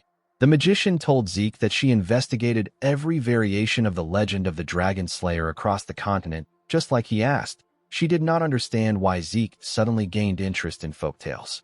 She revealed to Zeke that she even checked versions that weren't translated into the common tongue. Kay wrote that she didn't find any information about contracts between humans and dragons, or the dragons that Tarakan and Kaiser were contracted with. After digging for a while, Kay noticed something strange. She found it weird that all the sources she found were using the exact same words to describe the event. It was almost as if there was some kind of conspiracy at play. As she dug a little deeper, Kay received a warning message directly from the Great Draker family. Due to this, the syndicate decided to back out of the investigation. They did not plan to have any friction with the Drakers. Zeke became worried when he saw what Kay wrote. He quickly burnt the letter and turned around. Zeke became certain that his family is censoring information regarding Tarakan. He didn't understand why they would do this. The Draker family, which is currently one of the 3 transcendent families, made its name off Tarakan, the man who is praised far and wide for being the first Dragon Slayer. It did not make sense to Zeke that the very same Draker family was restricting information regarding Tarakan and Bahamut. Regardless of their reason, Zeke was certain that there was more at play. He believed that he might have missed something. He decided to go through the secret library again. When Zeke opened the front door, he called out to the system. Before he could issue a command, our boy sensed something. He carefully closed the door and looked around his house. He recalled that all employees, including Decker, are off today. Duke and Andre will both be late because they have business to attend to. As Zeke walked up his stairs, he wondered about the identity of the man watching him from the dark. Our boy quickly asked his system to turn on the mini-map in his head. The system confirmed his order. It showed him the location of his intruders. Our boy confirmed that there are 2 presents in this place. One person is inside and the other is outside. Zeke wondered if the hunting dogs from the giant mountains tracked him here. He quickly removed this idea from his head. He didn't use the dragon-slaying arts or even a long sword. Even if the hunting dogs are good, it is impossible for them to draw any connection to him and what happened there. Zeke realized that he needs to find out who ordered the men to target him. He already had a suspect in mind. The man inside his house watched him as he went into his room. While the man was looking at the door, Zeke appeared in a window behind the man like Spider-Man and asked him if he was sent by Abel. The man was surprised to hear our boy's voice. He quickly turned around. Zeke believed that Abel sent an assassin to kill him because he found out about the alliance he and Carly made. He was certain that this was the only plausible explanation of what is happening. Zeke moved to the ground and took out a blade from his inventory. He told the man that he doesn't have to answer the question if he doesn't want to.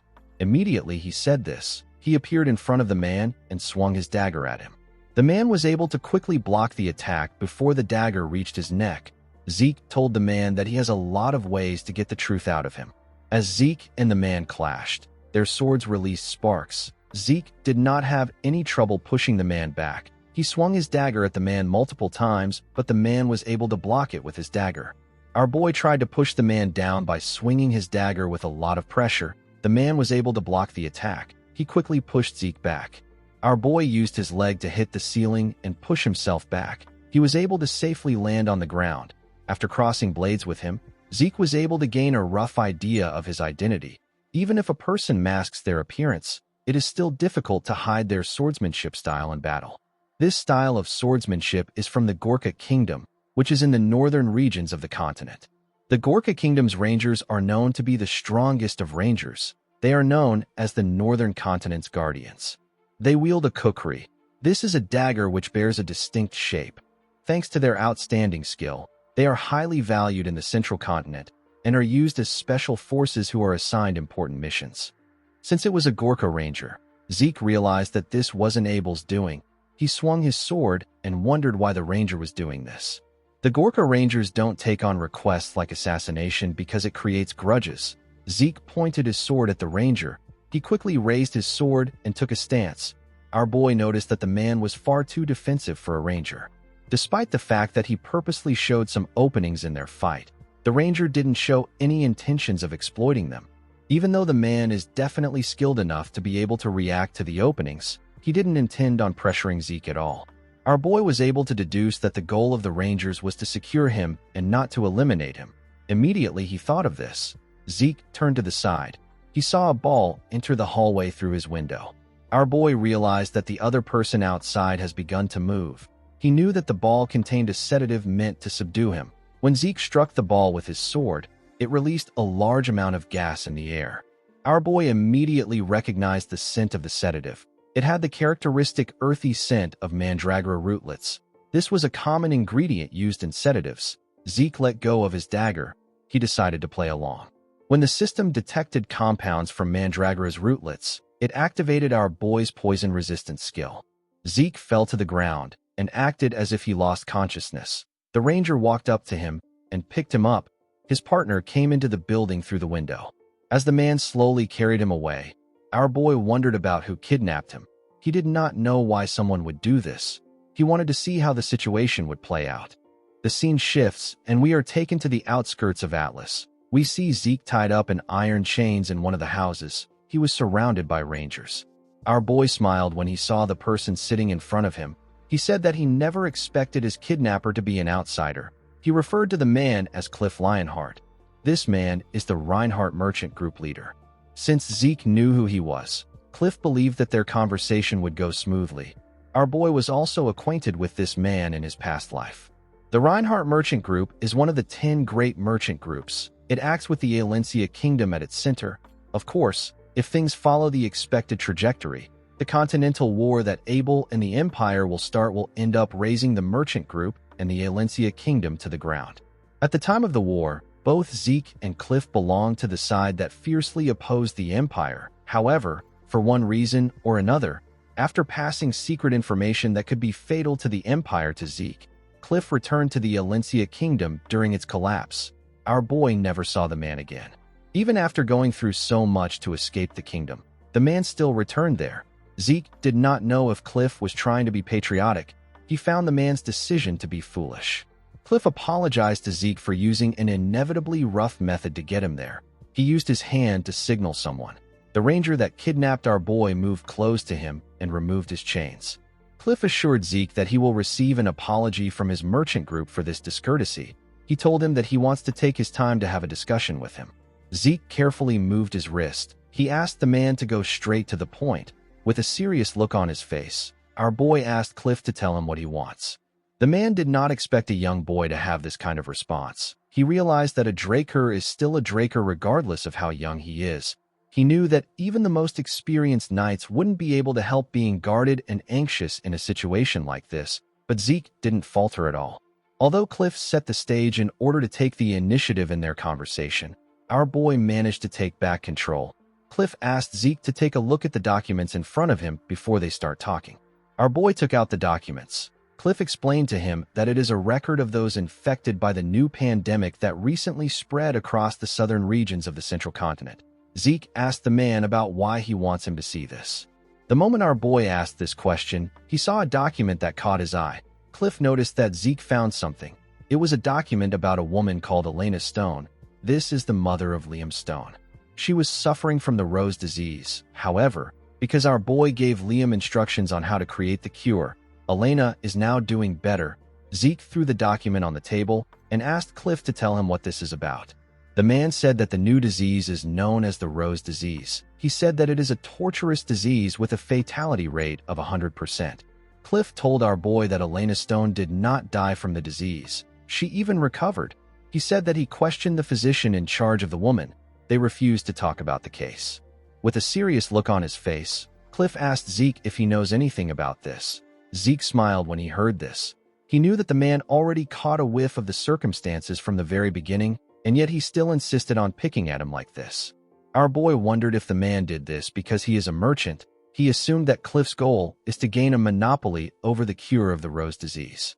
Considering the fatality rate of the disease, this is an entirely plausible motive. The worth of the cure is so unimaginable that a person could rob the entire continent of its wealth, and it would still pale in comparison. However, Zeke knew Cliff quite well. He is a reasonable man who can see past his own self-interests. There is no way a man like Cliff would lose himself to greed and take on the risk of kidnapping a descendant of one of the transcendent households. This means that the man has another goal. Zeke told the merchant that he was the one who gave the woman the cure. Cliff was happy to hear this. He jumped out of his chair and asked our boy to sell the cure to him.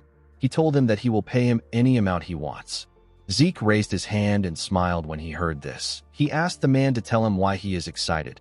He told him that he is not acting like a merchant. Cliff was annoyed to hear this. Our boy became certain that Cliff's goal is not money. He wants to save someone's life. With a smile on his face, Zeke told the man that they need to make a deal. The man sat down back. Zeke told him that he has to fulfill 3 simple requests in exchange for receiving the production method for the cure. Cliff asked him if he can tell him his request. Our boy said that he doesn't know yet. He told the man that he will call in these favors when he needs them. He assured him that he won't ask for anything a merchant group can't handle. He asked him not to worry too much. Cliff was still quite worried. He asked Zeke if they can come to terms on the things that they can't handle. Our boy smiled when he heard this. After some time, Zeke wrote the production method on a paper and stretched his hand out to give it to Cliff. He asked the man to follow the instructions on the paper to make the cure. Cliff quickly stretched out his hand to receive the paper. Zeke moved his hand back. He told the man that there is something he is personally curious about.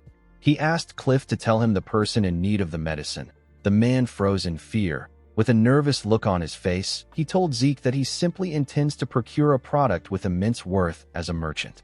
Our boy explained to him that he got the Northern Rangers to kidnap someone from a transcendent family, and he also reacted with an explosive emotion as if he forgot what the word composure meant. Zeke told Cliff that this isn't how the great Reinhardt merchant group should present itself. Cliff realized that our boy had caught on to him. He sat down and said that the cure is for a member of the royal family of the Kingdom of Valencia. Zeke did not expect to hear this. He asked the man to tell him which member of the royal family it is for. Cliff told him that he can't share this with him. Our boy did not understand why he would say this. He asked the man if he knows how many royals are in Valencia. The moment he said this, our boy noticed something different about Cliff's eyes. He remembered the man telling him that he is returning to the Valencia kingdom in the past. Zeke asked the man to put himself together. He told him that both the kingdom and the Reinhardt merchant group are done for. He told him that he will die if he goes back there. Zeke advised Cliff to seek asylum in the north. Cliff thanked him for his suggestion. He told our boy that he is very tired now. With a look of sadness and emptiness in his eyes, Cliff said that he wants to face his end in Valencia. The Cliff of the present apologized to Zeke and told him that he can't share any more information with him. Our boy realized that the look in his eyes is completely different from the look he had in his past life. He wondered if this sick person was someone precious to him. Zeke recalled that his sister told him that Abel is supporting the Empire in their fight against the Valencia kingdom. Apart from this, the kingdom is already in a chaotic state due to disputes regarding the administration of various races' ghetto. There is also the weak power of the royal family. Internal power disputes have led to a considerably difficult situation. Since there was still time before the Continental War breaks out, Zeke decided to get a connection to the Valencian royalty. He believed that this connection will pay off in the future. He stretched out his hand to give Cliff the paper. He told the man that it is fine if he doesn't want to tell him. When Cliff accepted the paper, Zeke told him that the contract has been established. Cliff's hands were shaking. He couldn't believe that the cure was in his hands. He held the paper close to his chest like a man that has found hope. Our boy called out to him. He apologized for disturbing him while he is wallowing in his emotions. He asked Cliff if he is okay with him making his first request now.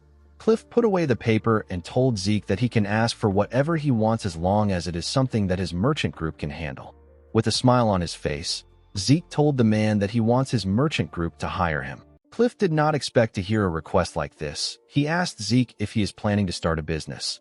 Zeke explained to him that he needs a fake identity for temporary use. Cliff believed that Zeke could easily get something like this if he wanted. He told our boy that he wouldn't need his help if this is all he needs. He asked him about what he really wants. Our boy explained to him that he plans to use the identity in the southern continent. Since it is a crime-ridden territory, Zeke couldn't afford to take any half-hearted measures. However, the Reinhardt merchant group has built up enough trust in that part of the continent that they can even make use of the cartels there. Cliff told Zeke that he is correct. He said that he is not very proud of what they have done. He told Zeke that he understands the situation. He told him that he can use his cousin's name. The cartels won't be able to outwardly suspect him if he does this. Zeke was happy to hear this. He asked Cliff to provide regular transportation to the south and a house to stay in. He revealed to him that he will be storing his cargo in the house. He asked him to make sure it is on the larger end. He told the merchant that this is the end of his first request, since the men kidnapped and brought him there. Zeke asked them if they have prepared a way for him to return. Cliff forced himself to smile. He was annoyed to see that our boy was just making difficult requests. He wondered if Zeke didn't have a conscience. He accepted our boy's first request and told him that he will contact him when everything is ready. He told him that the Rangers will provide a horse for him to return on.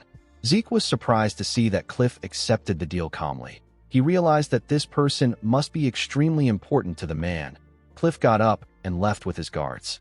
The red-haired man and his partner moved close to Zeke. The red-haired man asked Zeke to follow them. They took him outside and showed him a horse.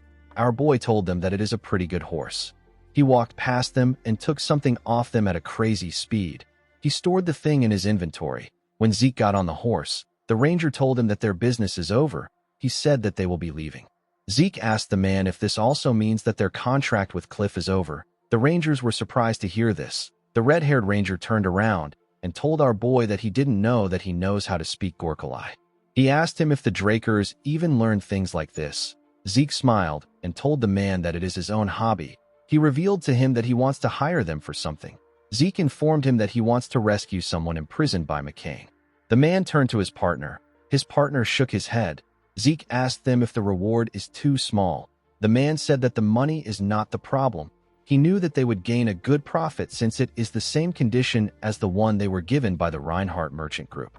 He told Zeke that the problem lies in his identity. He explained to him that their king does not make deals with the transcendent households. Zeke was shocked to hear this. He couldn't believe that this was what they were thinking so hard about.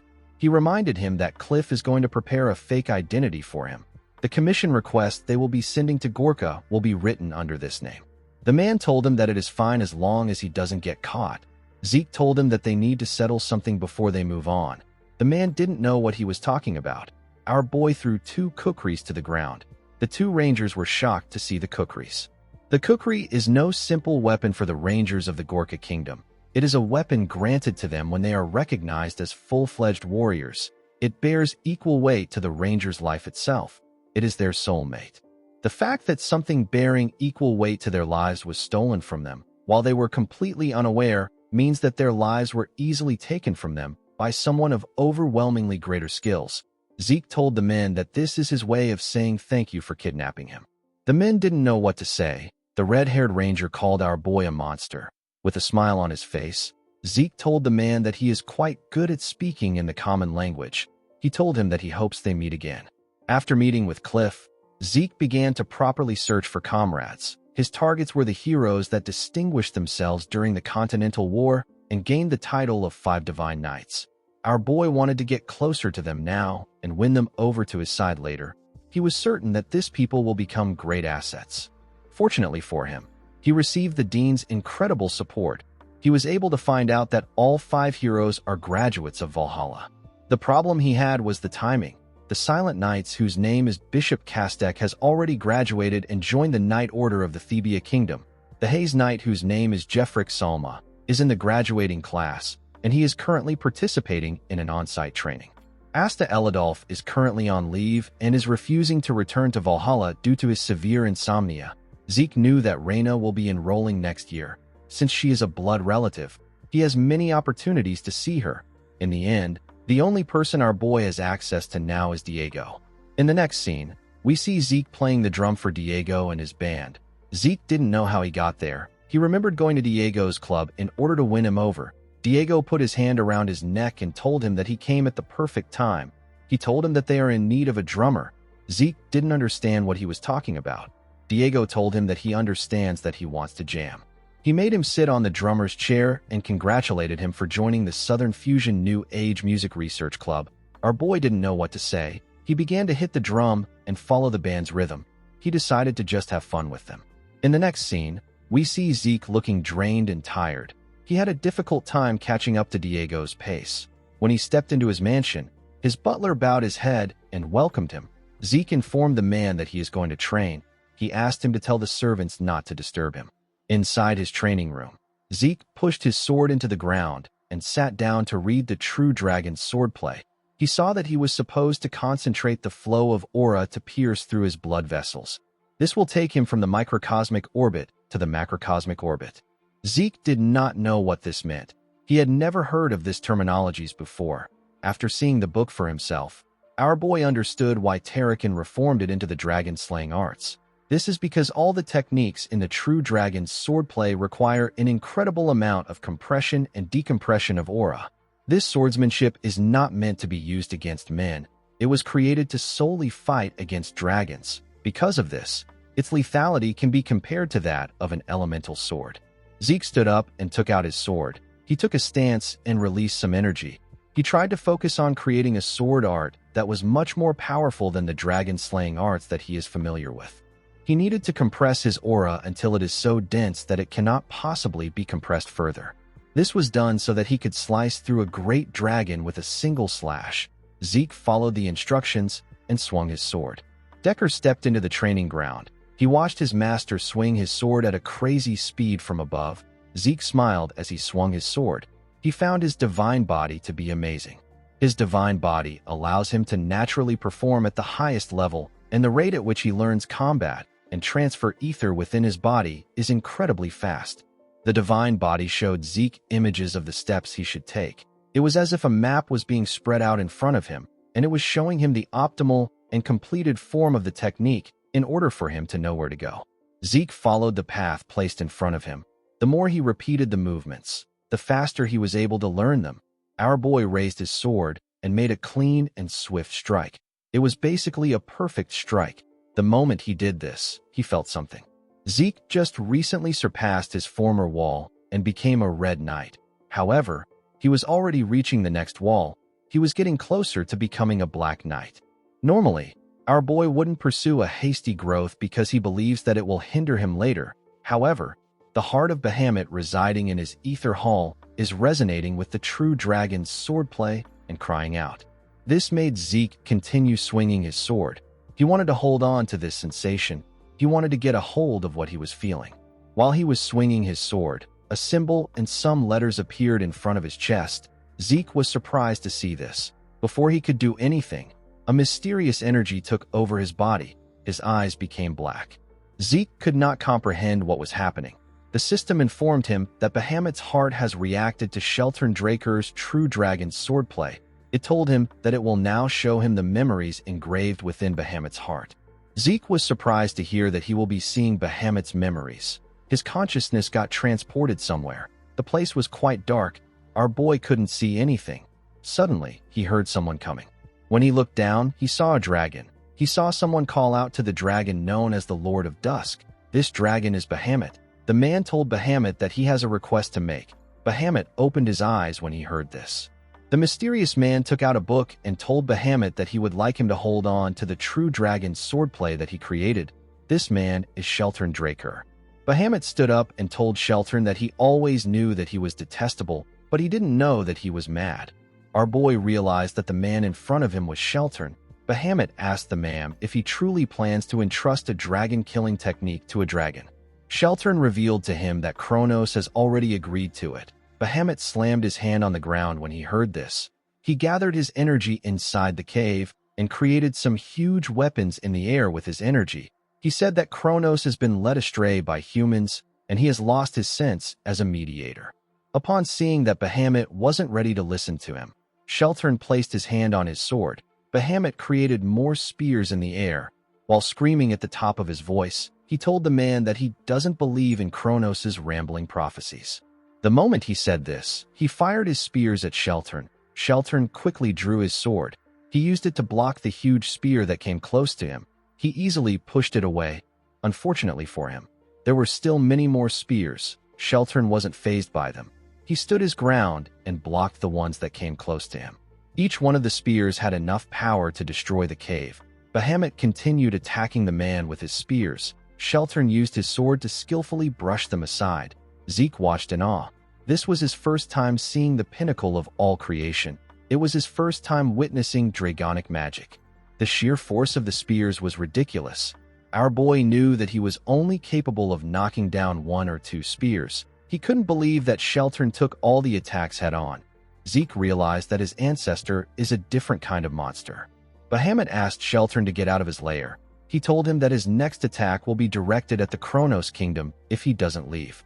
Sheltern asked him if he is really fine with doing this. He explained to him that he will also be subjected to the karmic sanction if he does this. The moment he said this, the spears began to slowly fade away. Bahamut told him that the karmic sanction is a joke.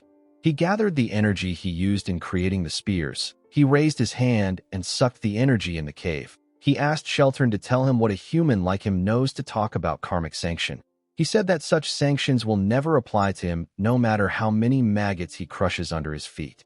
Sheltern pushed his sword into the ground. He said that things played out exactly as Kronos predicted. He took out a luxurious pocket watch. Bahamut seemed surprised to see the watch. He spread his wings and turned the huge energy ball into a ridiculously huge sword. He asked Sheltern if he believes that he can do something to him just because he wields Kronos' power. He fired the sword at Sheltern. Sheltern raised the pocket watch and pressed it. Immediately he did this. A huge magic circle in the shape of a clock appeared beneath him. This magic circle stopped Bahamut's attack in the air. Zeke could not believe his eyes. He couldn't believe that the magic circle actually stopped Bahamut's attack. He quickly noticed something else. He saw that the magic circle was also underneath and above Bahamut. It was restraining him. The magic circle held him in place. Zeke realized that this unbelievable magic was the power of the watch. He recalled that Bahamut asked Sheltern if he thinks that he can defeat him because he wields Kronos' power.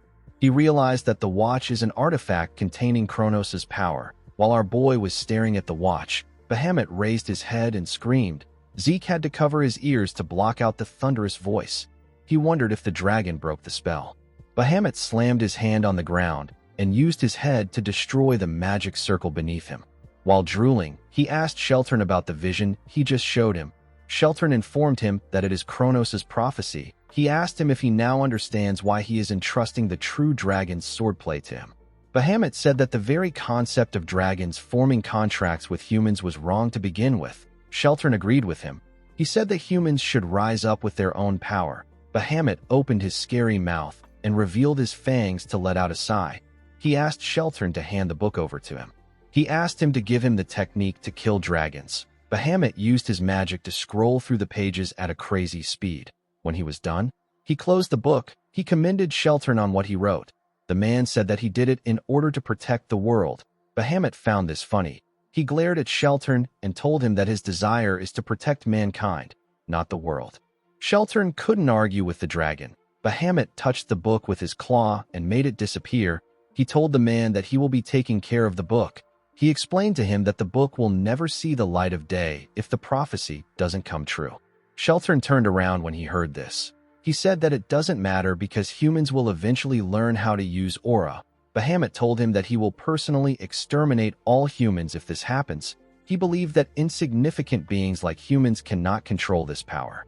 Sheltern smiled when he heard this. He explained to Bahamut that he created the true dragon's swordplay out of fear of the dragons. However, he trusts him and Kronos. Bahamut didn't expect to hear this.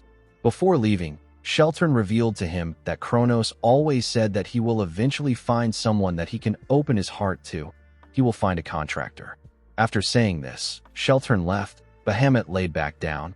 He found it funny that Kronos thought that he would find a contractor that he can open his heart to.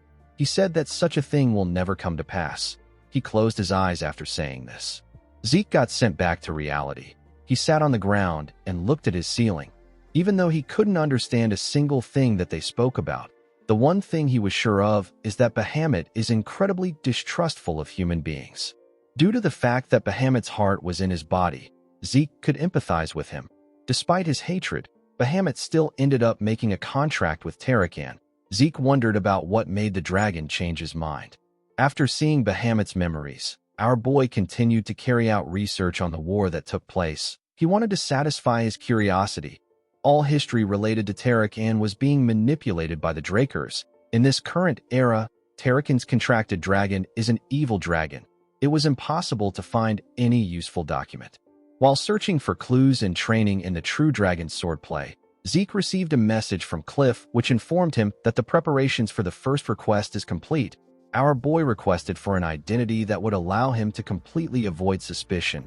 He didn't think that he would end up being the deputy manager of the Reinhardt Merchant Group's southern branch. Zeke believed that this was a bit too grandiose. While he was reading his letter, Zeke noticed something. He saw a bird pecking on his window. Our boy smiled when he saw the messenger pigeon. He realized that Kay has resolved herself. In the next scene, we are taken to the Syndicate Atlas branch jurisdiction. The place is known as the Secret Garden Hotel. Inside the hotel, we are taken to the top floor. We see Zeke enter a room. Kay was waiting for him in the room. Our boy was wearing his disguise. Kay referred to him as partner and welcomed him into the VIP lounge. Zeke smiled and sat down. He found it funny that she was now calling him partner. Before he could say anything, he turned to the transparent glass to look outside. Kay did not understand why he was looking outside. Although our boy has been in Atlas for a while, he had never gotten a view like this before. The city looked quite beautiful. Our boy was captivated by its beauty because the view he was used to seeing were ruins caused by the Continental War. He put himself together and turned to Kay. He told her that he didn't know that there was a place like this in Atlas. The woman was surprised to see that our boy actually got absorbed by the scenery. She revealed to him that the hotel is one of the syndicate side businesses. They wanted a place where those working underground could speak in secret. Kay poured a drink for herself and Zeke. Our boy pushed the drink forward. He told the woman that he doesn't drink liquor. Kay found this funny. She asked him if he is refusing to drink because he is underage. She told Zeke that he has a cute side to him. Zeke did not know why she was making a stupid assumption.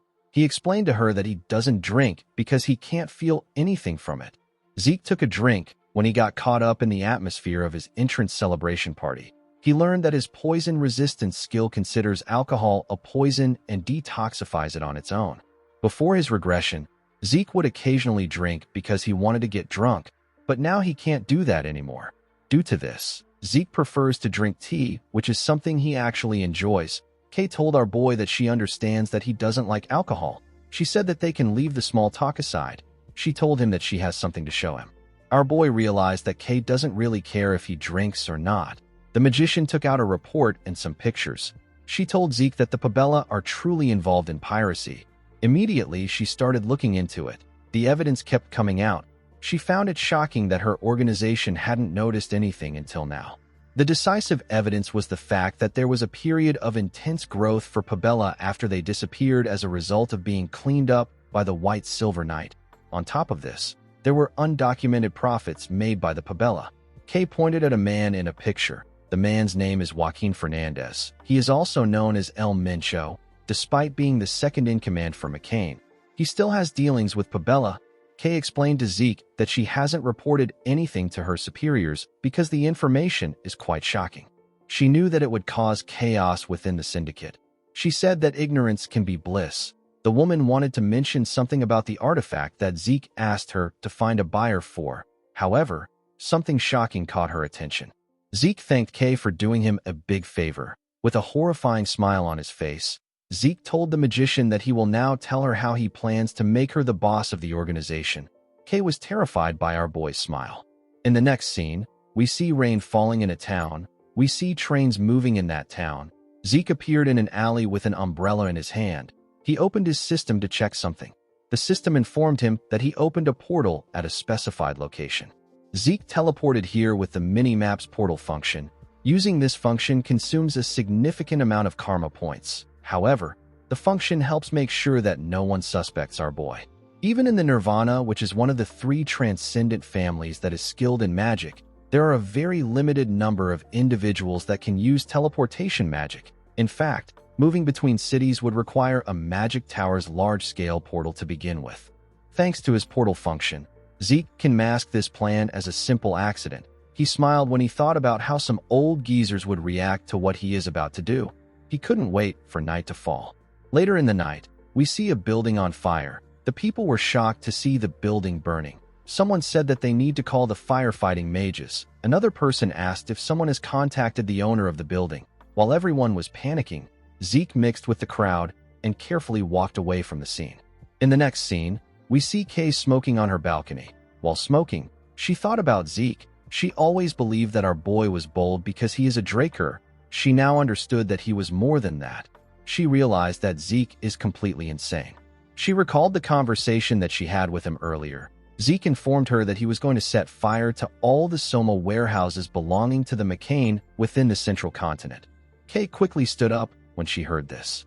Our boy explained to her that he wants her to give him the location of the warehouses. Kay revealed to him that this kind of information is something that only the McCain and the executives of the syndicate have access to. She warned him that he will be caught if he does something like this. Zeke told her that this is fine. He said that he has no intention of keeping things under the wraps. He revealed to her that he plans on pinning all the blame on El Mencho. He said that it is better if they have a specific suspect. He asked her if the syndicate isn't yet aware of the fact that the Pabella are pirates. Kay told him that she hasn't reported it yet. The moment she said this, she understood Zeke's intentions. Our boy told her that she catches on really fast. He pushed the glasses and the drinks off the table and explained to Kay that they don't even have to put in any real efforts. With a horrifying smile on his face, Zeke asked the mage to wrap up all the syndicate executives weighing up McCain and Pabella with a neat little bow. He asked her to report all of them to Don Juan. Kay was shocked to hear this. She was horrified to hear our boy's plan. She asked Zeke if he knows what he is saying. Our boy assured her that he does. Kay told him that his plan is preposterous. While trembling in fear, Kay asked Zeke if he knows what will happen to the traitors of the organization. Zeke picked up a bottle of wine and slammed it on the table. Kay was startled by the sound. While screaming at the top of his voice, Zeke asked Kay to tell him why any of this is important when all the executives will be wiped out clean. He asked her if she plans to live as a low-ranked dog of the organization forever. He reminded her that she agreed to his plan to become the boss of the organization. With a serious look on his face, Zeke told the mage that she is no longer allowed to fold. He told her that she can only call or raise. He asked Kay to choose her future. Kay was shocked to hear this. She knew that Zeke was right. She reminded herself that she didn't join the organization to do other people's dirty work. The person in front of her is a phenomenal genius that managed to figure out the Pabella's true identity when no one else had. In addition to this, Zeke managed to find still undiscovered ancient ruins, and he was able to perfectly recover countless high-quality artifacts. What Kay felt after witnessing this unbelievable abilities was a determination to ride or die with him. She realized that she can't get scared and back out after hearing his plans. She dragged the wine from Zeke and chugged it down her throat. Our boy was surprised to see this. Kay told him that she has to bet everything because she will be dead if she fails. She cleaned her mouth and said that she is all in. Zeke was happy to see that she was fired up. He assured her that he will make sure that she doesn't regret making this bet. The moment she remembered this, Kay's hand began to shake. She quickly used her other hand to hold herself. She said that she will believe in Zeke and place everything on the line. Inside her office, we see a newspaper lying on her table. The newspaper spoke about how there is a serial fire in the central continent. People wondered if it is a coincidence or if it is planned. The fires occurred at the same time across the central continent. The investigation agencies from the affected nations have said that it will be difficult to consider it a planned arson. The fires were concluded to be a result of negligence. The scene shifts, and we are taken to a mansion. We see a man in his office. The man had the same newspaper as Kay on his table. The man held a drink in his hand and promised to make the person who burnt down the warehouses suffer a painful death. This man is the head of the McCain cartel. He is Don Juan. In the next scene, we are taken to Zeke's mansion. We see our boy nervously tapping his hand on his table. The semester was almost over, and it has been half a year since he revealed that he has reached the Blue Knight level. Zeke knew that something would be coming for him soon, but he did not expect it to happen now. He did not expect to receive the promotion celebration banquet invitation. Our boy was quite nervous to see the invitation. The banquet is done when young Drakers have crossed the barrier from yellow swordsman to proper knight. Even among Drakers, reaching the purple or blue knight level usually happens around 20. This is known as a Draker-style debutante. Zeke recalled that it has almost been 3 years since he met the Patriarch. He hoped that things would go peacefully. The scene shifts, and we are taken to the central banquet hall of the Four Seasons Fortress. We see the Patriarch dressed in white clothes. He was chatting with some guest. While he was talking to the guest, someone walked up to him and greeted him. The Patriarch welcomed Abel. The boy smiled and asked the Patriarch if he has been well. Abel told his father that this is his first time seeing so many important figures at a promotion celebration banquet. His father agreed with him. He said that everyone must be focused on Zeke because he is now the youngest in the continent to reach the level of Blue Knight. Abel knew that the patriarch purposely said this because he knew that he was the youngest to reach the Blue Knight level before Zeke. Arthur told his son that he has to prepare for the rite because Zeke will be arriving soon. He apologized to him for not being able to talk longer after meeting him again for the first time in a long time. Abel bowed his head and asked his father not to worry about it. With a smile on his face, the patriarch asked the boy to enjoy himself. Abel watched his father walk away. He glared at him with eyes filled with hatred. Outside the banquet hall, we see Zeke walking with Duke. He was wearing his official Draker attire, and his master was wearing a suit. Zeke told his master that he barely sees him at home. Duke asked our boy not to even bring it up. He revealed to him that the patriarch is working a retired man to the bone. He said that he doesn't even have time to come home.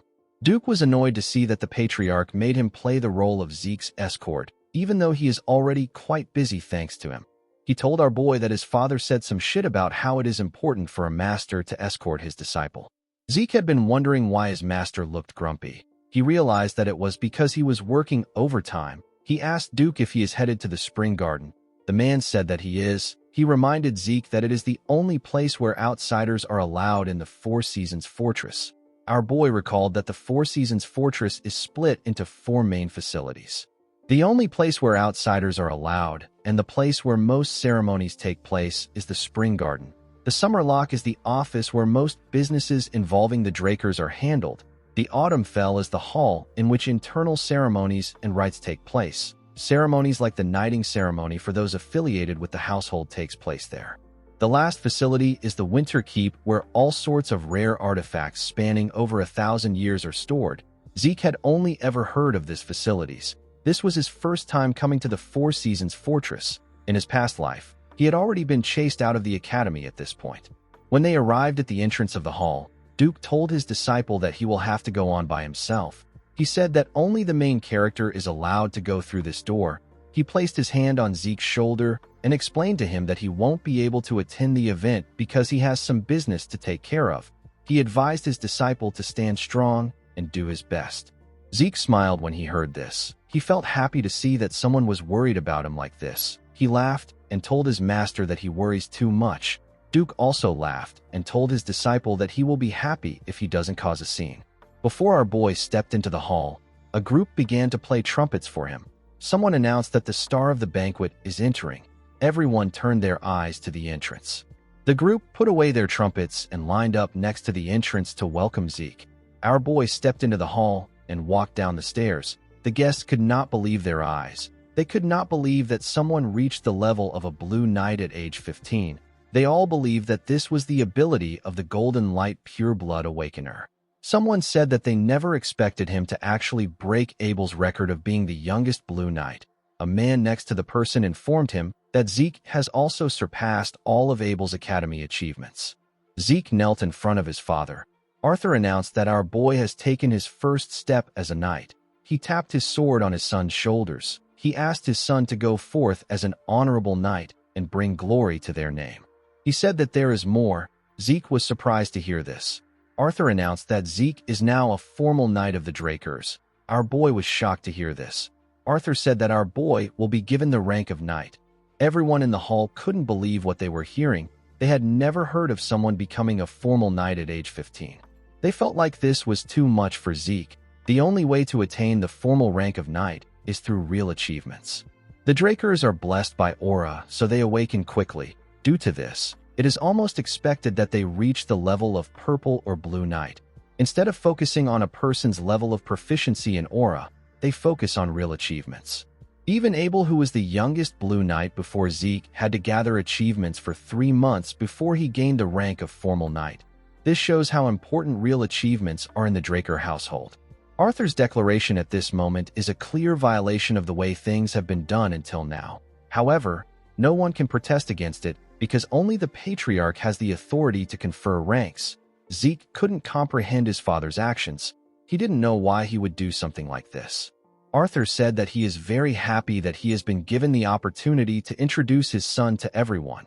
He announced that his son got a golden light awakening unlike any other, and he has become the youngest person ever to reach the level of a Blue Knight. He said that he believes Zeke will become a knight that far surpasses him in future. Arthur said that he will stop talking now so that he doesn't sound like a coddling parent.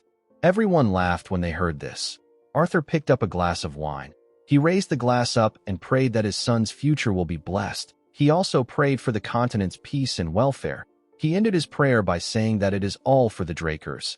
Everyone raised their glass and said the same thing as him. Arthur drank his wine after giving his speech. Everyone else also did the same. Zeke glared at Arthur. He wasn't impressed with his act. He remembered how his father acted indifferent when he got exiled. He could not believe that Arthur was now acting like a proud father. While he was staring at him, Arthur called out to him. Zeke quickly bowed his head. The patriarch suggested that they go somewhere else. He told him that he wants them to speak privately as father and son. After Zeke left with the patriarch, a man wearing glasses asked Abel to change his expression a bit. The man saw that Abel was looking at his father and his brother with a terrifying look on his face. The man told Abel that an older brother shouldn't have this expression when congratulating his youngest brother. Abel put himself together and asked the man about the prince. The man revealed to him that the prince said that he will show up after the trifling rite is over. He said that the prince will be there soon. Abel suggested that they leave. The man agreed with him.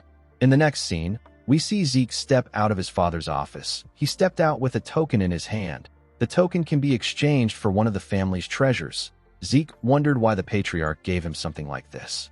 Since it wasn't a bad thing, our boy decided not to think too much about it. He didn't understand his father at all. He moved close to the guests and looked around.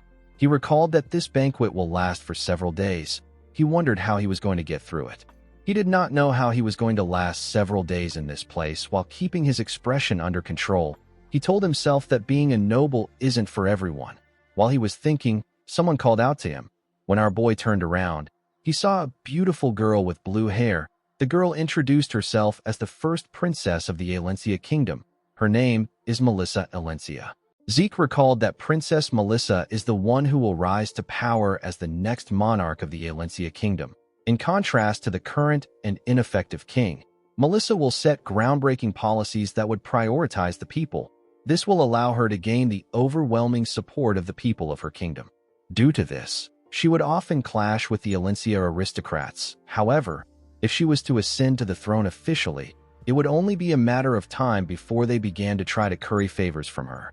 Before Zeke's regression, this promising princess ceased all international activities and went missing. Articles speculating her assassination at the hands of the Empire were spread across the continent. Since the Alencia kingdom fell to ruin during the war, the truth was forever lost.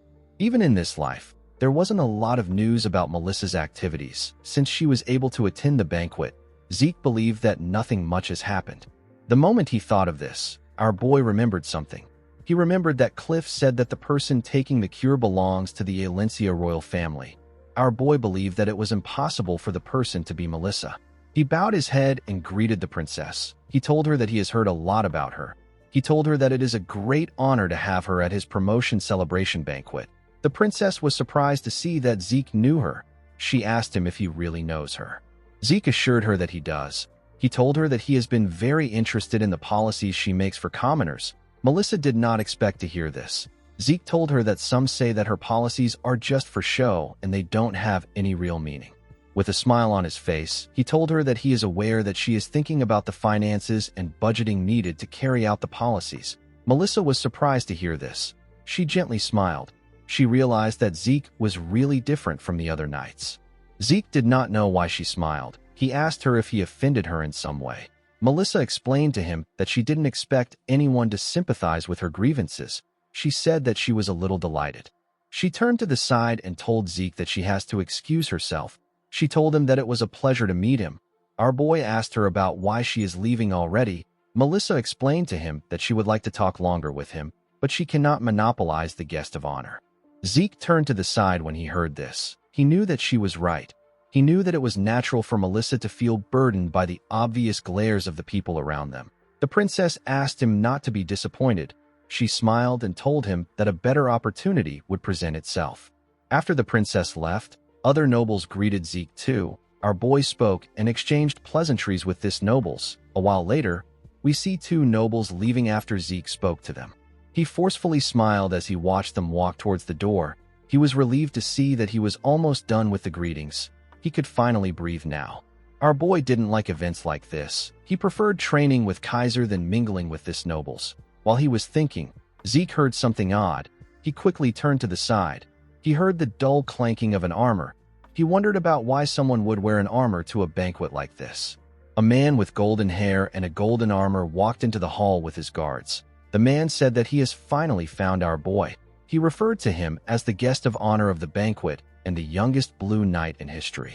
This man is the fourth imperial prince of the Rome Empire. His name is Carus. This is the man who joined hands with Abel to start the Continental War. The man stretched out his hand to our boy and introduced himself as Carus Nerva Constantinus. Zeke didn't shake the prince. He bowed his head and offered his first greeting to the prince. He thanked him for attending his promotion celebration banquet. Carus turned to his hand and glared at it. He realized that Zeke didn't shake him on purpose. He smiled and placed his hand on our boy's shoulder. He asked him not to worry about such formalities. He asked our boy to have a drink with him. Zeke was surprised to hear this. Carus called out to someone and asked him to bring them a drink. He said that the most refined man on the continent and the man destined to be the greatest knight on the continent will celebrate their historic first encounter with only the best drink.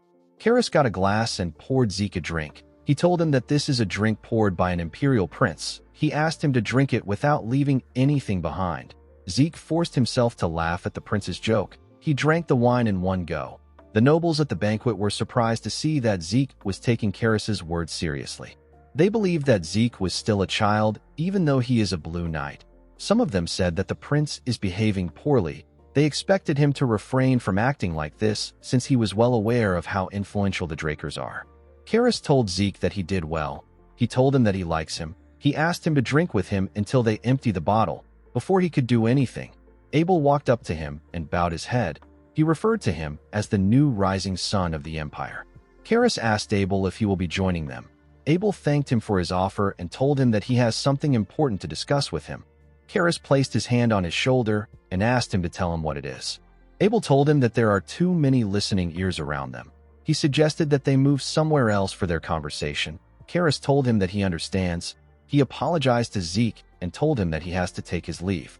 He told him that they will bask in the beauty of the moonlight the next time they drink together. He said that they will speak about the great epics of the legend of the Dragon Slayer. After saying this, Carus and his guards walked forward with Abel. Everyone stood nervously and let them walk out of the hall. After they left, the nobles began to speak. Someone said that he cannot believe that someone like that is a prince. Another person said that this is a testament to the lack of legitimacy behind the empire. A man said that he did not expect Abel to handle the situation. He said that he now understands why Abel has such a strong reputation. Zeke was not surprised to see that they were praising Abel. He knew that anyone who doesn't know Abel will think that he is an older brother giving his bewildered younger brother a helping hand. Our boy didn't really care about this. He was more bothered by the fact that the fourth prince and Abel already knew each other in this life. According to the information Kay gave him in his past life, the two men shouldn't be acquainted yet. Due to the way Carus treated Abel, our boy could tell that they were very close. He realized that the Continental War may start sooner than he expected. The scene shifts and we see Zeke walking somewhere. He was holding the token his father gave him. The token can be exchanged for one item in the Draker's treasury. While looking at the item, Zeke remembered the conversation he had with his father. Arthur asked him about how his plan to become the continent's strongest is going. He told his son that he can tell his plan is going smoothly since he was able to become the guest of honor at this banquet. Zeke told him that it is going well. He told the patriarch that it is all thanks to him. Arthur asked his son not to call him patriarch. He told him that it is too formal. He asked Zeke to feel at ease and call him father. Our boy was shocked to hear this. He knew that someone had said these words to him before. These were the same words that Carly said to him. Zeke finally understood why he felt uncomfortable before. Abel has been making different bold moves, and he is even bringing the elders to his side. It is to the point where Carly has noticed. It makes no sense to believe that the head of the family has not taken notice to Abel's actions. This means that Arthur is turning a blind eye even though he is aware of Abel's schemes. Zeke wondered if his father's reference to his conversation with Carly is a way to apply pressure on him, or if it is just a mere coincidence. Zeke decided to just assume that his father is on Abel's side from now on. He called Arthur father and told him that he understands. Arthur told him that it is nice to hear him say this. He told Zeke that he wants to give him a gift to motivate him to continue marching towards his goal. He placed the token on the table and explained to his son that it can be exchanged for a treasure stored at the Winter Keep. Zeke was happy to receive the token. He recalled that the Winter Keep is a place known across the continent to be packed to the brim with incredibly rare artifacts. Arthur explained to his son that there are a lot of valuable treasures in the treasury, but there are also useless things that merely glitter inside. After walking for a while, Zeke arrived at the humongous gates of the Winter Keep. He didn't understand why his father gave him this token, but he planned to use everything in his arsenal to become stronger. The attendant at the gate told Zeke that she has been waiting for him. She asked him to move closer. She told him that she wants to provide a brief explanation of the storage facility. She revealed to Zeke that the Draker Treasury currently stores roughly 17,000 rare artifacts. The artifacts can be gotten by exchanging a token. Although there is no limit to how much time a person may spend inside, once a person exits the facility, they will not be allowed to re-enter. The attendant asked our boy to remember this. Zeke told her that he doesn't see any guards around, even though rare artifacts are stored there. The woman told him that guards are not necessary. Our boy did not expect to hear this. The attendant explained to him that the security magic cast here is equivalent to what was cast on the Patriarch's study. On top of this, the artifacts in the storage are tracked with magic. It would be impossible to steal anything. Zeke did not think this place would have that kind of security. The attendant pointed at a hole and asked Zeke to place his token inside. Our boy shoved his token in the hole. The moment he did this, he felt the entire room shake. The room shook because of the opening of the giant gates. Zeke was shocked to see how large the storage was. The treasures were placed on ridiculously huge shelves. Our boy did not expect it to be on this level. When he stepped in, he realized that the inside is much bigger than he thought. He was not surprised to see that his family would build something like this. The attendant told him that she will take her leave. After she left, Zeke raised his head up and looked around. He knew that it would take him ages to identify the function of each relic. He asked the system if it is able to organize the relics there according to his desired criteria. The system acknowledged his request and informed him that this function has been linked to his dragon eyes. It asked him to select a target item using his dragon eyes. Zeke was surprised to hear this. He smiled and activated his dragon eyes. He said that he now understands it. The dragon eyes can now also display information regarding the detected object according to the administrator's requests. Zeke activated the shadowless steps of the Gale Arts and used it to run around the storage in an instant. Numerous status windows appeared in front of him. They were displaying the functions of the items Zeke saw with his dragon eyes. After running around for a while, Zeke stopped moving. The system informed him that the selected items will be displayed on the mini-map. It displayed the map of the treasury and told our boy that he selected 17,138 items. Zeke did not expect it to be this much. He asked the system to exclude non-artifacts like normal items and consumable items. The system removed the selected items and informed Zeke that there are 9,832 items left. This was still way too much for Zeke. He asked the system to exclude all swords inferior to the Stygian blade. Every single sword was removed. Zeke smiled when he saw this. He realized that his Stygian blade is much better than this artifact's. While looking through the item list, Zeke noticed something odd. There was an item without any information. Our boy decided to check it out. He went to the location of the item. The system informed him that he has arrived at his specified coordinate. When Zeke raised his head up, he saw a bracelet. Our boy didn't understand why the item's information wasn't displayed when the item looked so normal. While he was looking at the bracelet, a status window popped up. Our boy was shocked to see what was written on it. The system told him that the item has reacted to him being the heir of Tarakan Draker. Zeke picked it up. He realized that the item must have belonged to Tarakan since it reacted to his title. While he was looking at the bracelet, the system displayed its information. The item is known as the Sacred Guardian Stone. It is a bracelet with a guardian stone embedded in it. It allows a person to call a summon. It calls a summon that matches the user's soul. The guardian stone bears the fairy monarch's blessing. The system told him that the Sacred Guardian Stone is now in his possession. It told him that he can now call forth a summon that is suitable to his soul.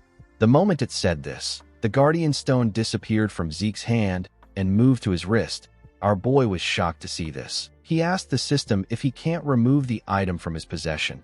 The system explained to him that the item has entered his possession due to his status as heir to Tarakan Draker. It told him that the item cannot be removed. Zeke became nervous. He hadn't looked through all the items. This bracelet could ruin his plans. He calmed himself and said that the bracelet is probably better than most artifacts since it is Tarakan's legacy. He asked the system to activate the bracelet's properties. The system accepted his request and began to search for a summon suitable for his soul. The bracelet began to glow. A huge magic circle appeared in front of Zeke. The system informed our boy that higher-tier summons like Holy Beasts will be included in the search thanks to the Fairy Monarch's blessing.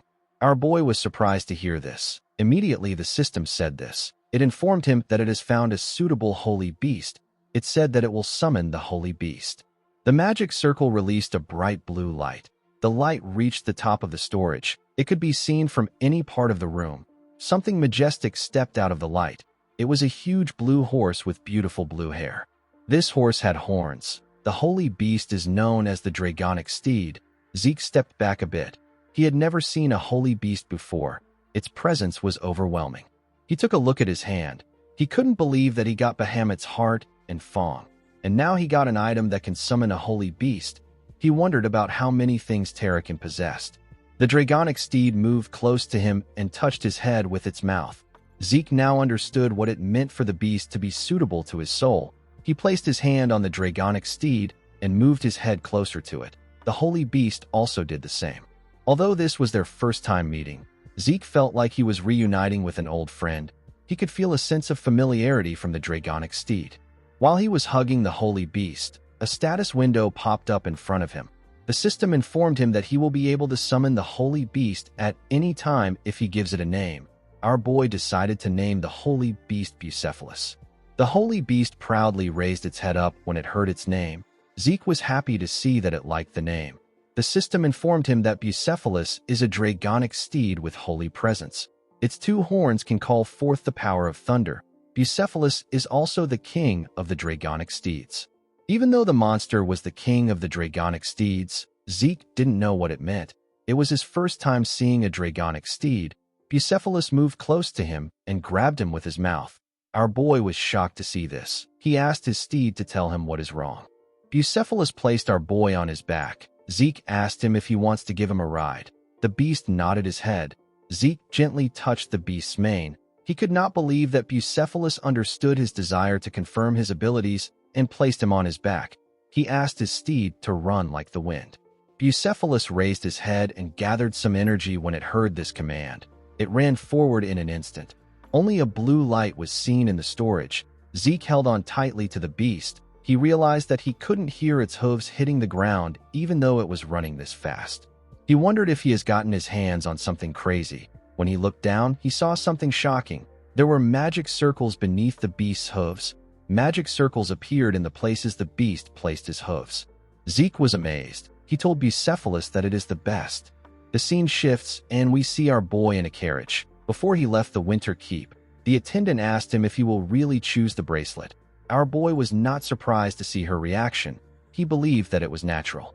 While thinking, he remembered his father's warning.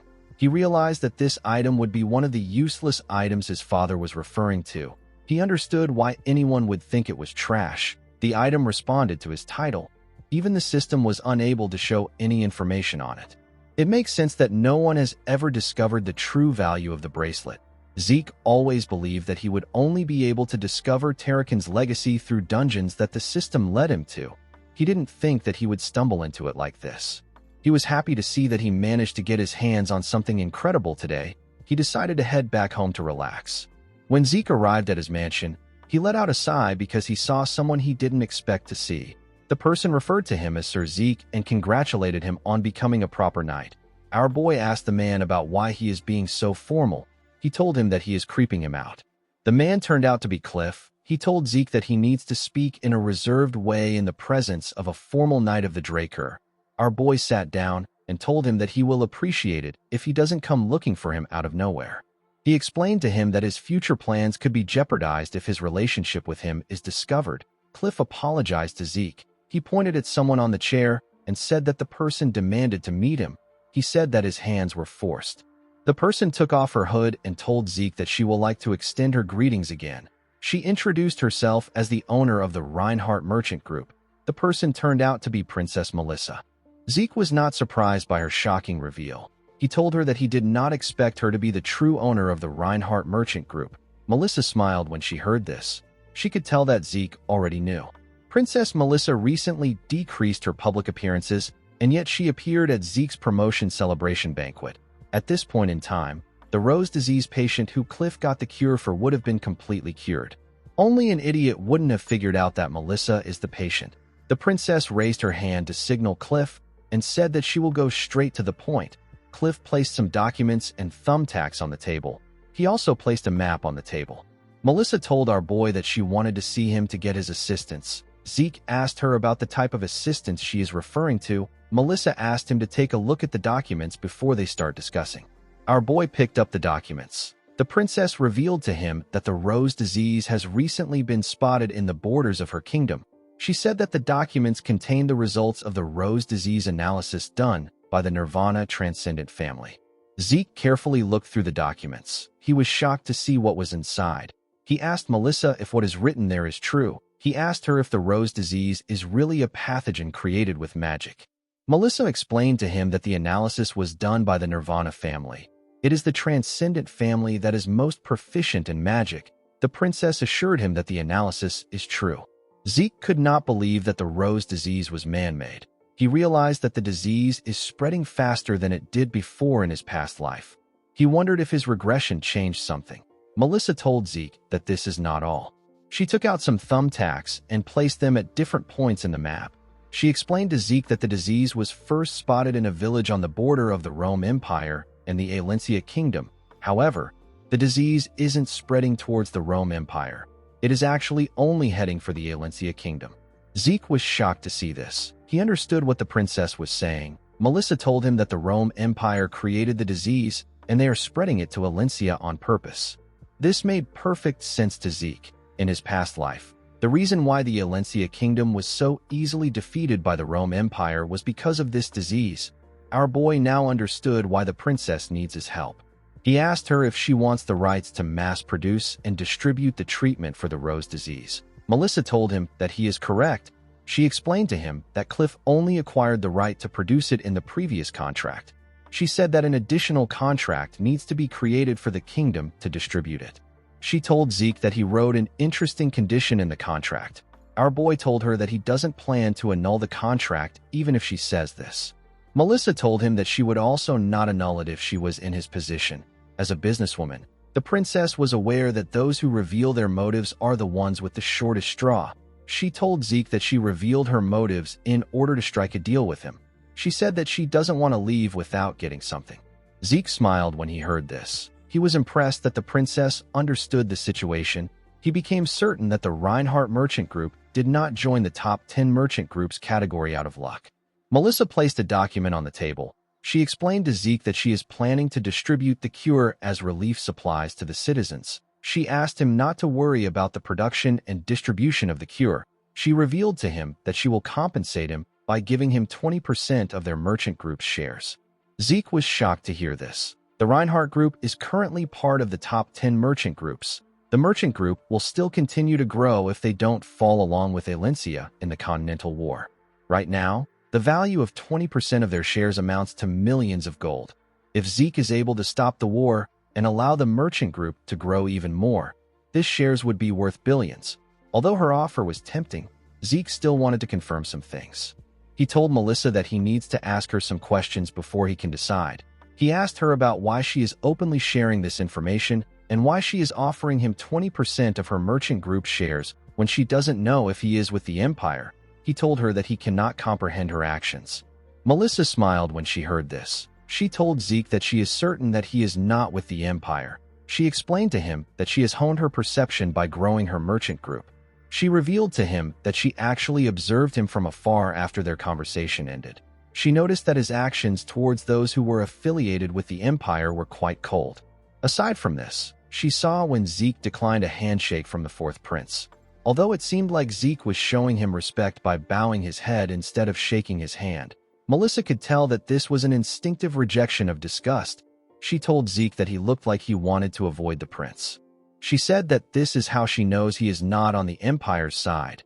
Our boy did not expect her to make an accurate deduction of his relationship with the Empire. The princess told him that she doesn't have any long explanations to answer his second question. She said that she is willing to give up 20% of her merchant group's shares if it allows her to save her people.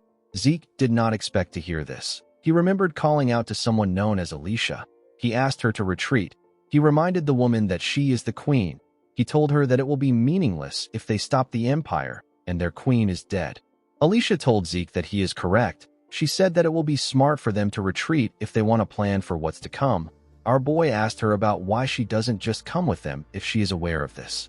The blonde woman turned around and told Zeke that she will gladly give up her life if she can buy her people time and allow them to escape. Our boy placed his hand on his head when he remembered this. He had been doing his best not to think about this. He did not expect Melissa to say something that Alicia said. He put himself together and told the princess that he accepts the deal. The princess was surprised to hear this. She assured Zeke that he won't regret it. Our boy asked her to make sure that his identity isn't revealed. Melissa asked him not to worry about this. 2 weeks later, we are taken to the training hall in the basement. We see Zeke swinging his sword at a crazy speed. Each strike was clean and precise. While swinging his sword, Zeke took a stance and tightened his grip on his sword. When he swung his sword, it was as if he created a tornado in the hall. The room looked like it was going to collapse. Zeke calmed himself after swinging his sword. While he was trying to catch his breath, a status window popped up. The system informed our boy that he has successfully learned the true dragon swordplay. Zeke could not believe that he was able to do it within a month. The system told him that the conditions for the achievement quest has been met. It told him that he has successfully completed the achievement quest. Our boy was given Kronos Kingdom's report radar. He was given the title of Sword Saint Successor. He was also given 500 karma points and 2 random boxes. Zeke currently had 1,095 karma points. He was happy that he got 2 random boxes, and he got some points to make up for the points he used to burn McCain's storeroom. He put away his sword. He decided to see the rewards. He took out the Kronos Kingdom's report radar. The thing turned out to be a small object. While Zeke was looking at it, a red status window appeared in front of him. The system told him that it cannot read the corresponding coordinates. Our boy was shocked to see this. It was his first time seeing a red status window. The system asked Zeke to find the seal that can activate the coordinates. It explained to him that he can activate the radar after he has found the scattered seals. It told him that the locations of the seals are linked and visible on the mini-map. Zeke quickly opened the mini-map. He saw where the seals were. There were 2 in the middle. The other 2 were each in the south and north. Zeke knew that it was going to take a while for him to gather the seals due to the distance between each seal. While he was looking at the mini-map, a status window popped up. Zeke smiled when he saw what was on it. He said that he has been wondering why it didn't pop up. Our boy was given a new quest known as the Treasure from the Legendary Kingdom.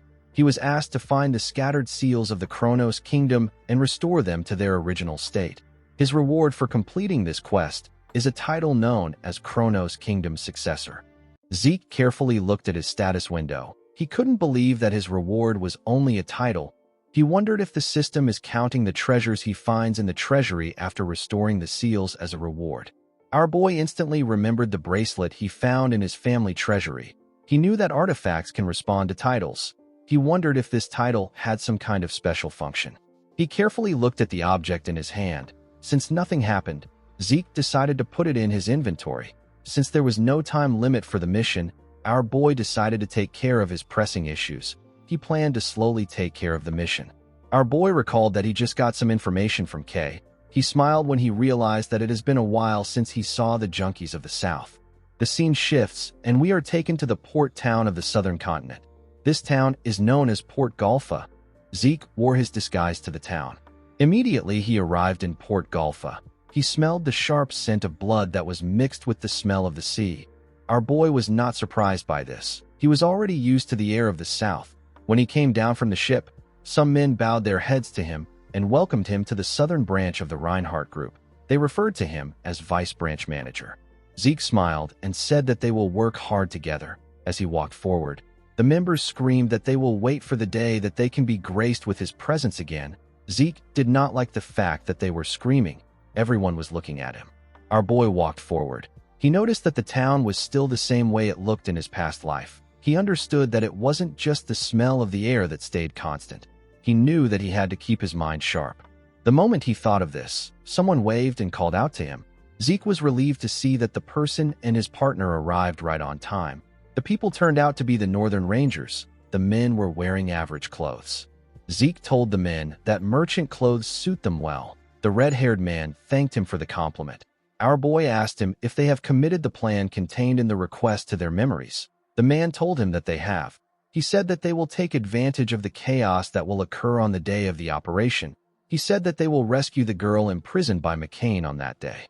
Zeke tapped him on his chest and commended him for studying the plan properly. He reminded him that the girl's protection and escort are both part of his request. He advised him to keep his guard up until the end of the mission. The man told him that he understands. He told our boy that there is something that he is curious about.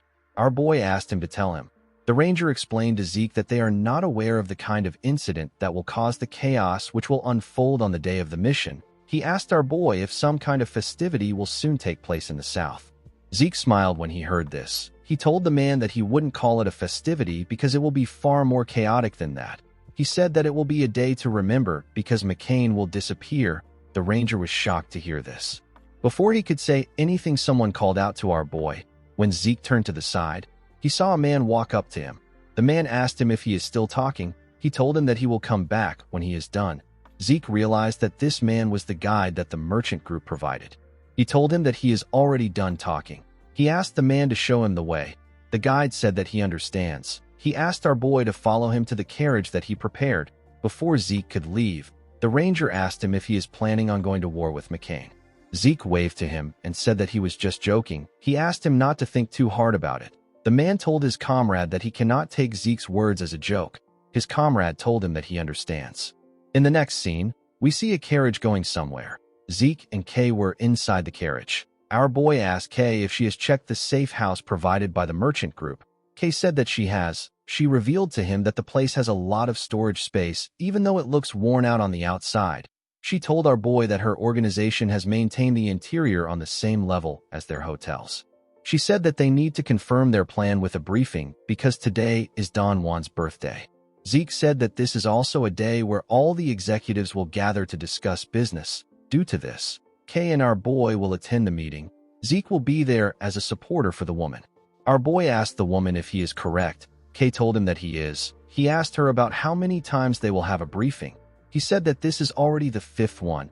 He told her that even a Soma addict would have memorized it at this point. Kay told him that it is necessary. She told him that she doesn't have nerves of steel like him. She said that it is natural for her to be nervous. She asked him to do the briefing for her since he was the one that pulled her into it. Zeke already noticed that she had been acting different from normal. He did not think that she would be nervous. While shaking, Kay asked him to tell her what they will do if Don Juan finds out that they were the ones behind the Soma warehouse burning. She said that the McCain paralyzes traitors and carries their bodies to a shock dragon swamp. The woman became more terrified. She wondered if they will be caught after covering up everything. Zeke felt like teasing her when he saw her panicking. He told the woman that the McCain usually handles a mage differently. Kay asked him about what he means. With a bright smile on his face, he told the woman that there is a widespread belief that keeping a mage's cadaver helps block curses. He told her that the McCain will never allow her to be a shock dragon's food. Instead, they will chop her body up and sell her parts across the South. Kay became terrified. She asked him if this means that the finger-shaped necklaces that the McCain wear are real fingers. She wondered about how much they will sell her fingers for. She asked Zeke to gather her body parts and bury her in a nice place. Immediately she said this, she realized something odd. She asked him about how he found out about the chopping of body parts.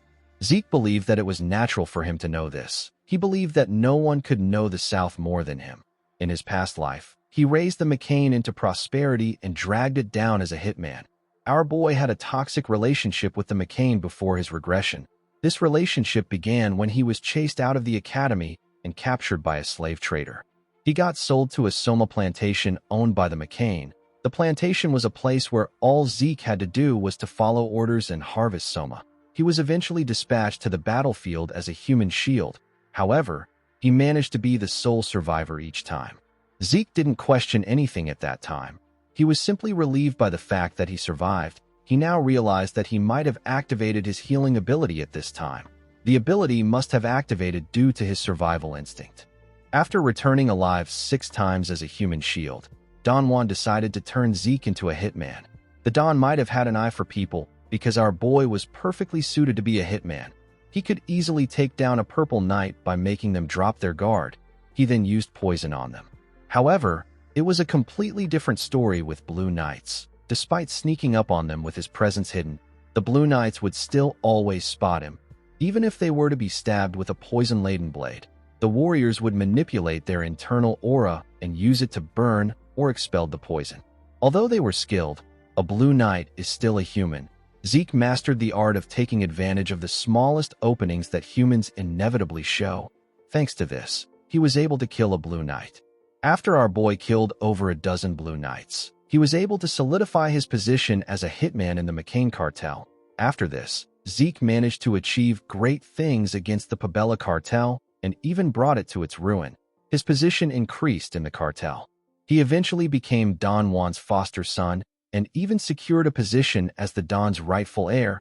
Unfortunately for the Don, Zeke had his own intentions. On the day that the cartel's top executives gathered to see the successor of the Don, our boy killed every single person in the room. He left the McCain after he did this. Zeke smiled when he remembered this. He found it funny that it was all in the past now. While he was thinking, Kay called out to him. She told him that he has been avoiding her question for a while. She asked him if he is a McCain spy. She accused him of trying to use her to swallow the syndicate.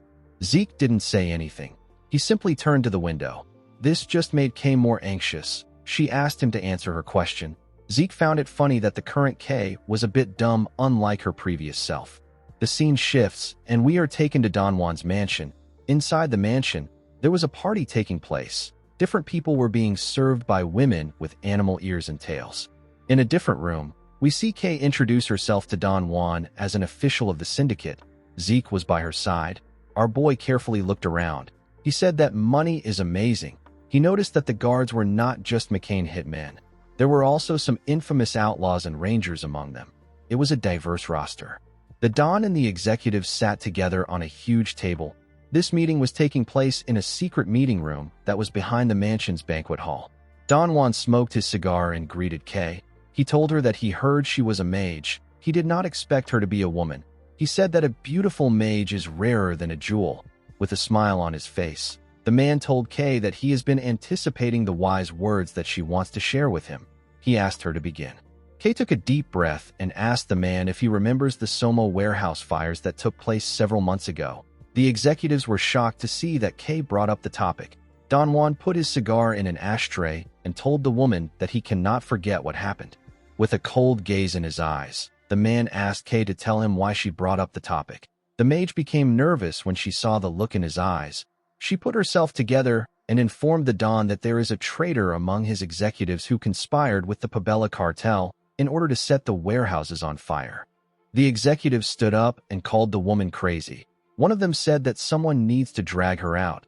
Don Juan slammed his hand on the table when he heard this. The executives quickly closed their mouths. With a scary look on his face, the man asked Kay if she can hold herself accountable for what she just said.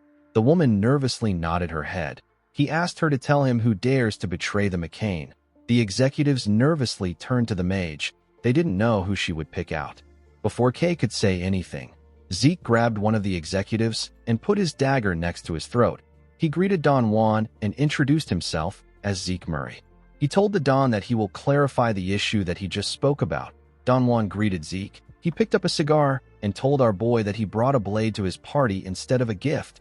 Zeke held the executive's hair tightly and told the Don that his gift is in front of him. The Don used a lighter to add fire to his cigar and asked Zeke if he is suggesting that his beloved brother, whose name is Joaquin, is the traitor. Zeke smiled and asked the man if he should call him Joaquin or El Mencho. He asked the man to confess with his own tongue since he already understands what is happening. Joaquin could not believe what he was hearing. He wondered about how Zeke figured out something that even his boss wasn't able to. He turned to his guards and asked them to tell him why he is paying them. He asked them to stop staring and do something. He called them ungrateful wretches and asked them to do what they are paid for. The guards took out their weapons. One of them told Joaquin that there is nothing they can actually do. He said that Zeke is a professional. Our boy didn't give them any openings for them to approach him. The guards knew that Zeke would use Joaquin as a human shield if they try to attack him from a distance. One of them said that our boy might be a spy sent by the Pabella cartel. Zeke told Joaquin that he has really gathered a lot of trust as the second-in-command of the cartel. He found it amazing that they were suspecting him as a spy even though the man was the actual spy. Joaquin smiled and asked him if he is spouting nonsense because his identity has been revealed.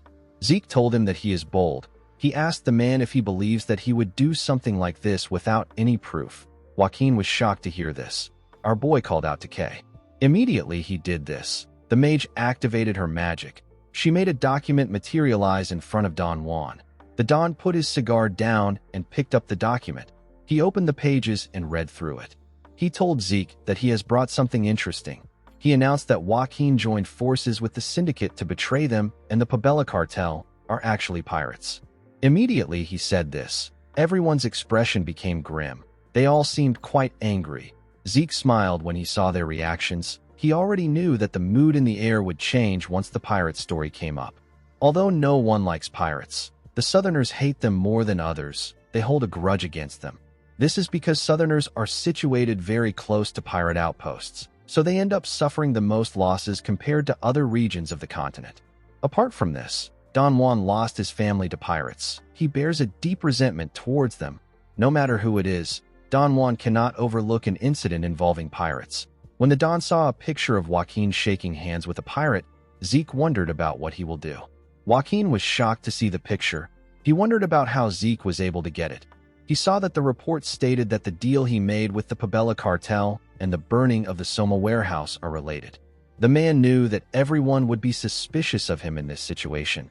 Don Juan placed the report down and thanked Zeke. He asked our boy if he believes that a report like this would be enough for him to grow suspicious of a man who is like a brother to him. Zeke already predicted that the Don might say something like this. He decided to use a method that he didn't want to use. He moved close to Joaquin's ear and whispered something to him. The man seemed to be quite shocked to hear what our boy said. Don Juan told Zeke that he will have to pay for the crime of insulting his brother if he doesn't have anything else. The moment he said this, Joaquin called out to his boss. With a serious look on his face, he told Don Juan that Zeke is correct. He said that he is a traitor who joined hands with the Pabella cartel. Don Juan stood up and said that he understands. He told the man that he didn't think that he will betray him. He said that he has nothing to say. He walked towards something and told Joaquin that he will show him an adequate amount of respect for confessing. Immediately he said this. He threw an axe at the man's head. A large amount of blood gushed out of Joaquin's head as his body slowly fell to the ground. Everyone in the room was shocked to see Joaquin's body on the ground. His blood was all over the place. Zeke did not think that the second-in-command would go out like this. He found the Southerners to be a fascinating bunch of people. Before Joaquin died, our boy swore on God that he wouldn't touch the family that he has hidden away if he confesses. He picked up a cloth and used it to clean his face. He found it amazing that Joaquin believed that an oath made with the name of God is absolute. Although he threatened him, Zeke never had any intentions of messing with his family. Don Juan walked up to Joaquin's body and grabbed his axe. Zeke realized that this man was actually a competent boss of a criminal organization. It is actually unlikely that Don Juan punished Joaquin because he truly believes that Joaquin is a traitor. He punished the man because he had no other choice but to do so. The culprit behind the Soma warehouse fires from several months that resulted in massive losses for the McCain cartel and the Pabella spy were the same person according to Kay's testimony. This naturally caused chaos. Due to Zeke's decisive actions to secure Joaquin and declare him as the traitor, as well as the shocking revelation that the Pabella cartel are pirates, added to the chaos. However, even in these circumstances, Don Juan still maintained his composure and calmly attempted to analyze the situation. Unfortunately, his subordinates couldn't act like him. While so many things were happening, El Mincho himself confessed to being a traitor. Even if the man wasn't the traitor, allowing him to go unpunished would make the organization's discipline fall apart. Don Juan understood this, so he punished his comrade. Zeke realized that the man still had his cold, calculating nature. Don Juan took out his axe from the man's head and swung it to remove the blood on it. He carefully looked at his axe with a cold gaze in his eyes. Since Joaquin was a traitor, just like Kay said, Don Juan said that his friends at the syndicate must also be traitors. The men from the syndicate became scared when they heard this. The Don threw his axe on the documents. He said that Kay wrote that their first step of moving from McCain to the Pabella cartel was burning the Soma warehouse. With a menacing look in his eyes, the Don told the men that he will grant them a painless death if they confess like Joaquin did. One of the men said that it is a setup. He said that they never planned or executed such a scheme. He pointed at Kay and referred to her as a spell-casting witch. He said that this is all some trick planned by her. He told Don Juan that he needs to interrogate Kay. Immediately he said this. Someone threw a weapon at the man's head. His blood splashed on Kay's face. The woman was horrified to see this. She didn't even know how to react. While trembling, Kay took a look at the dead man in front of her. She saw a dagger in his head. Don Juan asked Zeke about what he is doing. Our boy was the one who threw the weapon. He told the Don that he simply helped him punish a traitor. He explained to him that he personally took care of Joaquin, who confessed to being a traitor. He said that there is no doubt that the syndicate that worked with him are also traitors. He asked the Don if his actions are not justified. Don Juan finally understood what Zeke was planning. He realized that our boy wanted to use him to get rid of the syndicate. Don Juan told Zeke that his justification is fine. With a scary look on his face, the Don asked our boy if he is a messenger of God sent to aid him or an agent of the devil that has come to drag him to ruin. Zeke smiled when he heard this. He said that he is not a messenger of God or an agent of the devil. He told the man that he is simply a business partner that has come to propose a new deal. Don Juan asked Zeke about what he means. Zeke told him that he shares the same views as him. He told him that he understands that he wants to exterminate the traitorous syndicate and reestablish order. He told the Don that the only distribution channel for Soma that is available to the McCain is the syndicate. This is because the Pabella has dominance over the sea routes. Because the Don was aware of this, he hesitated to punish the organization that was colluding with a traitor. Don Juan felt like our boy was speaking as if he knows him. Zeke asked the Don not to be afraid.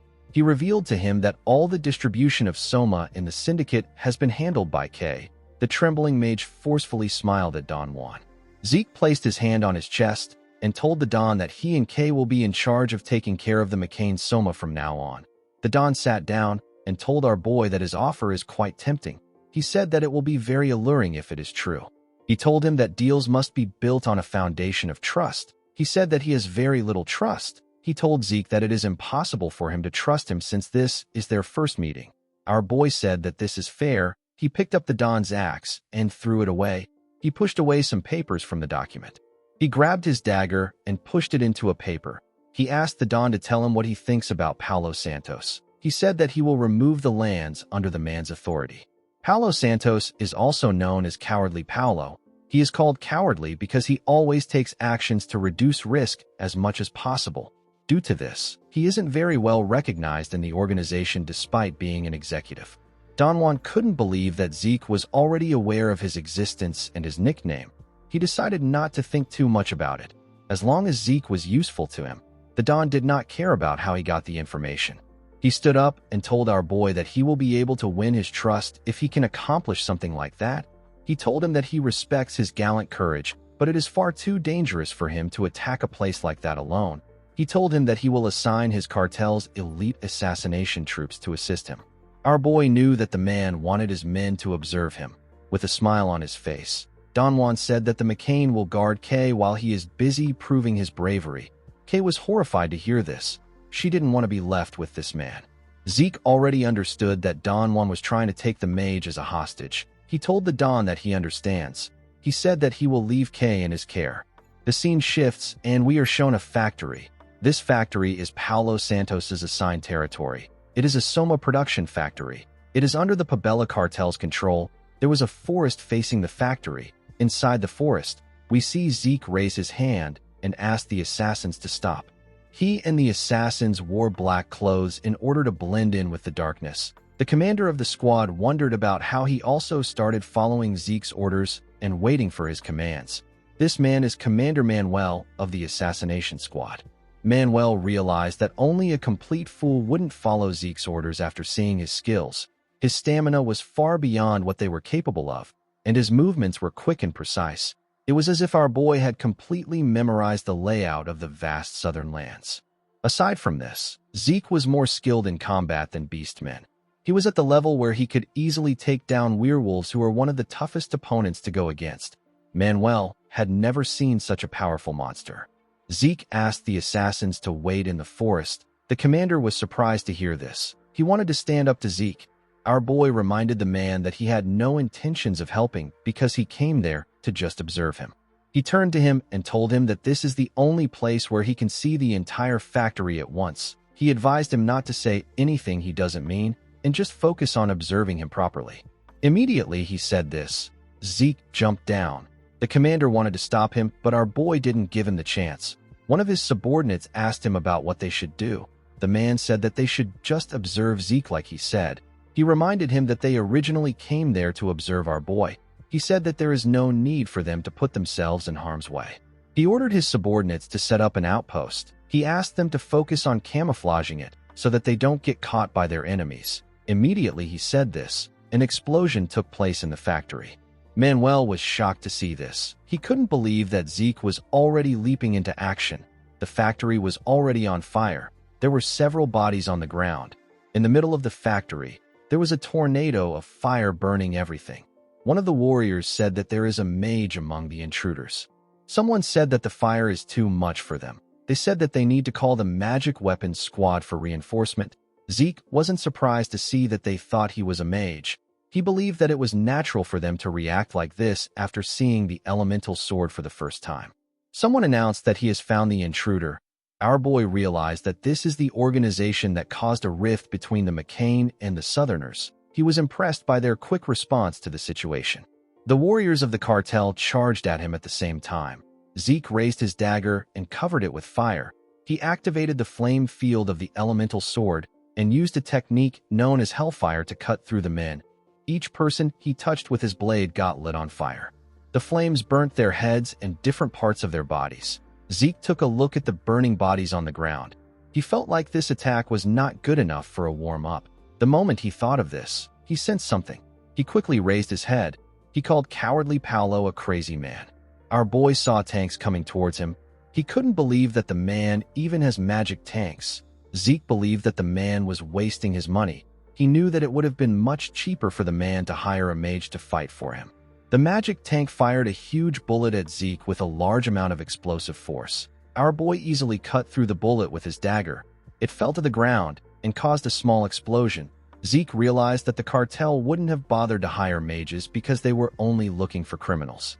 He activated the wind field of the elemental sword and used a technique known as Tempest Sword to fire a huge tornado at the magic tanks. The attack tore the metallic tanks apart. Zeke smiled when he saw this. He realized that he would have ran away with his tails tucked between his legs if he saw a magic tank in his past life. However, things are now different. A while later, we are taken to an underground bunker. We see several dead bodies lying on the ground. We see Zeke kill a man by throwing his dagger at him. There were several bodies in the room. Our boy had taken out a lot of warriors. He realized that Paolo will soon show himself because he has taken down a lot of his men. The moment he thought of this, someone fired an arrow at him from the side. Zeke easily caught the arrow before it could touch him. The moment he did this, the arrow released a purple and green gas on him. The system informed him that it detects the black mamba poison.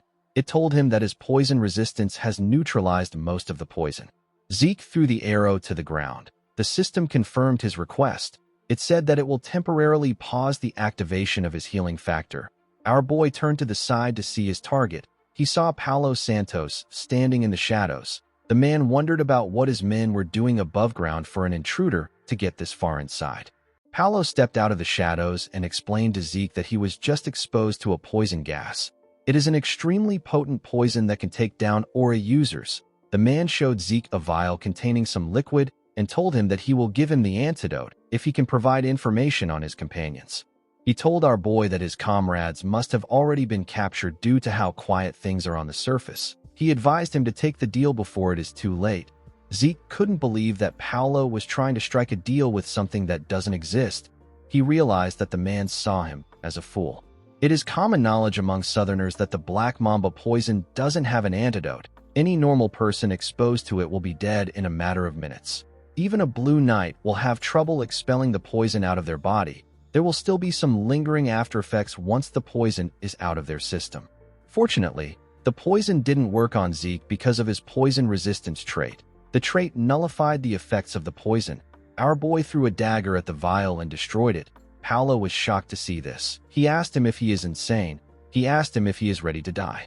The moment he said this, the man became scared when he saw the look on Zeke's face. With a menacing look in his eyes, Zeke told him that poison doesn't work on him. He revealed to him that the reason it is so quiet above ground is because he killed everyone there. Paolo was shocked to hear this. He said that this is impossible. He told Zeke that the men were the cartel's elite warriors, and they were equipped with magic weapons. Zeke asked him to check things out by himself if he doubts him. He asked him to do it if he is capable of doing it. Paolo asked him for his identity. He asked Zeke about who he is working for. Zeke asked him if there is no one that comes to mind. Paolo grit his teeth out of anger. He asked our boy if he is from the McCain. Zeke commended him for catching on fast. Paolo said that the only people who can do this to the Pabella is the McCain. He asked Zeke about why they are doing this now, when they have been properly respecting each other's territorial boundaries. Zeke told the man that he has no conscience. Paolo asked him about what he means. Our boy asked him if the Pabella considers it proper to be loitering around another cartel's distribution routes while looking for an opportunity to strike them. Paolo was shocked to hear this. He didn't know how Zeke found out. Our boy told him that his cartel has crossed the line. This alone is enough justification for the McCain to act. He revealed to Paolo that Don Juan said that he won't stop until the Pabella cartel has been crushed and burnt to ashes. He told the man that the Don said that he will erase every trace of the filthy pirates from the south. Paolo became scared when he heard this. He couldn't believe that Don Juan found out that they were originally pirates. He quickly turned to a passage and began to run. Zeke told him that he can't get away from him. In the next scene, we see our boy arrive in a ruin that had a large amount of pillars. He was already tired of pretending to chase the man. He looked around and wondered about where he was. The place looked completely different from the underground mines he was in before. Zeke recalled that he encountered tons of traps on his way there. It was hard for him to hold himself back, but he had to do it because he didn't know if there were any prying eyes in the area. Zeke realized that the traps he encountered were not originally part of this ruins. Someone installed them there recently. Our boy looked around the ruin. He wondered about what the Pabella were up to down here. While he was looking around, someone appeared next to a pillar behind him. The man charged at him from behind and swung his sword when he got close to him. Zeke easily sensed the man's presence. He turned around and carefully dodged the attack. He moved close to the man and asked him about who he is. The man was shocked to see our boy next to him. He changed the direction of his sword and swung it at Zeke. Our boy covered his dagger with wind and swung it at the man. His attack destroyed the man's blade and tore him apart. A large amount of blood gushed out of his body. The man fell to the ground. Immediately this happened, the man's comrades came out of hiding. Zeke instantly recognized them. He wondered why he kept running into this men wherever he goes. The men turned out to be the Empire's hunting dogs. The leader of the hunting dogs said that this is the reason he didn't want to work with the Southern bastards. He believed that the cartels should have settled their issues among themselves. He didn't understand how the Pabella would let a rat get this far into their base. The blond man told Zeke that he can't let him leave the ruin with his life. The moment he said this, our boy recalled that he saw the southern continent's ruins being marked on the hunting dog's operation map that he found in the giant mountains. He wondered if this ruin contains one of the artifacts that the Emperor is after. He carefully raised his dagger. The leader informed his subordinates that he saw a wind-like element wrapped around the dagger before Zeke swung it. He said that the dagger is not normal. He advised his men to face Zeke with the assumption that the dagger is an artifact. The moment he did this, the man noticed something. He saw Zeke holding a magic scroll. He quickly turned to his subordinates and announced that our boy is holding a magic scroll. He asked them to brace for impact. Zeke asked him to relax. As the scroll slowly faded away, our boy explained to him that it is a simple soundproofing and barrier spell with no lethal effects. A barrier appeared at the entrance of the ruin. Zeke revealed to the man that no one will know about what is happening there for the next 30 minutes. He took out his sword from his inventory and asked the man not to worry about getting caught. Zeke wanted to have fun since he didn't have a lot of opportunities to test out his new skills. He raised his sword and asked the hunting dogs to come at him. The leader became nervous. He noticed that Zeke wasn't using a subspace pocket. Our boy brought his sword out of thin air instead of using a medium connected to a subspace.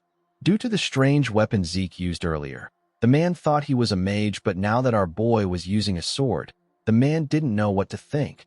While he was looking at Zeke, the man saw something shocking. Zeke activated his ether and channeled it into his sword. He formed an aura blade. The man couldn't believe that Zeke was a blue knight. Before the man could charge at him, Zeke used the first verse of the True Dragon's swordplay. The technique is known as Sky Slice. Our boy destroyed the things around him with the technique. The leader got cut down by the attack. His subordinates charged at Zeke, but their resistance was futile. Nothing could be heard from the room. The barrier absorbed the sound. 30 minutes later, we see Zeke burning the bodies of the hunting dogs with his flame elemental sword. He was burning the bodies in order to make it hard for anyone to find any traces. It will seem like the McCain used knights and mages in their attack. This will intensify the strife between the McCain and the Pabella cartel. Zeke wondered why the Pabella cartel and the Rome Empire were working together. The only thing our boy could think of was that they were cooperating in order to find ancient artifacts in the south. He recalled that he never found any traces of the Empire and the Pabella working together when he searched this place in his past life. He remembered that he came there 3 years later. He realized that the Empire might have found the artifact they wanted and left the place. Zeke decided not to think too much about it. He felt relieved that he was able to foil the Emperor's plan even though it was a coincidence. He decided to head back since he was done burning the bodies. The moment he took a step forward, Zeke sensed something. He quickly turned around. A red-haired man wearing a red armor said that the situation is quite troubling. He said that he came there because he sensed a strong and chaotic energy. The energy vanished in a manner similar to magic. The knight said that he did not expect a guest he never invited to find his way there. Zeke instantly recognized the armor. He knew that it was a magic armor known as Herzion. This armors are only given to red knights of the Empire. The Herzion is inscribed with countless auxiliary enchantments like lightning magic and automatic restoration magic. It is the supreme artifact of artifacts. However, the Herzion this man was wearing is a bit different from the one issued by the Empire.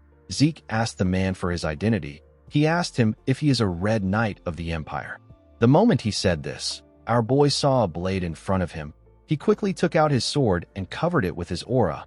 He used it to block the man's attack. The knight added more force to his sword and used it to push our boy back. He sent Zeke flying. Our boy's body went through 2 huge pillars. His back got slammed on the third one. Zeke quickly used his sword to blow the dust around him away. When he raised his head up, he saw the man coming towards him. The knight swung his sword at Zeke. When he got close to him, the impact of his attack heavily destroyed the ground. Fortunately, Zeke was able to block the knight's attack. He realized that this wasn't the strength of a human. He wondered if the man's Herzion was also enchanted with a strength-enhancing spell. Zeke got pushed down by the man's sword. He quickly bent his blade and let the man's sword slide off his blade. The knight swung his blade at him with a large amount of force. His attack destroyed the ground and covered the place with dust. When the dust cleared up, the man did not see Zeke in front of him. He turned to the side and looked around. Before he could do anything, a huge stone came out of the ground. Zeke activated the earth field of the elemental sword and made several stones come out of the ground. The stones covered the knight and trapped him. Unfortunately, they weren't enough to stop the knight. He used his sword to effortlessly tear the stones apart. The moment he did this, he saw a bright light.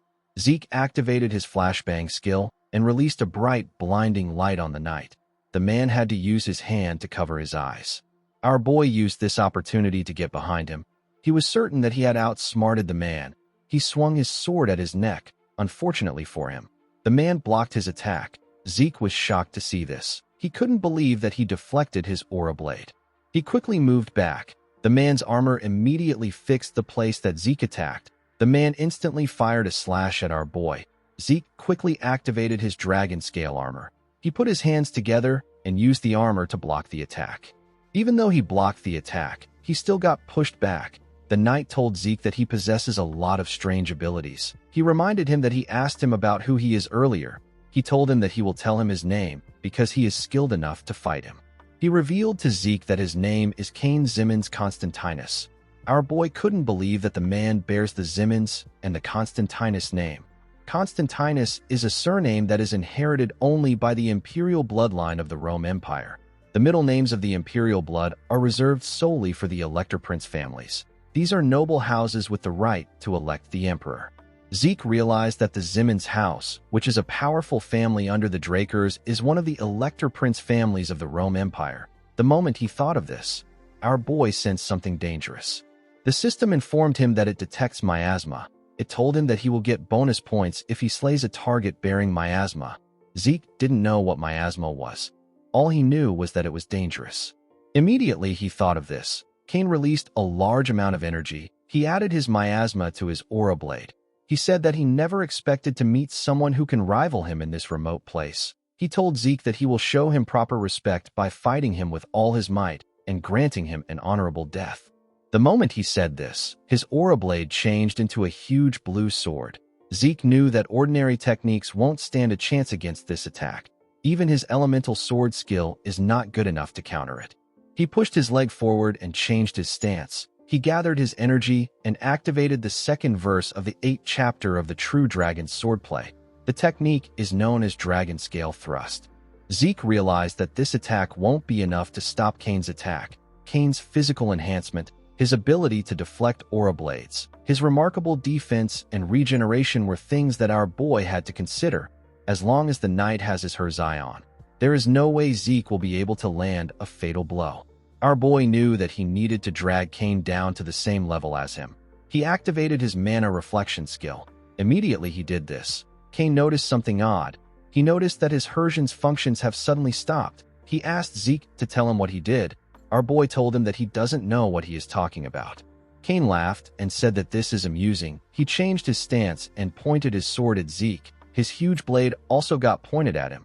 He told Zeke that it is fine if he doesn't want to answer. He said that figuring out an enemy's trick is part of the joy of battle. Our boy gathered his energy and made it stronger. He and Cain charged at each other at the same time. They both thrust their blades at each other. Zeke's energy took the shape of a dragon, and Cain's energy took the shape of a demon. The two swordsmen pushed each other back with their attacks. The ruin got heavily damaged when their energies clashed. A huge explosion took place when their swords touched each other. The ruin got destroyed. The roof and the pillars could barely stay in place. When the dust cleared up, we see Zeke sitting in a pool of blood. The system informed him that his miasma corrosion rate has exceeded the permissible limits. It told him that the effectiveness of his healing factor has been reduced. Zeke was heavily injured in his chest, and his body was heavily damaged. He could barely move. His sword was on the ground. This position was not favorable to him. Cain moved close to him. The knight was barely injured. His armor was already healing itself. He told Zeke that those of the Drakers' bloodline are truly impressive. He told him that his skill was amazing. Our boy was surprised to hear this. He gathered his strength and asked the man about how he knows. Cain explained to him that the only force that can temporarily halt the Herzai's functions is the Drakers' mana severance. He told Zeke that the sword technique he used in their final exchange resembled the dragon-slaying arts. Zeke was shocked to hear this. The dragon-slaying arts comes from the True Dragon Swordplay, so it makes sense for them to resemble each other. However, the dragon scale thrust that Zeke just used appears in the latter half of the dragon-slaying arts. This half is a portion that is strictly forbidden to be revealed outside the family. For someone like Cain, who is a knight of the Empire, to recognize this technique means that the Zimmons family has already handed the dragon-slaying arts over to the Empire. The moment Zeke thought of this, he spat out a large amount of blood. Cain said that the corrosion must have advanced. He asked our boy if it is painful. He said that it will not be honorable for him to leave an opponent who stood against him bravely in this state. Immediately he said this, he stabbed Zeke in the chest. Our boy was shocked to see a blade in his chest. Cain asked him to rest in peace. Zeke gently closed his eyes. Cain took out his sword after he confirmed that he had taken out Zeke. He turned around and said that Zeke was a worthy opponent even though he was his enemy. He said that he hasn't met an opponent like him in a long time. Immediately he said this, a dagger flew towards his neck. Cain bent his head to dodge the dagger, but it still left a cut on his neck. The man quickly turned to Zeke. He saw that our boy was no longer lying on the ground. He didn't understand what was happening. Zeke appeared behind him with his huge sword in his hand. His system informed him that he used his top-grade healing potion known as Salvation. The potion instantly recovered his stamina and wounds. Zeke used his opportunity to cut off Kane's head with a single slash. The moment he did this, he fell to his knees and coughed out loud. He realized that he would have died if he hadn't placed the healing potion in the shortcut slot. Salvation is the masterpiece of Javor Hassan. It is a top-grade healing potion that can instantly recover mortal wounds and stamina. Due to its special ability, anyone who has taken it before will not be able to use it again. The item also possesses an unknown effect. Zeke used his sword to hold himself up. He noticed that the potion couldn't recover the aura-inflicted internal injuries. His system informed him that he has used his skills excessively. Due to this excessive use, his fatigue has surpassed its critical point. The system informed him that it is shutting down his consciousness for his safety. Zeke let go of his sword when he heard this. His body didn't have enough stamina. He knew that he shouldn't be collapsing in his enemy's territory. He wanted to recover immediately. As he slowly fell to the ground, he took a look at the bottle of salvation that was next to Kane's body. He also looked at the man's body. He thought about recovering through any means. Before his head touched the ground, Zeke activated a draconian skill known as gluttony. His body released an odd and unusual energy. The energy began to devour Kane's body. The system informed Zeke that he has consumed a miasma-corrupted demonic human. His stamina, mental power, and mana began to fill up. The skill took in Kane's blood and completely covered his body. The system informed its master that he has consumed the demonic human's bloodline ability. It changed his C-rank skill known as Static Discharge into an A-rank skill known as Lightning. After completely devouring Kane, the skill disappeared. Zeke opened his eyes immediately. He raised his body and placed his hand on his head. He thought that he was going to die. He was happy to see that he thought of using gluttony. When he looked in front of him, he saw Kane's armor floating in the air. The system told him that he has obtained the unknown armor. It asked him if he would like to register himself as the user. Zeke found it odd that the armor's name didn't pop up. He decided to accept the system's suggestion. The moment he got registered as the user, the armor got equipped on him. The system informed Zeke that the armor's form can be decided according to his will. It also told him that there are currently 3 magic circles that can be activated from the 28 great magic circles engraved on the armor. Our boy was surprised to see how light the armor was. He couldn't believe that the armor's functions were this good. He decided to take the armor off because he knew that he would get caught by the Empire if he wore it around. He planned to use it later when he changed its form. He decided to leave the place. The moment he had this thought, he smelled something. It was the smell of blood and corpses. It was coming from somewhere inside this ruin. Zeke followed the scent and arrived at a lab where he saw a bunch of mages performing human experiments. He grit his teeth out of anger. He couldn't believe that the Empire would do something like this. When the mages saw Zeke, they quickly released a gaseous substance at him. The system told him that it detects magically formulated poison. This poison suppressed his poison resistance effect, and it allowed him to be poisoned. Zeke quickly took out a potion and used it. He told the mages that they must be prepared to give up their lives since they have been experimenting on other people. He easily tore them apart and destroyed their lab. He also collected the lab's research materials. He believed that there might be some things in the documents that are related to the Rose disease. While he was looking at the documents, someone appeared behind him and asked him if he did this. The old mage asked Zeke if he was the one who turned his lab into this mess. Our boy quickly covered his sword with his aura and charged at the man. The mage was shocked to see an aura blade. He realized that Zeke was a blue knight. He quickly raised his hand and activated a magic circle. Zeke tore his body apart before he could do anything. Oddly enough, the man's body turned into sand. It reappeared in front of Zeke. Due to his crest and magic, Zeke was able to tell that the mage belongs to the Desert's Scorpion clan. They are practitioners of forbidden magic. Our boy noticed that the man was an executive level 6 circle mage. He knew that the man was going to be annoying to deal with. He didn't expect the Empire to collaborate with bastards like this. He activated his mana reflection skill to remove the mana in the room. The mage was shocked to see that he could not create a magic circle. He asked Zeke if he is a pure-blooded Draker. He quickly took out a scroll and tore it. Sand gathered behind him. A huge monster with a unique body was created with the sand. It had very different body parts. Zeke immediately knew that he was looking at a synthetic chimera. The mage laughed and said that this is his greatest masterpiece. He said that even a Draker wouldn't be able to face his chimera. The chimera swung its claw at our boy. Zeke was able to block it, but he got pushed back. The monster swung its other claw at him. Our boy pushed it aside. He covered his leg with his ether and moved at a crazy speed before the monster could squash him. He climbed the monster's body and appeared above it. He was able to do this with the shadowless steps of the Gale Arts. The chimera quickly raised its head when it sensed Zeke. It thrust its stingers at him. Zeke was able to tear them apart. He noticed that the chimera had no blind spots. He landed in front of it. He didn't want to waste time with this chimera. He charged at the chimera and swung his blade at its head. The monster easily blocked the attack with its claws. Zeke got pushed back. He realized that reinforcement will arrive soon if this fight goes on. The moment he thought of this, the system informed him that Dragonic control can be activated.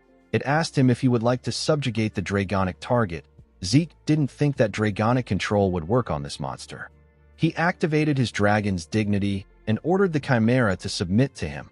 The chimera became scared when it felt the energy Zeke was exuding. The system informed our boy that he has instilled fear in the trivial dragon.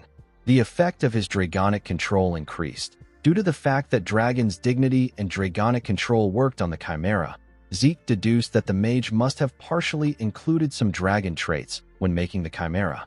The system asked him if he would like to activate Dragonic control to subjugate the target. Our boy accepted the offer. A magic circle appeared below the chimera. It released some chains that held the monster down. The system informed Zeke that he has subjugated the trivial dragon. Our boy gently pat the chimera on his head when the chains disappeared. The chimera was quite happy with this. Zeke did not expect him to be so gentle. The mage was quite shocked. He didn't understand what was happening. He didn't know why his chimera wasn't listening to his command. Zeke turned to him and ordered the chimera to bite him. The chimera took out the defenseless mage with a single bite.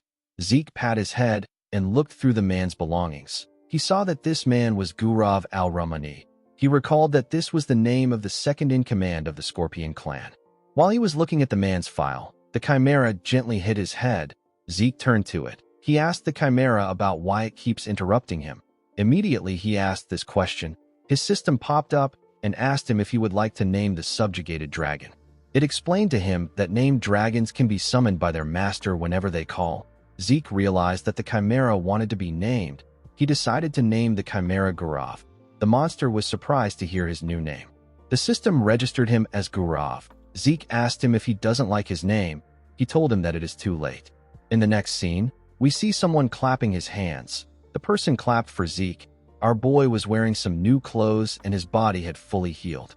The person in front of Zeke was Don Juan. The Don sat down and told our boy that he heard he truly eliminated cowardly Paolo. Zeke nodded his head and told the Don that he keeps his promises. Don Juan told Zeke that he has to believe him now that he has proved himself. He said that valiant warriors have the right to be respected. He told Zeke that he treasures strong warriors as if they are his own children. He told him that he wishes to treat him the same way. Zeke remembered how he suffered under Don Juan in his past life. He wondered if the man saw children as beings he can freely use as tools. He was annoyed to see that the Don said this to his face. He promised to kill him with his own 2 hands. Don Juan stood up and pointed at some boxes behind him. He told Zeke that this is a present he prepared for him. Zeke was shocked to see the boxes. Don Juan reminded him that he said he wanted to be his business partner. He said that this is a proof of trust to match his claim. When Zeke picked up one of the boxes, he felt what was inside. He knew that only one thing would have the size and weight. When he opened the box, he saw the head of a syndicate executive. The other boxes contained the heads of the other executives. Don Juan asked Zeke if he likes his present. Our boy smiled and told him that he does. He was happy to see that everything was going as planned.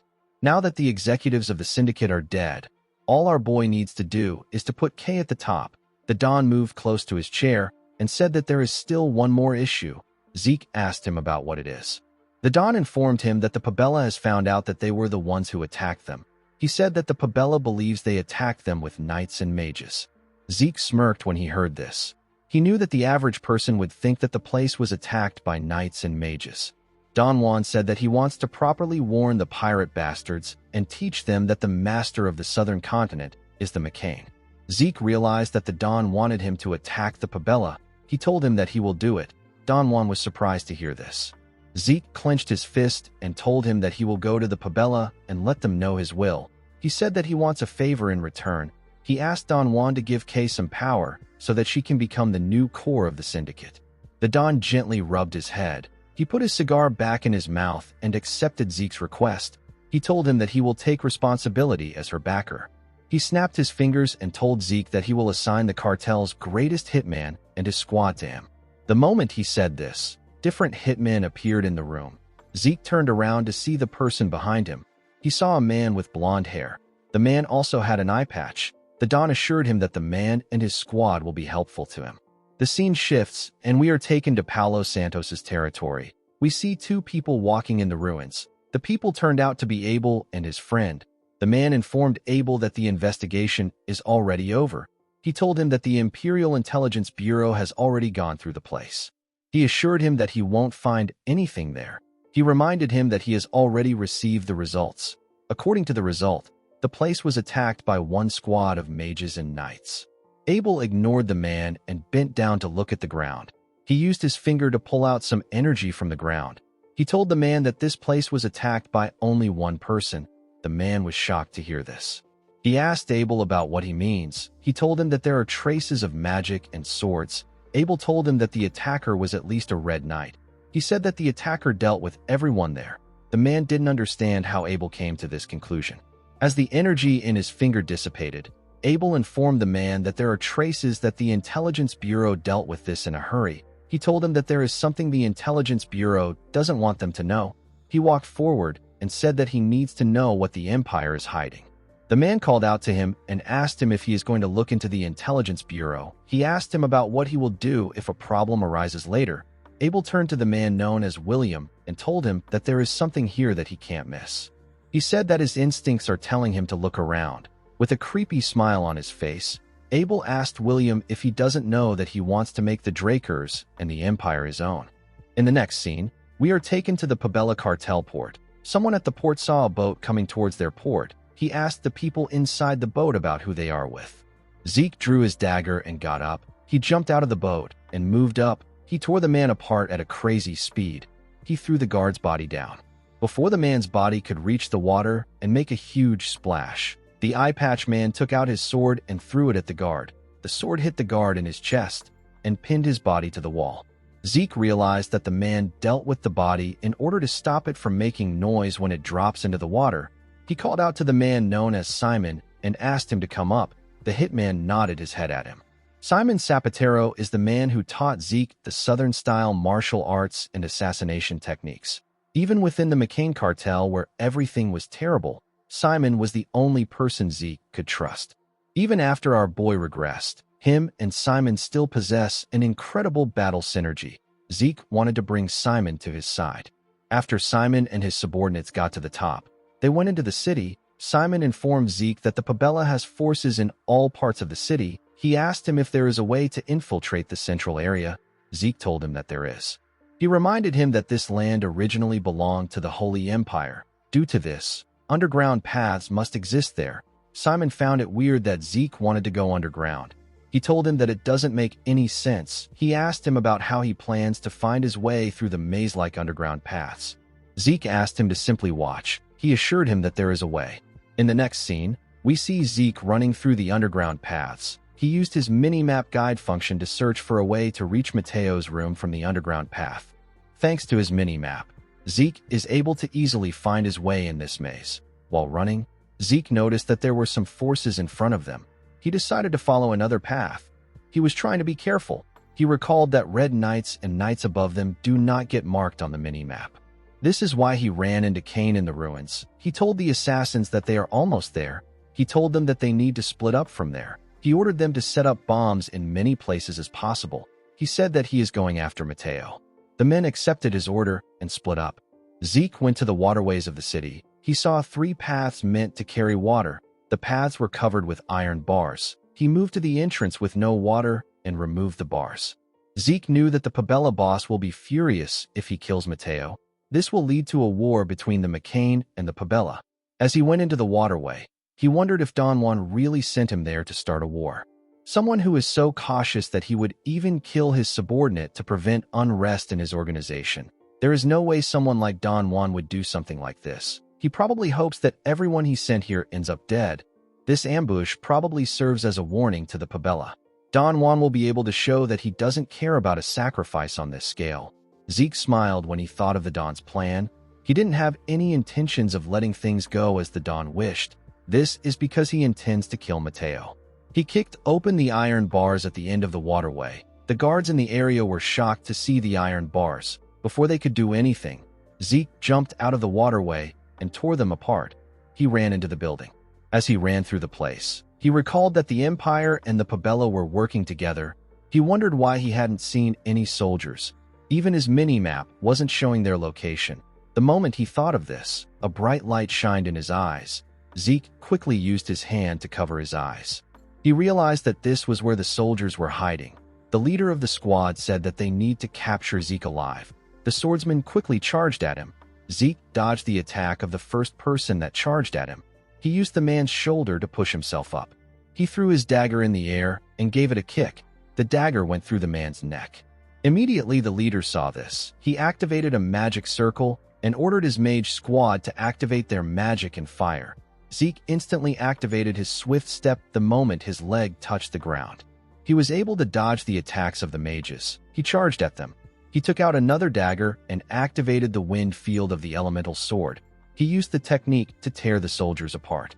Zeke realized that this people were quite weak for Imperial soldiers. He wondered if the Empire sent this level of soldiers to brag that they deployed troops. He called out to the remaining soldiers and told them that he is going to give them one chance. He activated his dragon's dignity and asked them to leave now if they want to live. He told them that they can also come at him if they are prepared to die. The mages could feel the power of something dangerous. Some minutes later, we see Zeke looking at the soldiers' bodies. He wondered what the Empire was trying to do by coming all the way to the south. Immediately he thought of this. He felt a dark energy coming towards him. He quickly raised his head up. He saw a mage above him. The mage said that one roach is interrupting their great plan. Zeke was surprised to see the man. He wondered about when the man arrived. He wasn't able to sense him until now. He asked the mage about who he is. The man raised his hand and released some dark energy from his ring. His energy touched the bodies of the soldiers. The dead men got turned into zombies. The mage ordered them to capture Zeke. He told our boy that he will pull out his soul by himself because he interrupted the great plan. Zeke was surprised to see that the man was able to raise this much zombies in one go. He realized that the man is a high-level black mage. He knew that most black mages on this level are from the Scorpion clan. He wondered why he couldn't see the man's affiliation and magic circle. He decided to take care of the zombies. He swung his sword and beheaded some of them with a clean strike. His system informed him that he has eliminated miasma-corrupted zombie knights. He was granted 10 karma points for this. Zeke was surprised to see this. He smiled brightly when he realized that he could gain karma points. His system notified him several times that he had obtained 10 karma points. After he took out the last zombie, he got his last notification. Zeke turned to the mage. He expected him to make a move. To his surprise, the mage turned himself into his dark energy and left the place. Zeke ignored him and walked forward. He decided to turn the man into points later. As he walked through a hallway, Zeke realized that he will soon reach Mateo's office if he keeps walking. He knew that someone will be appearing soon. The moment he thought of this, someone appeared and pointed a dagger at his neck. Zeke told the man that he has been waiting for him. The man turned out to be Simon. Zeke told the man that he didn't expect him to come there. He asked him if the Don ordered him to eliminate him before things escalated. Simon moved his dagger to his other hand and moved close to Zeke. He informed him that the Don wants to destroy the Pabella cartel. He told Zeke that there is no place in the plan for a Central Continent guy like him. Zeke reminded him that the Pabella would have taken their distribution network from them if he hadn't interfered. Simon informed him that they will use K to control the syndicate. He assured him that the organization will be fine without him. The moment Simon said this, Zeke's system informed him that it has temporarily suspended his healing just as he requested. He grabbed Simon's hand and moved the blade closer to his throat. He let it cut him. He referred to Simon as the Shadowless Ghost and asked him about why he is not attacking him. Simon was shocked to hear this. He asked our boy about how he knew his previous name. Zeke informed Simon Zapatero that he knows his past and the reason he serves Don Juan. Simon was shocked to hear this. He didn't understand what was happening. Our boy told him that he is doing all of this to protect the last bloodline of the Cusco kingdom. Simon was shocked to hear this. With a terrifying look in his eyes, he asked Zeke to tell him how he knows this. Our boy knew that the man was going to attack. He quickly moved back and summoned a dagger out of his inventory. He used the dagger to push Simon's dagger down. The man raised his dagger and asked Zeke about how much he knows. He asked him for his identity. Zeke pushed his dagger back and revealed to him that he is a direct descendant of the Draker family.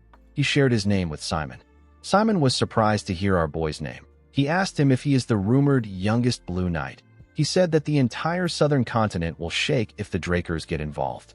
Zeke told him that this issue doesn't concern his family. He revealed to Simon that he is there on his own accord. He asked him not to worry. The hitman asked him about why he revealed his identity to him. He knew that Zeke could have hidden his identity till the end if he wanted. Our boy used his dagger to push Simon's dagger out of his hand. He asked the assassin to ally himself with him. He assured him that he will help him protect the bloodline of Cusco and even help in the reconstruction of the kingdom. Simon was shocked to hear this. Zeke understood why Simon would find this hard to believe. He asked him if he doesn't already know that staying in the McCain cartel is hopeless. He asked Simon to tell him what he will do after he kills him there according to the Don's order. He asked him about what he will do about the Pabella members heading this way. He asked Simon if the Don has ever sent reinforcements for him or his subordinates. Simon told him that they have always had to save themselves. Zeke reminded him that the cartel took over their lands after the kingdom fell. He explained to him that Don Juan wants him, who is a former knight, to disappear. Once he is gone, the princess will be alone. She will be sold to the Cusco rebels at a high price. When the Cusco kingdom fell 10 years ago, Simon took the newborn princess and sought refuge at the border. He became an outlaw in order to become stronger. He did his best in hopes that he would one day defeat the rebels and restore the princess back to her rightful place. For this same reason, he became a hitman for the Don. Unfortunately, Don Juan already knew about his past. In the end, Simon was labeled a risk by Don Juan and got disposed of. The princess got sold off to the rebel forces. Before he died, Simon begged Zeke to take care of the princess. By the time our boy found her, there was nothing left for him to save. This is why Zeke wants Simon to leave the McCain. Since they didn't have a lot of time, Simon decided not to ask Zeke about how he knew his secret. He told him that he is correct. He said that the McCain, which he thought would be stable forever, is now shaking. He told Zeke that this is happening because of him. He said that everything has been spiraling ever since he attended the Don's birthday and got involved with the Pabella. He asked Zeke about what his ultimate goal is. Our boy reminded him that he told him that there is no place for a central continent bastard like him in the plan. He explained to him that he wants the two cartels to start going after each other. With a smile on his face, he said that he will go for the McCain once the fight is over. Simon was shocked to hear this. He couldn't believe that our boy's real goal was to take out Don Juan. Zeke told the man that he is quite serious about his offer. He asked him to join him. Simon nervously asked Zeke to promise him two things. He asked our boy to take him and his subordinates. He asked him to honor his promise to protect the Cusco bloodline and rebuild the kingdom. Zeke smiled and hit his chest. He swore to do everything on his honor as a knight. Simon Zapatero went on his knees and gave his greeting to his new master as the Cusco Guard commander. Zeke asked him to get up. He told him that this much formality is enough. He told Simon that he will give him the necessary information on the way out. He asked him about where his subordinates are. Simon explained to Zeke that his subordinates are waiting for his signal. They are to activate the exploding scrolls in their hand and meet up to escape once they receive the signal. Zeke asked the man to give the signal now.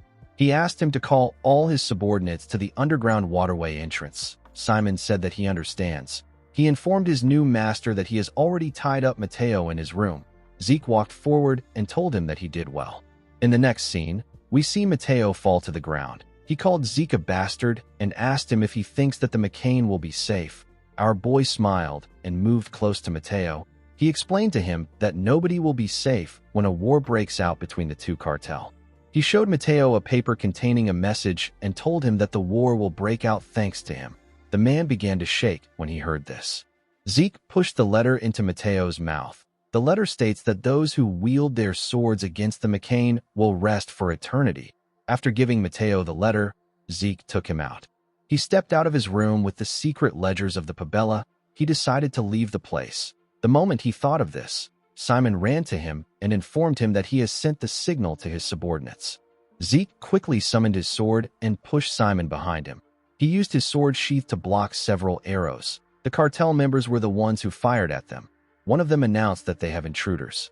Zeke drew his sword and activated the flame field of the elemental sword. The scene shifts and we see Simon and Zeke join the others in the underground path.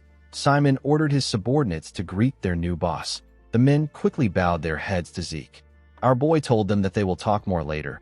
He said that they need to move because the cartel will soon start tracking them. While they were running in the underground path, Zeke sensed the presence of others behind them.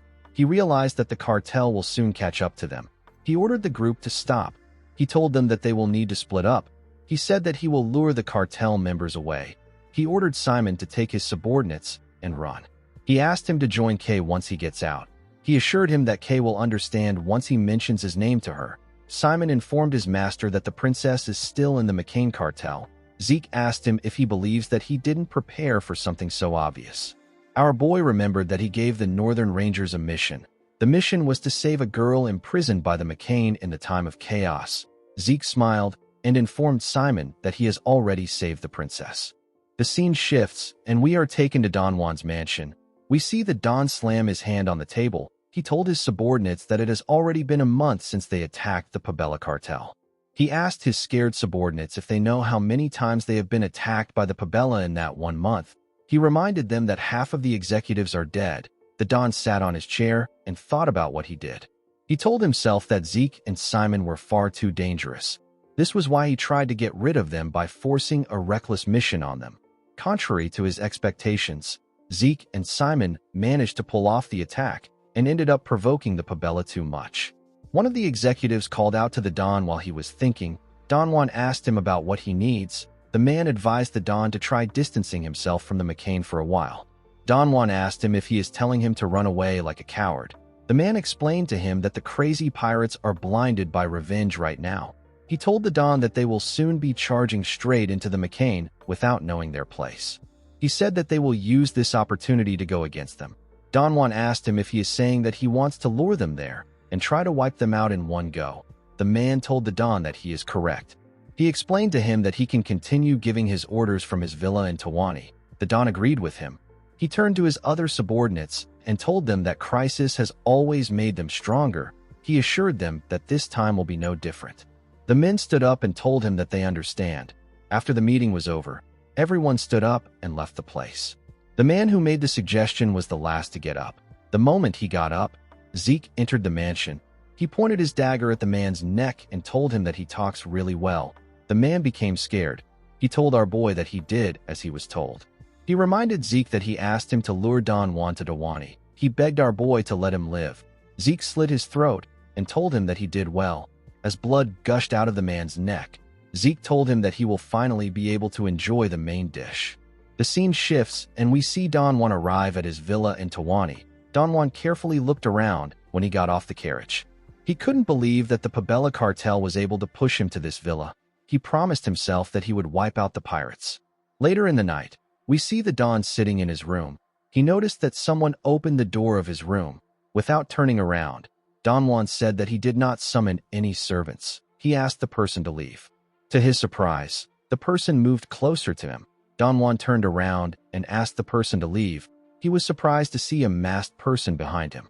Zeke took off his hood and asked Don Juan if he is enjoying his nice and relaxing vacation even though the situation has gotten ugly.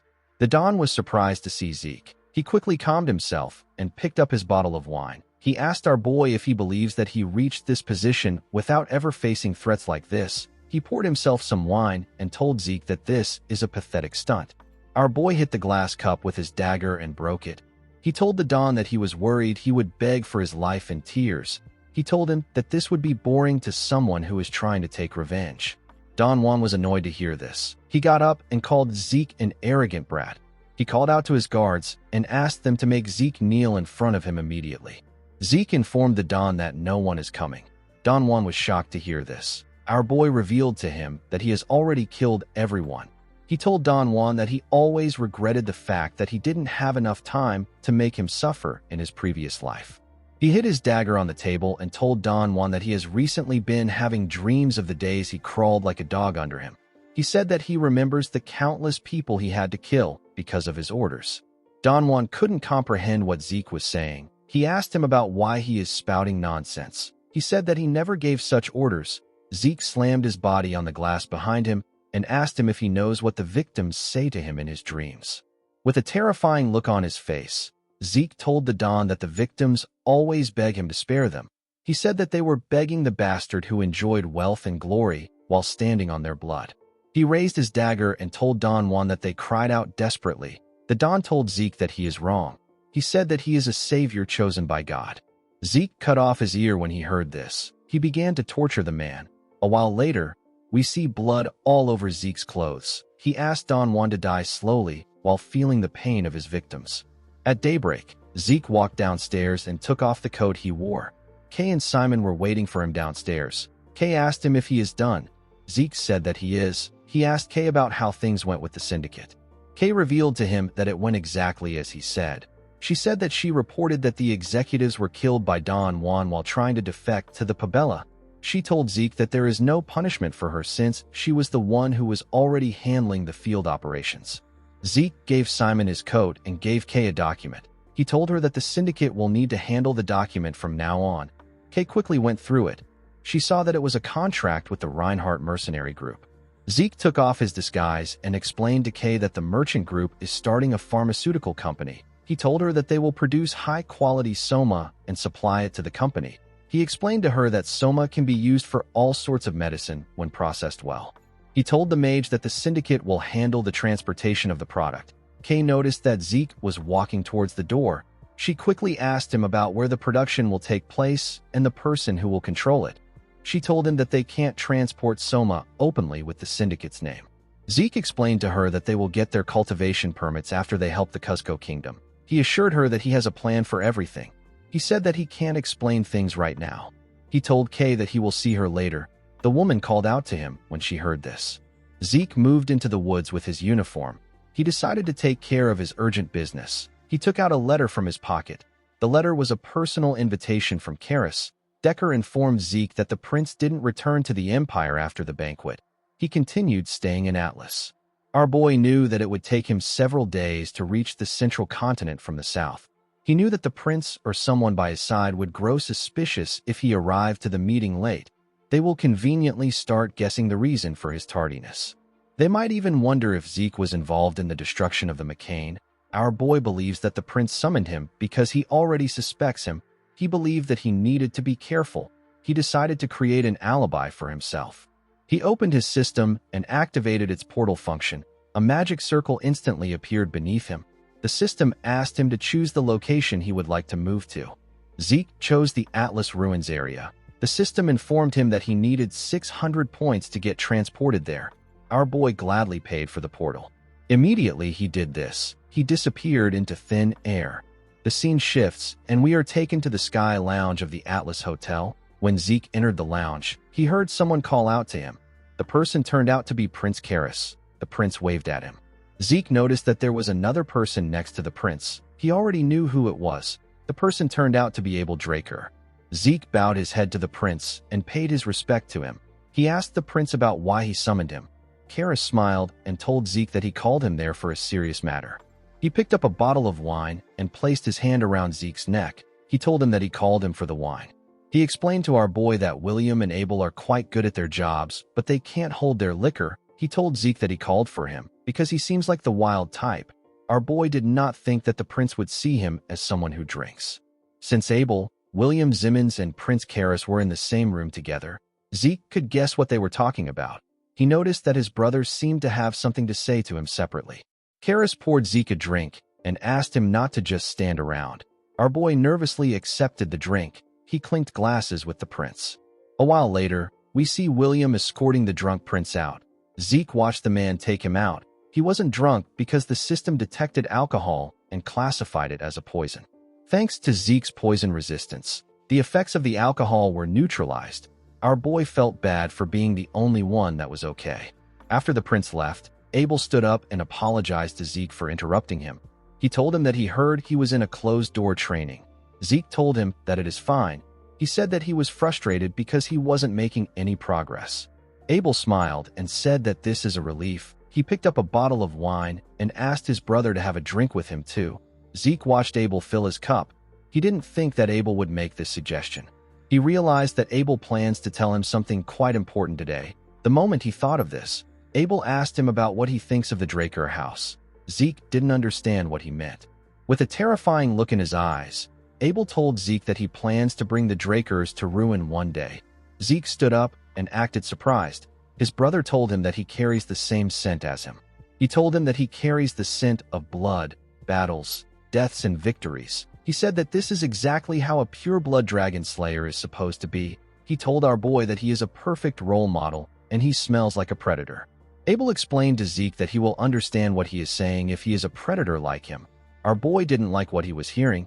He didn't like the fact that this family always spoke about bloodlines. He asked his brother if the reason he's staying close to the Empire is to also bring it down. Abel drank his wine and placed his cup on the table. He said that many people say that Atlas is the greatest place on the continent. He told Zeke that he disagrees with this. He said that the Drakers shouldn't be content with a single city. He told our boy that they need to become stronger if they want to claim the top. He asked him to take a look at the Rome Empire. He said that they are constantly building roads. They are trying to unite the North, the South, and even the Eastern continent into one. Abel told Zeke that the world will finally become a better place the moment the roads, the cultures, and the resources people own all lead to Rome. The world will become a utopia where everyone is unified. Zeke told his brother that this is something an emperor of an empire would say. Zeke recalled that he faced Cain Zimmons Constantinus. The Zimmons middle name is the name of the maternal family that sponsors Abel. After hearing everything that Abel said, Zeke arrived at a single conclusion. He concluded that Abel, the Zimmons family, and the Rome Empire are connected. Abel explained to Zeke that he believes that outstanding talent deserves an appropriate reward. He told our boy that he is certain that he can give him the most dazzling treasure that he will ever come across. He asked Zeke to join him in his conquest. Our boy realized that his brother was trying to bring him into his camp. He bowed his head and thanked Abel for his offer. He walked forward and told his brother that it will be difficult for him to join him since he has already made up his mind. Abel watched Zeke as he walked away. He told him that he will regret his decision. Zeke assured him that he won't. He stepped out of the room after saying this. Immediately, he got outside. Our boy grit his teeth out of anger. He told himself that he would never become a murderer like Abel. He hated the fact that Abel even dared to give him an offer. A while later, William entered the room. He found Abel sitting alone. He asked him about what happened to Zeke. Abel informed William that his beloved youngest brother told him that he will walk in a path different from his. With a horrifying smile on his face, Abel told William that he has no choice but to crush the sprout. William was shocked to see the look on his face. Abel told him that he gave his brother a chance. The scene shifts, and we are taken to Valhalla. We see Zeke standing in front of the dean's office. Our boy was now a 17-year-old second-year student. He didn't plan to stay in Valhalla for the entire 5 years to graduate. He decided to submit an early graduation application letter. He wrote that he wants to support his family now that he has become a formal knight. He said that it is quite difficult to engage in eye-catching activities as long as he is a student. He told the dean that he requests his assistance in resolving his issue. After he made the appeal, an early graduation interview was scheduled immediately. While Zeke was thinking, someone called out to him and asked him if he also came to see the dean. Our boy turned around to see Diego and another student. He noticed that he didn't recognize the boy. He wondered about who he was. Zeke, Diego, and the other boy entered the dean's office together. The dean asked the boy whose name is Asta if it has been a week since they last saw each other. Zeke was shocked to hear the boy's name. He quickly realized that he was looking at the future illusionary knight whose name is Asta Eladolf. Even though Asta was one of the 5 divine knights in our boy's past life, there was no known information on him. Zeke couldn't believe that he would meet this monster here. Asta apologized to the dean. He told him that it has been difficult for him to attend class because of his insomnia. Zeke realized that Asta must have a very severe insomnia. Diego moved close to him and asked him if he wants to hear a lullaby that will knock him out. Asta asked him to be quiet. He told him that his head is ringing. Zeke recalled that Asta worked for the Empire in his previous life. He decided to recruit him in this life. The dean sat down and informed the boys that he called them there for the same reason. He revealed to them that they all applied for an early graduation at the same time. He told them that the professors said that there are no issues with their graduation requirements. The dean gave the boys some documents and told them that he has decided to evaluate their abilities through the mission. Zeke saw that the document was a Delpoa cooperation document. The dean moved close to the boys and asked them if they have heard of Yiksha the Black Knight. Zeke said that Yiksha is an outlaw and an enemy of the continent. A public enemy is a target that the entire continent has acknowledged as an enemy to be eliminated. Yiksha is one of these people. He recently began to stay in Delpoa. The dean explained to the boys that their mission is to cooperate with the Delpoa Knight Order and subjugate Yiksha. He told them that outlaws are people who awaken their aura solely to kill. Their combat style is fundamentally different from that of the ordinary knight. This is why the Delpoa Knight Order asked the dean to only send students who are purple knights or higher. Flaubert told the boys that they must now understand how grueling the mission is. He asked anyone who wants to back out to speak up. Diego told the dean that he has a question. He asked him about the amount of rounds the test has. Flaubert revealed to him that the test has 3 rounds. He said that this mission is the first test. Diego told him that he understands. The dean asked the boys if they have any other questions. Since no one raised their hands, the dean assumed that they were all participating. He asked them to go back and prepare thoroughly. While leaving the building, Asta complained about his head. Before he could get far, someone called out to him. When Asta turned around, he saw Zeke. Our boy asked him if he needs medicine for his insomnia. Asta was surprised to hear Zeke's question. Zeke put his hand into his clothes and told the boy that he has the perfect medicine for him. Asta nervously told Zeke that he is okay. He revealed to him that he has tried several popular medicines, but they didn't really work. Zeke brought out a bag from his clothes and asked Asta to just try the medicine. He told him that he will make a contract for him if he likes it and continue providing more supplies for him in the future. Asta declined Zeke's offer. He was certain that our boy's medicine wouldn't work. Before he could do anything else, Zeke moved the bag close to his head and made him sniff the medicine. Asta instantly lost consciousness and fell to the ground. In the next scene, we see Asta eagerly sign a contract with Zeke. He referred to our boy as Master. Zeke told the boy that the contract is pretty one-sided. He asked him if he properly read through it. Asta said that nothing matters as long as he gets to sleep properly. Zeke decided to not question the boy. He was happy that he had access to the system's store. As long as he has points, our boy can easily obtain rare relics. The medicine he gave to Asta was a strong sleeping pill known as the Sandman's Sleep Sand. Now Asta will be on Zeke's side after graduating. Zeke noticed that Asta was laughing. He felt a bit anxious that none of the 5 divine knights were sane. He wasn't completely satisfied with the situation. He wondered if he should test Asta's ability. He called out to the boy. He grabbed his huge sword and told Asta that he wants to see his ability before they go on the mission. Some minutes later, we see Asta spinning his spear with one hand. He took a stance and pointed his spear at Zeke. Zeke noticed that Asta's entire demeanor changed immediately. He wielded the spear. He asked Asta to come at him with his full force. He told him that he can even use aura. Asta decided to comply with Zeke's demand. He covered his spear with his aura and charged at Zeke.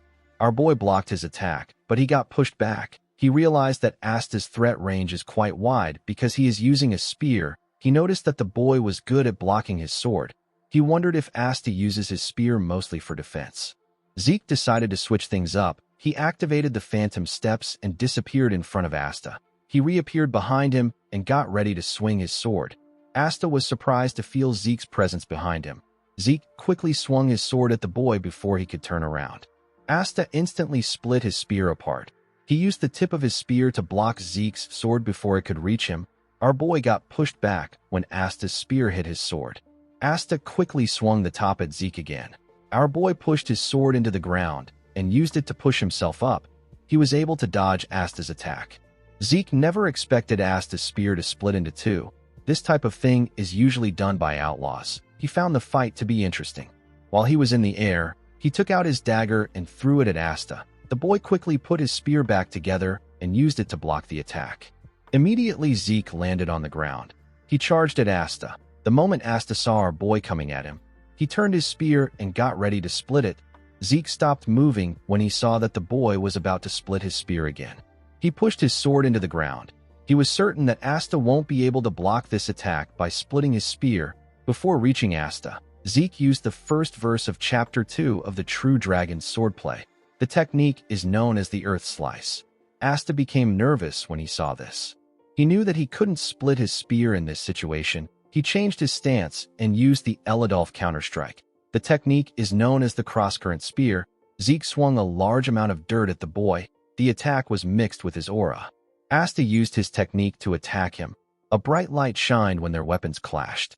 In the next scene, we see Asta looking at his shaky hands. He asked Zeke if he is a monster. He couldn't believe that he lost to Zeke, even though he is a well-known genius. Our boy told him that his spear's blade is dull because he has always heard that he is a genius. With a sinister smile on his face, he told Asta that he is quite lacking. He said that he will need to train him thoroughly before the mission. Asta became scared when he heard this. He could tell that he was screwed. In the next scene, we are taken to Zeke's mansion. Decker greeted him and welcomed him back. He informed Zeke that he has a guest. The guest turned out to be Galleon. The blacksmith was surprised to see how beautiful Zeke's mansion was. While he was looking around, Zeke came to greet him in his unknown armor. He told Galleon that he called him there because he has something he wants him to look at. Galleon became worried when he heard this. He asked Zeke if there is an issue with the Stygian blade. He said that it should be difficult to leave a scratch on the sword because it was made with magic braziers. Zeke recalled that the blacksmith is more famous now, since he was able to make the magic braziers earlier than he did in his past life. He has been able to make good weapons. Our boy believed that he needed to secure Galleon now before more people discover him. He told the blacksmith that there is no issue with Bahamut. Immediately he said this. He hit the gem in the middle of the breastplate. The armor got fully activated. It covered his entire body. He told Galleon that his issue is that he obtained this armor. The blacksmith was shocked to see the armor. He asked Zeke to tell him what he is looking at. Our boy told him that he doesn't know. He told Galleon that he called for him because he wanted to know what it was. He explained to him that this item is something that he can't publicly look into. He took off the armor and gave it to Galleon. He asked him if he can examine it carefully. The blacksmith nervously accepted his request. The scene shifts and we see Zeke and Galleon sitting in a room together. Galleon apologized to Zeke and told him that nothing like this exists among the artifacts that he knows of. He asked him if the armor has any features that can help him understand its materials. Zeke remembered the fight he had with Cain. He told Galleon that the armor deflected an aura blade. The blacksmith was shocked to hear this. He said that there is only one metal that can make this possible. He revealed to Zeke that the armor is made from the metal of the gods. The material is also known as orichalcum. Galleon said that he never thought he would get to see orichalcum in his lifetime. Zeke asked him if it is a really precious material. Galleon was shocked to hear this question.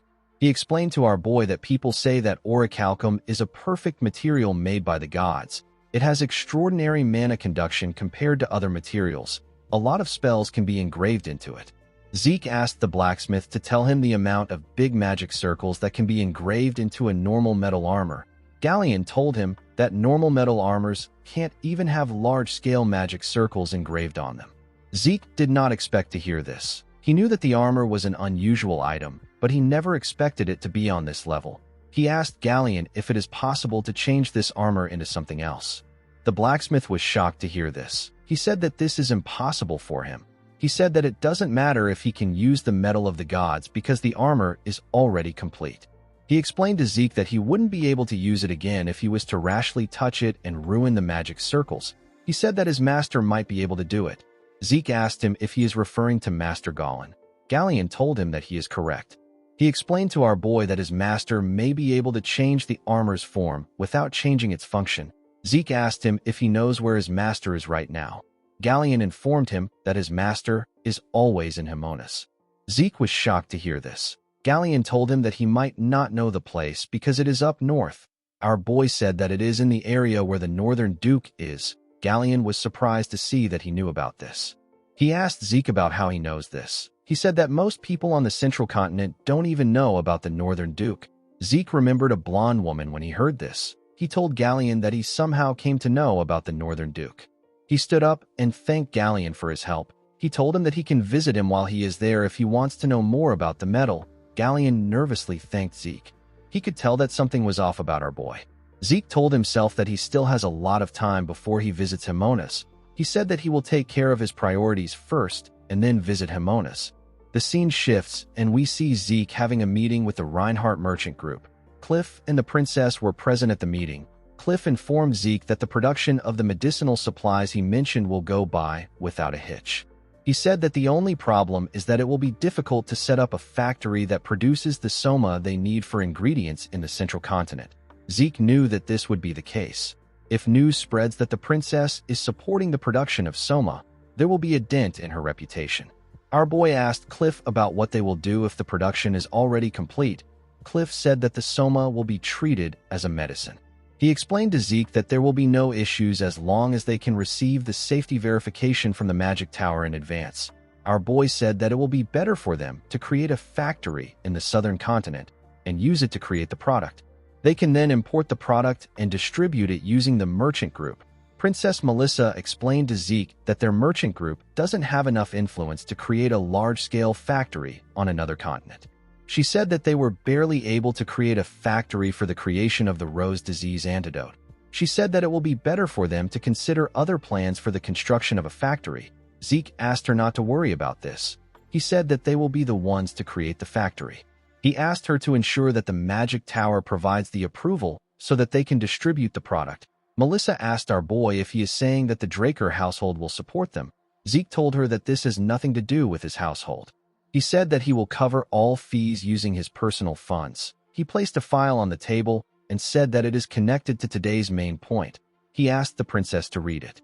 Melissa was shocked to see what was written in the documents. She was shocked to find out that the Empire was working with the Scorpion clan and conducting human experiments to create a synthetic poison. Zeke told Melissa that the rose disease might have truly been artificially created using magic. He said that it may have been an empirical clinical experiment with Alencia as its target. Melissa clenched her fist out of anger when she heard this. She couldn't believe that the Empire was willing to release such a terrible disease on mere civilians. Zeke explained to Melissa that he is sharing this information with her because these evil deeds need to be kept secret for a while. The princess was shocked to hear this. She got up and asked Zeke about what he is saying. She said that they need to reveal the Empire's evil deeds so that they never get to do something like this again. Our boy told the princess that he understands what she means. He explained to her that this evidence is way too poor to be used as a means of diplomacy. He made her understand that the Empire has carefully made it seem like the Scorpion clan is the main agent behind the experiment. The Scorpion clan is a famous black magic organization, so human experiments aren't a crazy concept for them. The Empire will deny having a relationship with them and simply express their regrets. Everything will be over once they have done this. Zeke explained to Melissa that it will be more advantageous for them to hold on to this information. Melissa asked him about what he means. With a serious look on his face, our boy told her that the Empire doesn't know that they have this information.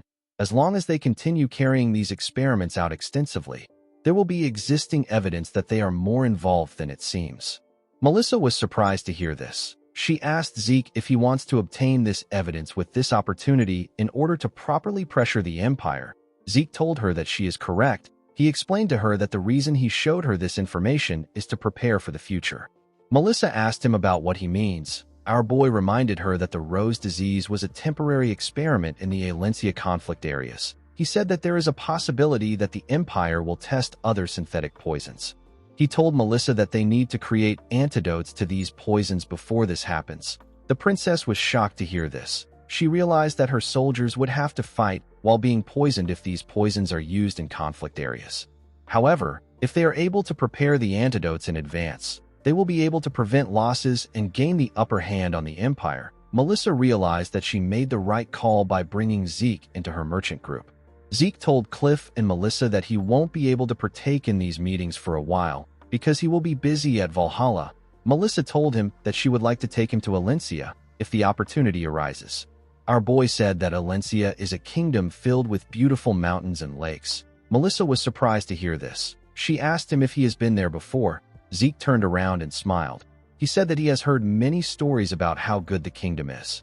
He asked the princess to show him around the day he visits her kingdom. Melissa said that she will. She bowed her head and asked Zeke to have a relaxing trip.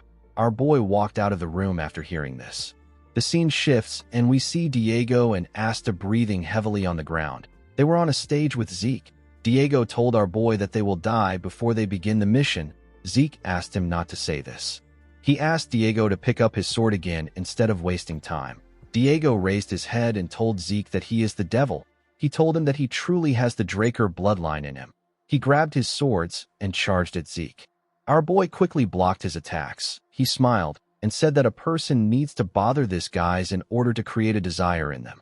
Under his command, Asta and Diego trained together for a week and began to influence each other. Instead of joking around like before, Diego began to take his fights seriously and listen obediently to Zeke. While the boys were busy training, someone entered the room and told them that they all look like they are working really hard. Diego greeted the professor when he saw him. The professor turned out to be Instructor Andre. He was now a professor at Valhalla. Zeke asked Andre about why he came there. The professor said that he has something to tell them. Zeke asked him about what is wrong. Andre reminded the three boys that they are being sent out for the Continental Public Conquest mission. He said that students can't be sent out by themselves, so he will be going with them. In the next scene, we see the group in a train. Zeke told Andre that he never thought that he would go to the Black Knight Yiksha mission with them. Andre said that students can't be sent out alone, and there are additional details that he needs to explain. He asked the boys if they know the kind of place Del Poa is. Zeke recalled that they got a basic summary about the city during one of their classes. According to him, mages are well favored in Del Poa. Andre told our boy that he is correct. He said that the place has a unique system. Unlike other places, the Knights of Del Poa focus on using shields. While the Knights drive into their enemies with their shields, the mages will attack from behind. Asta raised his hand and asked the professor if the allies of the mages won't also take damage while fighting up close. Andre told him that this is a good question. He explained to him that this is the reason Del Poa Knights train more often with their shields. It is also the reason why Valhalla graduates don't like joining the Knights of Del Poa. Diego didn't like what he was hearing. He asked Andre if the Knight Order was made only for mages. He said that the mages don't even consider them. Andre told him that he is correct. He asked the boys not to be too surprised once they arrive in Del Poa. He said that the mages there are incredibly arrogant. The scene shifts, and we see Andre shake a knight's hand and introduce himself as an assistant professor from Valhalla. The knight was amazed to see that Valhalla dispatched someone from the Draker family. He told Andre that it is an honor to meet him. He introduced himself as Del Poa's 8th Knight Captain. His name is Jorge Outer. Andre told Jorge that the cadets who came with him are among the top students of Valhalla. He assured him that there will be no issues in the mission. Jorge laughed and said that he trusts the students since he went as far as to call them top students. He pointed at the carriage behind him and told Andre that the captain is waiting for him inside. Diego found this odd. He said that Jorge just said that he is the captain. Zeke asked him to keep quiet. He reminded him that they are in Del Poa. Immediately our boy said this. The knight opened the door of the carriage and showed the captain's face. The captain glared at Andre with a condescending look in his eyes. Diego said that the man really looks like a douchebag. Zeke reminded him that he asked him to keep quiet. He carefully looked at the mage captain of Del Poa. He noticed how the knight captain was sucking up to him. He didn't think that things would be this bad. After talking to the mage captain, Jorge nervously turned to the group and told them that his captain said that he will be going alone. He told them that they will need to find their own carriage. Diego was shocked to hear this. He watched the captain move forward in the carriage. He said that the man is ignoring them like dogs. He told his comrades that this isn't right. He reminded them that they came for a joint mission. Zeke kicked him in the leg when he heard this. The boy fell to the ground and called Zeke a demon. He asked his professor about why he didn't say anything. Andre explained to him that he will face this sort of situations often after he graduates. He asked him to remember what he experienced well. The scene shifts, and we are taken to the boys' room. Asta and Diego were already sleeping. Zeke was thinking about the city. He didn't think that things would be so different there. He noticed that the place they were staying was so tattered. It was as if the knights prepared it at the last minute. Our boy recalled that the mage facilities they saw on their way there were clearly well funded. He wasn't too disappointed because he wasn't expecting anything grand in the first place. He decided to go get some air. As he walked around the place, Zeke thought about how he wasn't really bothered about this treatment. He had experienced worse things in his past life. What truly worried our boy was the Black Knight Yiksha mission itself. During the strategy meeting, Captain Jorge and his knights simply listened to the mage's discussions. Zeke knew that the discrimination would be bad, but he didn't think that it would be this bad. The moment he thought of this, someone asked him about what he is doing there alone. Zeke was surprised to see the person. The person turned out to be the mage captain. The captain said that he actually has something to say. He told Zeke that there is nothing they need from Valhalla. He advised him not to get swept into their magic and make things annoying. He told Zeke that it is better for them to quietly leave. Zeke was annoyed to hear this. He wondered why the city would request for a collaboration if the man was just going to say this. He wondered if he should beat the bastard up. The mage noticed the logo on Zeke's gloves. He asked him if he is a pure-blood Draker Awakener. Zeke said that he is. He asked the mage if there is something wrong. The mage was annoyed to hear this. He grit his teeth out of anger and told our boy that he has a lot of guts for him to speak so arrogantly to him. He advised him not to take off his gloves if he wants to finish the mission and return safely. Immediately he said this, he turned around and walked away. Zeke was not too shocked that the man was quite sensitive. Pure-blooded awakeners like him have the power to disrupt mana. The moment he thought of this, someone called out to him. The person asked him if it is really him. Zeke turned around to see the person. He quickly recognized the man. The man happened to be Instructor Fanon.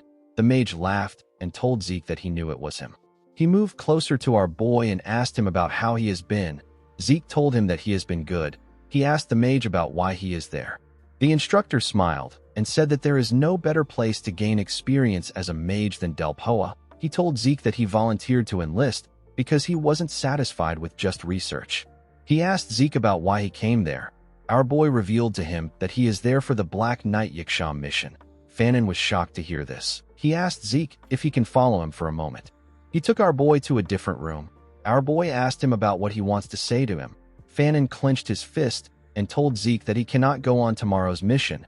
Our boy asked him about what he is talking about. With a serious look on his face, Fanon told Zeke that he must not go on tomorrow's mission because it is expected to fail. Our boy was shocked to hear this. In the next scene, we are taken to Zeke's room. We see Diego raise his head up and say that he is still so tired. He felt like he didn't sleep at all. Zeke ignored him and thought about how his former instructor said that he couldn't share more information with him.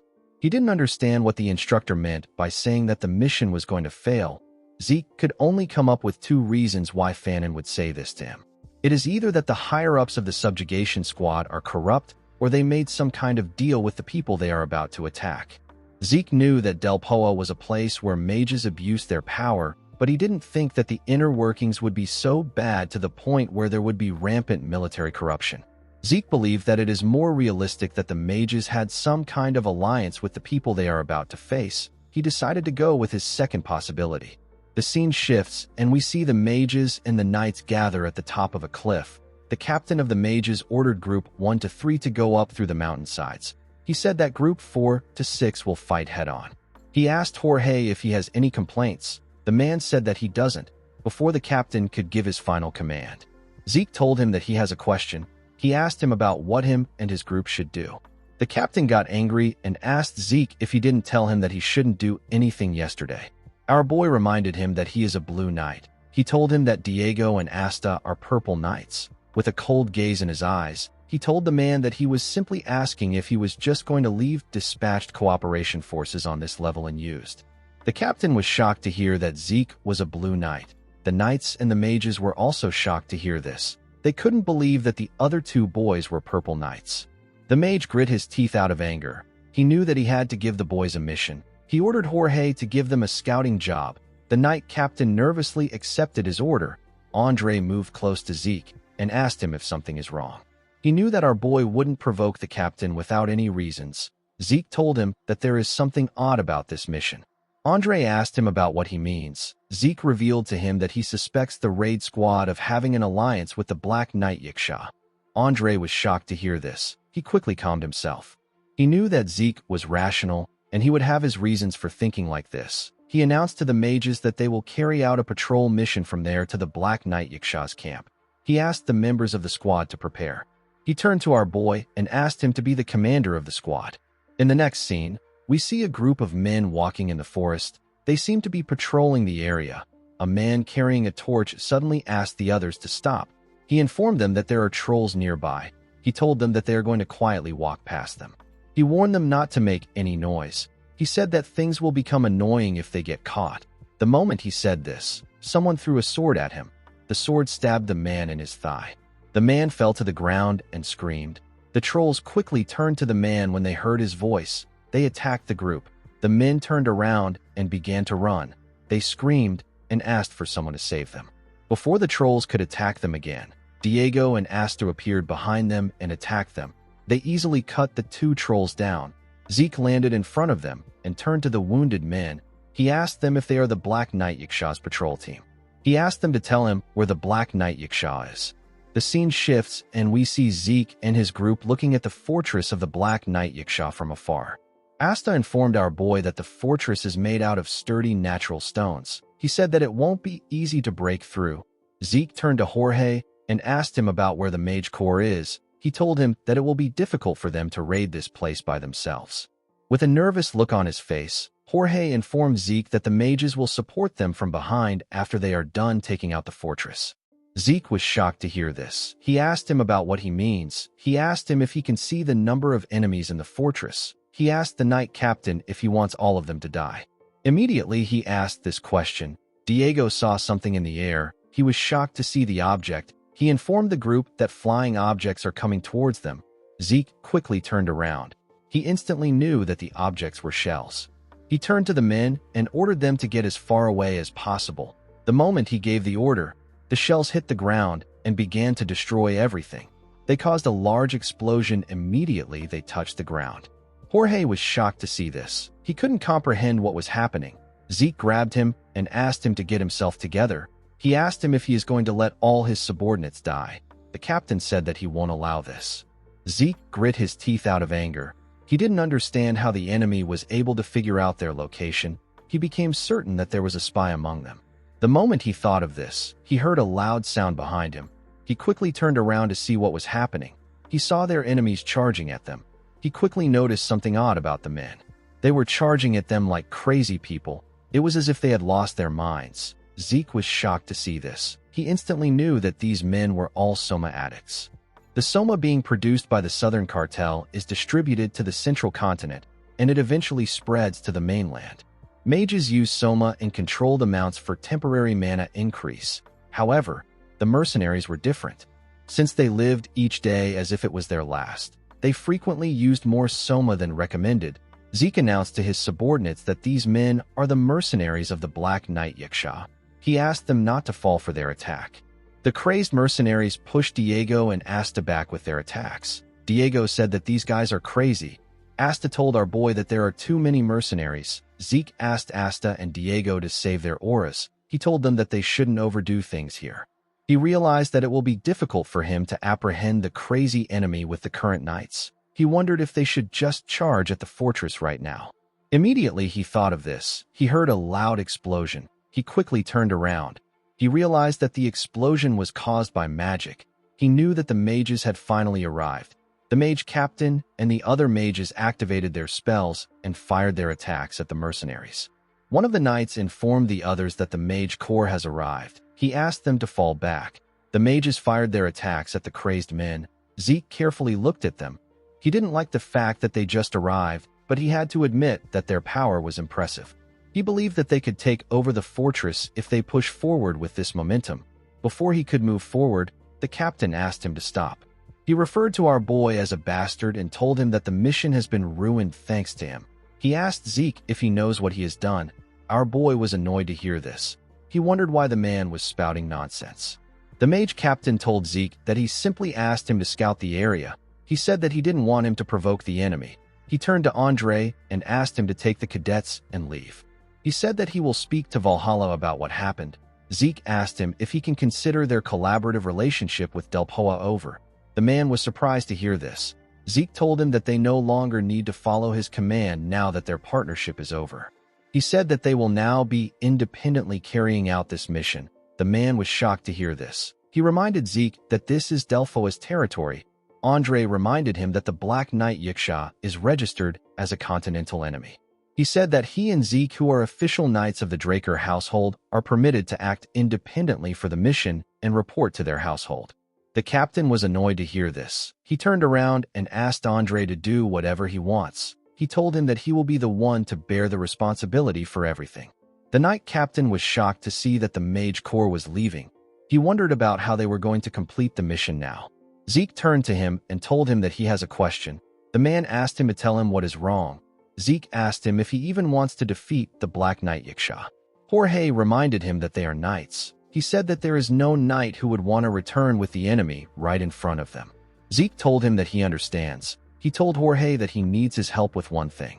In the next scene, we are taken to the fortress wall. We see two archers on the wall. The archers looked down when they heard a loud sound. They saw the knights standing outside the gate.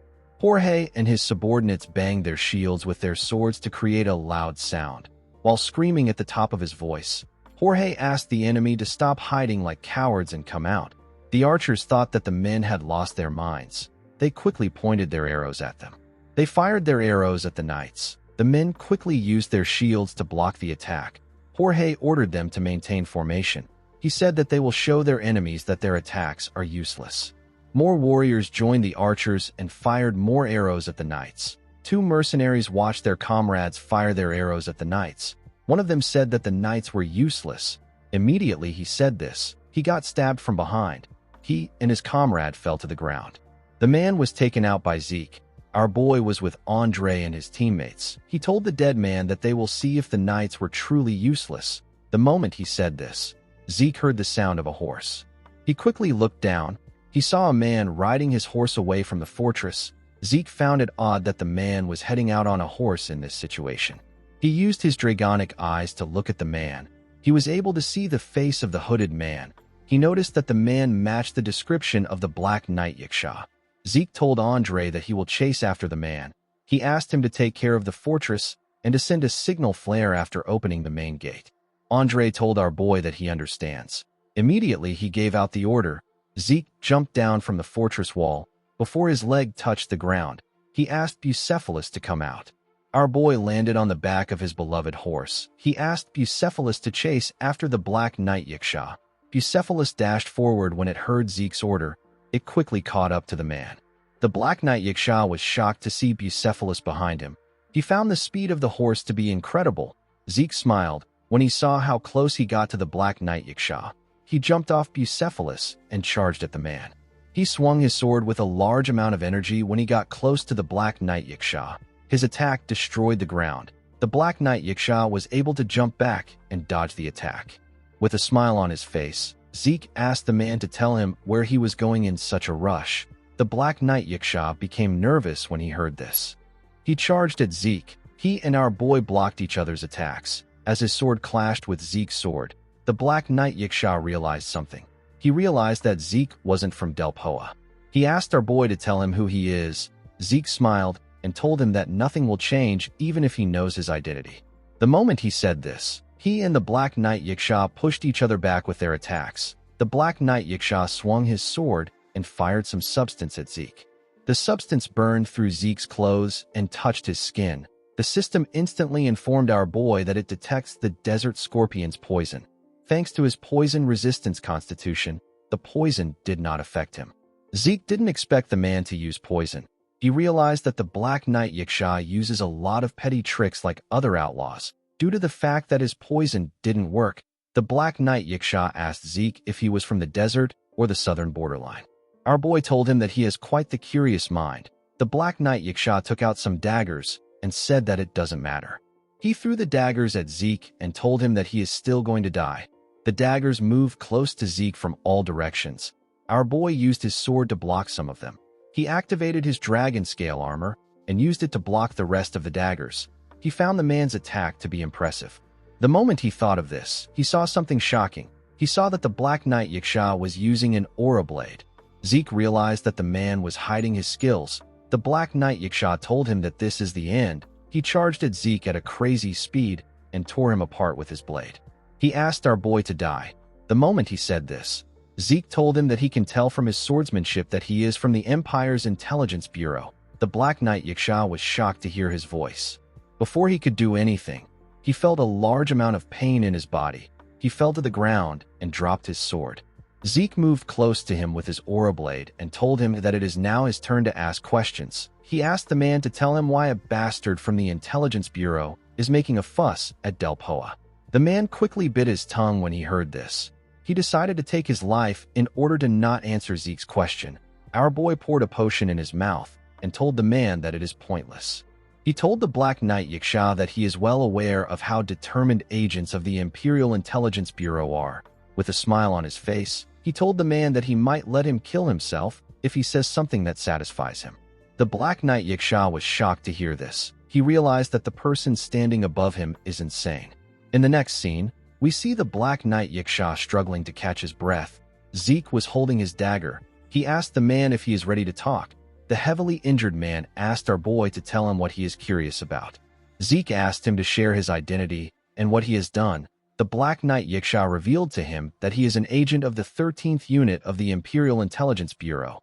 Zeke was surprised to hear about a 13th unit. He always believed that there were only 12 units. The Black Knight Yaksha was shocked to hear this. He asked our boy about how he knows about their units. Zeke moved close to him with his dagger and reminded him that he is the one asking the questions. He asked the man to tell him what he was doing out here. The agent became scared when he saw the dagger. He revealed to Zeke that he was carrying out experiments on stimulants. Our boy was shocked to hear this. He realized that the mercenaries who attacked them were using the stimulants. He asked the Black Knight Yaksha if the mercenaries weren't just Soma addicts. The man said that the stimulants were actually made using Soma. Zeke asked him about why he created the stimulants. The man revealed to him that he was trying to create soldiers that felt no pain or fear. Zeke didn't expect this entire situation to be one of the Empire's human experimentations. He realized that the Empire used the war of attrition against Delpoa to observe how the experiments would fight. He now understood that the reason the Black Knight Yaksha was able to survive for 3 years at this fortress and absorb the bandits and mercenaries to increase his organization was because he had the Empire's support. Zeke wondered about what the Empire is doing throughout the continent. He turned to the agent and asked him if he knows that the Empire will kill him first. The man said that he does. He begged Zeke to kill him now that he has told him everything. Zeke asked him about what he will do if he told him that there is a way for him to live. The Black Knight Yaksha told our boy that it is impossible for him to escape the Imperial Intelligence Bureau. Our boy told him that it is possible with the power of the Drakers. The man was shocked to hear this. Zeke took off his glove and removed the mana in the area. The Black Knight Yaksha instantly realized that our boy is a pure-blooded awakener of the Draker family. The man also didn't want to die in a place like this. He had lost all his patriotism for the Empire after doing so many dirty jobs. He knew that the Empire would kill him for security even if he was to return alive. He realized that the best thing he can do is to become a witness under the Draker's protection. He asked Zeke if he can guarantee him a complete identity change. Our boy told him that he has an even better option for him. The man was surprised to hear this. Zeke told him that he can introduce him to a new workplace. With a smile on his face, he explained to the agent that there are many places that can use someone from the Imperial Intelligence Bureau. The scene shifts and we see Zeke running through the forest. He noticed that the fortress still hasn't been captured yet. He was certain that Andre's group was enough to capture the fortress alone. He wondered if something happened. He decided to go to the camp the knights were in. As he ran to his destination, Zeke saw something odd. He saw the mages talking. He wondered about what the mages were doing alone. Before he could say anything, one of the mages saw him. He quickly raised his staff and pointed it at Zeke. Our boy was surprised to see this. He asked the man about what he is doing. Before he could say anything else, someone called out to him and told him that the Black Knight Yaksha escaped because of him. The person told our boy that he will move him to the barracks for this serious crime. The person speaking turned out to be the mage captain. Zeke became angry when he heard what the man said. He didn't understand what he was trying to do. He calmed himself and asked the captain to explain what he means. The captain told him that they lost their target because of his sloppy attack plan. He said that they wouldn't have missed the Black Knight Yaksha if it weren't for him. Zeke asked him if he confirmed that the Black Knight Yaksha wasn't in the fortress by himself. He said that the enemy's defense is still too fortified for him to say this. The man asked our boy to shut up. He said that he saw someone who escaped from the fortress earlier. Zeke told him that the person could have been a messenger sent to ask for reinforcement. He asked him about how he is so certain that the person is the Black Knight Yiksha. The captain grit his teeth out of anger when he heard this. Zeke became certain that the captain was the one who asked the Black Knight Yiksha to run. He knew that the man was the one who was communicating with the enemy for 3 years. He could tell that the man didn't know that he was helping the Empire. However, this didn't change the fact that this man was still a worthless piece of trash. The captain asked Zeke to stop spouting nonsense and follow him. He turned around and told our boy that he will testify to his crimes. Zeke let out a sigh. He decided to just follow the man. The scene shifts and we see Zeke return to the base with the mages. He saw something shocking immediately. He entered the base. He saw the knight captain and his knights kneeling. Their hands were tied behind their backs. Zeke called out to the wounded knight captain. Jorge was surprised to see Zeke. Our boy asked the mage captain to explain what is happening. He asked him about why he arrested the knights. The mage captain asked him to shut up. He told him that he is overstepping his boundaries. Jorge raised his voice and told Zeke that he doesn't regret helping him. He said that he and his subordinates wish to be remembered as honorable knights. Immediately he said this. He and his men got electrocuted by the mages behind them. Zeke asked the mage captain if it isn't too much for them to treat their own allies like this. He said that no one would do something like this even to prisoners. The captain grit his teeth out of anger and reminded Zeke that he asked him to shut up. He told him that he will execute him right there if he says one more word. The moment he said this, a huge explosion took place next to them. Someone came out and told Ingrid Haxon that what he just said can be considered a threat to Zeke Draker. The person who said this was Andre. The man was with Diego and Asta. With a serious look on his face, Andre informed Ingrid that the Drakers are ready to fight against Del Poa for his statement. Ingrid was surprised to hear this. He knew that this was an explicit warning from the Draker family. He believed that Andre wasn't being serious when he said that they will go against Del Poa. He told the knight that his reaction is too extreme. He explained to him that he just declared war on Del Poa. He told Andre that he is taking his joke too far. Andre asked Ingrid to listen carefully. He explained to him that the Draker name is not something that is used lightly. Ingrid realized that Andre wasn't playing around. He cleared his throat and said that he made a mistake. He said that he was too sensitive because of the battle they just had. He asked Andre not to misunderstand him. He explained to Andre that he was simply trying to guide Zeke to the barracks for a more thorough investigation. Zeke gently smiled when he saw how scared Ingrid was. He asked the man if he can speak to his comrades before going to the barracks. The man didn't like this, but he had no choice but to accept Zeke's request. He told him that he will give him 20 minutes. The scene shifts and we see Zeke and his comrades in their room. Zeke took off his gloves to remove the mana in the area. He did this in order to stop the surrounding magic equipment from working on them. Andre asked him about what he wanted to tell them. Zeke revealed to his professor that he caught the Black Knight Yiksha.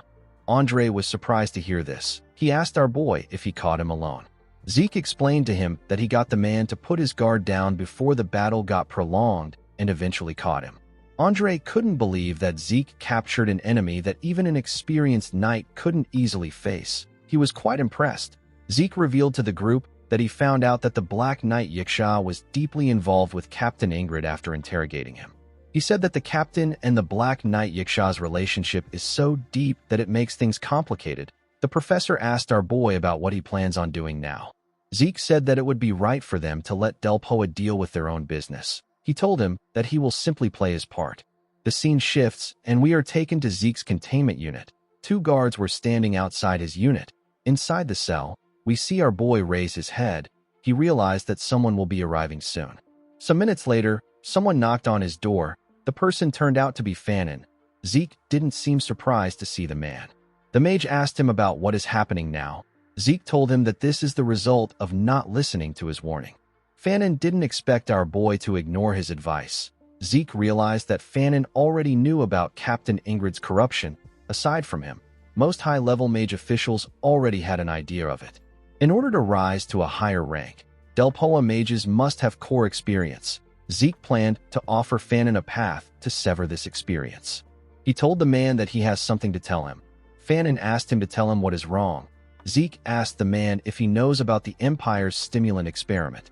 He shared everything he learned from the Black Knight Yiksha with the mage. Now, Fanon had two things to think about. The first is to confess the internal corruption he just discovered, and the second is to neglect it for his own safety. Zeke told the mage that he has something he wants to ask him for. He asked Fanon if he will help him expose this corruption. The mage was shocked to hear the question. In the next scene, we see some mages walk up to Captain Ingrid. One of them called out to him. The captain asked him about what happened. The man informed him that Fanon rejected Zeke's offer. Ingrid smiled when he heard this. He asked the man if he is telling the truth. He believed that Fanon must have valued his position more than his beliefs. He was certain that it would be impossible for Zeke to convince Fanon. He looked at the fortress in front of him and told the men that they need to begin. He told his subordinates that they need to make a few explosions before they withdraw in order to make it look convincing. The men said that they understand. They raised their staffs and gathered their mana. They fired their attacks at the wall.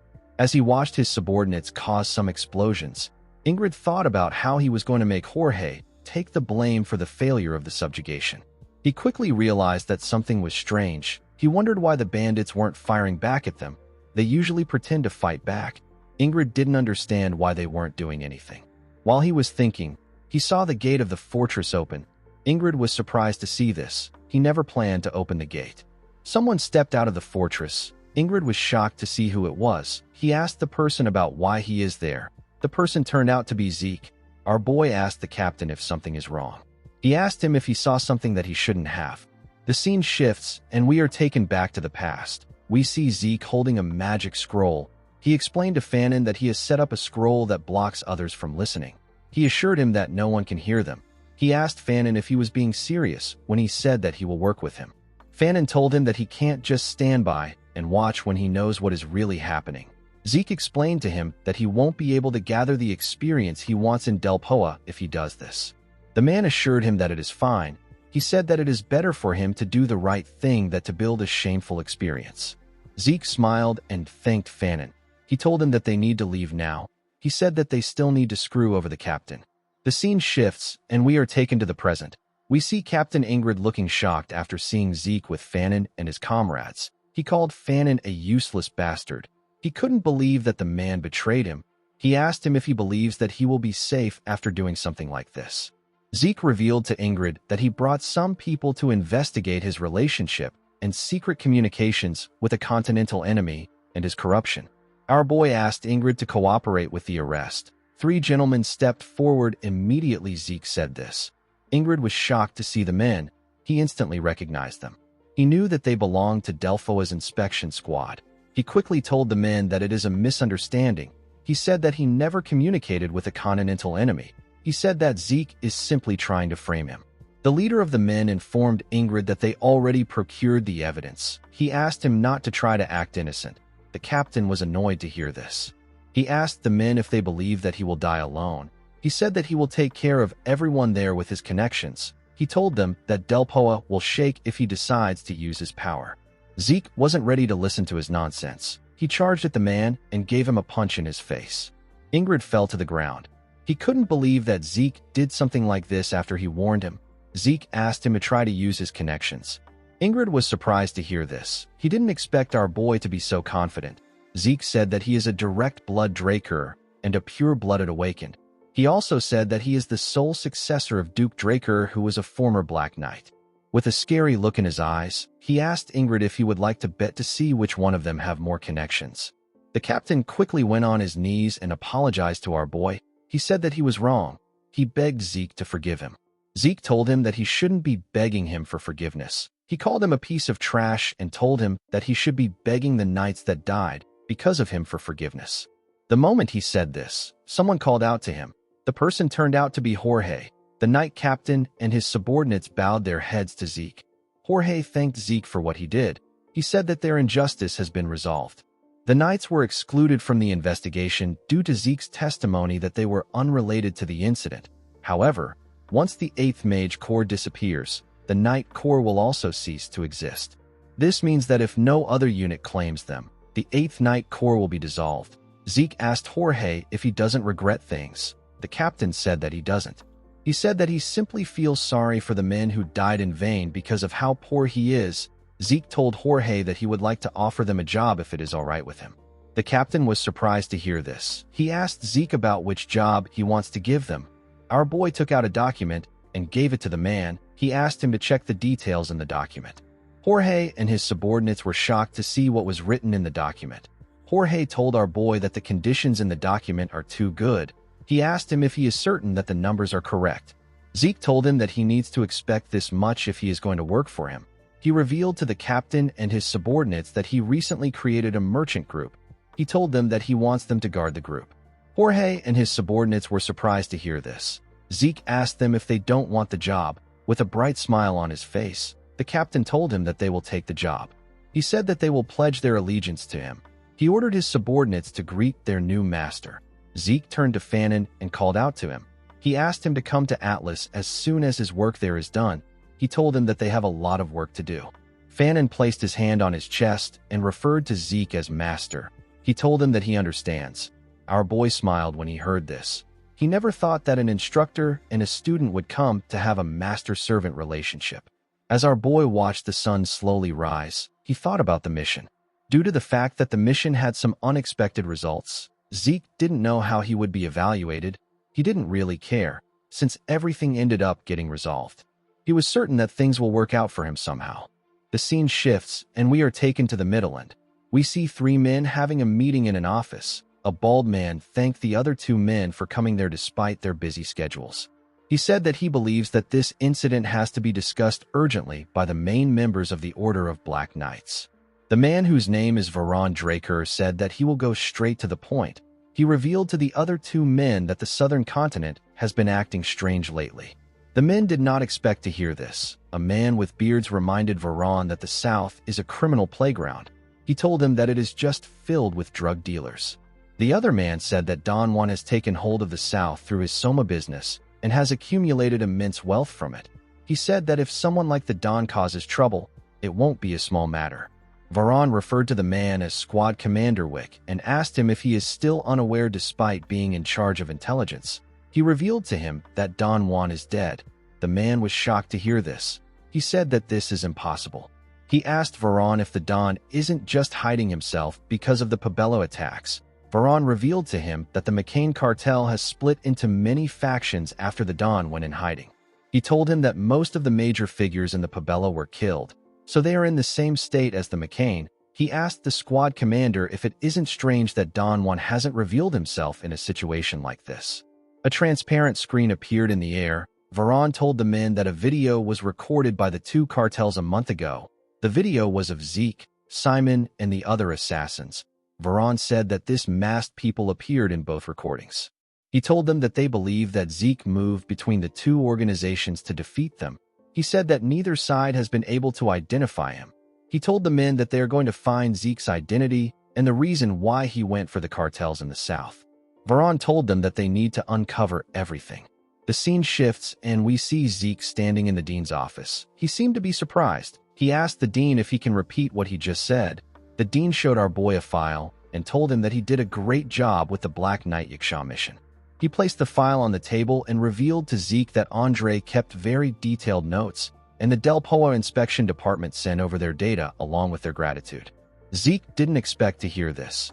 He thought that this mission wouldn't receive any positive reviews because he went against the orders of his superior. Normally, a person needs to follow their superior's order on the battlefield at all costs.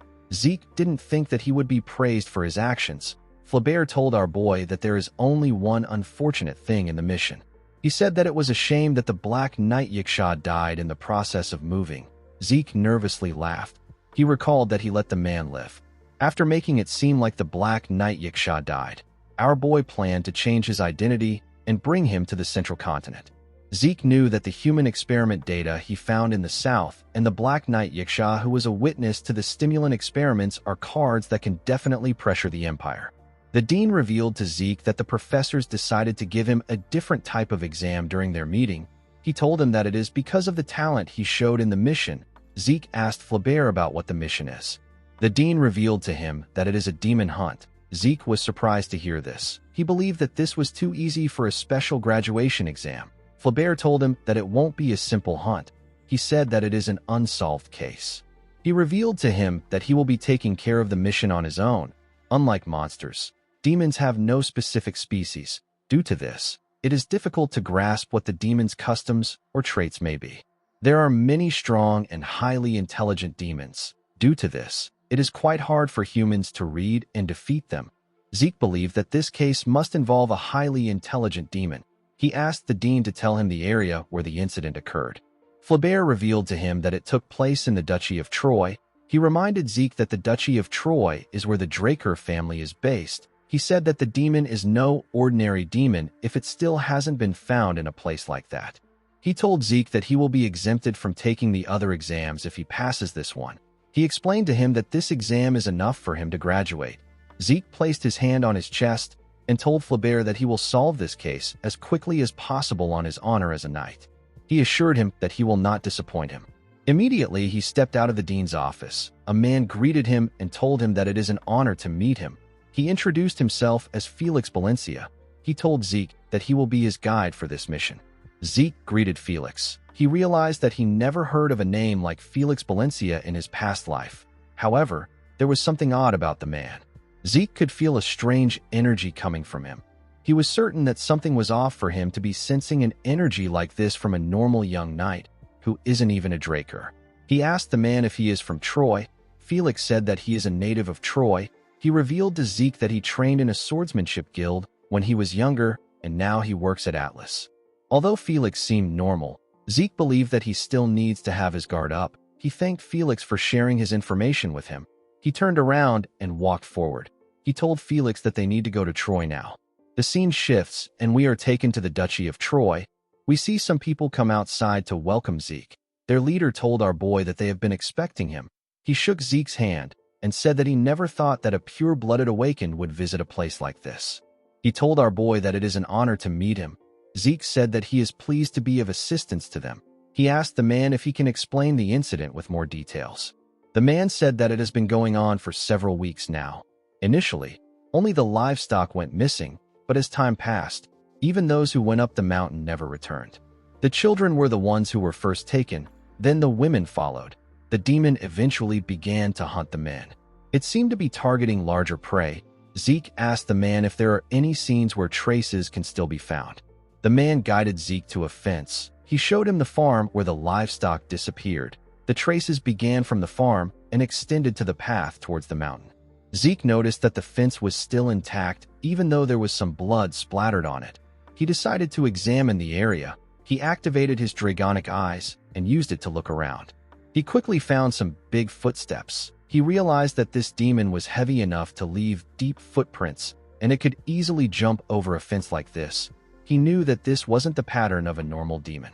With a serious look on his face, he said that this mission won't be easy. Later in the night, we see Zeke and Felix in a forest. Felix was sleeping. Our boy watched him as he slept. He realized that the man must be really tired. He recalled that they worked hard on the investigation until it was very late. They climbed the mountain to follow the demon's traces and eventually reached a deep forest far from civilization. When they arrived there, they found a clue. They found a corpse that was shriveled up like a mummy. However, there were no wounds on it. While looking at the fire, Zeke thought about how this demon could absorb bodily fluids without leaving a trace. He had an idea on the kind of demon he was facing. He believed that the footprints he found in the village didn't belong to the demon he was thinking about. The moment he thought of this, he heard a loud sound. Felix quickly got up. He asked Zeke if he heard the sound.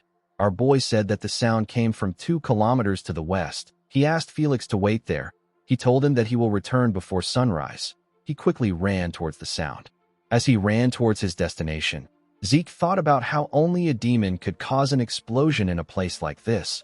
When he arrived at his destination, Zeke saw a huge, shirtless man with big arms and tattoos. The man screamed and pulled a tree out of the ground. He swung the tree at something. Zeke was surprised to see that the man was wielding the tree like a sword. He found his strength to be crazy. He wondered if the man was a barbarian. He noticed that the man's opponent was a demon. Zeke was surprised to see the demon's body. He realized that his suspicion was correct. The huge monkey demon with a long tail turned out to be an ancient species known as Juan. In Zeke's past life, He once found a mummified corpse. His master told him that it was done by an ancient species demon and advised him to be careful. Just like a monkey, the Juyuan moves quickly and it is very cautious. However, the most important thing one needs to take note of is how it uses its tail like a tentacle. It uses its tail to attack by sucking in a person's vitality as quickly as possible. The demon charged at the huge man. Zeke realized that the barbarian was the one who took the livestock and the demon was the one who took the people. While he was thinking, he heard the barbarian scream. When he turned to him, he saw that the demon had pierced through his stomach with its tentacle-like tongue. The barbarian grit his teeth to endure the pain. He turned to the Juyuan and looked at its mouth. He saw that the demon attacked him with its tongue. While he was looking at him, Zeke appeared behind the Juyuan with his sword. The demon quickly sensed our boy's presence. It went down and bowed its head to dodge Zeke's attack. It quickly ran away from Zeke. Our boy was annoyed to see how fast it was. He noticed that the barbarian was on the ground. He wondered if he was poisoned by the Juyuan. Although he didn't want to help a livestock thief, Zeke decided to do something kind for once. In the next scene, we see Zeke and the barbarian in a cave. The barbarian was on the ground. Our boy noticed that his healing potion was not working. He wondered if this was because the barbarian was not human. He placed his hand on the barbarian's stomach and decided to try something else. The system informed him that he is using his mass buff skill. Zeke was using his healing factor. A green light shined from his body as he used his skill. After our boy closed the hole in the barbarian's stomach, he began to move. When he opened his eyes, he saw Zeke by his side. He quickly jumped back and took a stance.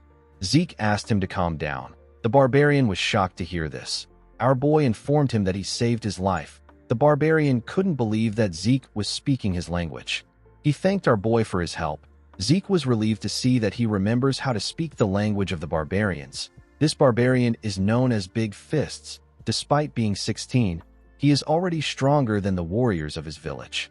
This is why they wanted to give him a suitable test for his warrior's ceremony. So he was tasked with defeating the Jin, which the barbarians consider to be the strongest demon.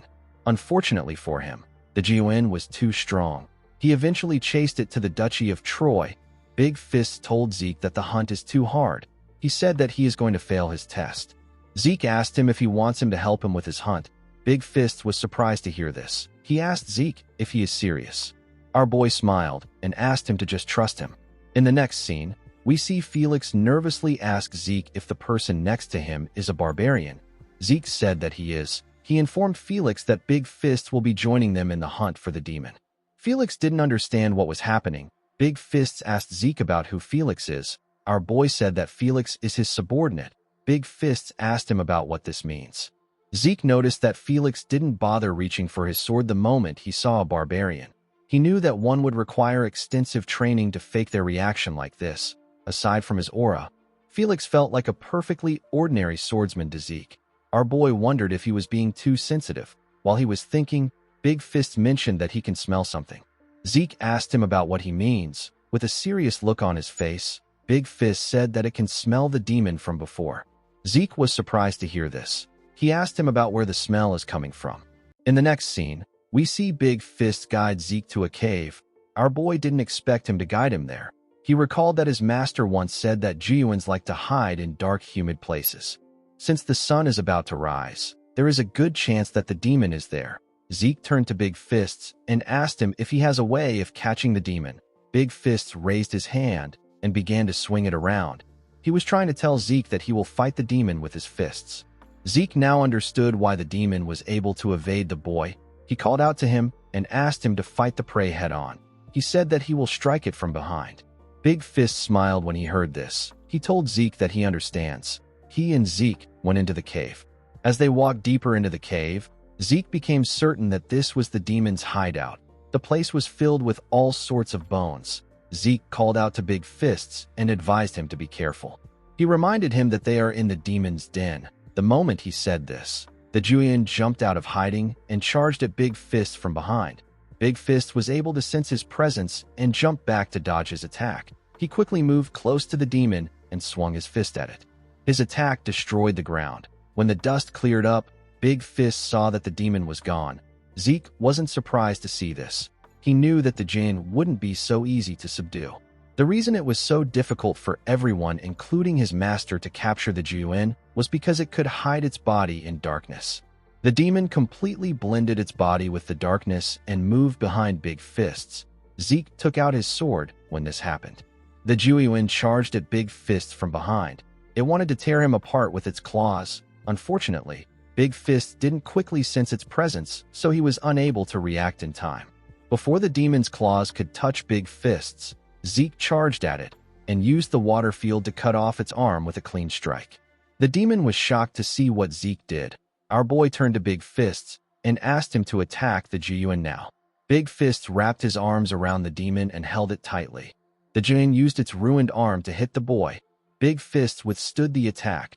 Zeke covered his sword with his aura and commended Big Fist for what he did. He asked him to leave the rest to him. The demon turned to him when it heard his voice, as Big Fist jumped out of the way. Zeke used the first verse of Chapter 2 of the True Dragon's swordplay to land a powerful strike on the demon. The technique is known as Earth Slice. The demon quickly began to regenerate its lost limbs. Zeke activated something and asked the Jiyuan if it believes that he will allow it to regenerate. He activated his gluttony skill and released a horrifying golden energy. The energy consumed the monster. The system informed Zeke that he has consumed an ancient species that has completely been corrupted by polluted energy. It told him that his stamina, mental power, and mana are filling up. The system revealed to Zeke that he has absorbed the corrupt ancient species' bloodline ability. It told him that he has obtained the A-rank skill known as Stealth. Zeke liked the skill. He turned to the arm that he cut off. He called out to Big Fists and threw the arm to him. He asked him to use the arm as proof of hunt. He showed him a finger and said that he will use it for the same thing. With tears in his eyes, Big Fist gave Zeke a hug and thanked him. He grabbed the arm and walked towards the exit. He asked Zeke to visit his village when he is free. Our boy asked him about the tribe he is from. Big Fist revealed to him that he is from the very strong Boulder tribe. Zeke was shocked to hear that the boy was from the Boulder tribe. He recalled that this was the strongest barbarian village. Big Fist called out to him and smiled brightly. He asked Zeke to visit his village. Our boy smiled and waved at Big Fists. He told him that he will see him later. The scene shifts and we are taken to the town. We see the people of the town raise their cups to give a toast to Zeke. Their leader thanked Zeke and told him that they will finally be able to rest thanks to him. Zeke said that he is glad that he could be of help. As he drank his liquor, he carefully looked at Felix. He could tell that something was wrong. When he took care of the Jinn and returned to the camp, Felix was gone. He returned shortly, but he seemed dirty. He gave Zeke the excuse that he had fallen over. Our boy wondered if the man watched him and Big Fist's fight. He knew that he couldn't sense people from afar while fighting, so there is a possibility that Felix was hiding nearby. Zeke decided to keep an eye on the man for a bit longer. After celebrating with the people of the town, Zeke decided to go to the place they prepared for him. He wanted to get some rest. He recalled that the leader said that he prepared a good place for him. Immediately, he thought of this. Someone appeared in front of him. The person turned out to be Felix. Zeke asked him about why he is there. He knew that his accommodations were in the other direction. The man nervously asked Zeke to accept him as his follower. Our boy was surprised to hear this. Felix asked him to first take a look at something. He drew his sword and began to swing it. Zeke was shocked to see his movements. He recognized this swordsmanship. He was certain that this is the swordsmanship that is passed down among the paladins of the Holy Kingdom. After a while, Felix stopped moving and told Zeke that he is done. Zeke recalled that Felix said that he trained in the swordsmanship guild. He asked him about why he knows the swordsmanship that is passed down among paladins. Felix was surprised to hear this. Even within the Holy Kingdom, the paladins have extremely limited contact with the outside world. The paladins belong to the Holy Knights. The secret swordsmanship that is passed down among them is only known to very few people. Felix told our boy that he wasn't sure if he would know the swordsmanship. He realized that there was no point in hiding things from Zeke. He took out something and showed it to Zeke. He asked our boy to take a look at it. Zeke realized that it was an official paladin's insignia. Felix revealed to him that it belonged to his grandfather. He said that his grandfather was a paladin. However, after getting swept up into some secret strife within the Holy Kingdom, he was framed and forced to leave the kingdom. Zeke was surprised to hear this. He didn't expect things to slowly get complicated.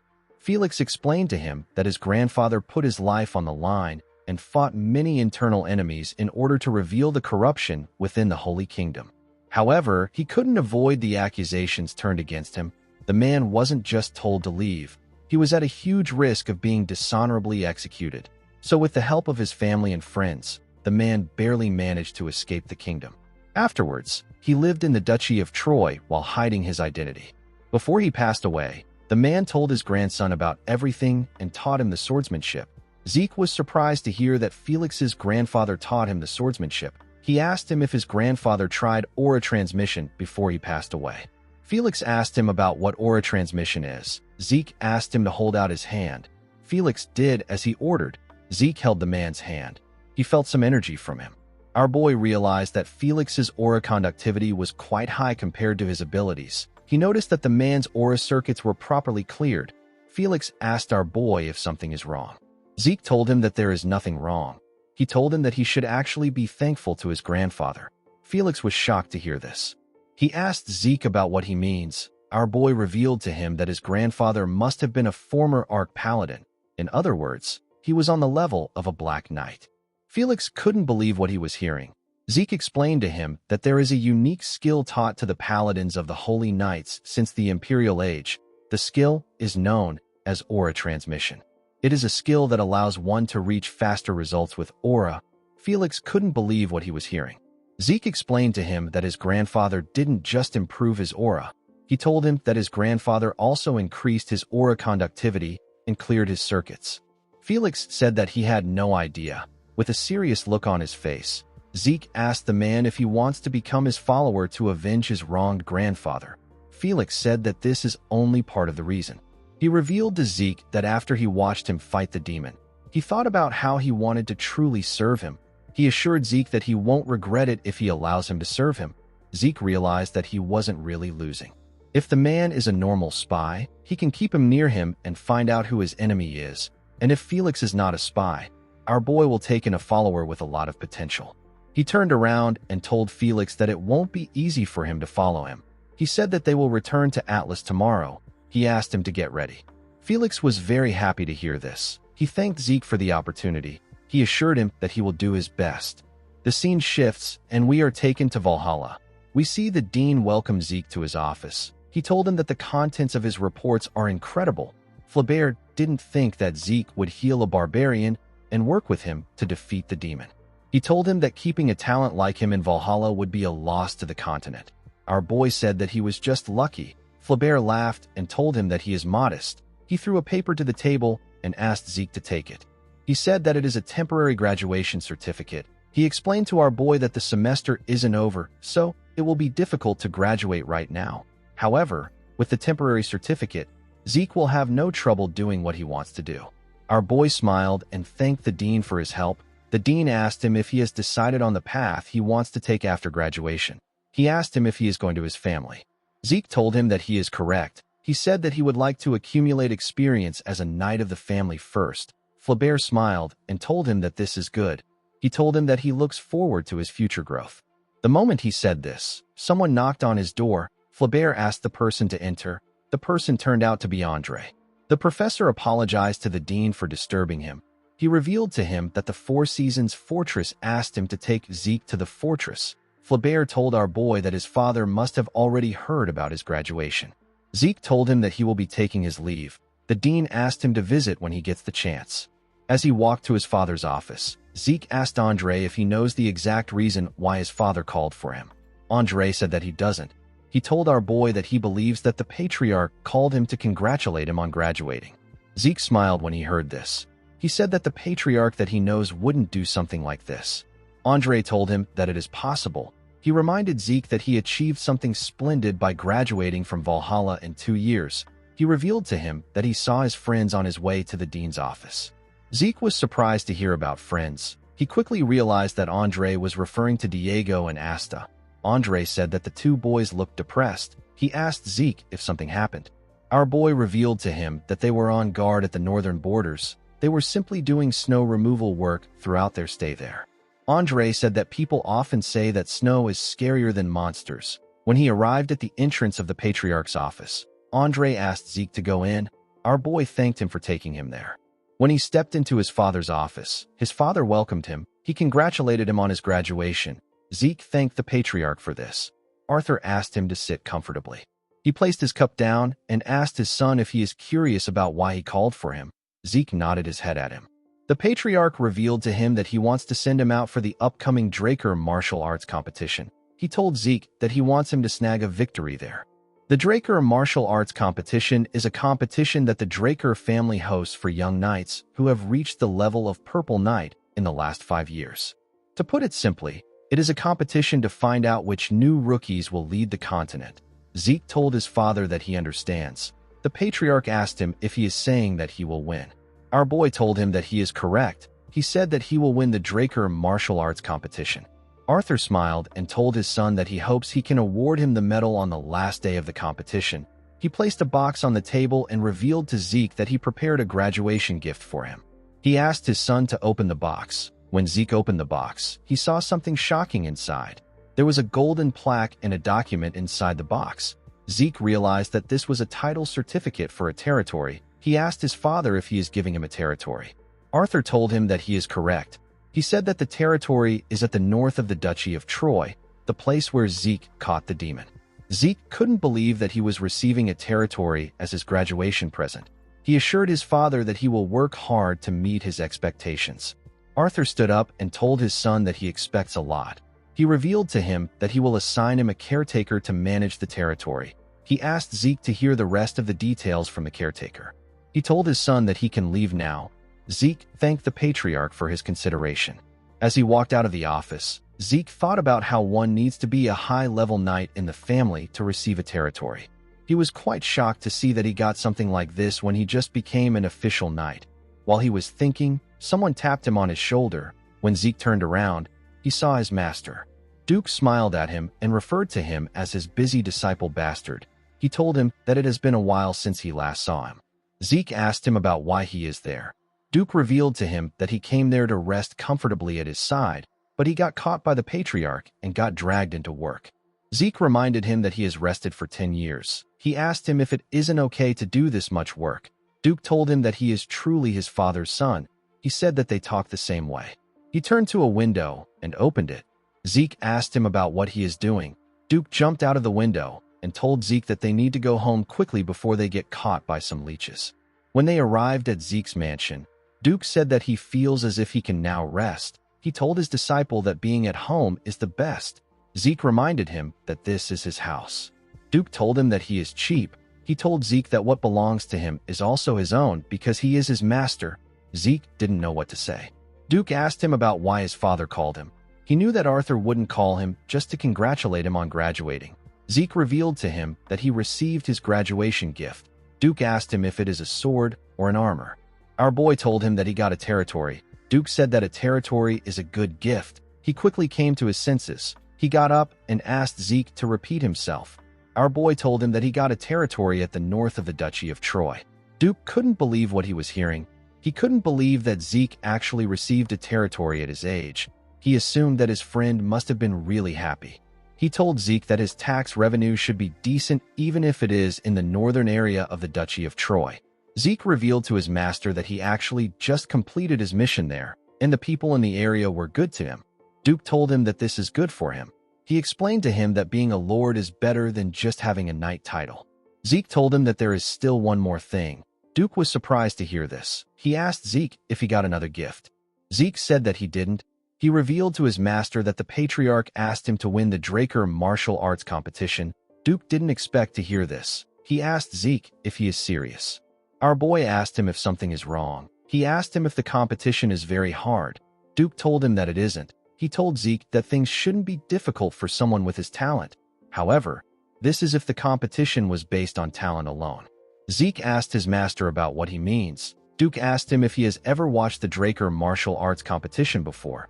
Our boy told him that he only knows that it happens once every 5 years. Duke explained to him that the competition isn't a simple thing. It is a battle of families disguised under the title of a competition. Zeke asked his master if he is saying that there is corruption taking place underneath the competition. Duke said that it is actually the opposite. He explained to Zeke that it is a place with no concept of corruption. The intervention of all sorts of power that can be mobilized is allowed. The winner is decided with all of this included. Zeke didn't expect to hear this. He thought that he simply had to fight to win the competition. However, now that Duke had such a grim expression on his face, he could tell that the competition was more serious than he thought. Duke decided to be frank with his disciple. He explained to him that he can never win the Draker martial arts competition if he doesn't have a sponsor family. After Duke left the room, Zeke thought about what he said. Duke told him that he is quite distant from politics. He said that there is still time for them to look for some families. Zeke realized that he was also not well versed in politics. He wondered if there was another way for him to take care of his problem. Immediately he thought of this. Someone entered the room and greeted him. Zeke turned to the side and asked Decker if he needs something. The butler told Zeke that he has something to say. He revealed to Zeke that he heard him discussing with Duke. He said that he heard that Zeke will be competing in the Draker martial arts competition. Zeke told him that he is correct. He said that his master told him that it will be difficult to participate without a sponsor family. Decker asked his master to take a look at something. He drew his sword and released his aura. With a look of shock on his face, Zeke asked Decker if he is a Blue Knight. Decker put away his sword and asked Zeke to stop pretending. He told his master that he knows that he already caught on a long time ago. Zeke felt embarrassed. He didn't think that Decker knew. Decker revealed to Zeke that he was once a knight in the Draker family, and he was the guard who protected his mother. Zeke was shocked to hear this. Decker asked his master if he knows why no one in the family speaks about her. Zeke asked him for the reason. Decker revealed to him that it is because his mother was from the Agamemnon family. Zeke told the man that he has never heard of the Agamemnon family before. He asked Decker about what they are like. Decker said that the Agamemnon family was once the most powerful force among the Draker's blood allies. They were even more powerful than the current Turin and Zimmons family. Zeke couldn't believe that they were this powerful. He asked the man to tell him why he is only hearing of them now. Decker told him that it is because everyone avoided them and called them a cursed family. Zeke asked him about the kind of curse they have. Decker revealed to him that pregnant women often give birth to stillborn children in the Agamemnon family, and even the few that were born would all die before reaching age 5. However, only Zeke's mother survived and grew to adulthood. Zeke asked Decker if he is saying that he should ask the cursed family for support. Decker told him that he is correct. He said that the family was once the greatest power in the central region. He told Zeke that he also has the qualifications to be the family's sole heir. Our boy told him that he will consider his suggestion. Decker thanked him for listening to him. Before leaving, he called out to his master and told him that he trusted him even when he knew that he was a Blue Knight. He thanked him for this. Zeke smiled and asked him not to mention it. The scene shifts and we are taken to Mykeene. We see Zeke and Felix in the street. Felix looked around and told his master that it feels as if they are in the era of the Holy Kingdom. Zeke noticed that the city was much better than he thought. Mykeene is one of the cities of the Midland that the Draker family supports. According to Decker, the Agamemnon family were nobles who ruled Mykeene and its surrounding territories for a long time. But around 50 years ago, unfortunate incidents began happening to the family. Rumors spread about them being cursed, so they became ostracized. This is probably why their name became hard to find even within the Draker family.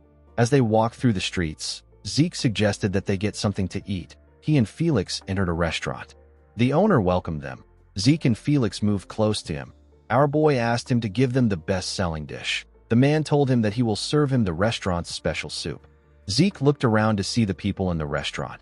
He noticed that the people were relaxed and the public safety was good. The city itself seemed fine to Zeke.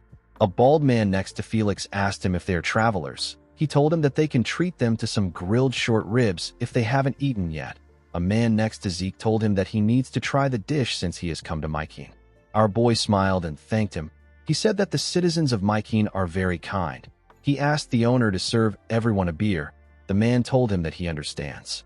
The man next to Zeke told him that he didn't need to do this. Our boy said that he wanted to show his appreciation. He asked the man if he has lived in Mykeene for long. The man said that he is a native of Mykeene. He asked our boy to ask him anything. Zeke asked the man to tell him who the mayor is. He said that he didn't see a building for the city hall on his way to the restaurant. The man froze in shock when he heard Zeke's question. Everyone in the room became tense when they heard the question.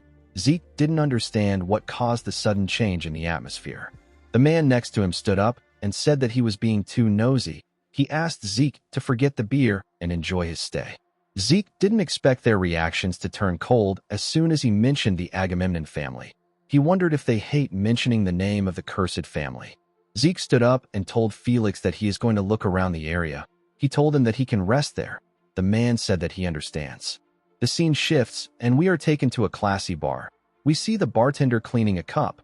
While he was cleaning the cup, he noticed that Zeke entered the bar. He asked our boy for his identity. He told him that this isn't a place for a kid to be in.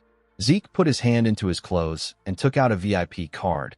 He asked the man if he can repeat what he said after seeing the card. The man was shocked to see the card. He quickly apologized to Zeke. He told him that he is sorry for not recognizing someone of his status. Zeke told him that he would like to meet the branch manager. The man told him that he understands. Zeke knew that the item would have some kind of importance within the syndicate since Kay was the one who gave it to him. He was certain that he will be able to make good use of the card in the future too. In the next scene, we see our boy walking in a hallway. The branch manager quickly ran out and went on his knees to apologize to him. He begged Zeke to forgive his impertinence for not knowing that someone of his status had arrived there. The man bowed his head to our boy. Zeke asked the man if he knows who he is. The man said that he doesn't really know anything. He said that he was just asked to never offend our boy. Zeke asked him about how long he has been in Mykeene. The manager said that he has been there for 20 years now. Zeke didn't expect it to be so long. He asked the manager if he knows Mykeene's situation well. The man said that he does. He told Zeke that Mykeene is more active than it seems. He raised his head and asked Zeke if he is interested in the underworld. Our boy said that he is not interested in acquiring stolen goods. He asked the manager if he knows anything about the Lord of Mykeene. The man was shocked to hear the question. The man asked him if he knows what he is talking about. Zeke asked him if he doesn't already know that he is talking about the Agamemnon family. The man began to sweat heavily. Zeke became worried. He wondered about the kind of rumors that have spread to make people this afraid. He told the manager that mentioning the family's name in Mykeene seems to be a taboo. He asked the man if there is a reason for this. While shaking, the manager said that the family is cursed. Zeke told him that he already knows this. He said that he knows about the curse where newborn babies die right after birth. The man said that this is not all. Zeke asked him about the other curses of the family. With a shaky tone in his voice, the manager said that anyone who goes to the family's castle will die. Zeke was shocked to hear this. He asked the man if he is serious. The manager assured him that he is. He said that people who mention the Agamemnon name often find themselves in danger. Zeke realized that there was an element of truth in the man's words. He believed that this curse was getting stronger the more people believed in it. He deduced that the curse actually exists. He asked the manager if someone really died after going to the castle. The man told him that it is true. He revealed to Zeke that countless years ago, there was a famous story about how people who visited the castle eventually died. This is why Mykeene civilians don't even go near it. Zeke understood the situation when he heard this. He realized that the Agamemnon family made up this curse on purpose. Later in the night, we see Zeke and Felix standing at the gate of the Agamemnon castle. Felix asked our boy if he will really investigate this place. He said that it is so gloomy that it is almost ominous. He suggested that they head back. Zeke opened his mouth and raised his voice. He announced that a pure-blooded awakened and the youngest blue knight on the continent has come to find the Agamemnon family.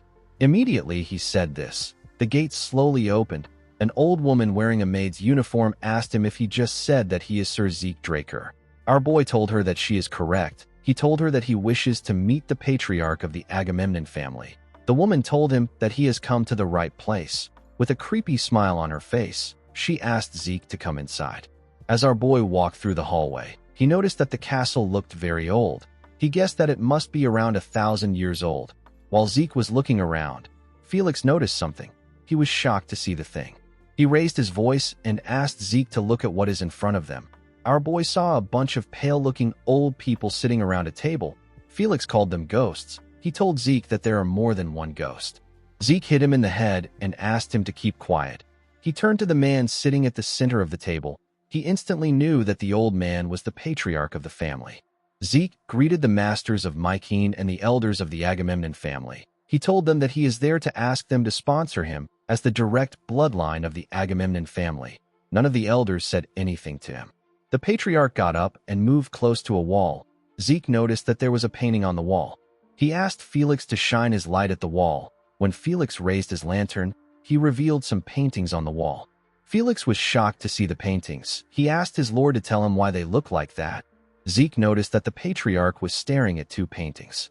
One shows countless people coughing up blood while dying. The other shows corpses being thrown into a lake. While Zeke was looking at the paintings, the patriarch mentioned something about the symbol of their family.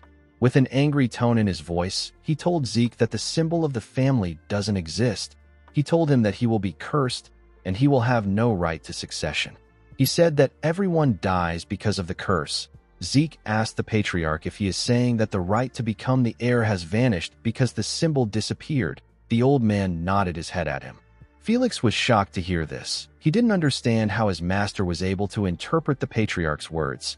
Zeke thought about the symbol of the family and the lake. He asked the patriarch if the symbol of the family sank to the bottom of the lake. The maid next to him nodded her head at him. Zeke asked her to guide him to the lake. The scene shifts, and we are taken to a huge lake. Felix was shocked to see how big it was. He said that he has never seen a lake this big before. He told his lord that the lake is murky. He said that it will be hard for them to find the symbol. Zeke recalled that there was someone in the paintings who dove into the lake while holding something. Since this was the only clue he had, he decided to head into the lake by himself. He raised his hand and took out an item. The system informed him that he has purchased the whale's breath. The whale's breath is an item that lets one breathe underwater. Zeke calmly drank the potion. Felix didn't know why he was drinking the potion. Zeke walked forward and told Felix that he is going into the lake. He asked the man to wait there since it might take a while. Felix was shocked to hear this. He asked his lord to wait. Unfortunately, Zeke didn't listen to him. He jumped into the water. Our boy easily swam to the bottom of the lake. He noticed something odd when he arrived at the bottom of the lake. He saw a large amount of skeletons. He began to wonder if the contents in the paintings actually took place. He quickly noticed a small light coming from the bones. When he moved close to the light, our boy saw a golden mask. He picked it up to look at it. He noticed that there was a crest on the mask that looked similar to the Holy Kingdom's insignia. While he was looking at the mask, Zeke felt a vibration in the water. He quickly wondered about what caused this vibration. When he turned around, our boy saw a huge fin. He was surprised to see it. When he looked down, he saw a huge monster charging towards him with its mouth open. Zeke was shocked to see the monster.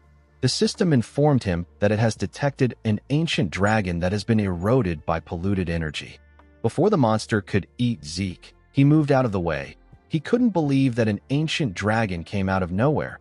He quickly put the mask in his inventory and took out his sword. He realized that he had no choice but to face the ancient dragon. He raised his sword and gathered water around it with the water-field elemental sword. He fired a slash, known as the wave sword, at the monster. The ancient dragon screamed out in pain. It pushed Zeke back with its scream.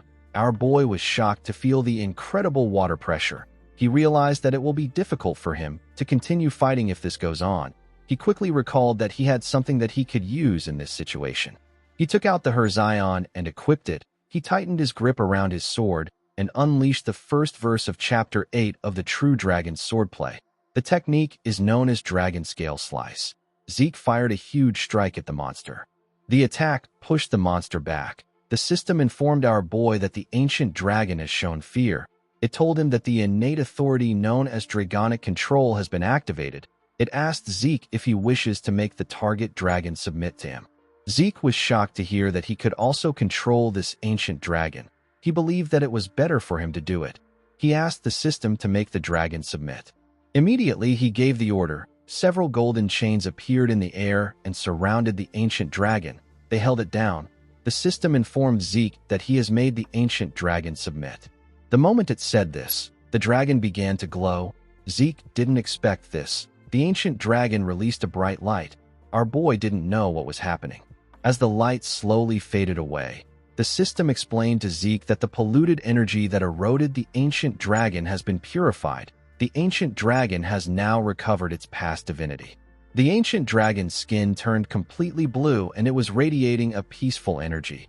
Zeke recalled that the ancient dragon looked like a lifeless monster before. However, now that the polluted energy was gone, the ancient dragon seemed auspicious. The ancient dragon growled at Zeke. The system asked our boy if he would like to name the subjugated dragon species. Zeke recalled that his mini-map told him that this lake is called Nawel. He named the ancient dragon Nawel. The system told him that he has obtained the holy beast Nawel. The ancient dragon smiled at Zeke when it heard its name. The system explained to Zeke that Nawel can only be summoned in places that contain water. Zeke opened his system to see Nawel's stats. He noticed something odd in the status window. He saw that Nawel could control water and that it was eroded with polluted water before it could develop into a divine beast. The system told Zeke that Nawel could become a divine beast if certain conditions are met. Although he didn't know what the conditions were, Zeke believed that he would figure it out with time. Nawel growled and smiled brightly at him. Zeke asked the ancient dragon to get along with him well. Outside the lake, we see Felix looking at the water. He thought about how Zeke has been gone for some time now. He wondered if he is okay. While he was thinking, he noticed something slowly coming out of the water. Before he could do anything, something pushed its head out of the water. Felix jumped back and fell to the ground. Zeke asked him if he made him wait. Felix was surprised to hear his master's voice. He was more surprised to see the monster his master came with. He asked Zeke about what he is looking at. Our boy jumped off Nawel's head. The ancient dragon slowly descended into the water and disappeared. Zeke revealed to Felix that a monster was inside the lake. He told him that the monster looks like this now because its curse has been released. Felix didn't know what to say. Our boy took out the golden mask and asked himself about what it is. Felix was surprised to see the mask. Zeke believed that the sun crest on the mask was way too similar to the Holy Kingdom's insignia. He decided to put some ether into the mask the same way he did with Tarakin's relic. The moment he put some ether into the mask, the system informed him that he has obtained an unknown mask. Zeke recalled that the Herzion also had a hidden name when he first found it. After Galleon examined the Herzion, he told Zeke that the armor must have been made during the Golden Age at the very least. This means that this mask, which has similar properties, may also be a relic from that time. While he was thinking, the system asked him if he would like to be registered as the mask's user. Zeke asked it to register him. The system registered him and asked him if he would like to activate the mask's function. Our boy didn't expect to hear this question. He asked the system to activate the function. The moment he gave the order, the mask released a bright light. The system told Zeke that the function has been connected with an intermediate-level administrator system. It confirmed that our boy's class is immortal.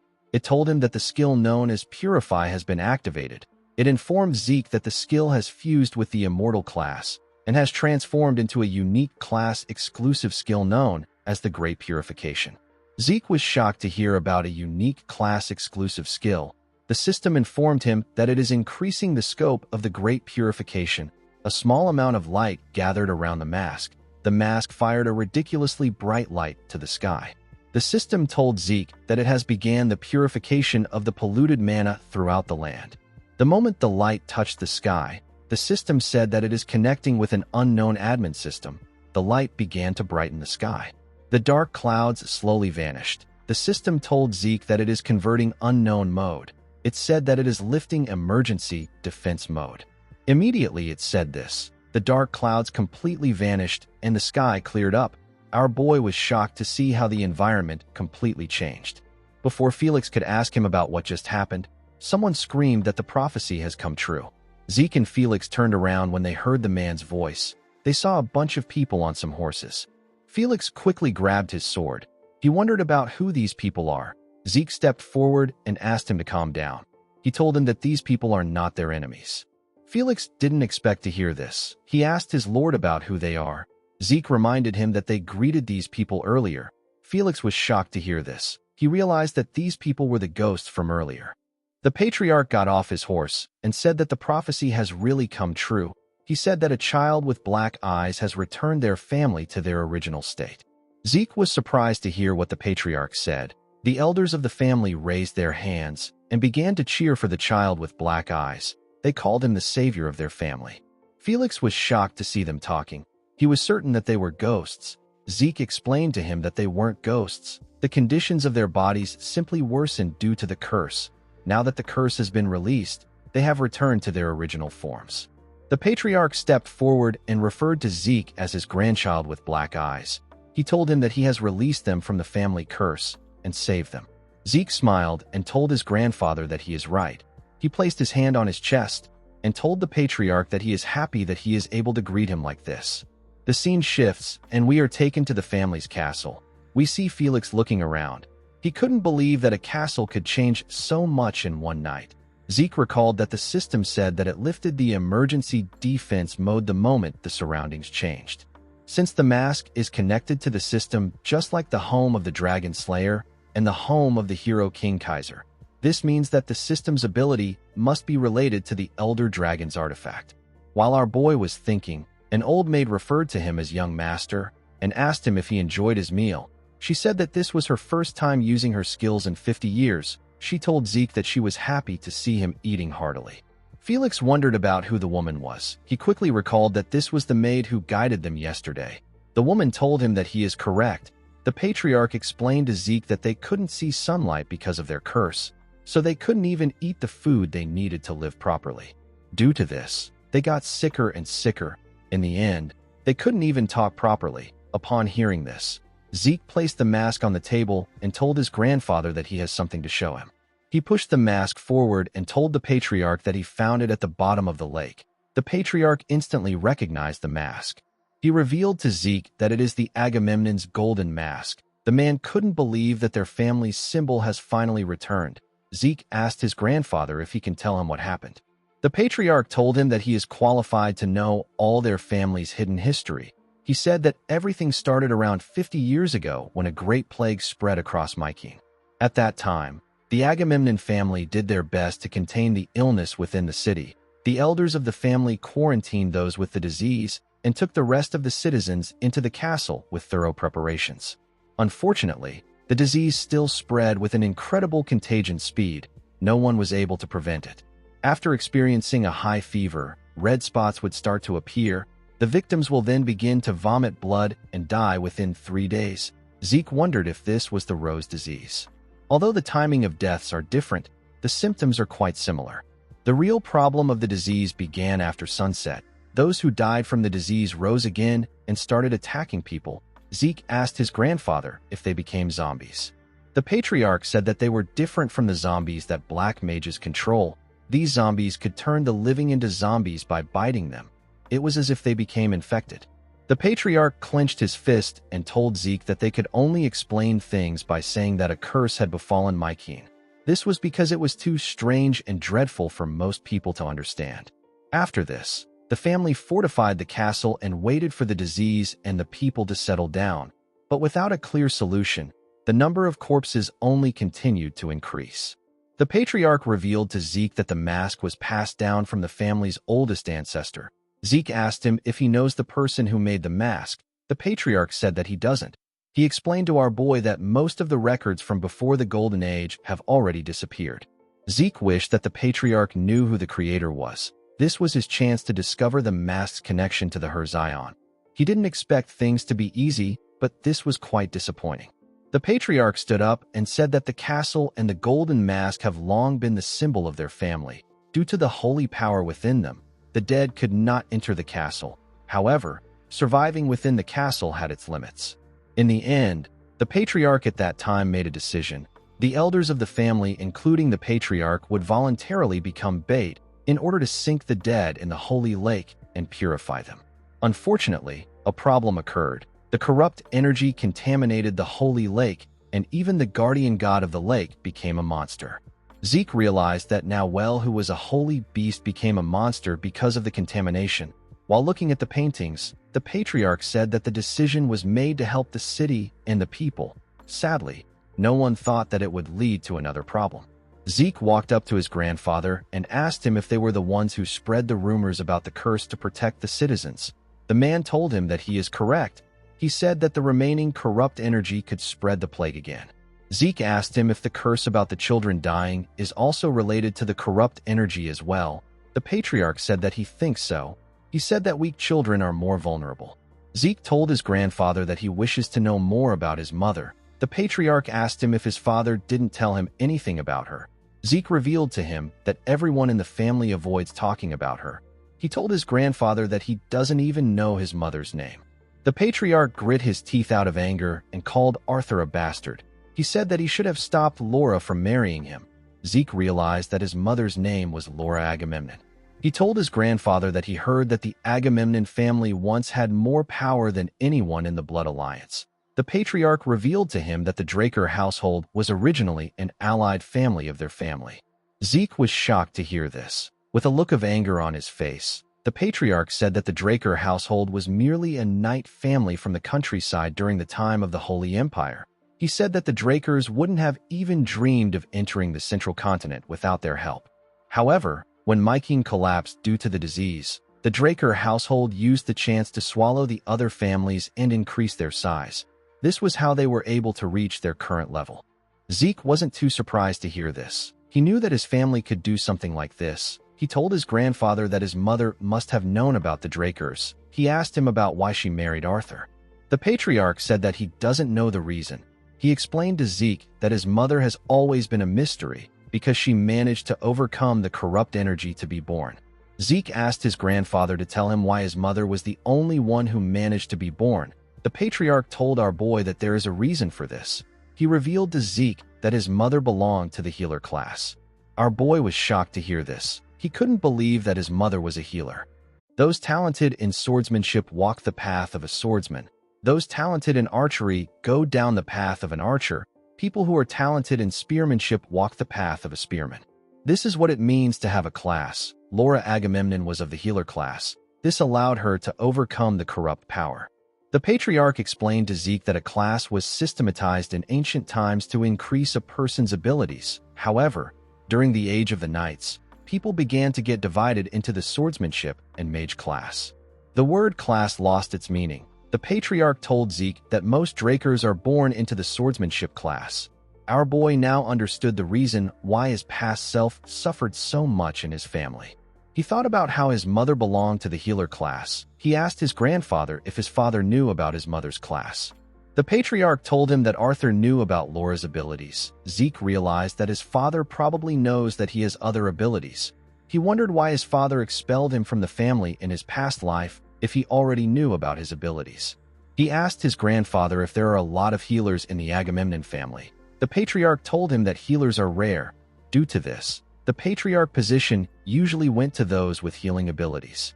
Our boy's grandfather explained to him that Laura left the family before she was of age and went to the Holy Kingdom. She said that she was going to find a way to save the family. Zeke wondered if his mother tried to find out about the healer class from the Holy Kingdom in order to find a way to purify the miasma consuming her family. Zeke realized that only his father knows the truth about his mother. While he was thinking, his grandfather stretched out his hand and offered him a chain. Zeke asked him about what it is. The patriarch told him that it is a portrait of his mother.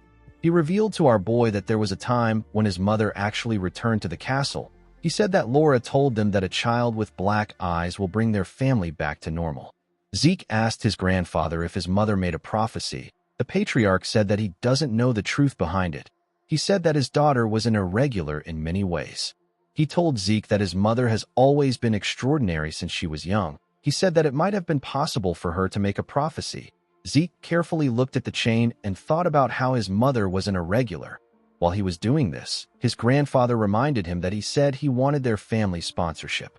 He told Zeke that since he is Laura's son and the person who saved the family, he is now the sole heir of the Agamemnon family.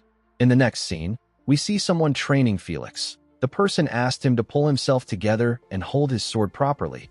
Felix began to shake when he heard this. He begged Zeke to save him. Our boy told him that he has a long way to go. He asked him to work harder. Felix couldn't believe what he was hearing.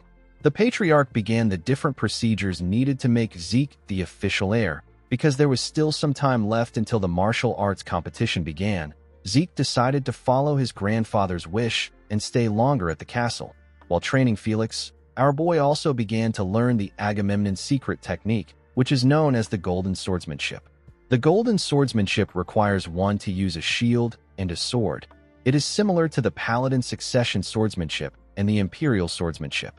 Since he was training, our boy decided to activate the Herzion and equip Bahamut to Galen's shield. He was able to find out how stable the golden swordsmanship is. Unfortunately, Zeke couldn't use the Herzion as he wished because of the Empire. He believed that he needed to meet Galen and have him remodel the armor. While he was thinking, someone called out to him. The person turned out to be the patriarch. The man said that working on documents after a long time is quite troublesome. He revealed to Zeke that he has something he wants to discuss with him. He asked our boy to take a short walk with him. While they were walking, Zeke asked his grandfather about how the family was able to manage the city until now. The patriarch revealed to him that he left this task to trustworthy proxies outside the territory. The Agamemnon family makes the important decisions and delivers them through letters. The patriarch told Zeke that this is actually the reason he wanted to speak with him. He explained to him that their family has protected this place for a long time as Mykene's guardians. They have 3 families under their command who are bound to them by their deep vows. These families have always aided the Agamemnon family. Zeke asked his grandfather if these families are their vassals. The patriarch told him that he is correct. He explained to Zeke that he must be acknowledged by them in order to become the official heir. Our boy told his grandfather that he actually wanted to ask him something related to this. The patriarch asked him to speak his mind. Zeke asked him to invite the 3 families and other families that are related to the Agamemnon family to the castle. In the next scene, we see several people outside the castle's gate. Everyone there was shocked to see that the Agamemnon castle had returned to its original form. They wondered if the curse of the Agamemnon family had actually been lifted. While everyone was looking around, the patriarch and his subordinates opened the gate to welcome them. The patriarch told everyone that he wants to extend his sincerest thanks to his blood allies who stood in the gap during the long absence of House Agamemnon. The nobles were shocked to see the patriarch. They couldn't believe that he looked so healthy. Some of the nobles were annoyed to see the patriarch and his subordinates. They wondered if the rulers of the central continent were seriously returning. The patriarch announced that he invited them all to inform them that the Agamemnon family has been freed from the curse and has come back. He told the Blood Alliance that he wants to introduce them to the family's heir. The nobles were shocked to see who it was. They couldn't believe that it was Zeke. Our boy was wearing the uniform of the Agamemnon family. The nobles couldn't believe that they were facing the youngest blue knight on the continent and the genius who graduated from Valhalla faster than anyone. Someone called out to the patriarch, whose name is Rufus Agamemnon, and said that he wants to say something as his old friend and loyal vassal. The patriarch asked his oldest friend, whose name is Arnold Archelaus, to speak. Arnold said that it is great to hear that the official heir of the Agamemnon family has been decided. He told Rufus that the Archelaus family has the duty of testing the heir of the Agamemnon family according to the proxy commandments. He said that this is also the same for the Hector and Aegis family. Immediately he said this, the heads of the Hector and Aegis family stepped forward. Rufus said that they must follow the old tradition. He announced that they will prove the right of the heir through a night match. In the next scene, we see the nobles gathered around a training ground. One of them said that this whole thing is better than what he expected. He said that he never thought that they would be able to witness a duel between such distinguished knights. A man standing next to him agreed with him. He said that he cannot believe that Zeke is participating as a challenger. Our boy was wearing a different armor, and he was holding his huge sword. The armor and shield were a temporary defensive gear his family prepared for him for today's match. Zeke believed that the armor would be enough. He knew that he couldn't use the Herzion there. A knight stepped forward and asked our boy if he is the knight who has been chosen as Agamemnon's heir. He took a stance and told Zeke that he will test his worthiness himself as the great warrior of the Hector family. With a smile on his face, the man asked Zeke to come at him. He asked him to do everything he can. Before he could say anything else, Zeke charged at him and knocked him out with a single attack. Someone announced that Zeke won the match. The head of the Hector family couldn't believe that his great warrior collapsed so fast. The head of the Aegis family asked his warrior to step up. He ordered the man to show everyone the ability of their family. The knight charged at Zeke immediately. He entered the ring. Before he could reach Zeke, he swung his sword at him. The attack hit the man in the head and sent him flying. Zeke quickly charged at him. He thrust his sword at the knight's armor and pierced through it. The man coughed out loud. He remembered hearing that Zeke was only 17 years old. He couldn't believe that our boy was already this strong. Before he could do anything, Zeke said that this is enough. The man was surprised to hear this. Our boy said that it is time for him to end the match. A minute later, we see the knight lying unconscious on the ground. Someone announced that Zeke won. Everyone was surprised to see this. Our boy realized that he had one opponent left. The moment he thought of this, someone announced that the last great warrior is entering the ring. He introduced the blonde warrior as the reigning champion of traditional dueling. This huge blonde man is Pharrell Archelius. Pharrell stood in front of Zeke. He greeted him and introduced himself to him. Our boy also introduced himself to the man. He could tell that Pharrell was different from the other two warriors. He noticed that there was no wavering in the man's energy, and his mental fortitude was very strong. Our boy carefully took a stance. He decided to test the man's ability. He charged at Pharrell and swung his sword at him when he got close to him. Pharrell was able to block his attack with his shield. He raised his sword and swung it at Zeke. Our boy easily blocked it with his shield. He was impressed with Pharrell's attack. He could tell that the man's fundamentals were very strong, and he had a lot of real battle experience. Zeke quickly jumped back. A noble said that he didn't think that there was a knight who could go head-to-head with Pharrell. The head of the Hector family said that he is quite surprised to see that Zeke was matching the reigning Central Area's knight dueling champion. Rufus smiled when he heard this. He told himself that he believes in his grandson. He wanted Zeke to prove to everyone that he is the true heir of the Agamemnon family. The moment he thought of this, Pharrell increased the speed of his attacks and used them to push Zeke back. Even though Zeke was getting pushed back, he was still able to block Pharrell's attacks. The man was shocked to see how powerful our boy was. He realized that the rumors about Zeke were right. Although he was getting tired, Zeke didn't seem to be wavering at all. Pharrell realized that he had to change his technique. He made a huge swing and used it to push Zeke back. He covered his sword with his energy and decided to bet everything on this strike. He used the Archelius-style shield spear technique known as Ultimate Charge. He used another technique known as the Black Spear's Fury. He was able to charge at Zeke at a crazy speed. Our boy smiled when he saw this. He realized that Pharrell has stopped holding back. He decided to try the swordsmanship he inherited from the Agamemnon family. Zeke used the Agamemnon Golden Swordsmanship Ultimate Counterstrike known as Golden Sword Dignity. His sword released a golden light when he activated the technique. He took a stance and used the technique to block Pharrell's attack. When their swords clashed, it caused a huge explosion. Dust filled the air. The nobles were surprised to see what happened. They wondered about who won. When the dust cleared up, the nobles saw that Zeke and Pharrell were still standing. They noticed that both of their shields were broken. They wondered if they were going to keep fighting. The moment they said this, Rufus raised his voice and asked Zeke and Pharrell to stop. He said that the match will be considered a tie. He said that it is meaningless to decide on a winner among such good warriors. Arnold bowed his head and told the patriarch that his family acknowledges Zeke's right as the heir. The Hector family head and the Aegis family head also acknowledged Zeke's right. Rufus smiled when he heard this. He said that blessings will be upon the new heir of the Agamemnon family. The nobles began to cheer when they heard this. Zeke told Pharrell that the match was incredible. He told him that he would have lost if they continued fighting.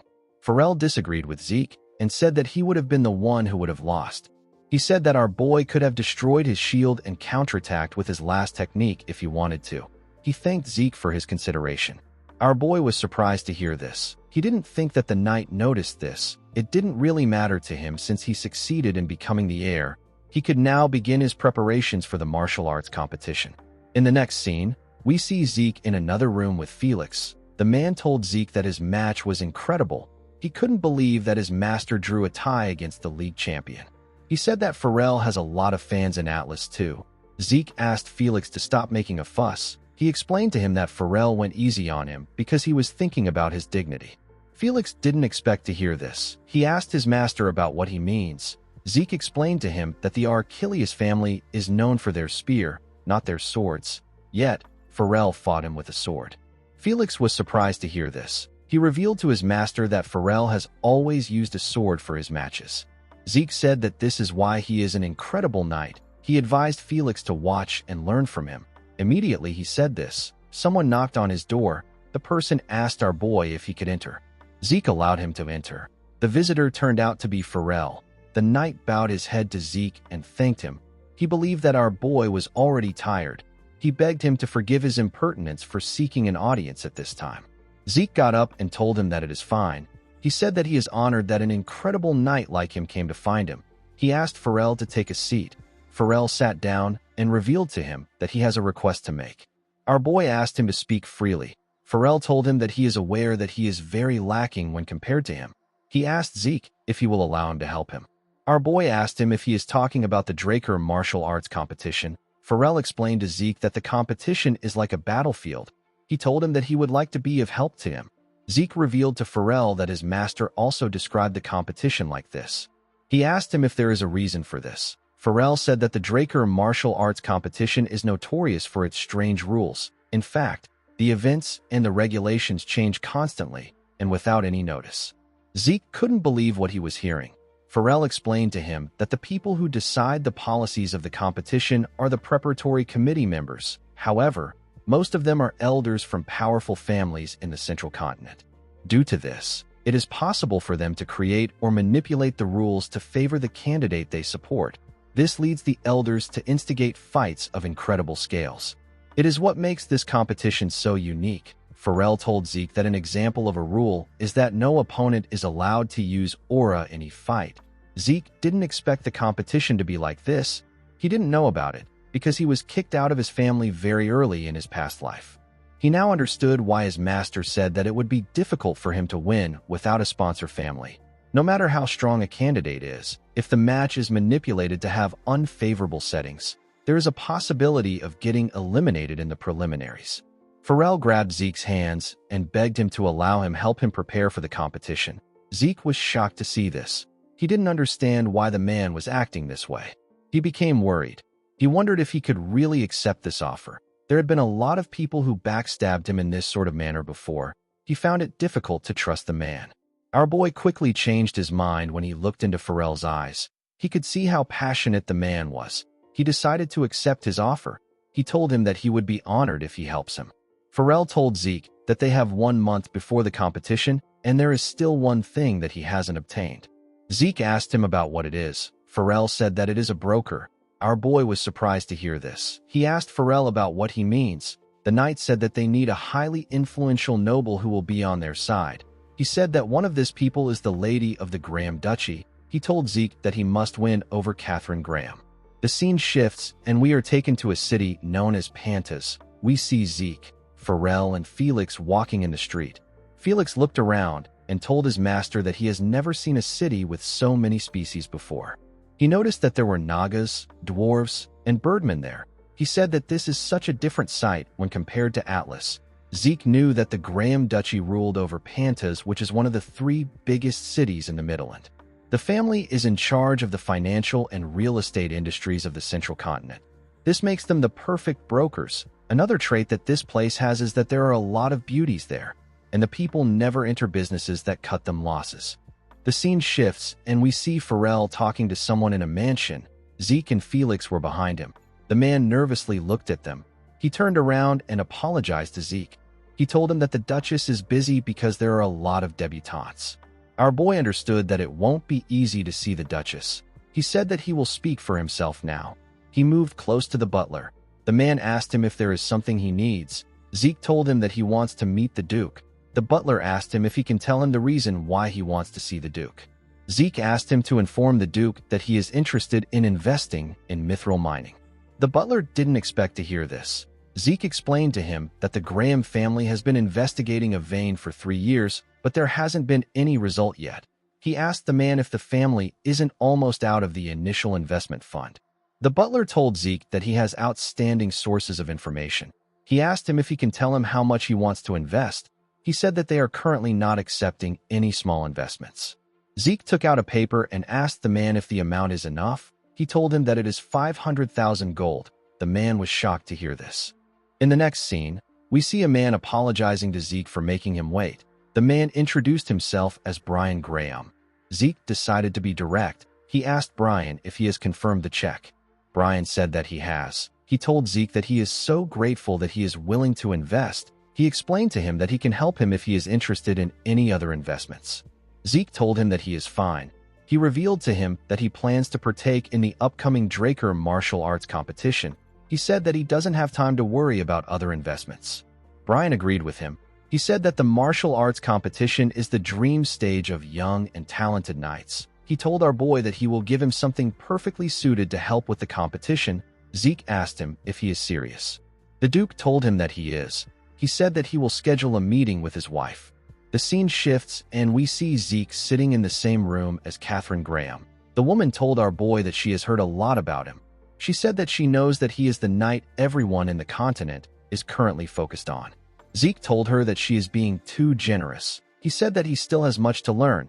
He told her that this is why he wants to partake in the upcoming competition to gain experience. Catherine asked Zeke if he knows the subject the first match of the competition will be based on. Zeke said that he doesn't. He told her that he doesn't listen to rumors. The Duchess decided to tell Zeke what she heard. Our boy cut her off and told her that this is not the information he came to hear. He told Catherine that he wants her to help him by herself.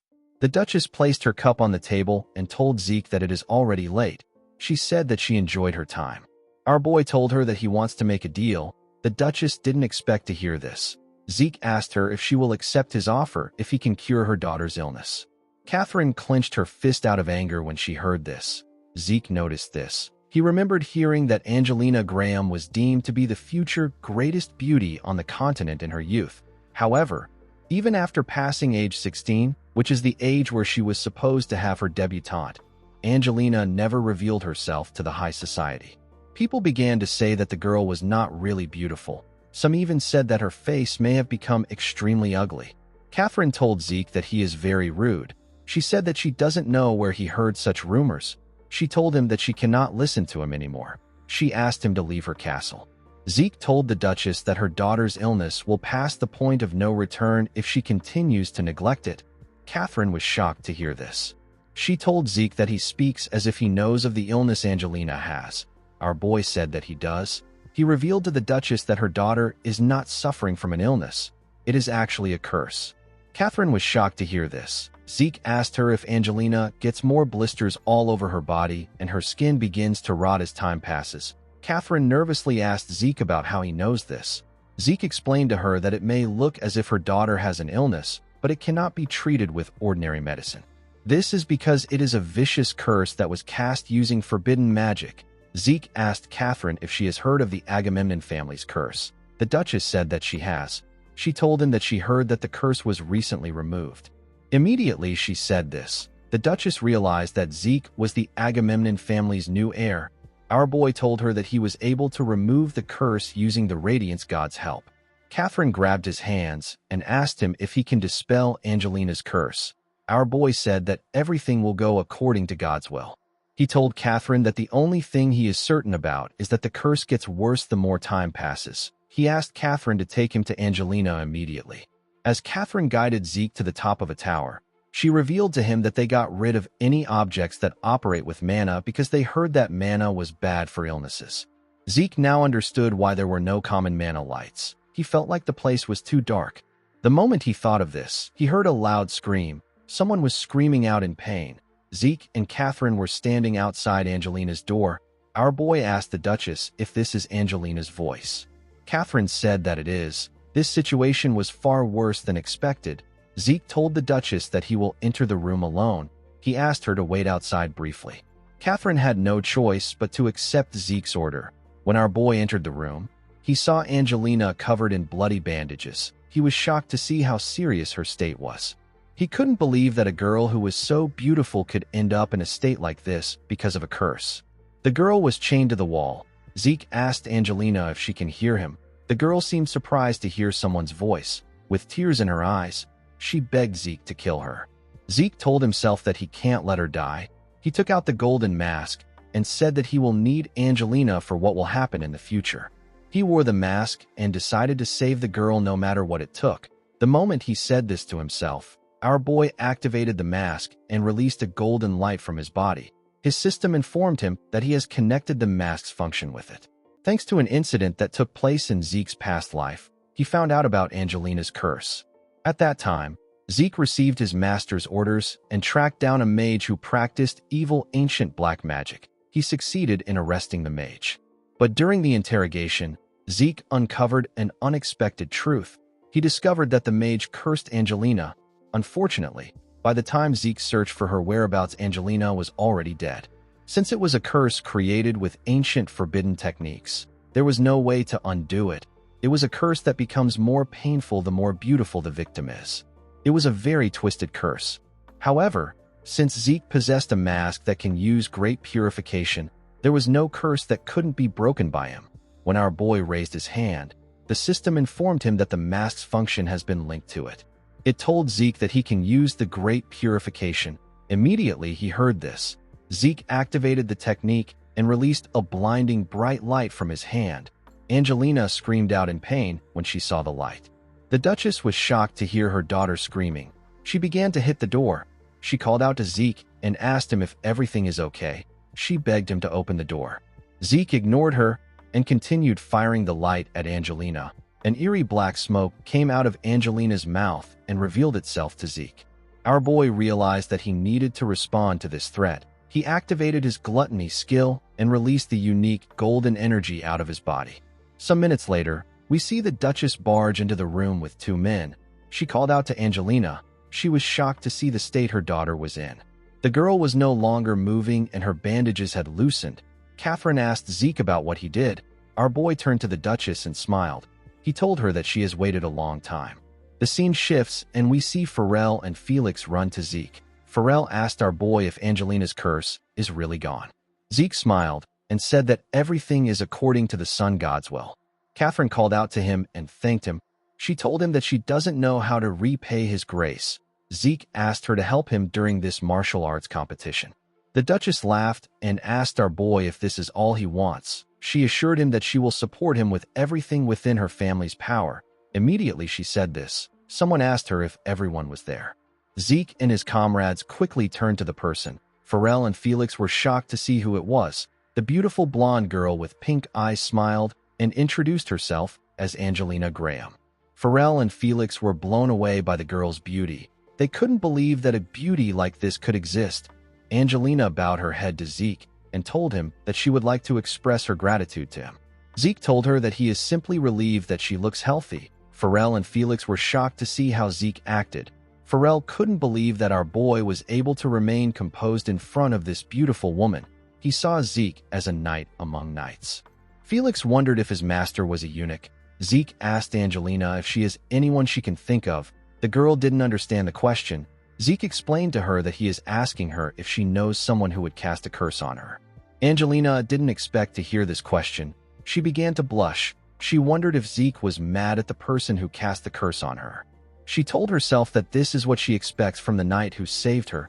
She told our boy that she is fine now. She said that everything that happened is in the past now. Zeke was surprised to hear this. He asked her if she isn't going to get revenge. Angelina said that revenge begets revenge. She nervously asked Zeke if he could join her for tea. Our boy couldn't believe that she could say something like this after everything that happened. He felt like Angelina was too relaxed for someone who almost died. The scene shifts and we see Pharrell and Zeke having a meeting with Catherine. Pharrell asked the Duchess if the preliminary event of the martial arts competition was really going to be spear throwing. Zeke asked the man if it is strange that spear throwing was chosen as the preliminary event. Pharrell said that it isn't. He said that he is surprised because it is actually too conventional. Catherine drank her tea and told them that it isn't a simple spear throwing event. She revealed to them that the distance is actually greater than the standard version. She said that the target will be placed beyond a mountain. Zeke realized that it would be impossible for anyone to reach their target without significant strength and accuracy. Pharrell called out to him and told him that he knows the family that is trying to use this event to their advantage. Zeke asked him about who it is. Pharrell said that there is a high probability that it is the Zimmons. Zeke realized that it was possible. He knew that most of the Zimmons use a spear as their main weapon. He smiled when he thought about how a certain roughneck bastard was entering the martial arts competition. He stood up and asked Pharrell if the participants who already knew about the event have already began to practice. The man told him that some participants might have even finished practicing already.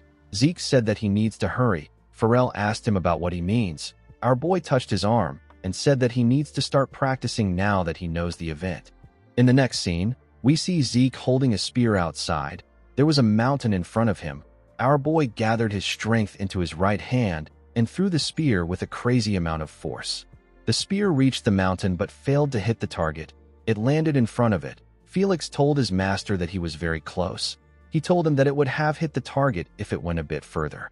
Pharrell assured Zeke that he will be able to get the target before the preliminaries begin. Zeke asked Pharrell about what he would do. The man didn't understand what he was saying. Our boy explained to him that they will be able to fight under more suitable conditions if they modify the spear beforehand. Pharrell said that it is a good idea, but the other families will ultimately come to this same conclusion.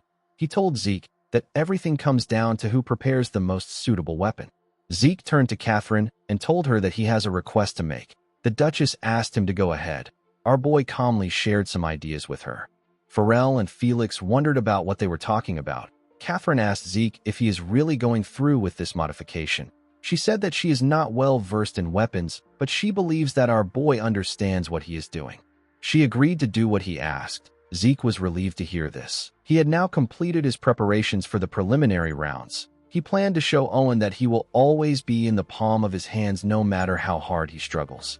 In the next scene, we are taken to another place. We see Zeke in his house with his comrades. Pharrell said that he hasn't been there since he graduated from Valhalla. Our boy asked him if he also attended Valhalla. The man said that he did. He explained to Zeke that he always wanted to join Valhalla because he looked up to Dean Flaubert. Zeke wasn't surprised to hear this. He knew that Flaubert was a knight that was respected by the central nobles. While he was thinking, someone stepped into the room and called out to him. The person turned out to be Liam. Zeke told the boy that it has been a while. Liam said that it has. The huge boy told his lord that he was able to successfully finish his graduation exam thanks to him. Zeke got up and told Liam that he heard that he reached the Purple Knight level. He told him that this is very commendable. He revealed to Liam that he also heard that he turned down the recommendation to join Valhalla together with Reyna. He asked Liam about why he did this. The boy revealed to his lord that he wanted to be of help to him as soon as he could. Zeke tapped his shoulder and told him that this is fine. He asked Liam if he has heard anything about his other cousins. Liam revealed to his lord that Leon Conrad is currently on an indefinite leave from the academy. Owen Zimmons managed to skip a grade, but he wasn't able to pass the graduation exam. Reyna Draker is set to graduate and join Valhalla. Lastly, Jarkin Vardek failed to skip a grade and is effectively the king of his current crop of recruits. Zeke smiled and said that Leon must have finally snapped. Liam told his lord that the boy brought it upon himself. The moment he said this, Decker stepped into the room with a box and informed his lord that he brought the items that he mentioned. Zeke asked Decker to bring them in. He told Liam that the box contains his advancement present. Liam was surprised to hear this. He told his lord that he has already done so much for him. Zeke asked him to take it.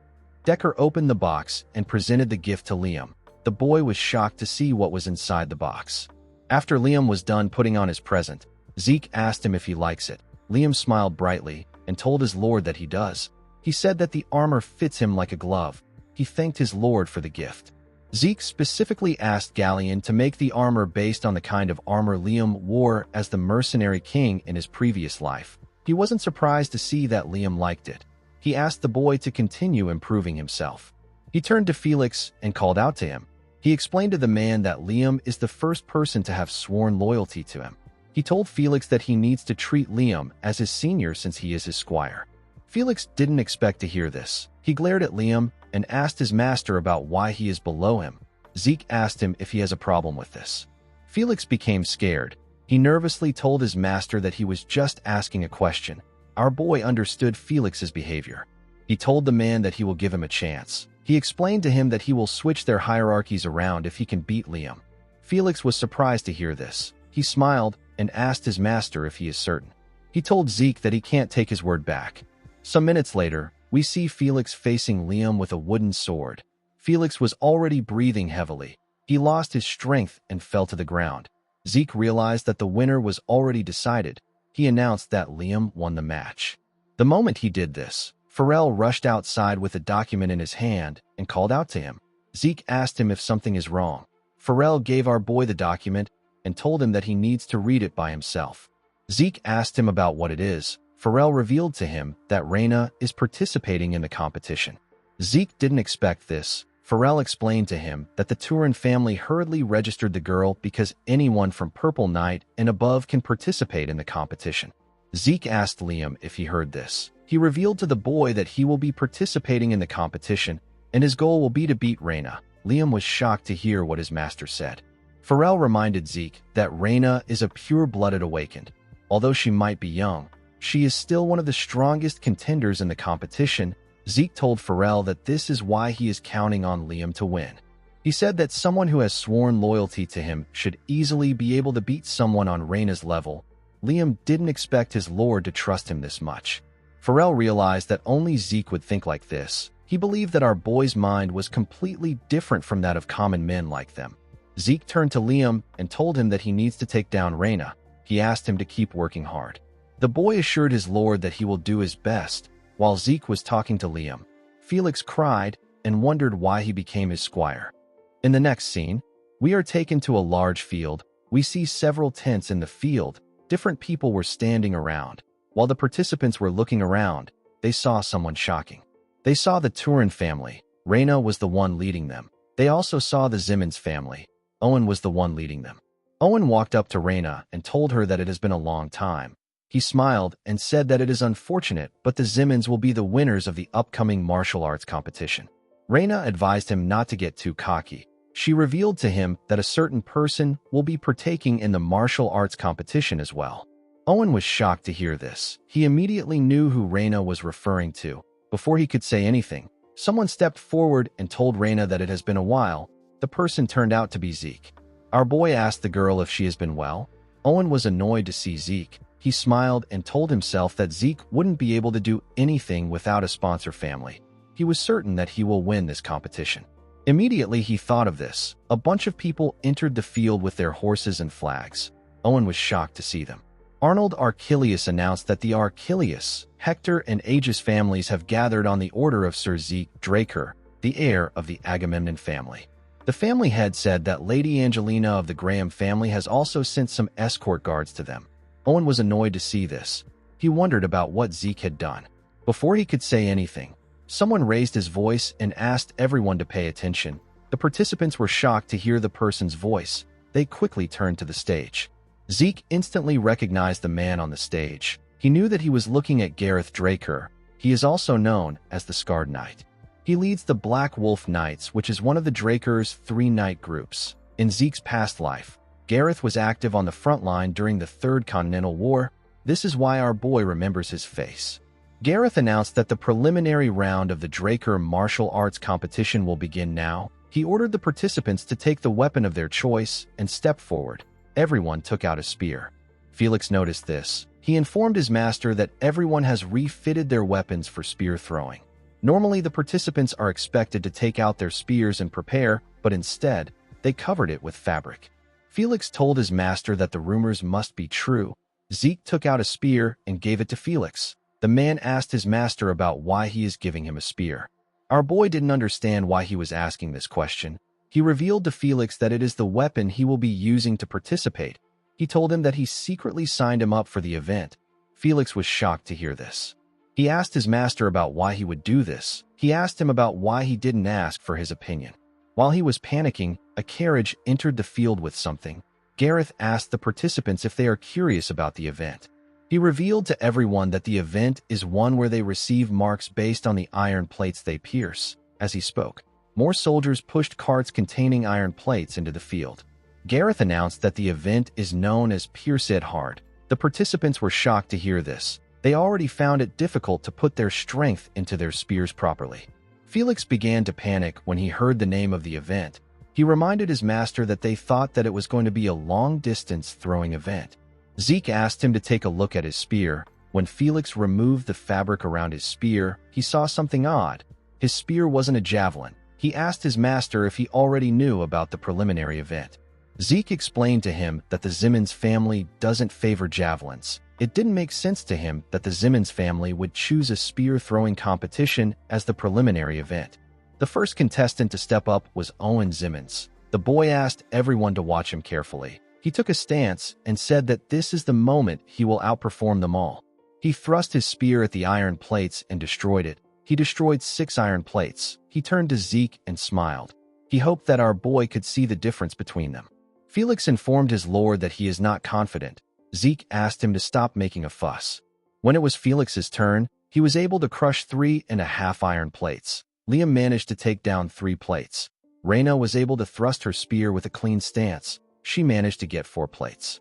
She felt bad that she brought a bad spear. She recalled that it was going to be Zeke's turn soon. She was looking forward to his performance. Our boy stepped forward with a unique spear. Owen was surprised to see the spear. He couldn't believe that Zeke mounted his sword to a spear pole. An instructor nervously asked our boy if he is really going to use this spear. Zeke said that he is. He gathered his energy into his sword and used the third verse of Chapter 8 of the True Dragon Swordplay. The technique is known as Dragon Scale Pierce. Zeke released a powerful thrust on the iron plates. His spear easily pierced through them. Owen and Reyna were shocked to see our boy's strength. Even the instructor couldn't believe his eyes. He announced that Zeke Draker destroyed 10 iron plates. Our boy wasn't surprised to hear this. He already knew that he would easily pass. The only thing that bothered him was the person who went at the same time as him. Zeke found her to be unusual. He didn't expect the woman to pierce through 8 iron plates with a sword, not even a spear. Zeke wondered about who this woman was. While Zeke was thinking, someone called out to the woman and referred to her as Aaron Sabrina. He told her that she got 8 iron plates. Zeke was certain that he had never heard the woman's name before. While he was looking at her, our boy noticed something. He recognized the woman's blonde hair. He instantly knew that this woman is Helen Draker. Helen is Zeke's older sister who is known as the Knight of Steel. After Carly Draker died at the hands of the Pirate King at the Southern Sea in Zeke's past life, the Draker family was left in chaos. The family got divided into 2 factions before Abel became the Patriarch. Helen Draker was one of the core members of one of these factions. After Abel became the Patriarch, he began to organize rebel forces. Helen wanted to stop her brother. She built a barricade in the Duchy of Troy before fighting him. Unfortunately, she died while fighting the Imperial forces.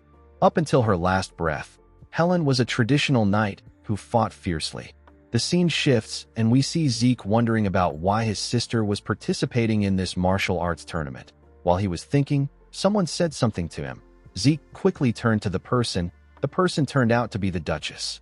Catherine explained to Zeke that she didn't expect him to analyze the Simmons family's traits and guessed that they would choose a spearing activity involving stabbing. She told our boy that she is impressed with his insight. Zeke told her that he wouldn't have been able to prepare a spear ahead of the competition without her help. He told the Duchess that 3 of them were able to make it to the main round thanks to her. The Duchess said that she is flattered. She assured Zeke that she has the right information for the next event. She revealed to him that the first event in the main round is running. Felix found it odd that running was an event in a martial arts competition. Pharrell explained to him that the running the Duchess is referring to is the Draker family's survival running. He said that it is not a normal running competition that ends once a person reaches the goal. It is a match where a person can be ambushed by his opponents or even decide to attack others. Without a sponsor family, a participant will definitely be eliminated. Felix and Liam were shocked to hear what Pharrell said.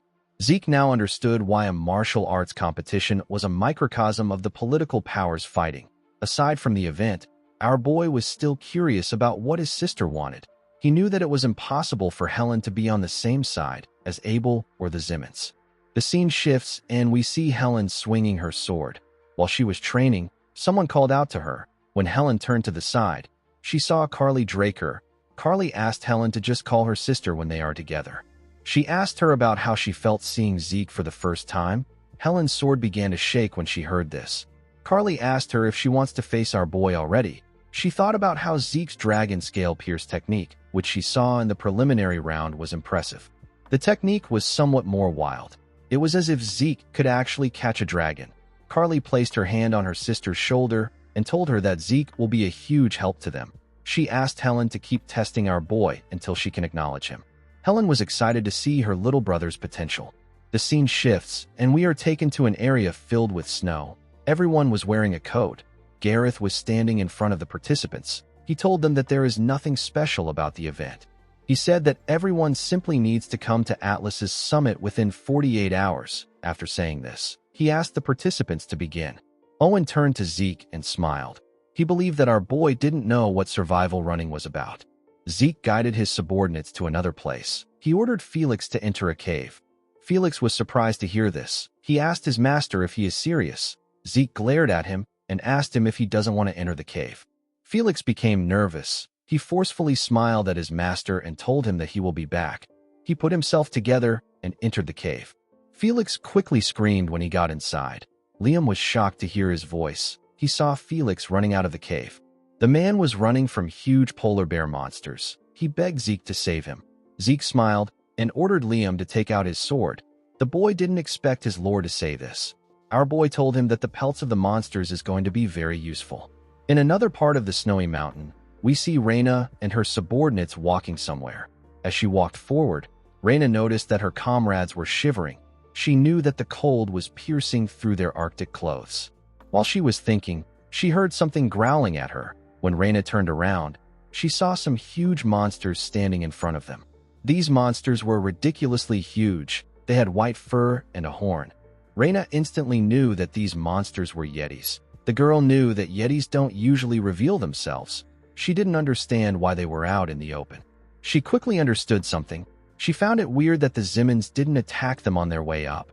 Reyna realized that Owen and his family lured the Yetis to them. A Yeti with two horns thrust its fist at the girl. Reyna jumped back to dodge the attack, but she still got hit by the Yeti. Due to the sub-zero temperature of the mountain, even the slightest movement drains her stamina. Although she might be able to face the monsters, Reyna knew that it would be impossible for her subordinates to stand their ground. She carefully looked at the large number of Yetis in front of her. She was certain that her men couldn't face these monsters. She told them that she will block the monsters. She ordered them to leave. The men were surprised to hear this. One of them called out to her. Reyna turned to them and asked them about what they are doing. She asked them if they are disobeying her orders. The men froze when they heard this. They grit their teeth out of anger and turned around. They apologized to their lady as they ran. The two-horned Yeti noticed that the men were escaping. Reyna called out to it and asked it about what it is looking at. She took a stance and pointed her sword at the monsters. She was ready to die there if it meant that she could save those who follow her family. Before she could attack the Yetis, someone wearing a bear pelt appeared above her. Reyna was shocked to see the person. The person swung his sword at the Yetis and caused a small explosion as he landed on the ground. He destroyed the two-horned Yeti with a single swing of his sword. The other Yetis were shocked to see this. Reyna instantly realized that this man was Zeke Draker. While she was looking at him, Felix and Liam called out to him. They were carrying some supplies. Felix was carrying a bunch of spears and Liam was carrying a bag filled with supplies. Felix threw a spear to his master. Zeke caught it and gathered his energy in it. He threw the spear at the Yetis with a crazy amount of energy. His spear tore through several Yetis. The other Yetis were shocked to see this. They quickly ran away. Zeke called out to Reyna as he watched the Yetis run. He turned to the girl and reminded her that the Turin family doesn't forget favors. Reyna asked him about what he wants. Zeke said that he doesn't want anything crazy. He suggested that they first head to their goal. At the summit of Atlas, we see Gareth and an instructor standing in front of participants. The instructor informed the man that 30 people have passed the test so far. Gareth said that time is almost up. He asked the man if they should end the event. Owen smiled when he heard this. He was certain that he made the right choice by choosing to block Reyna with the Yetis. The moment he thought of this, someone asked Gareth to wait. Owen was shocked to see who it was. He didn't understand how these people were able to make it up there. He didn't expect to see Zeke, Reyna, Liam, and Felix. Our boy told Gareth that they have also arrived. The man told him that they were fortunate to arrive before the time ended. He announced that the first match is now over. He asked everyone to rest and prepare for the second match tomorrow. Immediately he said this, someone called out to Zeke. When our boy turned around, he saw Helen. The woman told her brother that she is impressed that he made it up there despite Owen's attempts at sabotaging him. Zeke asked Helen about what she is trying to say. Helen said that she has no interest in childish games. She told her brother that she simply wants to test his limits and abilities. She turned around and asked him not to disappoint her because she will be watching him until the end of this competition. Zeke found it odd that his sister wanted to test him. He was certain that she had joined Carly's faction and she was partaking in the martial arts competition to see if he is worthy. Zeke believed that the woman deserved to be called the Knight of Steel. While he was thinking, Reyna called out to him and informed him that her life is in his hands. She asked him about what he wants from her. Zeke smiled when he heard the question. He suggested that they work together in the second round. He told her that the Zimmons will definitely prepare something crazy for the next round. Reyna accepted Zeke's suggestion. She believed that going with him was a reasonable choice. Since they were now on the same team, Reyna decided to share some information with Zeke. She revealed to him that she knows what the second match is about. Zeke and his subordinates were shocked to hear this. Due to how they reacted, Reina became certain that they really didn't know anything about the second match. She said that they also barely managed to dig out the information. She revealed to Zeke that the second match is tightrope wrestling. In the next scene, we see Zeke in his house with Pharrell and his subordinates. Pharrell asked our boy if the next match is really tightrope wrestling. Zeke asked him if there is a problem. Pharrell told him that there is no problem with the event itself. However, the fact that it was chosen by the Zimmons family was what bothered him. Zeke knew that tightrope wrestling is an event that is difficult to use tricks in. While he was thinking, Catherine stepped into the room. She was happy to see that everyone was there. She revealed to the men that she has figured out the event for the second round. Zeke told her that Reina has already shared this information with them. The Duchess didn't expect the news to travel so fast. She told our boy that she has some brand new information. Zeke asked her about what she means. The Duchess placed a document on the table and announced that the tightrope wrestling event is a group competition. The document she placed on the table contained an image of a bunch of people in a tightrope wrestling event. Pharrell said that the event will be more advantageous for people who have a lot of people on their side. He said that it would be difficult for anyone to beat Zeke in a one-on-one match, so the Zimmons must have quickly changed the event. Zeke believed that the Zimmons were very smart for doing this. Catherine asked our boy not to worry too much. Zeke asked her if she has a plan. The Duchess smiled and said that sponsor families exist to support in times like this. The next day, we are taken to an arena filled with tightropes. We see Gareth standing in front of the participants. He announced that he will now explain the details of the match. He told the participants that they will be immediately eliminated if they fall from the tightrope. However, they are allowed to do whatever they want on the rope. Gareth asked the participants to respond however they like based on the situation. Felix called out to his master and told him that he would like to stay away from this event. Zeke called out to him and Liam. He turned to them and said that anyone who gets eliminated in this match will have to undergo a year of isolated training. Liam and Felix were shocked to hear this. Felix was more scared than Liam. Some minutes later, the participants were asked to start the match. Owen quickly jumped and landed on a rope. Tightropes are actually the Zimmons family special training tool. Owen has been using a tightrope since he was 5. He felt bad about revealing the family's secret training tool like this, but he was fine with it as long as he got to eliminate Zeke and Reina. He watched them jump on the rope. He quickly ordered his subordinates to take them down. The men charged at Zeke and Reina. To Owen's surprise, the men began to fall from the tightrope before they could even reach their targets. Owen didn't understand what was happening. He didn't know why they were falling. Zeke nervously looked at Catherine. He was very impressed. He knew that the woman was rich, but he didn't think that she would be able to buy off the Zimmons family's people with money. Since the dregs were already dealt with, Zeke and his comrades decided to start taking out their opponents. Reina released her aura and used a technique from the Turin-style dragon-slaying art known as Oxskull Breaker. She charged forward at a crazy speed with the technique and took out the participants on her rope. Liam grabbed his tightrope and shaked it with his crazy strength. He made everyone on the rope lose their balance and fall to the ground. Felix jumped and hit his opponents' faces in order to make them lose their balance. He jumped from one rope to another and made different participants slip from the ropes. Zeke was relieved to see that everyone was doing well. He decided to take care of the pest in front of him. He called out to Owen and pointed his sword at him. He asked him if he would like to have a one-on-one fight. He told the boy that he is not allowed to use his dregs. Owen was annoyed to hear this. He asked Zeke if he believes that he will fall for his provocations. Our boy jumped off the rope and told the boy that he will come to him if he won't move.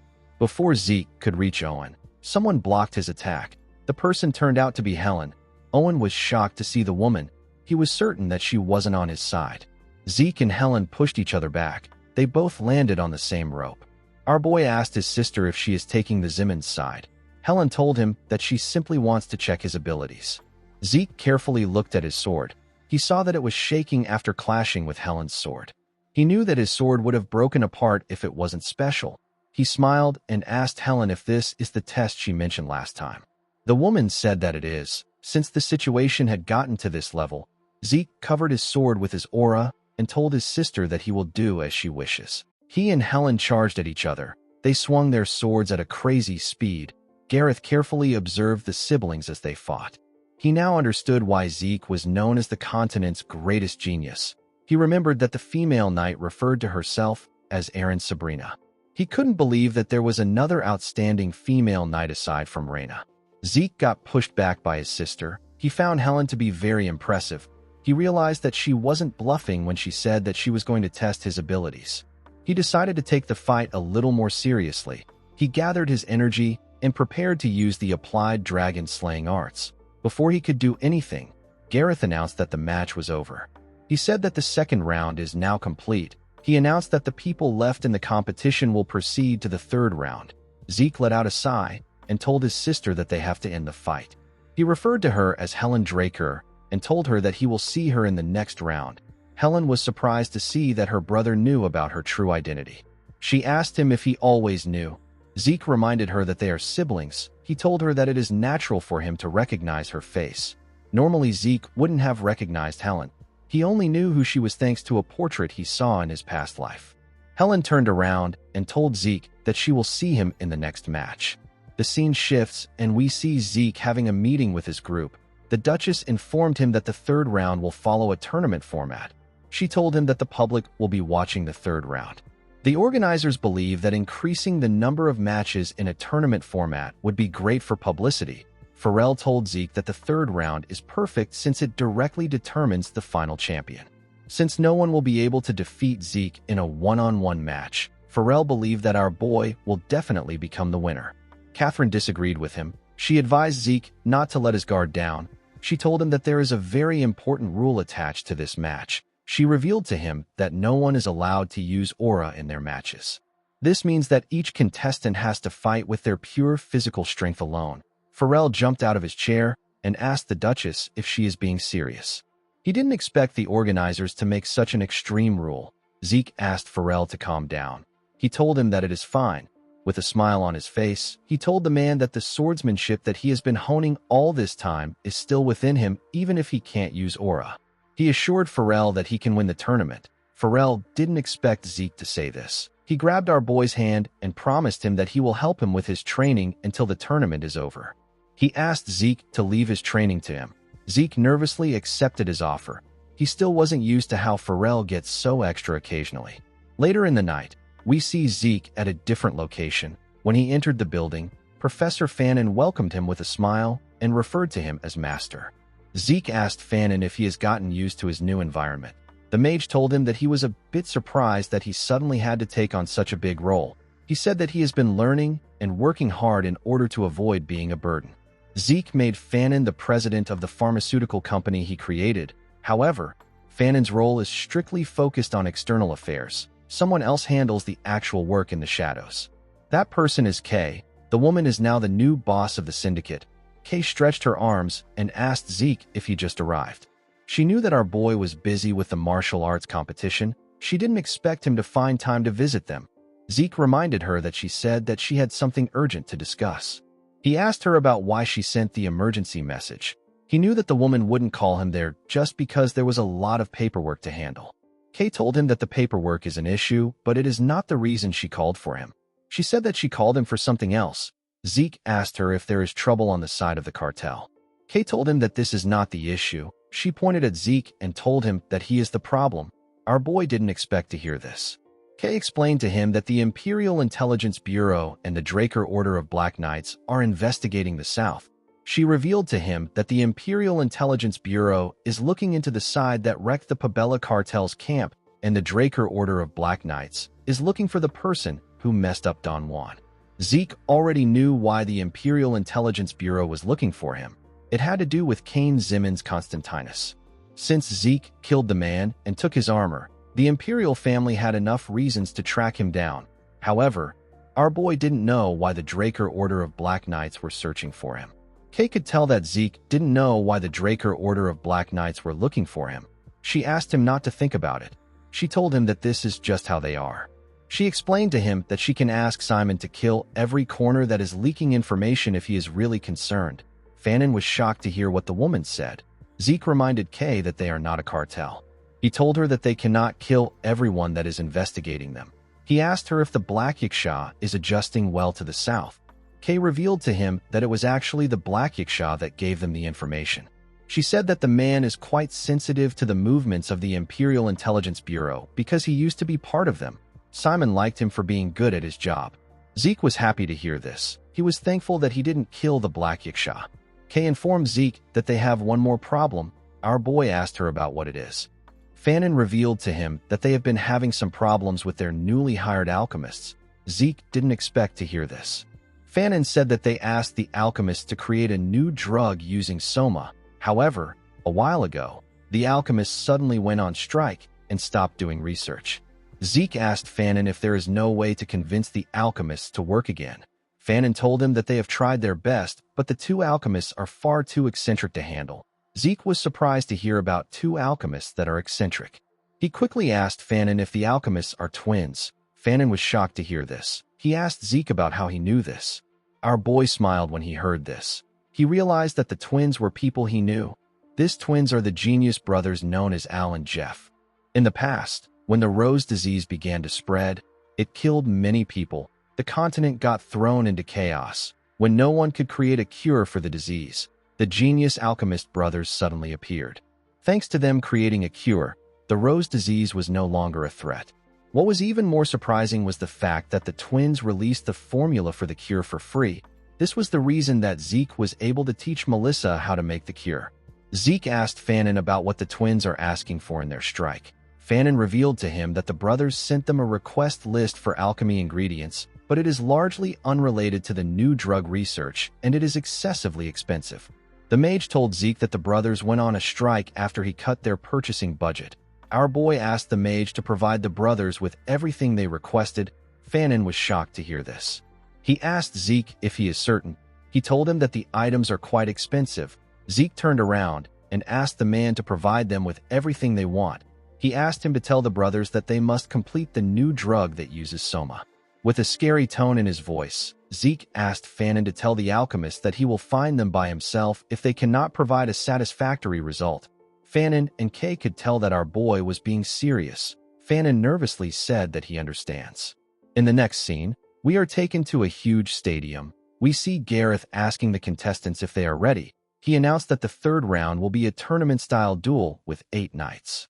The first match was between Felix Valencia and Morton Heroes. Zeke reminded his subordinate that he will go into isolated training if he loses. Felix nervously told his master that he understands. He carefully looked at his opponent. He was certain that the man was a vassal of the Zimmons family. Morton wondered about who Felix was. He was certain that he had never heard of him. He didn't understand how Felix made it to the quarterfinals. While he was thinking, Gareth asked them to start the match. Morton charged at Felix and said that he will end things quickly. He swung his sword at Felix when he got close to him. The man easily dodged his attack. Morton was shocked to see that Felix dodged his attack without taking a step back. He grit his teeth out of anger and told Felix that he is not a complete dud. He increased the speed of his attacks in order to land a strike on Felix. The man easily dodged his attacks. He wondered if he was too nervous. He told Morton that he is pretty bad at using a sword. The man was annoyed to hear this. Before he could do anything, Felix decided to wrap things up. He gave Morton a kick in his ribs and sent him flying. The man crashed into the wall and lost consciousness. The referee announced that Morton left the stage. He said that Felix is the winner. Felix was relieved to see that he didn't have to go into isolated training. The next match was between Raina Draker and Liam Stone. Liam and Raina both moved to the stage. Liam wished the girl good luck before the match started. Immediately he did this. Gareth asked them to begin. Raina quickly charged at Liam and swung her sword at him. Liam blocked the attack with his sword, but he got pushed back a bit. Raina didn't give him the chance to regain his balance. She increased the speed of her attacks and continued pushing Liam back. Liam quickly put himself together and moved his heavy sword. He used it to block Raina's attack. Felix was surprised to see this. Liam had to wield his sword with his strength alone. Zeke could tell that Liam had a long reach, and he was flexible. This allowed him to have unconventional attacks. Raina was able to attack with the elasticity of her body. From the outside, this match may seem even, but Zeke could tell that this wasn't true. He could see that Raina's applied arts was slowly being set in place. Raina was able to push Liam back and increase her speed. She moved at a crazy speed and swung her sword at Liam when she got close to him. Liam didn't expect her to get so close. The attack caught him off guard. He was able to block the attack, but he got pushed down. He tried to use his sword to support himself to get up, but Reina was already pointing her blade at him. The referee announced that the girl won the match. Zeke wasn't surprised to see what happened. He knew that the Lightning Knight was a genius. Felix happily asked his master if Liam is going into isolated training now that he has lost. The scene shifts, and we see Liam staring at Felix after he received a punch from their master. Zeke and Owen were asked to move to the stage for the third match. Owen smiled and told our boy that he has been waiting for this. He told him that he will show him that brutish strength means nothing in front of strategy. Zeke asked him if he is saying this because he didn't allow the others to use aura, even though he secretly brought a magic spear. Owen was shocked to hear this. He asked Zeke about how he knew. Our boy hid his sword on the ground and told Owen that it doesn't matter because he will still win. He took a stance and asked the boy to come at him so that he can ruin him. Owen was annoyed to hear this. He couldn't believe that Zeke was actually provoking him. He wondered about how our boy knew that the spear was altered. He was certain that he improved the spear to the point that even the administrator of the competition wouldn't be able to notice that anything was wrong. He wondered if Zeke used some kind of trick. While he was thinking, our boy asked him about why he is just standing. He asked the boy to come at him. He asked Owen if he finally became so stupid that he can't understand what he is saying. The boy became angry when he heard this. He called Zeke a bastard and told him that he wants to see how long he will keep this act up. He charged at him after saying this. He thrust his spear at our boy. Zeke easily blocked the attack. Owen was shocked to see this. Our boy smiled and asked Owen if he feels as if he is using aura. He swung his sword and pushed the boy back. Owen regained his balance and asked Zeke about how he is so strong. Our boy gave him a punch before he could say anything else. Owen slammed his body on the ground. Zeke moved close to him and told him that this is a perfect day to show the audience how pathetic he is.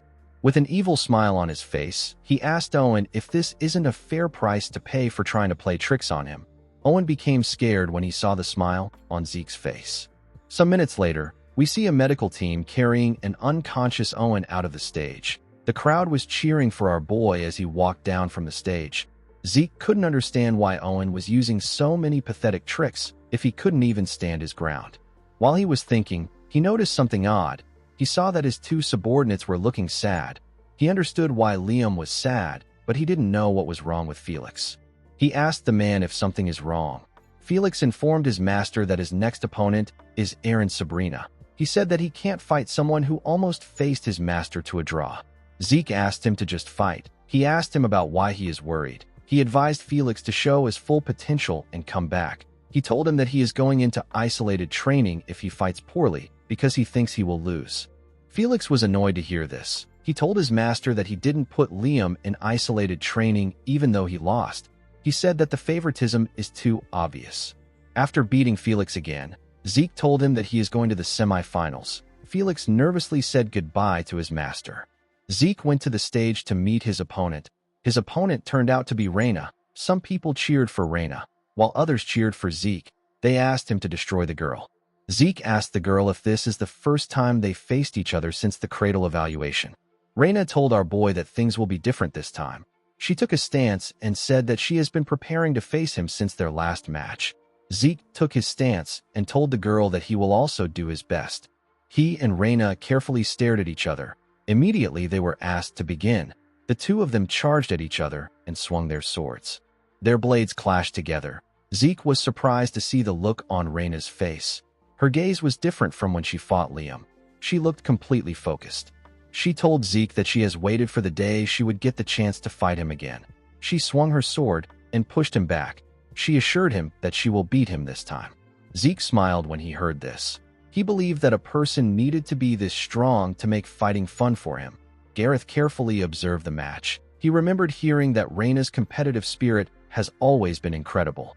Now that he was seeing her fight in person, Gareth understood why the girl was known as the incarnation of competitiveness. He watched the girl swing her sword with a crazy amount of force. Gareth knew that losing must have been the greatest embarrassment to someone like Reina, who is known as a top talent of the next generation of Drakers. Unfortunately for the girl, her opponent was a higher-level genius. Zeke blocked Reina's attack and told her that he is surprised. He slowly pushed her back. Even though their swords were just touching, Zeke could tell how hard the girl worked to reach this stage. He told Reina that he hasn't been playing around either. He pushed her back and used a technique of the applied dragon-slaying arts Gale, arts known as atmospherical split, to destroy her sword. Reina was shocked to see pieces of her blade falling to the ground. Zeke told her that she did a good job.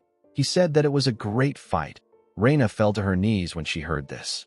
She put herself together and said that she won't lose next time. Zeke smiled and told her that they will see. Immediately he said this. He heard people cheering in the second stadium. He knew that a match must have ended. Based on how the people were cheering, our boy was able to guess how the match ended. Felix was lying on the ground. He lost to Helen. In the next scene, we see Zeke and Liam in Felix's room. Zeke asked his injured subordinate about how he is feeling. Felix told his master that he has nothing to say. He said that he completely lost. Zeke smiled when he heard this. He found it funny that Felix was being humble. He heard about what happened from Liam. Liam told him that Felix did so well in the semifinals to the point where Helen's sword hand was trembling even after the match ended. Helen decided to make an announcement. She said that her name is not Erin Sabrina. She announced that her name is Helen Draker. She introduced herself as a pure-blood awakener and a direct bloodline of the Draker family. The audience were shocked to hear that they were looking at the Knight of Steel who swept up all the outlaws in the Central region. They didn't expect the woman who never revealed her face to the public to come to the Draker martial arts competition. Helen announced that she wants to do her best in the final match. She asked the committee to reconsider their aura restriction rule. The people cheered for her when they heard her request. The committee was forced to remove the rule. Zeke always thought that the Knight of Steel was just a stuffy ascetic. He didn't expect her to have a political side to her. While he was thinking, Felix called out to him. He nervously asked our boy if he has to go into isolated training. Zeke and Liam didn't expect him to ask a question like this. Our boy realized that he has made Felix too nervous. He wondered if he should be a little nicer to him. On the day of the finals, we see Zeke and Helen in their armors. The two siblings were ready to fight each other. Before the match could begin, Gareth announced that he would like to introduce a very special person who came to see the last match. He turned to the side and announced that the patriarch of the Drakers has arrived. Zeke's grandfather was annoyed to see Arthur. He wanted to call out to him. The maid begged him to hold his anger in. With a smile on his face, Arthur said that he will introduce the finalists. He introduced Zeke as the youngest person to reach the level of a blue knight on the continent. He introduced his daughter as the Knight of Steel. A man among the audience recognized Helen's sword. He said that it is the famous Knight of Steel's Dragon Buster. It is a sword that was given to her by Arthur after she became a Blue Knight. Helen called out to her brother and told him that she heard that the man she fought in the semifinals was his subordinate. She told Zeke that Felix had impressive abilities. She said that this made her more curious about what his own abilities are. Zeke thanked Helen for the compliment. The woman grabbed her sword and released her aura. She told her brother that she will be the one to win today's match. When Helen drew her sword, Zeke told her that things won't go as she planned. The moment he said this, Arthur asked them to begin. The two siblings charged at each other at a crazy speed. Their swords clashed when they swung it. It released a crazy amount of energy on the stage. Zeke's subordinates were shocked to see the impact of the attacks. Even Reina was surprised to see how powerful the siblings were. She knew that she couldn't miss a single move if she wanted to surpass the two people in front of her. Zeke and Helen pushed each other back with their swords. Immediately, he landed on the ground. Zeke took a stance and used verse 2 of chapter 3 of the True Dragon's swordplay. The technique is known as half-moon launch. Our boy fired a crazy strike at Helen. The Knight of Steel swung her sword and tore through her brother's attack. She quickly saw something odd. She saw Zeke using a technique of the applied dragon-slaying arts Gale, arts known as wind control. Our boy was able to move so fast that he created afterimages of himself. Each of the afterimages were charging at Helen. The woman was surprised to see multiple Zekes. She spun her sword and told her brother that he has some tricks. She changed her stance and released a crazy strike to cut through the afterimages. She told our boy that his tricks are useless on her. The people were blown away by the skills that the siblings displayed. They began to cheer for them. Duke Draker was also among the audience. He smiled and said that this is chaos. He turned to Arthur and carefully looked at him. He remembered asking him about who he thinks will win the match and who will lose. Arthur told his friend that it is pointless for him to guess who wins and loses, since only the winner is important. Even though Arthur said this, he still came to watch the match. Duke could tell that his friend was having a good time. He observed that his disciple got a really good sponsor family. He could tell that the swordsmanship that Zeke was about to use wasn't the dragon-slaying arts. Our boy was using the posture of a different swordsmanship. He carefully gathered his energy around his sword and placed his hand on it. He told Helen that her defense is solid. He decided to shake her up. Helen asked her brother about what he is up to. She was certain that she had never seen this swordsmanship before. She asked Zeke if he learned something else outside of the dragon-slaying arts. Our boy smiled and said that he did. He told Helen that he learned from his strong sponsor family. He assured her that the fight will become very interesting. Helen smiled when she heard this. She released more aura and told her brother that she will come at him with her full force. Guys, we have come to the end of our video. If you guys want more of this recap, let me know in the comments section.